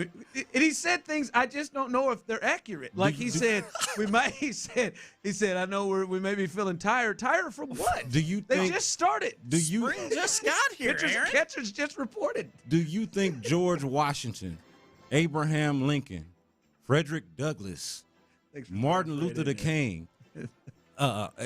Imagine where we'd be if the Gettysburg Address sounded Ross like from that. Friends. Like anybody, any American hero would have Rocky. been inspired or felt proud of that speech. Rocky. Guys, we're gonna soar on eagle's wings. We're Somebody- gonna do this for the red, white, and blue. Jesse Jackson is rolling over in his grave right now And a fresh one. behind that. Don't ever forget when we're out on that diamond, it's the land of the free we're playing for. You know. Does he believe that? He doesn't even sound like he believes it. God, is there a breakdown to give? Good Lord, Aaron. Awful. That was Yankees fans are going to skip his you Hall of have Fame to be, speech. Like, I think you have to be somewhere in between Aaron Judge and Ray Lewis. Like, somewhere to give a good speech, you got to be somewhere in between that. Yeah. Because I think Ray gets into a space where people around him start laughing at him. It's too much. Not with him, laughing at him. Yeah. Because he's going too much. Yeah, I think you got to meet the energy of the moment and of the affair. Like the World Baseball Classic is full of flair. Like that's the appealing part of the World Baseball Classic. Even people who are not into it. I still haven't found one. Like you got to admit though, if you watch it, that the energy around the World Baseball, we don't replicate this here in America, and that's maybe the issue with Aaron Judge. But an MLB game versus a World Baseball Classic game does not compare in terms of the atmosphere. You got to at least meet the moment, dog. Man, he ain't read the room at all. My base power read had more energy than that. Hell yeah. Remember, guys, we're out there playing for the best damn country in the world. Let's go get them, all right? Yeah, Everything we got. I know we may be feeling bad, but we're going to dig into each other. Like, what? What's he talking about? We're tired. I know it. It's been a long off season. I would almost rather no speech. Yeah, man. Hey, guys. Hey, you know what you're doing? Let's get out there and go. Let's get it. Yeah, I got the I've shots. been walking in the batter's box my first time up. I'd be having that stuck in my head. It'd probably make me strike out or something. He sounds like he is awful picking the spot to go out. Yeah. Hey, dog, man, we don't want to go to Chili's again. All right, coming up. Hey, if that's your best man, does he give the speech? Oh, hell no. God, no. God, just no. kind of skip that Hell obligation. no. No, man, it goes to the – he just disqualified from being the best man. Actually, he might be the best man because I want him to throw that damn party. Anyway, coming up, Dirty's Daily, I'm going to have you kind of think in your mind. Close your eyes in your mind. And I want you to think about this. We'll discuss this on the other side. When the Texans emphasized they wanted to get better at running back, close your eyes right now. When they said that, was it David Montgomery that popped up in your mind? We'll discuss that next. No one should give an F about Aaron Judge. Payne and Pendergast. This trade of Titus Howard, to me, is not a vacuum.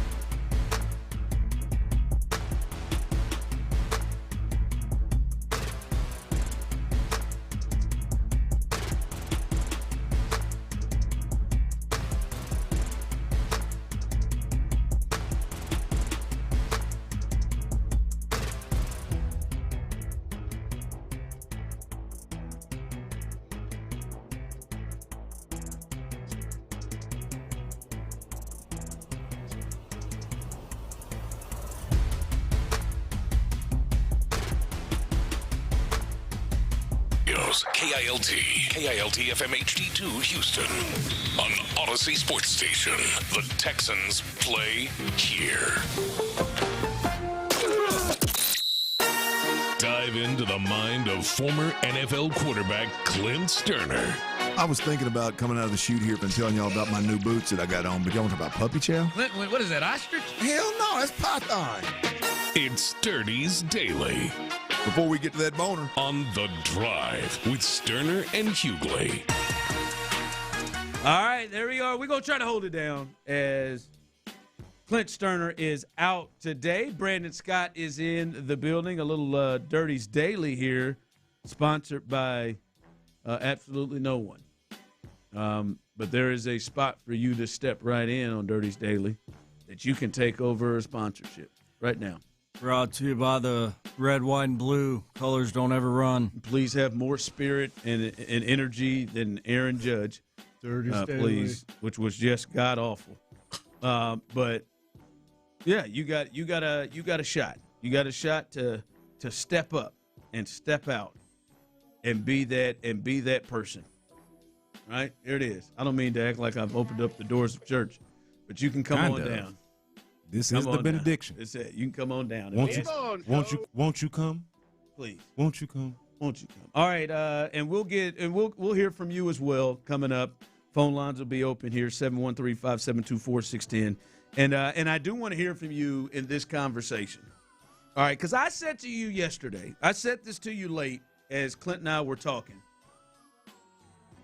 And I told, and Tyler, you'll remember this, I told the people, I was like, I still don't know how I feel about the David Montgomery signing. Like, I feel about where he is and the type of guy he is. Because this is what I posed to you on the other side. Because one of the things we heard after the season, we heard it especially leading into and at the combine from both Nick and D'Amico, the top two decision makers, Brandon, was we want to get better at running back. We've got to improve our backfield. They kept making this a thing. They emphasized this repeatedly, and we know that's not by accident. All right? Just like it ain't by accident that C.J. Stroud is the quarterback for 2026, and that's repeatedly been stated that that's not an accident. And so we knew they were going to do something at the running back position. And then we started also to hear reports that Joe Mixon is probably likely out. And so we knew they were going to add. And I think there should be some excitement, and there was excitement there. But I wonder, when you thought about that and you knew in your mind that the Texans were going to get a new running back to go along with what they have right now, Woody Marks wouldn't be the guy. Hell, Tyler, you know it. We've thrown out names and had conversations, and you know the names we've said. And you know the names we've said are below the line of what you thought. But when you closed your eyes and you thought they're going to get better at running back, they're going to improve at running back. When you close your eyes, was David Montgomery the caliber running back you thought? It's David Montgomery. B. Scott, I'll answer. I'll let you jump into that. It was not. And that, to me, is probably why I was on the fence on how I feel. Now I think 24 hours, I can be honest about it, and you can be honest. Here's a safe space. Base Power text line 713-572-4610. I think they are absolutely better than they were last year with David Montgomery, Woody Marks, maybe Yordan, maybe Bruce Brooks. But the combination of year two Woody Marks and David Montgomery, yeah, they'll get the bulk of the carries, is better than Nick Chubb and year one Woody Marks. I think they're better. I think he fits more to what they want to do. I think they want to be physical and run the football and have some of that physicality that they show on defense, on offense. I think that helps. But if I am dead honest, underwhelmed would be the feeling that I have, because when I close my eyes, I'm looking for the potential top. Yeah. So I wasn't underwhelmed. It's two things. I'm not riding the fence. I'll just answer the question directly. When I closed my eyes, I did not think David Montgomery when I found out it was David Montgomery yesterday, I was not underwhelmed. I was fine with it. Now, when I closed my eyes, I thought about Breece Hall. Like I was the caliber that you were thinking. Not even just the caliber. Similar to how I'm one-track minded with Tyler Linderbaum at the center position. You are right there. I was pretty one-track minded on Breece Hall just because the fit made so much sense to me. So, but that's not to say that anybody not named Breece Hall would have disappointed me or made me be underwhelmed. So to answer that part, I was not underwhelmed, but this is also not the guy that I was thinking they were going to get. It's also not like the reaction is not as positive as it was, say, when they traded for Joe Mixon, right? Like when they got Joe Mixon, I was like, yeah, they're serious about the running back position, and that's going to go great. And it did when he played.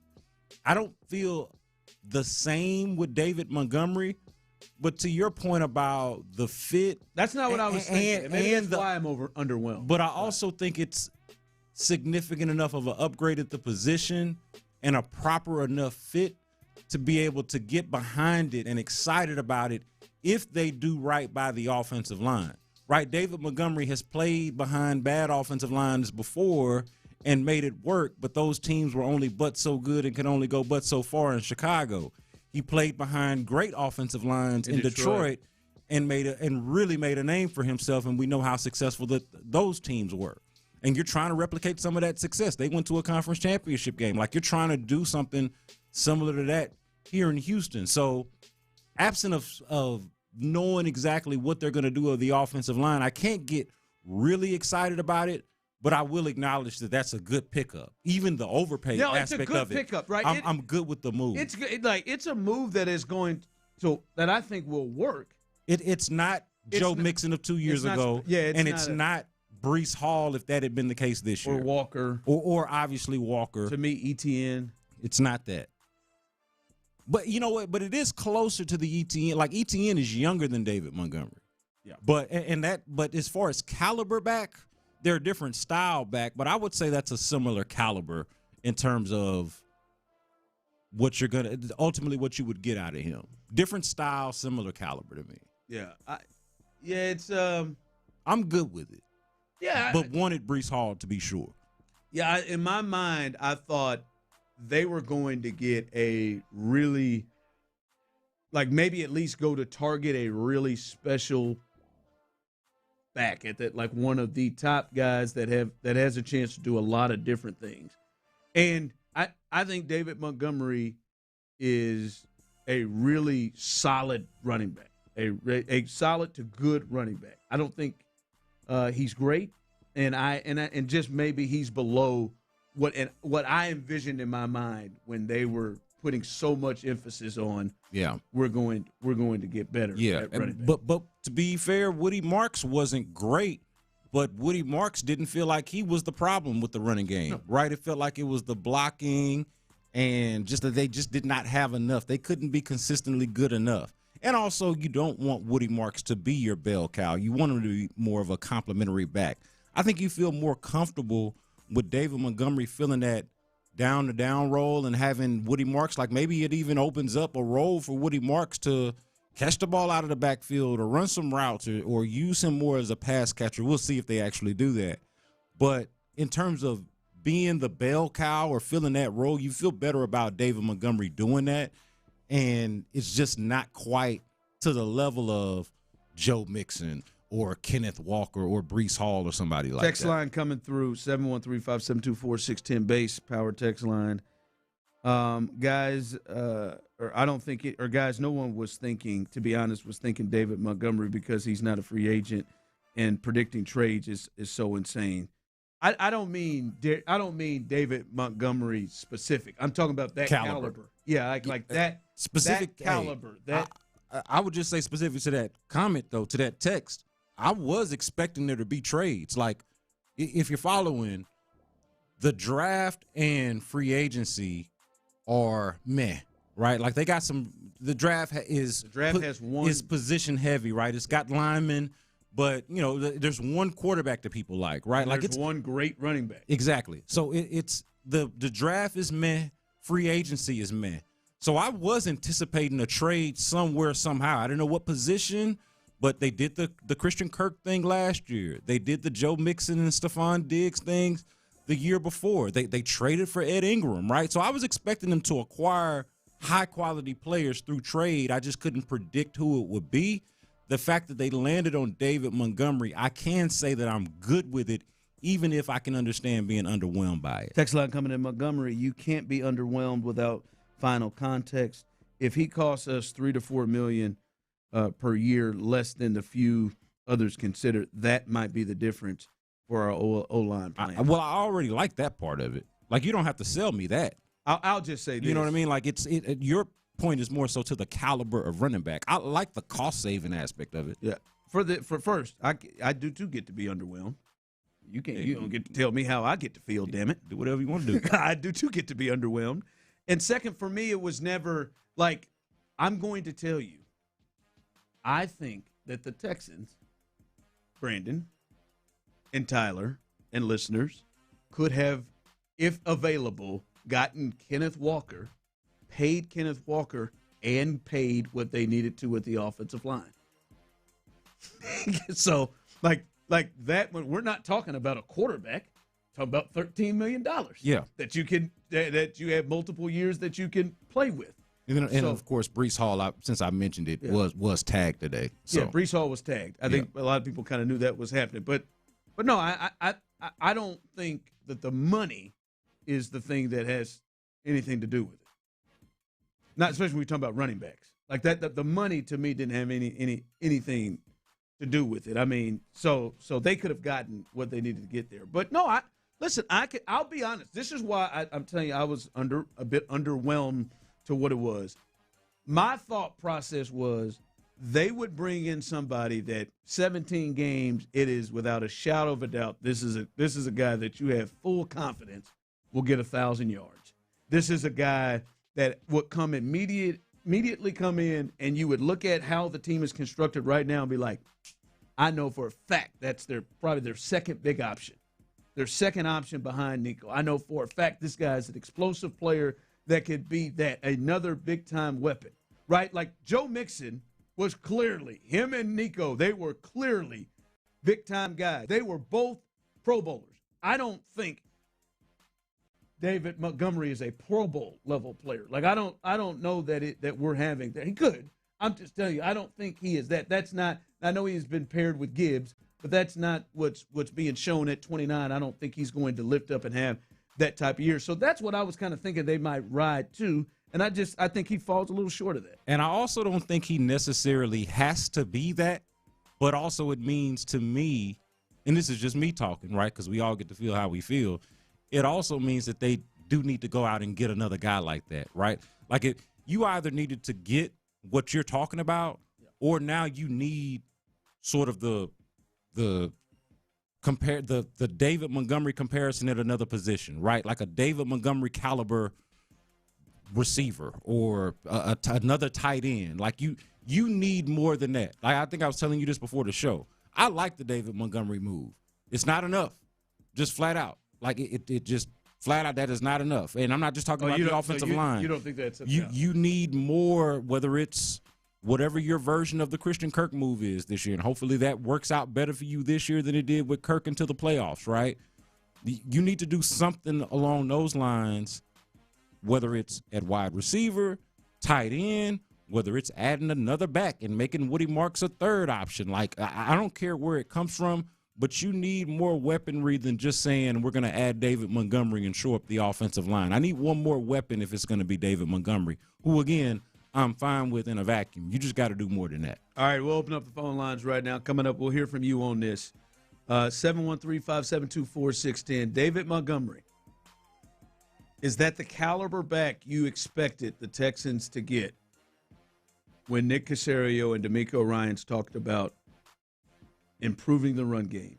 Did you think more? Is he right? Is he perfect? There are no wrong answers here. If you're underwhelmed, you can feel underwhelmed. If you're excited as hell, you can feel excited as hell. 713-572-4610. Was David Montgomery what you expected? And do you feel like this is exactly the perfect fit for the Texans? We'll do that coming up next. It's David Montgomery. Let the wheeling and dealing begin.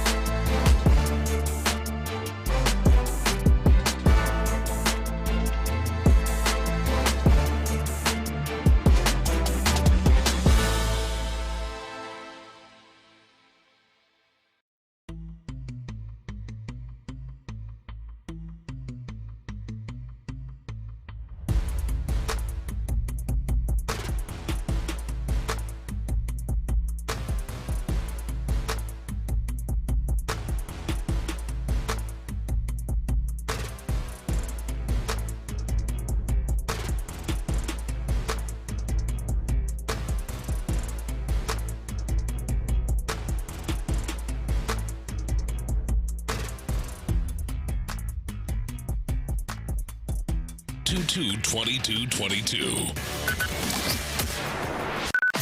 Sports Radio 610 presents The Drive with Stoerner and Hughley.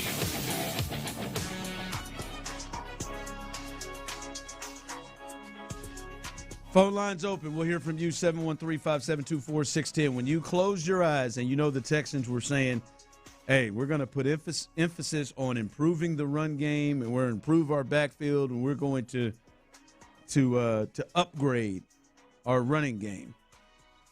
Was David Montgomery a guy? And not just that, right? There were reports that they were I heard. Oh my God, what's my man Jonathan Alexander on within the loop saying he said the names like Kenneth Walker. That was the first name he was saying. They were talking at the top of the line. People were reports. Obviously, that's not where the Texans went. But was the caliber back you were thinking David Montgomery? Was that the caliber back you were thinking, Tyler? Was David Montgomery the caliber you were thinking? I mean, if I was being honest in my fandom and I was probably hoping for like a bigger name, like B. Scott was saying with a Breece Hall or something, but it doesn't surprise me in the same breath. Yeah, I wasn't like shocking when I heard that name. Yeah, and I think someone texted in, I'm not blown away, but I think it's the right move. I'm not sold Walker could do here what he did in Seattle.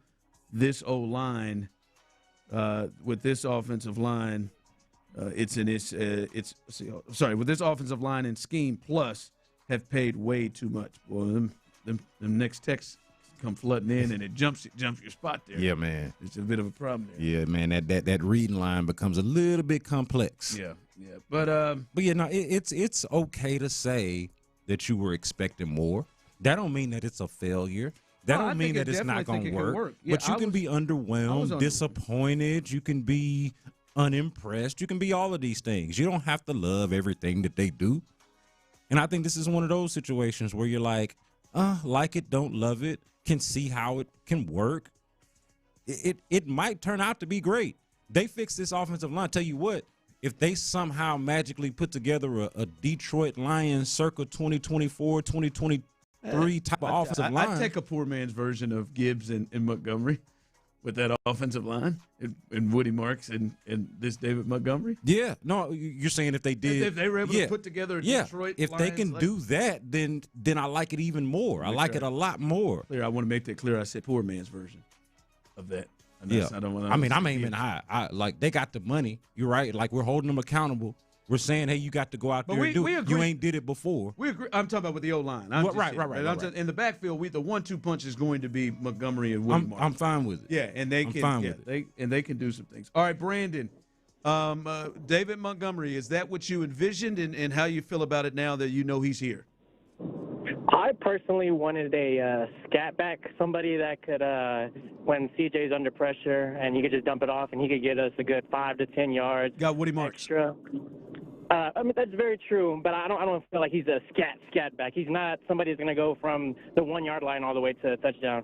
I personally like it. I feel like we're going off the swarmness. Last couple of years, our defense was just going to hit you in the mouth.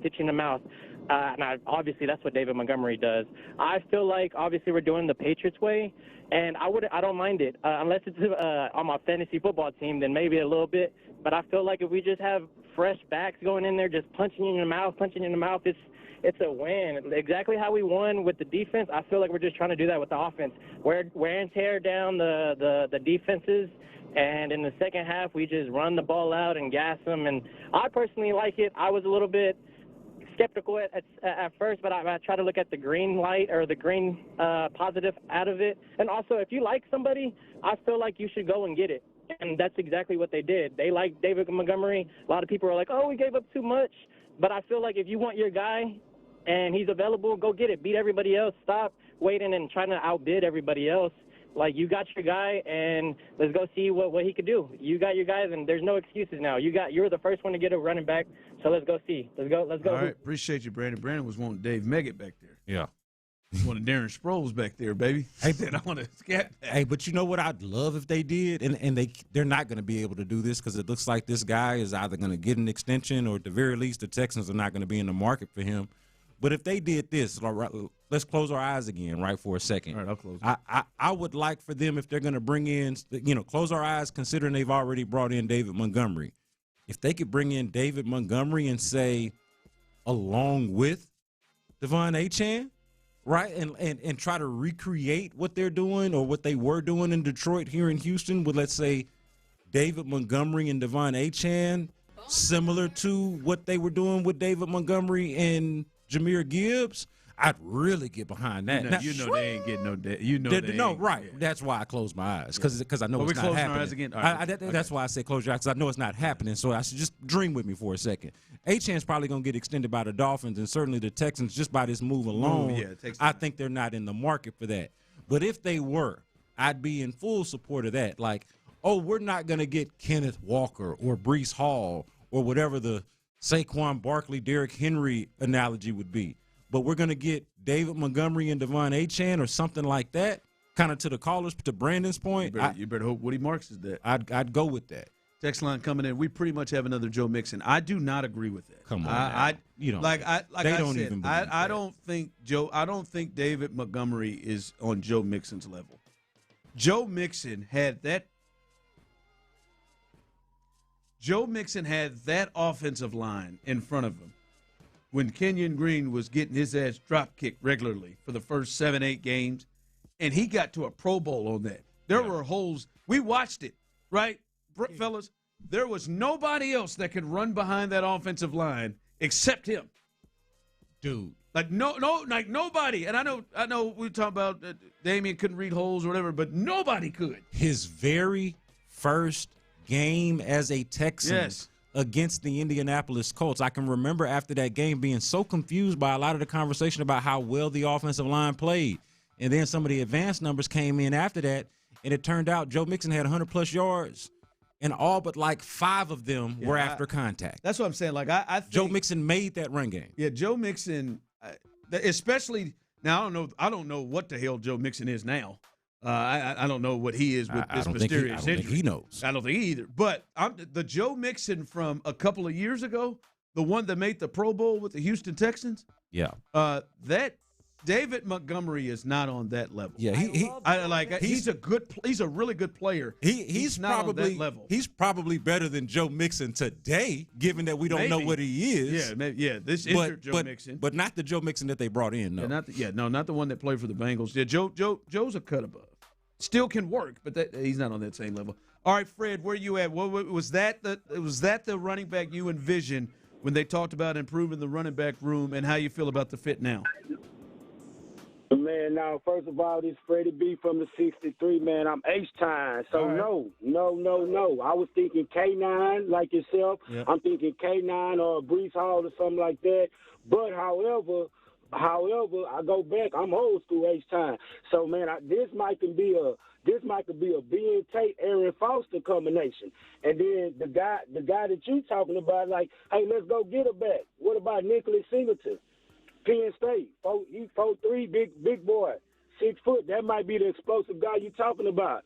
You know, hey, then like B Scott said, maybe we get a tight end. You know, it's a lot of ways to skin a cat. You know, but no, that wasn't what I was thinking. But I think this could be. Chubbs ain't give us nothing. So if you got Montgomery, you're better, and then Woody, you got something. Chubbs ain't give you nothing. Fred, I'm just curious, who's the Arian Foster in this? In this analogy, Aaron Foster got to be Montgomery. I mean, come on, Montgomery don't got a lot of wear and tear on his body though. The last couple of years, he only had 100 and some carries. You know, he ain't been. You know, he fresh. He 29, but he fresh. Fred. I think he can give us 800. I think he can give us 800 right at that 1,000 you talking about, and he been getting about 8 touchdowns every year. And I think Woody gonna have something to prove. Like, hey, don't forget about me. Fred. So that's just my thought. Fred, don't hang up because we gotta. Fred, you're gonna have to, before you get off this phone, you're gonna have to say that Arian Foster and David Montgomery combination. You know what Fred means. That got away from you a little bit. You know what he means. That got away from you a little bit, Fred. I know what you mean, Fred. You know what I mean? I'm not comparing him to Arian Foster. I'm saying the combination of Ben Taylor and Arian Foster, it could be Montgomery and Woody. Okay. And if they can give me 1,500 and 14 touchdowns out my backfield, I'm okay. All right. Hell yeah, you're okay. I appreciate you, Fred. Let us hell yeah, you're all right. Montgomery is the lead back. So if you're going to do the comparison, then he does have to be the Arian Foster. Arian Foster got 70 catches. Yeah, we all must acknowledge, though, there is no Arian Foster walking through that door. There's nobody in this. I was wondering who the Arian Foster was. There's not an Arian Foster walking hell through yeah, the they door. get 14. David Montgomery can work. Close us out, Corey, man. Our guy, Corey, where you at, man? Is that what you expected and how you like to fit? Actually, I work right down the street from NRG, and man, let's be serious. First of all, don't disrespect Aaron Foster like that. When I close my eyes and I envision us getting a running back, I thought it was going to be K9 too, or I thought we could trade him to get Love out of Notre Dame. Honestly, he's giving me David Johnson vibes, and he might be wearing 32. How David Johnson David Montgomery had good season in Chicago, and yes, he had less carries when he was in Detroit, but we had to see what we really got because, like, Joe Mixon, when he was good, when he first got here, we all agreed that he was good. You know what I'm saying? He was very good for it, and he made the offensive line look good. So now we're putting our faith in David Montgomery, and we're putting our faith in Woody Marks. And everybody seems to forget that Woody Marks had a crucial fumble when we played the Patriots this year in the playoffs. He did. All I'm saying is I'm going to hope for the best, but it's like, what do we really know what we're getting out of David Montgomery? And he might be better than Joe Mixon at this point, but how do we really know that till we get on down there? We don't even know if he can run. We don't even know what our line looks like, bro. That's why I know everybody's optimistic in Houston. I'm being a realist. I mean, we have to fix the offensive line. If we don't fix the offensive line, this was for nothing. It means Detroit won the trade. Hey, Corey, this is a safe space, baby. You can be a realist. You can be honest about things. Thank you. All I know is we need another running back. We need a home run hitter, like you're saying. The dude from Miami, if we could get him, which we're probably not going to do. We'll have speed, we'll have power, and we'll have elusiveness when we have Mark. So I do think we need to get a running back in the draft, but I think that a lot of more pressure is going to be on CJ, especially if this running game doesn't work, and I want to see y'all opinion on that. Who would you like to see that if we could get somebody in free agency or the draft to complement those two backs, who would it be? All right, appreciate the call, Corey. We'll look at that here. I mean, it's going to have to be in the draft. I don't think it's going to be another established name, right? I mean, essentially now you went from Woody Marks and Nick Chubb to David Montgomery and Woody Marks. That is better. And you got to also understand, they may think Gerard Jordan is as good as anybody that they may get late. I mean, he was a revelation for them. He's playable. I expect they may draft somebody later. All right, coming up, B. Scott, he's saying, baby, the pressure's on now, and it's a requirement, not a they got to do. It's the same thing. Not a maybe. It's a they got to do, a requirement. We'll discuss that coming up next. In the Loop.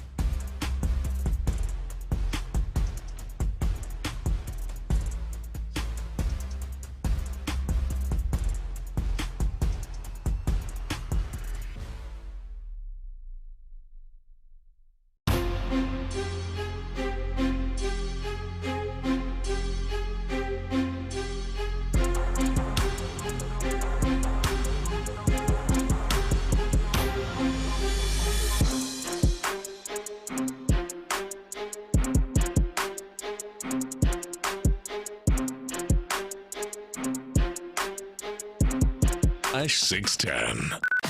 Sports Radio 610 presents The Drive with Stoerner and Hughley.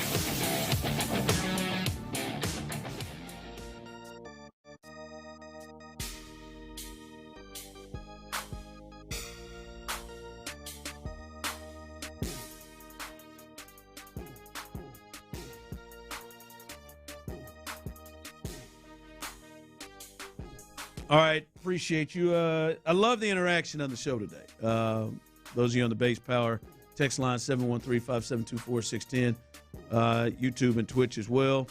As I look up, and the motivational speech of Aaron Judge continues as Cal Raleigh drives in another one, and they are winning 15-1. All it worked on the back of Aaron Judge. It worked. Doing it for the red, white, and blue. They're doing it. I think now you got to keep doing that. He's got to come in and do that one again. But to stick with the bit though, does it have to get more dull? Like, does he have to get less interested? Nah, just tell him to be himself. Can he get worse? Just be yourself. Lean into it, Aaron. Like, stay in character and go like even more monotone if you can. Today we play for the Amber Ways of Green, guys. Don't forget. Text line coming through. You can't tell him how to think either, Show. You think they have money for both top of the line, O-line, and running back? Others don't have to think the same way. Well, they do, though, but that's an accurate assessment, though. That's not an opinion. How do I know? Watch who the Chiefs get at their running back position.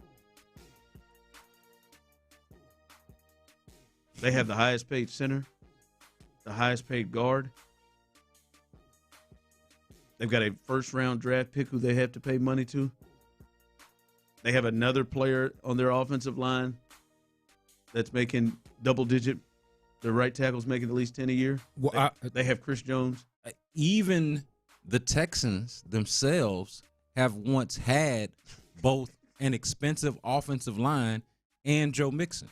Yep. Like, remember, Joe Mixon, Laramie Tunsil, Titus Howard, and Shaq Mason were all teammates in 2024. All were expensive players. Oh yeah, they have Patrick Mahomes. Like, it's a thing that people do. The salary cap is real, but you can still spend money within it. It's more real than maybe I've just seen so much finagling. Go look at the Philadelphia Eagles and try to convince yourself how they can have a top running back in Saquon Barkley and every one of their offensive linemen. It feels like it's on their second or third contract. It's really about the 60. And they have A.J. Brown. Like it's just happened. Just telling you, it happens. I mean, if you are in the hunt for a running back and guards and center, and you haven't paid your quarterback yet, you're good. Yeah, man. You're good. And even if if you're a fan that wants to be realistic and values your team spending its money responsibly, you can still hold them to a high standard of going out and like wisely scouting and finagling numbers to put together a team, especially in a year like this when you have now traded away. Well, what was the whole reason of trading away Laramie Tunsil and Titus Howard over the last couple of years? I was told that it was to cut costs, to save money. Well, now since you have saved said money, what are you going to do with this money that you have saved? You ain't lying. Are you not going to invest it back into the offensive line, into the areas of need on the team, which so happen to be the areas that have now been vacated by those trades and this Joe Mixon situation? I want to come on. I want to get to your point, but you ain't lying, Tyler. They had Laramie Tunsil, Titus Howard on a second contract, Shaq Mason stealing money. Had just signed Nico. Yeah. Had Joe Mixon. Dude. Knew that Derek Stingley was right around the corner. They knew that at the time. Then signed Daniil Hunter to a guaranteed 2-year contract. Yeah, $50 million. Here it is. Again, like a damn. And you think with almost all of them dudes gone, still haven't paid the quarterback yet. Things are fixable. They can't come up with some guards. Anyway. Yeah, and now even got the nerve for that to be a question if you're going to pay the quarterback. But speaking of, it is clear where they have said they are not paying the quarterback this year. All right. But I know for you, the move that they made specifically with Titus Howard sets up for you is this is a requirement now for the decision makers of the Texans. Yeah, I just don't think that there's any other way around it, and I was just laying it out there. You have traded away Titus Howard, not for a lot of the reasons that you're seeing people say of like he's a bum, he's not good anyway, good riddance and all of that. I think that they actually like and value Titus Howard. Now, they don't like and value him in the same ways that I think we do because we wanted to just see him at tackle and not as much messed around at guard and all that kind of stuff. But they valued him one way or another because they gave him money and kind of put their money where their mouths were from that standpoint, right?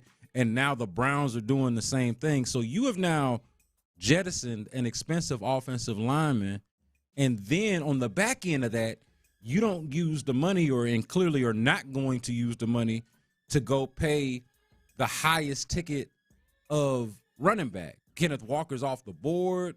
Breece Hall looks like it's going to be off the board. And obviously you've already made this move for David Montgomery. So to me, you've shown us your hand a little bit of, if not where you're going to spend the money, certainly where you're not going to spend the money, which is at running back. So to me, it says it's twofold. Titus Howard, just his absence now creates another need, another hole. So you've got to fill it one way or another. But then the amount of money that he makes, along with the lack of money that you're spending at running back, to me says all you can do now is spend the money on the offensive line, right? Like I mentioned this before, I'd love to see another weapon come in here, whether that be a tight end, running back, or wide receiver. I'd love to see it. But to me, the number one priority has to be, and I said this earlier as well, getting at least 2 high-impact offensive linemen. And if you can do 3, that'd be great. And if the third one comes through the draft, but you got enough money now to me to target a Tyler Linderbaum. Okay. And I need some help. Tyler Linderbaum. I was going to say I need you Isaac to Seumalo. Fill in the void for me of the other 4, because Tyler Linderbaum, Isaac Seumalo, Trent Williams, right, and that would be via trade. Another name that was out there that's not out there anymore, which would have been somebody I would have been interested in, Dalton Reisner, who looks like he's going back to the Cincinnati Bengals on a 1-year deal. But that along those lines, whatever guys that are left that aren't going back to their teams, okay. The kid out of New York, the Jets, Elijah Vera Tucker, somebody along those lines, Connor McGovern. You need to be targeting those types of guys. And for me, it is not an option of just landing on 1. I feel like you need at least 2. I'll accept if that second guy ends up being whoever you drafted, number 28. If you want to sell me on that, I can entertain it. But it's got to come from some kind of combination. And I point this out because I think before this Titus Howard trade and before bringing in David Montgomery, you could have gotten away with, say, bring back Ed Ingram. You're talking about with Titus being here. With Titus being here.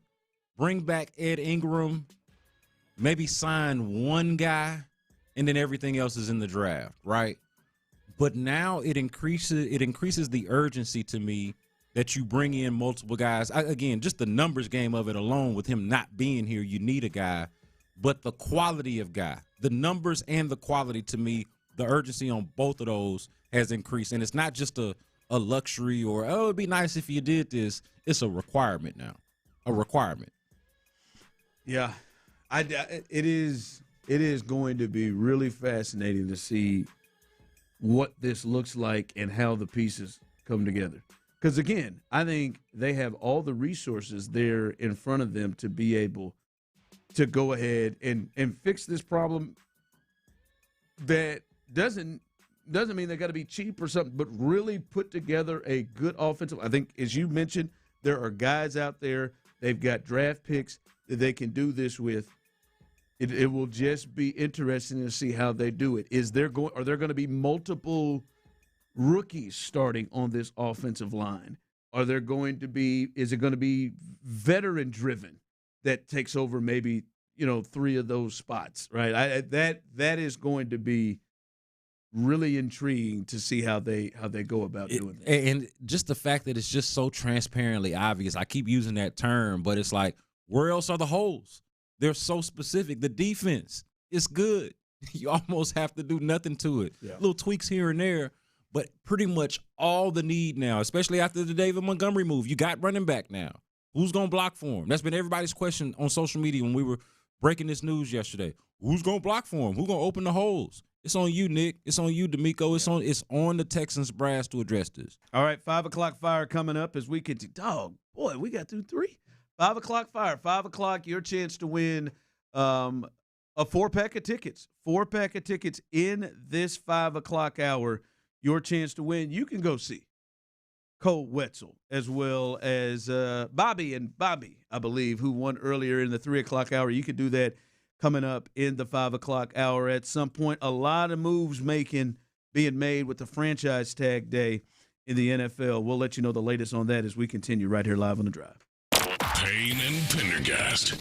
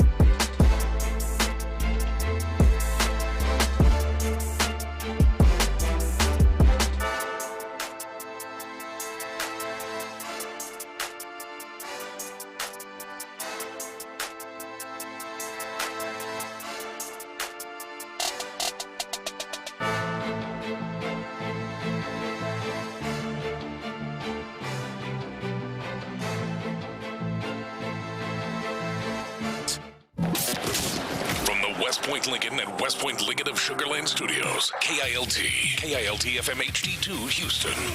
On Odyssey Sports Station. The Texans play here. There's a hot link place that I used to eat at way back in the day.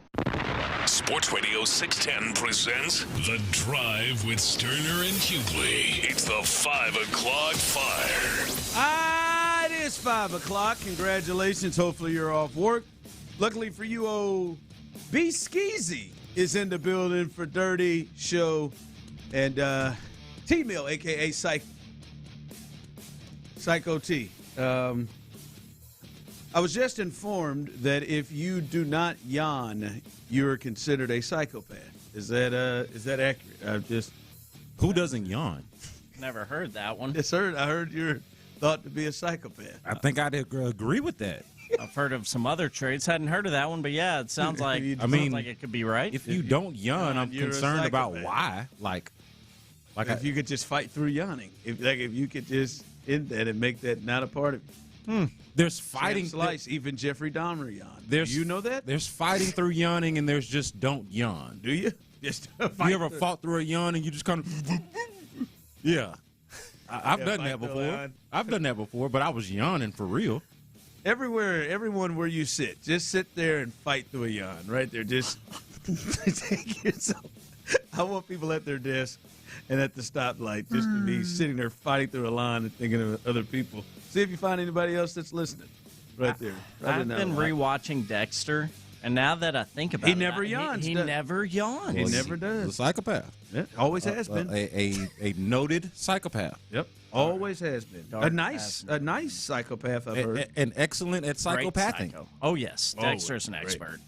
Speaking of someone who doesn't yawn, the Cardinals, they have informed Kyler Murray that he's going to get released. They intend to release him on the first day of the league year next Wednesday. I bet Kyler Murray is a great yawner. He probably does. He'd probably be yawning in all the meetings, boy. He is bored by all of it. He does it. Get me to my video game. Yep. And he's barring a trade, which I don't think that's off the table. But they are going to release him, and Arizona they already owe him $36+ million that's guaranteed this season. It'll be another 19.5 that would have triggered if he was there on March 15th. So he will be moving on and going somewhere else. People are now texting in that they cannot stop yawning. Y'all have made me yawn now, and damn it, I can't stop. Whoops. What? As long as you listen. Yeah. Listen and yawn and listen. Yawn the whole hour through. Deal.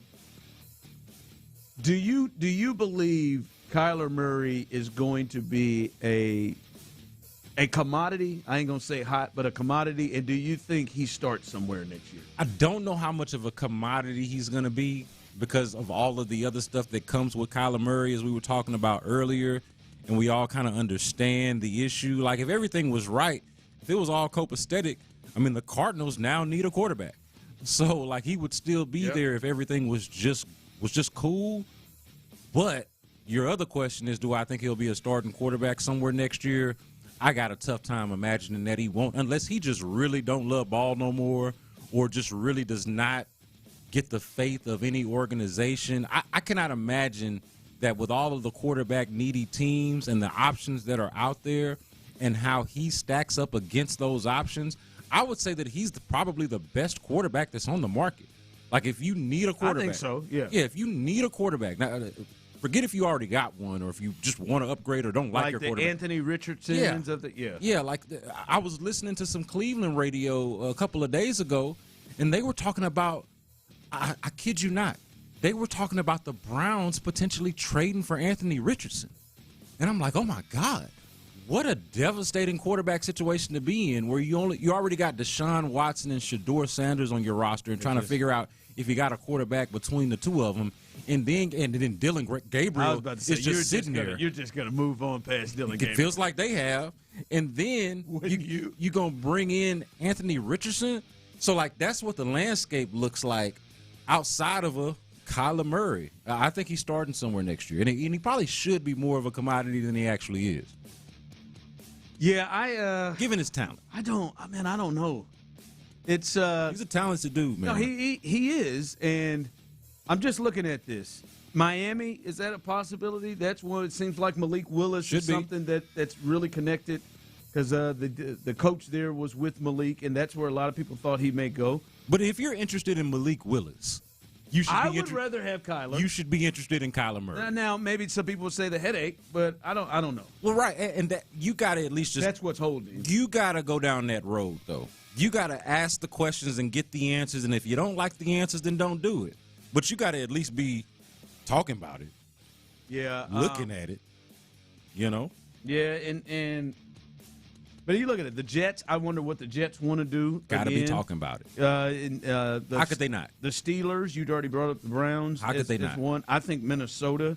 Atlanta, New Orleans. How could they not? Atlanta, New Orleans. You know, we'll see.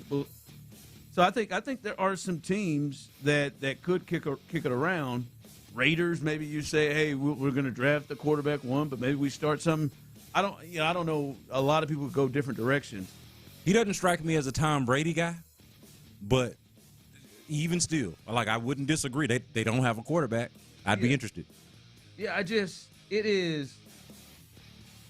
an interesting thing because his little background stuff is something that causes a huge deal. The Colts are going to bring back Daniel Jones. Even if I was them, I would be interested. Is he going to be ready? Yeah. I'd be interested in this. Yeah. So, yeah.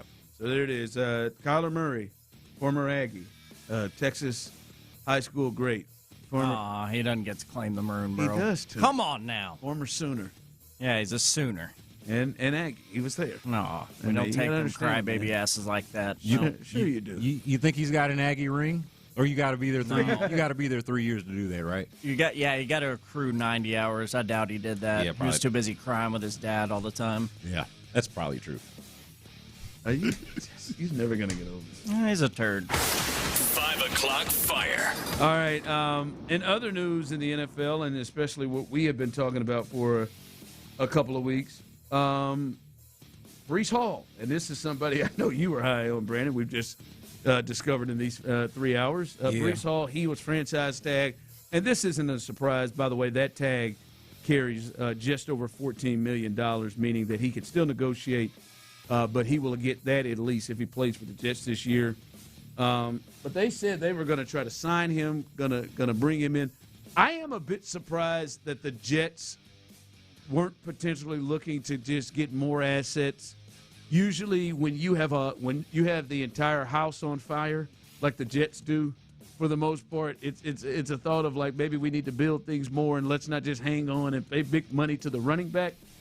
But they do keep Breece Hall, and this is, I would say, wouldn't you say, the number one back that was thought to be available off the board? Yeah, so if I was the Jets, this is what I would do because I would want to keep Breece Hall, but I also saw the sinking ship and thought that the Texans might be a team that could benefit from this, right? We've seen them move guys before. It was a fire sale last year.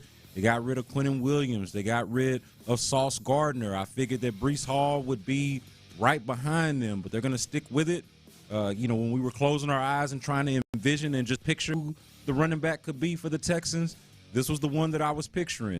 We can kind of close the door on that now. The Texans have David Montgomery, and it looks like Breece Hall, at least for this year, is going to be back with the New York Jets. Well, would have liked to have had him here. Thought he was not just that caliber, it was twofold. Caliber of back and scheme fit. Not to channel Clint Stoerner here, but I thought both things lined up for the Texans perfectly. Breece Hall gives you that caliber of back that you're looking for, and then the whole gap scheme thing that they want to do, I thought was a perfect, and the age was a perfect blend for what the Texans got Yeah, he's going. the type of guy that you look at it like, I think there's an argument you can make that Kenneth Walker, and I think maybe an argument that Travis Etienne, they've played their best football. I think there's a real argument to look at and say Breece Hall has not actually played his best ball, and he's not really had a great opportunity with an offense in front of him and competent coaching.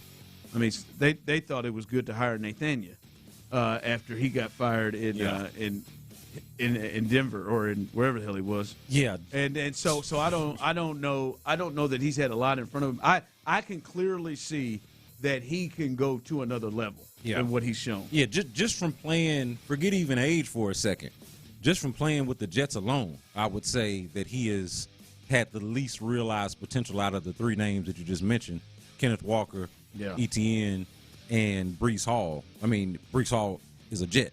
So, yes, his potential has not been realized just by his environment. So would have loved to have seen him here.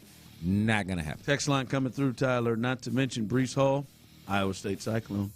Yeah, and that part too. Great point. The Iowa State guys were campaigning for him last year, so I thought it all made sense. He would have had no less than 3 guys to come over here and do the Iowa State Cyclone Brotherhood thing with, and it was just a fit, schematically and skill-wise, need-wise. Yeah, if you're an Iowa State Cyclone or a graduate of John Carroll, man, your destination is probably Houston. This is it. Yep. Yeah, let's take a look at this draft this year, see what the hell they got. They got rolling over there. What kind of Iowa State guys they got? Yeah. I think they do have a defensive tackle that's in this draft. Tap in. They do. Tap in. He might be the guy. Oh, yeah, don't forget former Patriots as well. 5 o'clock fire. John Carroll.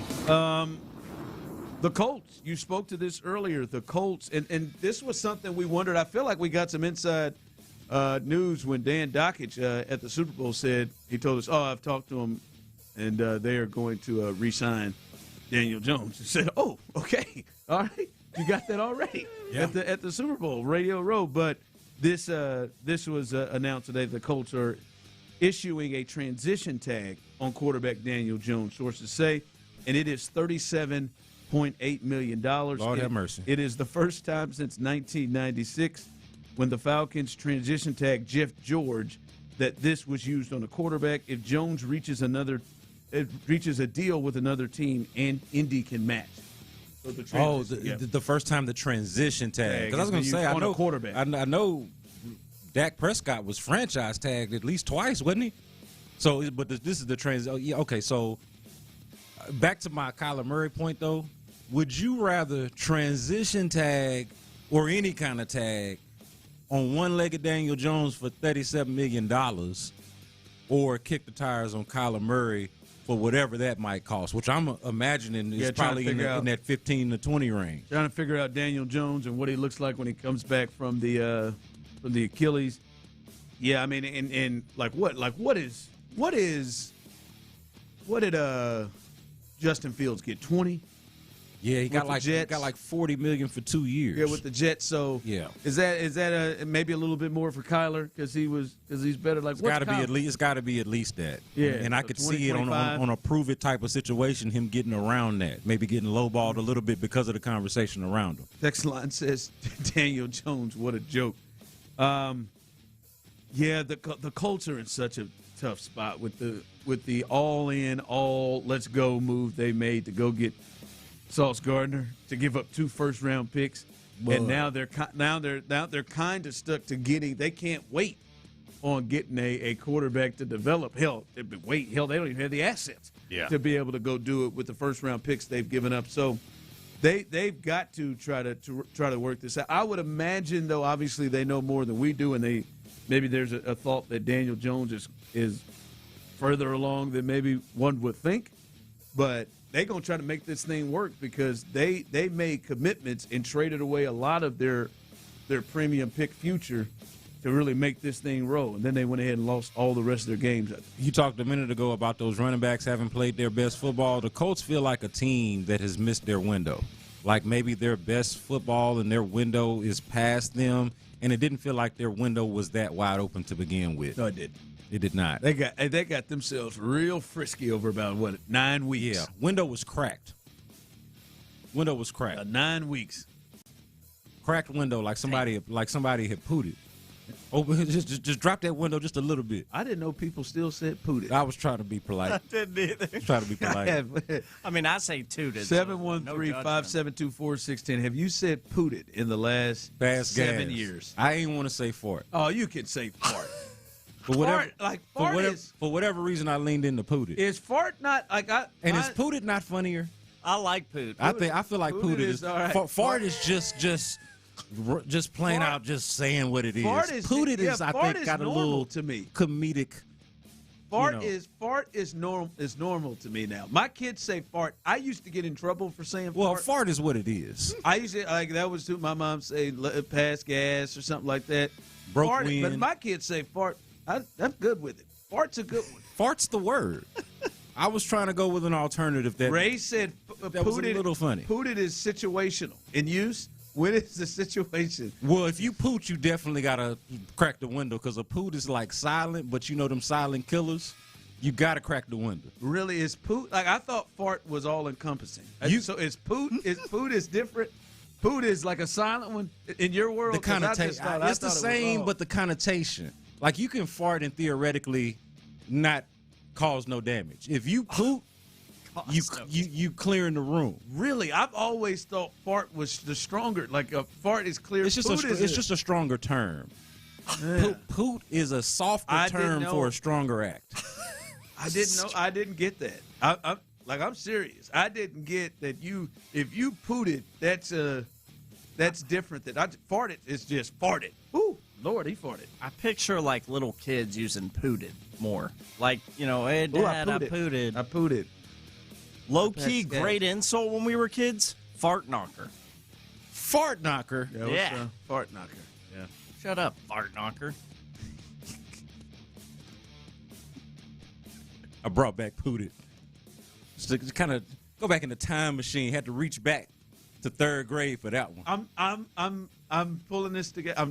I'm kind of taking this in. The inner adolescent in fart me. knocker. Tooted's Old Faithful. Yo, fart knocker. Yeah, tooted is like tooted. Is tooted and pooted the same thing? No. Is that? I think they're cousins though. Cousins maybe, but they're different. Levels to this farting here. Text line coming in. I'm 60. I no longer trust a fart. Hey. Boy, I tell you. Yeah, that's I'm 36 and I'm right there with you. I told you, man. I told that story. I got cavalier with a fart. I lost all my draws at Kaufman Stadium. Hey, it can get dangerous around here, man. Trying to cover a baseball game, had to get in there and just make a decision. And them draws went to the trash. Holy smoke! It happened, sir. Well, I did it late at night and had to make sure everything was different by the time she woke up. Text line coming in. Women poot, men fart. Oh, come on now. Ocho, we having fun. You got to make it about. Come on now. I could see that. I could see that. I'm not gonna lie. I didn't hate it when I first read it. There's gender. I didn't. Everybody. Well, you made it. I thought farts and poots were all the same. But it was just a weaker. You're saying but poot we is all different fart than and poot. Than a fart. Yeah, no. Everybody farts and poots. Men, women alike. There's no difference in us. How did we end up talking on this when Clint is out? That is wild. I dropped a poot.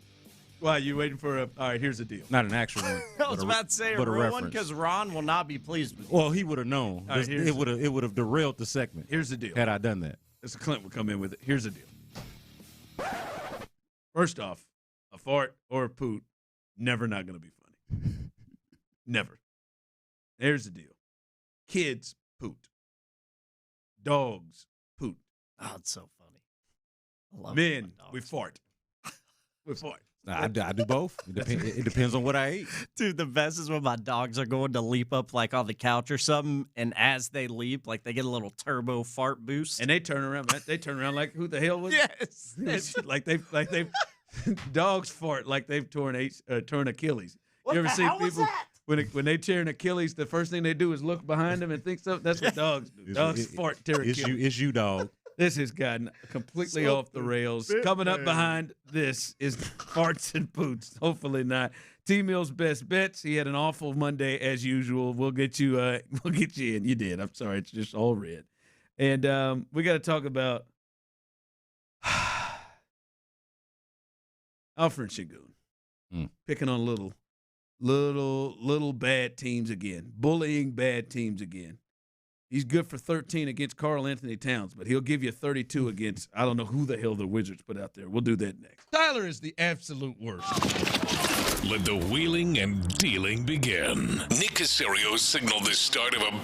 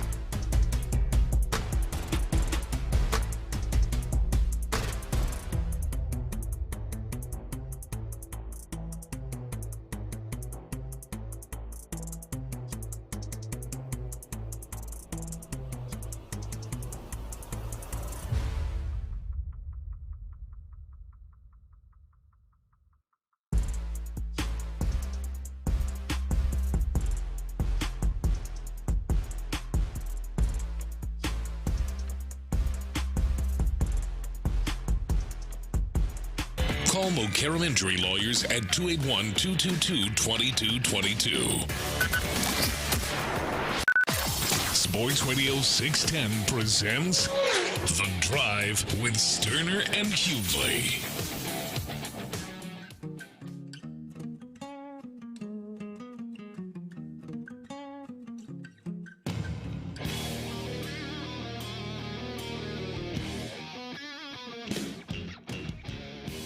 T-Mill's best bets coming up here in just a minute. 1 for 4 last night. Shout out to the Clippers. Mondays suck. Can't win them all. And that Clippers was a comebacker. You would have been 0 for 4 because the Clippers were losing that game most of the way. But he's got 4 more tonight. So T-Mill's best bet. Stay tuned for that. Well, hey, listen, you cover this team, and I watch them obviously, but you understand this more than I do.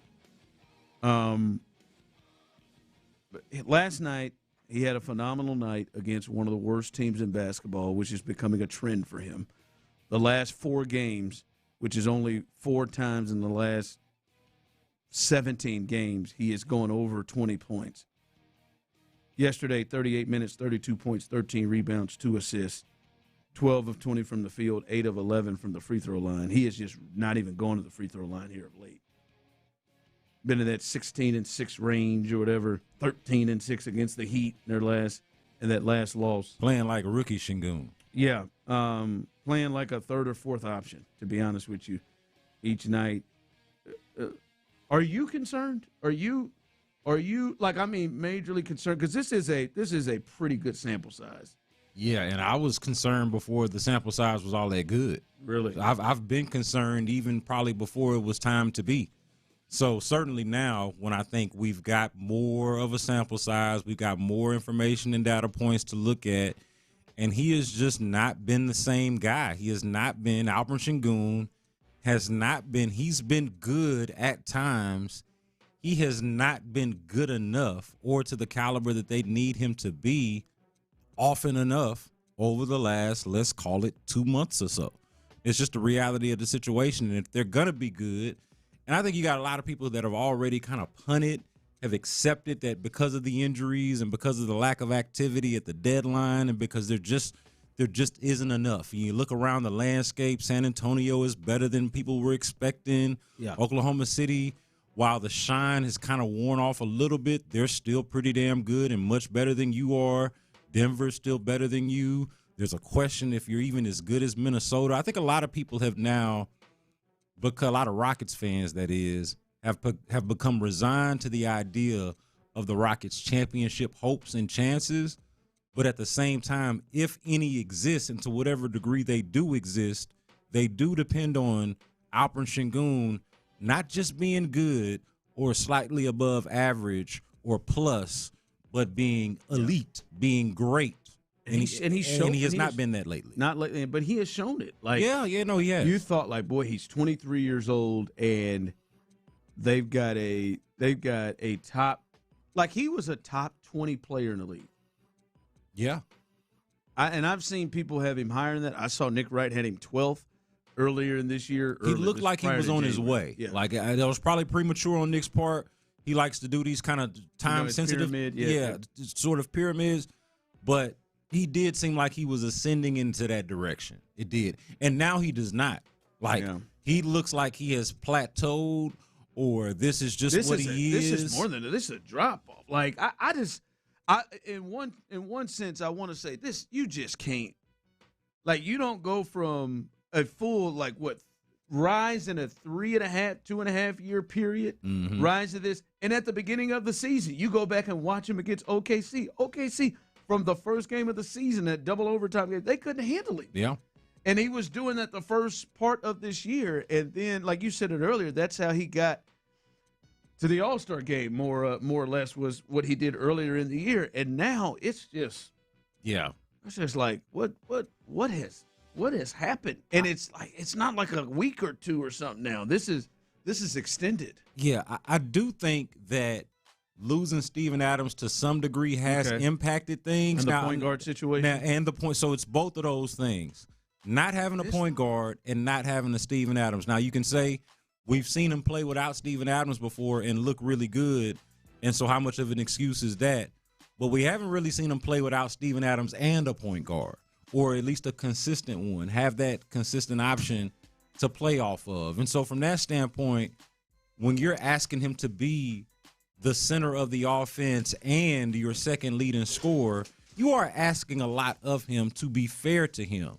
So, but that's also, to me, not to absolve him for his shortcomings. When you're a type of player that Şengün is, that doesn't really shoot much from the outside, he's not a threat from the three-point line, and even his mid-range game ain't all that. He's a post-up player. And he's not a great athlete. No, he's not. So he's either a post-up player or an ISO guy, and that's where most of the offense for him is being generated. And then it's either his points are coming from that or he's getting others involved through the pass, like with the double teams and things like that. Like, that's where the offense comes from. When you're that type of player, you can't afford to be inefficient in the paint, to miss bunnies, to not go to the line, and then when you go to the line, to miss them. Like, you need, when your whole game is predicated on easy shots, you've got to be efficient on said easy shots, right? Like, the Wizards were a great example of this. In the first quarter, they couldn't hit a 2 to save their lives, but they were able to hit 3s and they were able to stay in the game. Well, Şengün could survive missing bunnies and missing close range shots if dude could just hit a 3 here or there. He can't do that. So you mean to tell me that you don't have an outside shot, and then your inside game, your touch around the rim is iffy at best? That's not gonna get it done. You got to be locked down if everything that you get is in and around and close to the basket. All right. So it can't be like this. Let's get T-Mill's best bets. 1 for 4 last night. See if he can get back on track. Going to the NBA again. Again, if you do not hear these or you need to revisit, go to @T-Mill_Real_Deal. He'll have them posted up there. What you got tonight? Yeah, Mondays suck. The good news is Tuesdays lately we always put something good together, I guess. But 4 more picks around the NBA tonight on Tuesday. 4 picks for you. First, I got the Pistons money line. I got the Pistons winning. They're going to be in Cleveland taking on the Cavs. I got the odds at -140.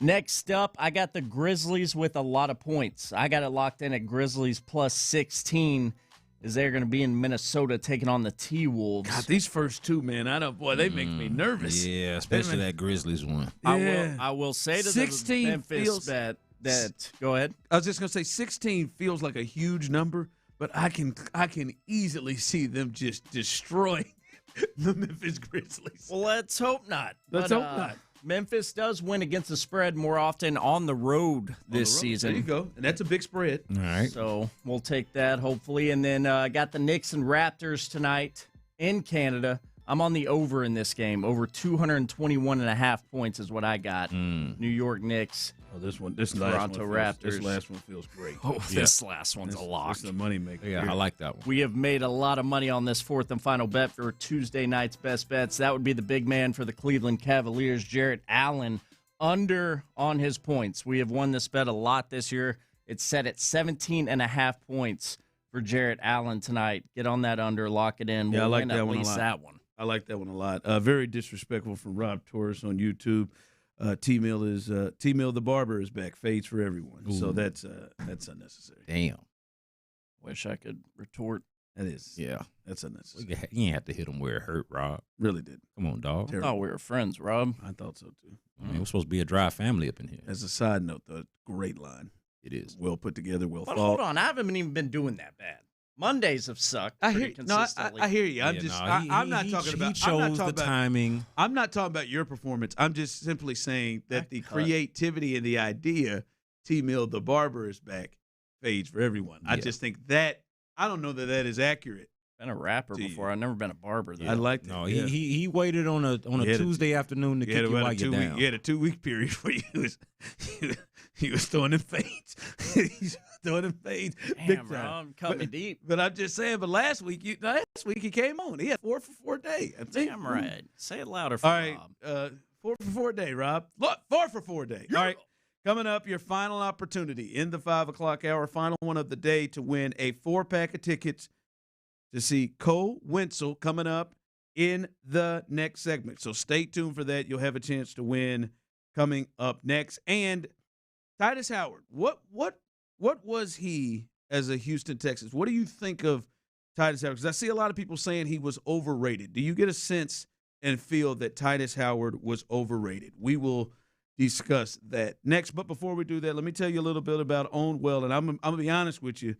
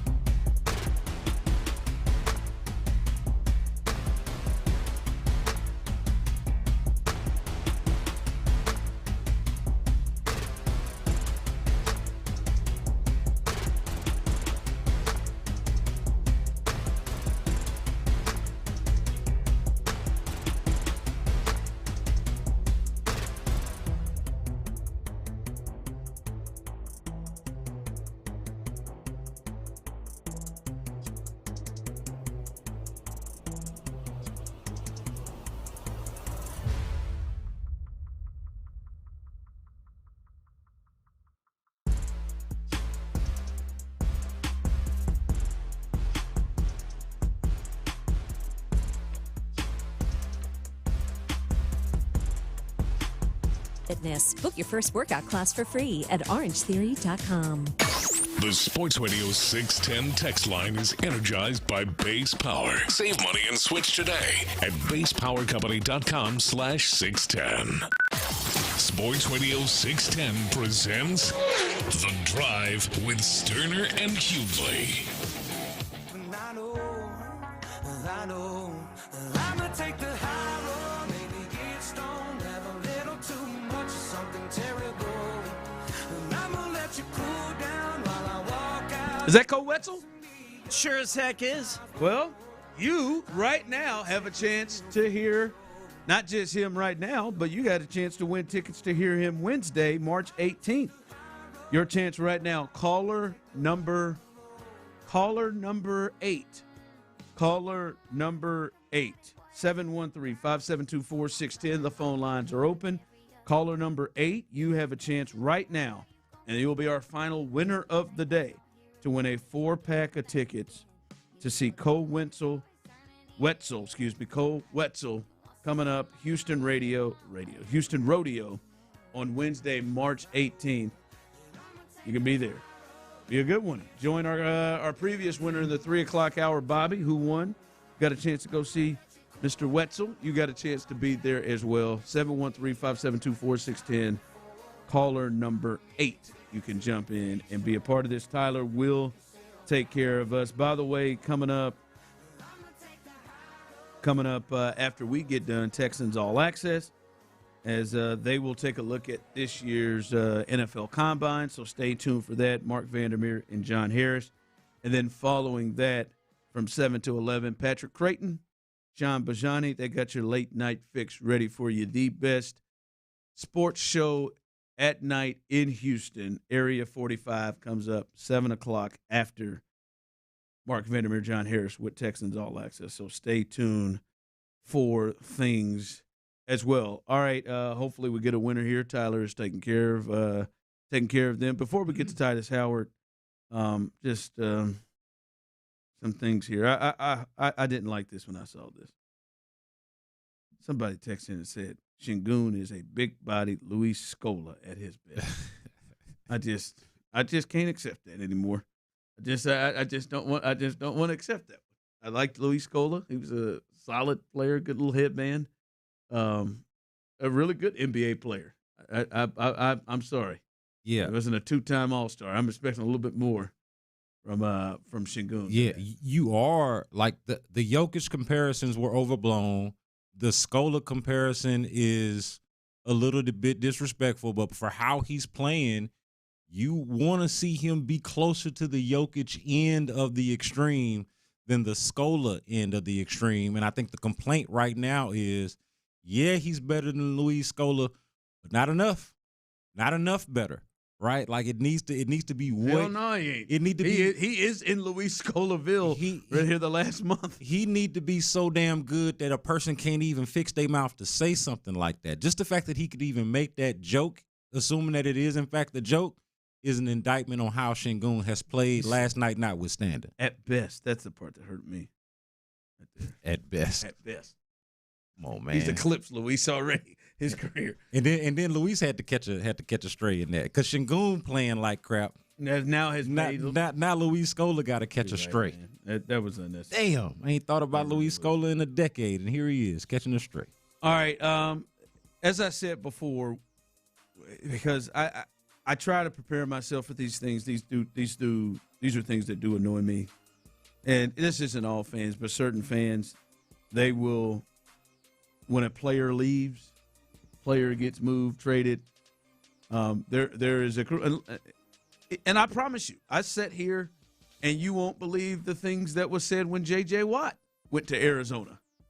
There was some people who had something to say, the greatest player in franchise history, that said some things about him. It just annoys me when a player leaves, and we're seeing that with Titus Howard a lot. Not a lot, but a good amount of just his shortcomings.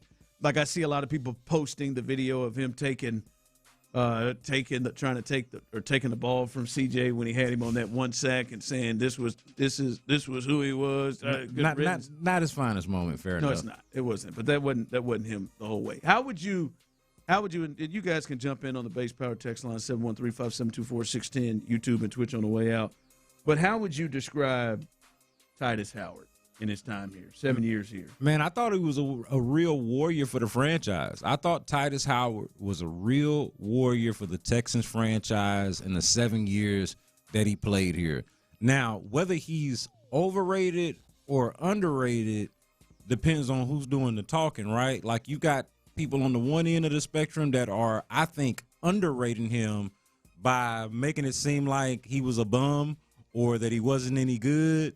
Like, those are folks to me that are criminally underrating what Titus Howard offered you for the 7 seasons that he played for the Texans. At the same time, I do think that there are some folks that are overrating him, because I've seen this side of it as well of like, how could they make this move? This is crazy. And I understand kind of the angst, because now you've created another issue. You've created another opening on your offensive line. I understand that standpoint, or understand it from that standpoint. But the idea that you can't go out and find another offensive lineman of that caliber with the amount of money that you're saving by getting rid of Titus Howard and the money that's already there, to me, is overrating him a little bit. But I think if you put it in its proper context, you can just say that it's lived out its life cycle. 7 seasons is a long time to be on a team, especially in modern sports. He played on 4 different playoff teams for the Texans and bookended by playoff teams with the Texans through different eras, right? He's drafted in 2019 by the Bill O'Brien regime, the Bill O'Brien, Brian Gaine regime, and then he survives through that, through the Cully and Lovey eras, 3 years of a rebuild. He got all of that. I think he got a little Romeo. He got Romeo. He was there for all of it, and then gets to be there on the back end. So he's been literally a part of some of the best and worst moments in Texas franchise history, and was pretty much the same guy through the whole thing. Never extraordinary, never a Pro Bowl player, never an all-pro caliber player, but a solid, consistent, and versatile part of your offensive line, albeit an underachieving offensive line for most of the time that he was here. But I didn't think that was an individual Titus Howard problem as much as it was a team problem. Titus Howard in a vacuum, Titus Howard in and of himself, I thought was solid and honestly a warrior for this team from the standpoint of being through multiple regimes, multiple eras, and multiple types of outcomes for the Texans, whether they were good or not. Titus Howard was on the team. Then there was one. Fairbairn is the only player who was here before I got here. Kaimi no e aloa me ka ike o ke kumupa'a. Only one. Yeah. Only one left. That's it. Yep. John Weeks got him up out of here. I like this from the text line. Black Greg, I agree with this. Howard was a solid starter who never got to reach his full potential, always being moved around. I think that is the other part with Titus Howard, by need, and I think it wasn't just need. I think it was also by poor planning and poor evaluation by others, that he was never ever able to stick to and play the best position he was